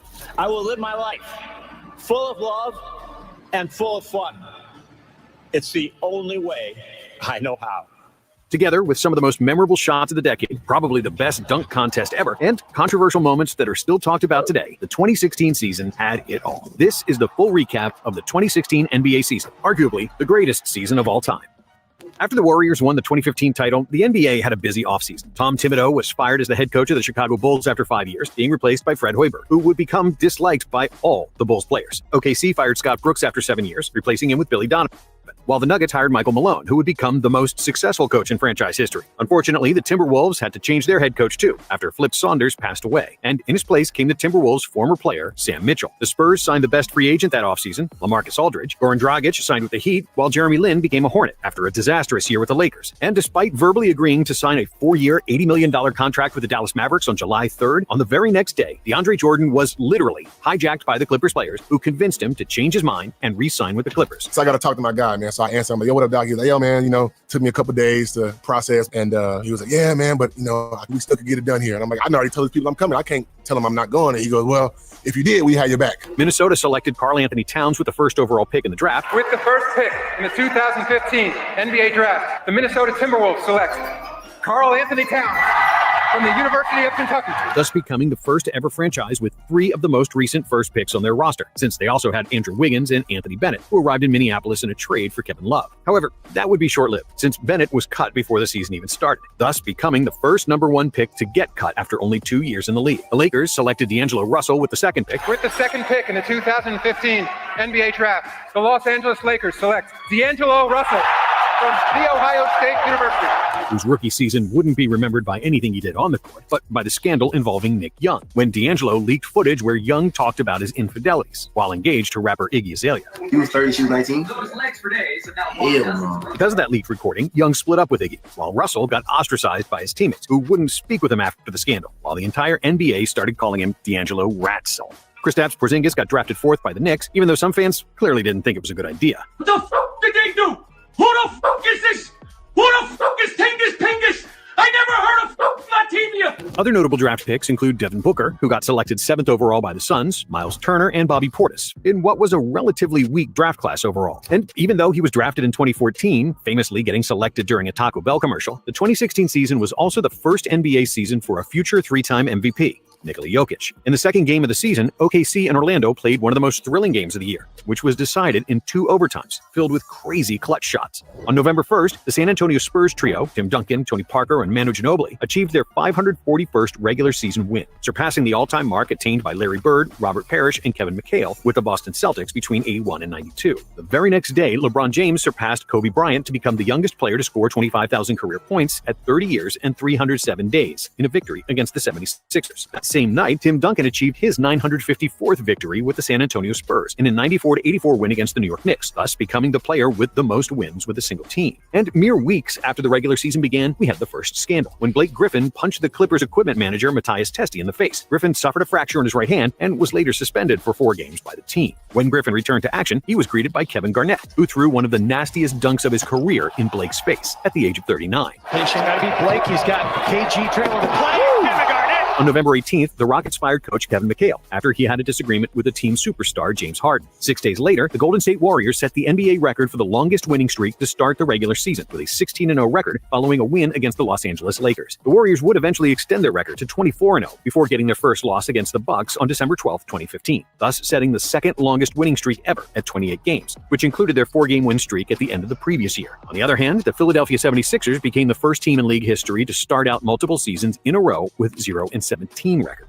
They also ended up breaking the NBA record for longest losing streak with their 28 straight losses, and tied the 2010 New Jersey Nets for the worst start to a season in league history. But even though some great names like Sean Marion, Andre Kirilenko, Kenyon Martin, Steven Jackson, Jason Richardson, and Hedo Turkoglu announced their retirements before the season even began, one active player decided to announce his retirement in the middle of the season, which overshadowed everything and became a league-wide appreciation tour. Kobe's Dear Basketball, a poem he wrote to announce his love for the sport and the decision to step away from the game, won him an Oscar 2 years later. And even though Kobe was clearly struggling with injuries, on January 7th, 2016, Bryant scored his 33,000th career point in a loss to the Kings, joining Kareem Abdul-Jabbar and Karl Malone as the only players with over 33,000 points. Several weeks later, the Cavaliers fired their head coach, David Blatt, despite having the best record in the East. But Blatt had lost the locker room, not able to deal with many superstars on the roster. In his place came Tyronn Lue, getting his first head coaching job. Steve Kerr returned to the Warriors bench after complications following back surgery, taking over from assistant Luke Walton, who led the Warriors to a 39-4 record. And despite getting called Tingus Pingus, Kristaps Porzingis proved to be a great asset for the struggling Knicks, winning the East Rookie of the Month award for the first 3 months of the season, while Towns did the same in the Western Conference. Porzingis would become the first player in NBA history to record more than 1,000 points, at least 500 rebounds, 75 three-pointers, and block more than 100 shots in his rookie season. Because of his versatility, he received a nickname from Kevin Durant, which would later become a mainstream term for many other players with similar skill sets, unicorn. Yeah, I'm taking full credit for that one. I seen someone else use it. And after Matt Barnes beat up the New York Knicks head coach and former teammate Derek Fisher for dating his ex-wife, when asked about the incident, Barnes delivered one of the best quotes of the year, saying that violence is never the answer, but sometimes it is. Unrelated to the fight, Fisher got fired from the Knicks in the next couple of weeks, as the team was underperforming, wasting another year of Carmelo Anthony's prime. Miami's Chris Bosh was diagnosed with blood clots, and even though nobody knew it then, a game against the Spurs on February 9th would be the last time he ever played in the NBA. A few days later, the All-Star Weekend began, and it was one of the best All-Star events ever. Kevin Hart had a three-point shooting contest with Draymond Green, and the comedian almost defeated the NBA champion with a shootout ending in a tie. What's the score? He got it. He got it. He got it. He got it. He got it. But in a real three-point contest, Klay Thompson defeated his splash brother Steph Curry in one of the best three-point shooting contests ever. This is his best shot, and he can't slow down. His money can slow down. However, the most memorable moments happened during the slam dunk contest. After the dunk contest had been less than thrilling for years, Zach LaVine and Aaron Gordon put on a show that's arguably even better than the 1988 contest between Michael Jordan and Dominique Wilkins. Dunk after dunk, LaVine and Gordon amazed the crowd with insane aerial feats, scoring 50s multiple times in a row. In the end, LaVine became the first back-to-back slam dunk contest winner since Nate Robinson, edging out Gordon with 4 consecutive perfect scores in the final round. The All-Star Game itself was the celebration of Kobe Bryant's career, who appeared in his 18th and final All-Star Game. Kobe finished with 10 points, 6 rebounds, and 7 assists, while Russell Westbrook won the MVP with 31 points, 8 rebounds, 5 assists, and 5 steals in 22 minutes, as the West defeated the East 196-173. The 369 total points in the game broke the previous year's record by 48, and both sides exceeded the prior team record of 163. Boston's Isaiah Thomas, who was the 60th pick in the 2011 draft, became the lowest draft pick to be named an All-Star since the NBA draft was reduced to 2 rounds in 1989. Thomas also became only the 9th player under 6 feet to be named an All-Star, while also tying Calvin Murphy as the shortest player to be selected for the All-Star Game. The All-Star Weekend also became memorable for the recognition of Craig Sager, a legendary TNT sideline reporter who returned to his job despite a long battle with cancer. I'm just trying to see him just trying to dunk on me. He gonna lay it up at the end. He just trying to dunk on me, Craig. Oh, no. He just trying to dunk on me. And soon after the regular season resumed, we saw the best game of the season between the Golden State Warriors and the OKC Thunder. In an emotion-filled game that felt like Game 7 of the playoffs, after 48 minutes, the score was tied. It seemed like it would also be tied after the first overtime, when Steph Curry crossed half court with only a few seconds remaining. And what happened next was legendary, and to this day remains arguably the most memorable three-pointer of Curry's career. They do have a timeout. Decide not to use it. Curry, way downtown. Bang! Oh, what a shot from Curry! During the game, Curry made his 287th three-pointer of the season, breaking his own NBA record of most three-pointers in a single season, 286 from the previous year. Steph made 12 total three-pointers during the game, tying Kobe Bryant and Danielle Marshall for the most three-pointers made in a single game in NBA history. This also made Curry the first player in NBA history to make at least 10 three-pointers in 2 consecutive games. On March 3rd, DeMar DeRozan set an NBA record for most consecutive free throws made during the Toronto Raptors win against the Portland Trailblazers. And 3 days later, the Los Angeles Lakers recorded the biggest regular season upset in NBA history, with a blowout 112-95 victory over the Golden State Warriors. It was the first time in NBA history that a team with a winning percentage below 200 had ever defeated a team with a winning percentage above 900 so late in the regular season. On March 25th, the Golden State Warriors and Dallas Mavericks scored a combined 39 three-pointers, breaking the previous NBA record of most combined threes between 2 teams in a single game that had been set by the Golden State Warriors and Portland Trailblazers only 14 days earlier. It was a great precursor of what the league would become in the following decade, as the pace and space era truly took over. In 2016, the league average for three-point attempts was 24.1 three-point shots per game, which was then a new NBA record, while in 2025, teams averaged 37.6 attempts from deep, with no team averaging less than 32 threes per game. But toward the end of the regular season, several more NBA records were broken. On April 5th, with a Spurs victory over the Jazz, Tim Duncan joined Kareem Abdul-Jabbar and Robert Parrish as only one of 3 players in NBA history to amass at least 1,000 career regular season wins. Duncan also became the first, and so far only, player to record 1,000 regular season victories with a single team. And 2 days later, the matchup between Duncan's Spurs and the Golden State Warriors marked the first game in NBA history between 4 teams with at least 65 wins each. The Warriors entered the game with 69 wins. The Spurs entered the game with 65 wins, and the 134 combined wins set a record for the most combined wins between 2 teams in a regular season matchup in NBA history. The Spurs finished the year with 67 wins, including a 40-1 record at home, which tied the NBA record previously held by the 1986 Boston Celtics. However, despite the Spurs' historic year, the main story was whether the Warriors would break the record for most wins in a season, which was set in 1996 by the Chicago Bulls, who went 72-10. Even though chasing the record tired him out and was somewhat somewhat unnecessary since the Warriors clinched the #1 seed a few weeks before the playoffs started. They decided to go for it, and all their main players played in every game towards the end of the season to clinch the record. On April 13th, with a victory against the Grizzlies, Golden State won their 73rd game of the season, thus breaking the Bulls' record. In that final game, Steph Curry made 10 three-pointers, which put his total for the season at 402 made threes. Steph absolutely trashed his previous NBA record of 286 three-pointers in a season, becoming the first player to score 300 and then 400 threes in a season. His Warriors also became the first team ever that didn't lose back-to-back regular season games, as well as the first team in NBA history that didn't lose to the same opponent twice in the regular season. However, despite their historic feat, one player stole the spotlight from the Warriors. Kobe, they're doing a big celebration for you the last game. A lot of us are going to be there. Can you promise me one thing? What's up? I need 50 that night. Can you do it? The last home game at the Staples, can you give us 50? In true Mamba fashion, Kobe erupted for 60 points in his final NBA game, providing a perfect ending for his storied career. Bryant became the oldest player ever to score 60 points in a game, and set the record for most points scored by a player in their final career game. Kobe shot a career-high 50 field goal attempts and 21 three-point attempts in the game, after which he dropped the mic. What can I say? Mamba out.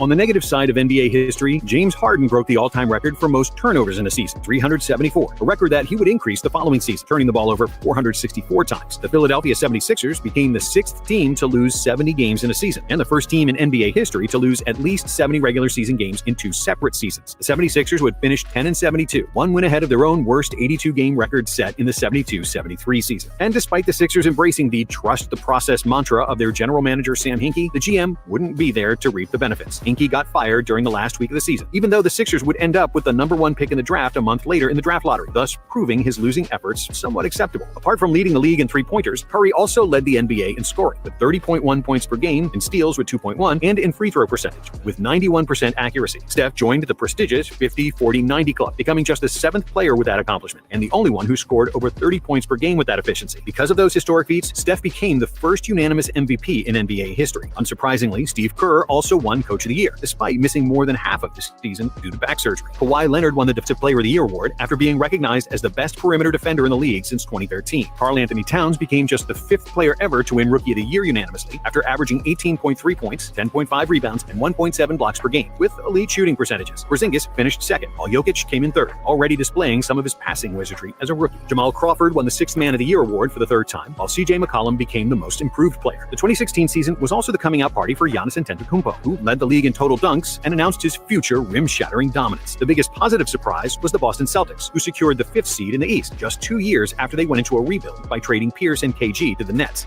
On the other hand, the Knicks were a disaster, while the Bulls missed the playoffs because coach Fred Hoiberg never could get on the same page with Jimmy Butler and their other 2 stars, Pau Gasol and Derrick Rose. In the West, the Rockets underachieved due to James Harden's beef with Dwight Howard. The Pelicans were an abomination despite the greatness of Anthony Davis, but the worst of all was the Lakers, who won just 17 games, playing the worst season in franchise history. However, the team that really exceeded expectations was the Portland Trail Blazers, who lost 4 starters from the previous season. But thanks mainly to Damian Lillard, who became a true superstar, averaging 25 points per game, including 2 50-point games, the Blazers kept on winning, finishing the season as the 5th seed.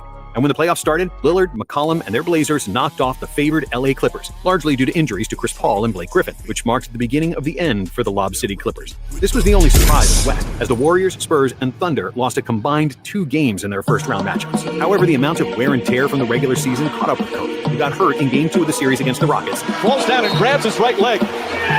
Curry asking for help to get up. And would miss the first 3 games of the second-round matchup against the Blazers. In the first round of the Eastern Conference, there weren't any surprises either. All 4 higher seeds defeated the lower ones.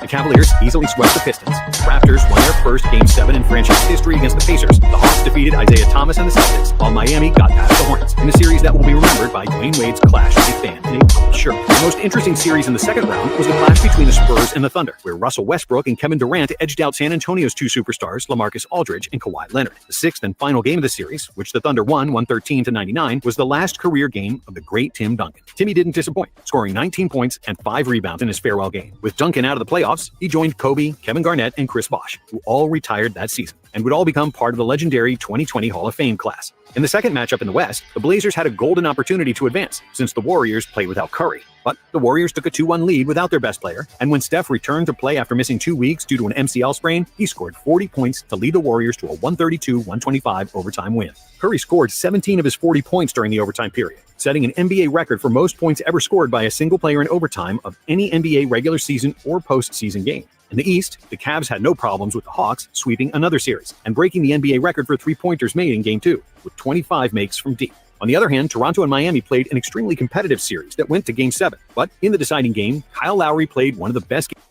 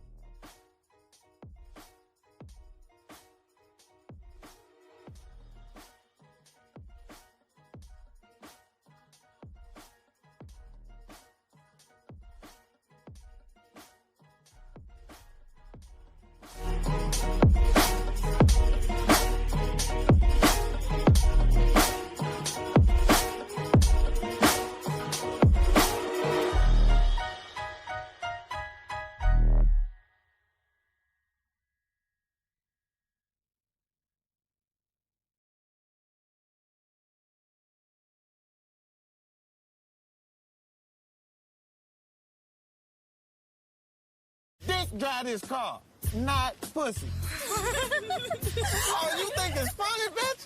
This is pimping here. I've been on Wheel of Fortune, Prices Right. Oh, bitch, it's funny. Come on with it. Oh, boy, y'all better piss off that crew to piss off out of it. It's funny. Keep on laughing. Bring your face over here. Niggas already know my stilo. G-E-T-Lo. Cock the back and then reload. Cause I need my Cheetos. Niggas shooting no CeeLo. Hot cold Sub-Zero. I'ma need it up front. I ain't playing with you cheapos. Niggas already know my stilo. G-E-T-Lo. Cock the back and then reload. Cause I need my Cheetos. Niggas shooting no CeeLo. Hot cold Sub-Zero. I'ma need it up front. You already know my stilo. Follow me now as I take flight. Don't steal, but I'll take life. Let you buy it back for a great price. Like the antidote was a snake bite. I was at the Apollo at 13. On the scene, no amateur night. Right before the crowd, I pressed the crown. I put it down with no stage fright. I was made for this, I did the gang of shit.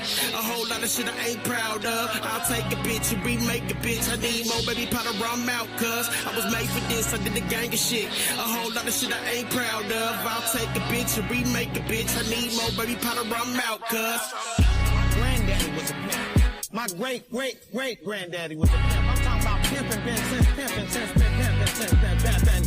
your blood, it's in my blood. And you will never leave that. Because you was born, all the people in your family. Niggas already know my stilo. G-E-T-Lo. Cock the back and then reload. Cause I need my Cheetos. Niggas shooting no CeeLo. Hot cold Sub-Zero. I'ma need it up front. I ain't playing with you cheapos. Niggas already know my stilo. G-E-T-Lo. Cock the back and then reload. Cause I need my Cheeto. Niggas shooting no CeeLo. Hot cold Sub-Zero. I'ma need it up front. You already know my stilo. Seems weak and y'all out good. I'm a pimp with so much charisma. I'm even known for turning out nuns. Forgive me, Lord, but I had to send her tricks for kids like silly buddy. I was finger banking in Sunday schools, getting freaky in Bible study, smoking doobies and skipping school. I swear to God, I don't mean no harm. My babysitter said don't be alarmed. This all little secret, and if you keep it, I'ma suck you up, but don't tell your mom.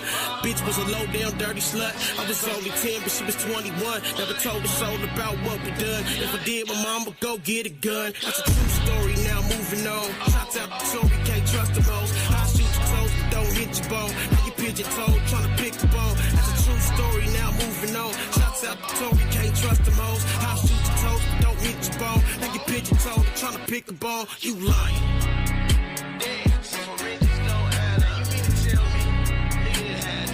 Shots with your foot on said residue on the gun. Got back in the car. Bitch still alive 3 or 4 times. So I'm still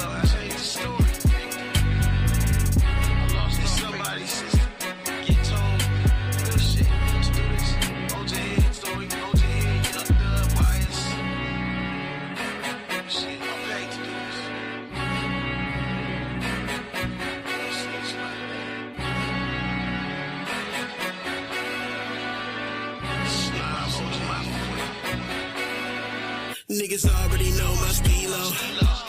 G-E-T-Lo. Cock the back and then reload. Cause I need my Cheetos. Niggas shooting no CeeLo. Hot cold to Sub-Zero. I'ma need it up front. I ain't playing with you cheapos. Niggas already know my stilo. G-E-T-Lo. Cock the back and then reload. Cause I need my Cheetos. Niggas shooting no CeeLo. Hot cold to Sub-Zero. I'ma need it up front. You already know my stilo.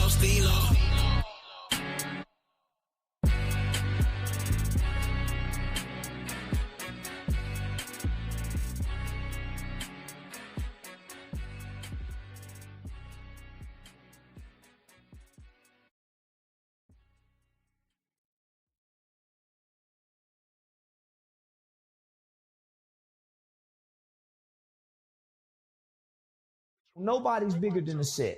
Nobody's bigger than the program. Nip had gotten bigger than the program. Quando is a reminder that nobody's bigger than the program. But Nip had gotten bigger than the set. Hey man, they can't touch But what do you mean by that, Charles? I got bitches in the kitchen using both hands. Call me Mr. 7 grams, I'm the quote man. Got a couple strawberry bitches out in Spokane. I would rather be the dope man than the broke man. Crippin' Ben and Mac in the county on my program. Biggest in the business, bigger than the program. Crippin' Ben and Mac in the county on my program.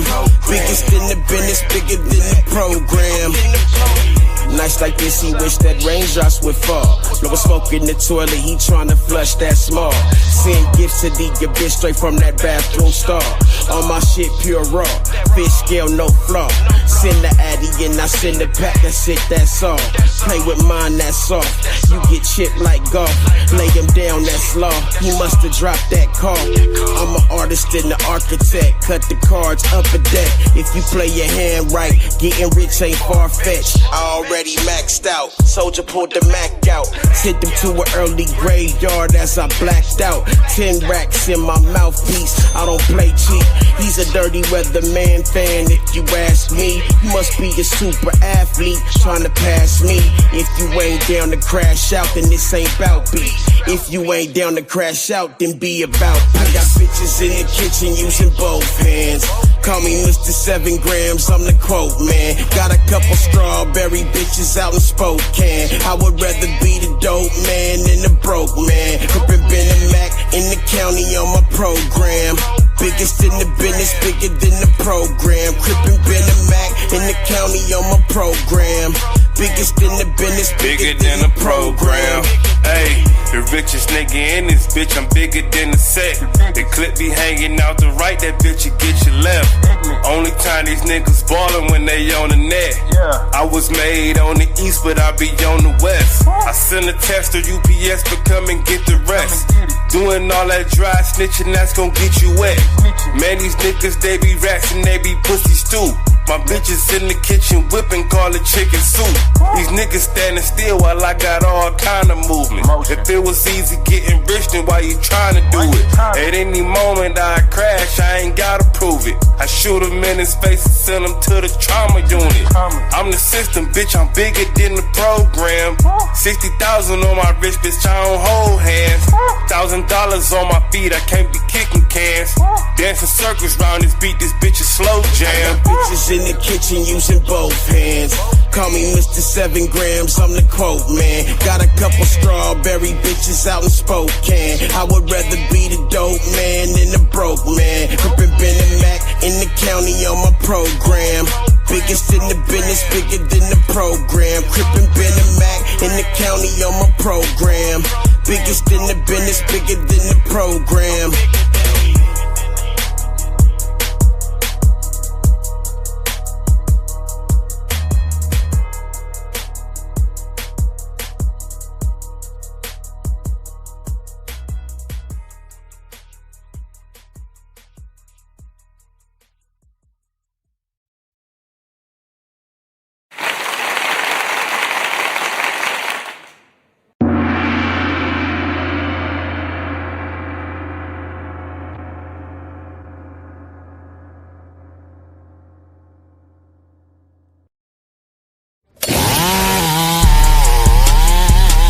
Welcome to Trauma Unit TV.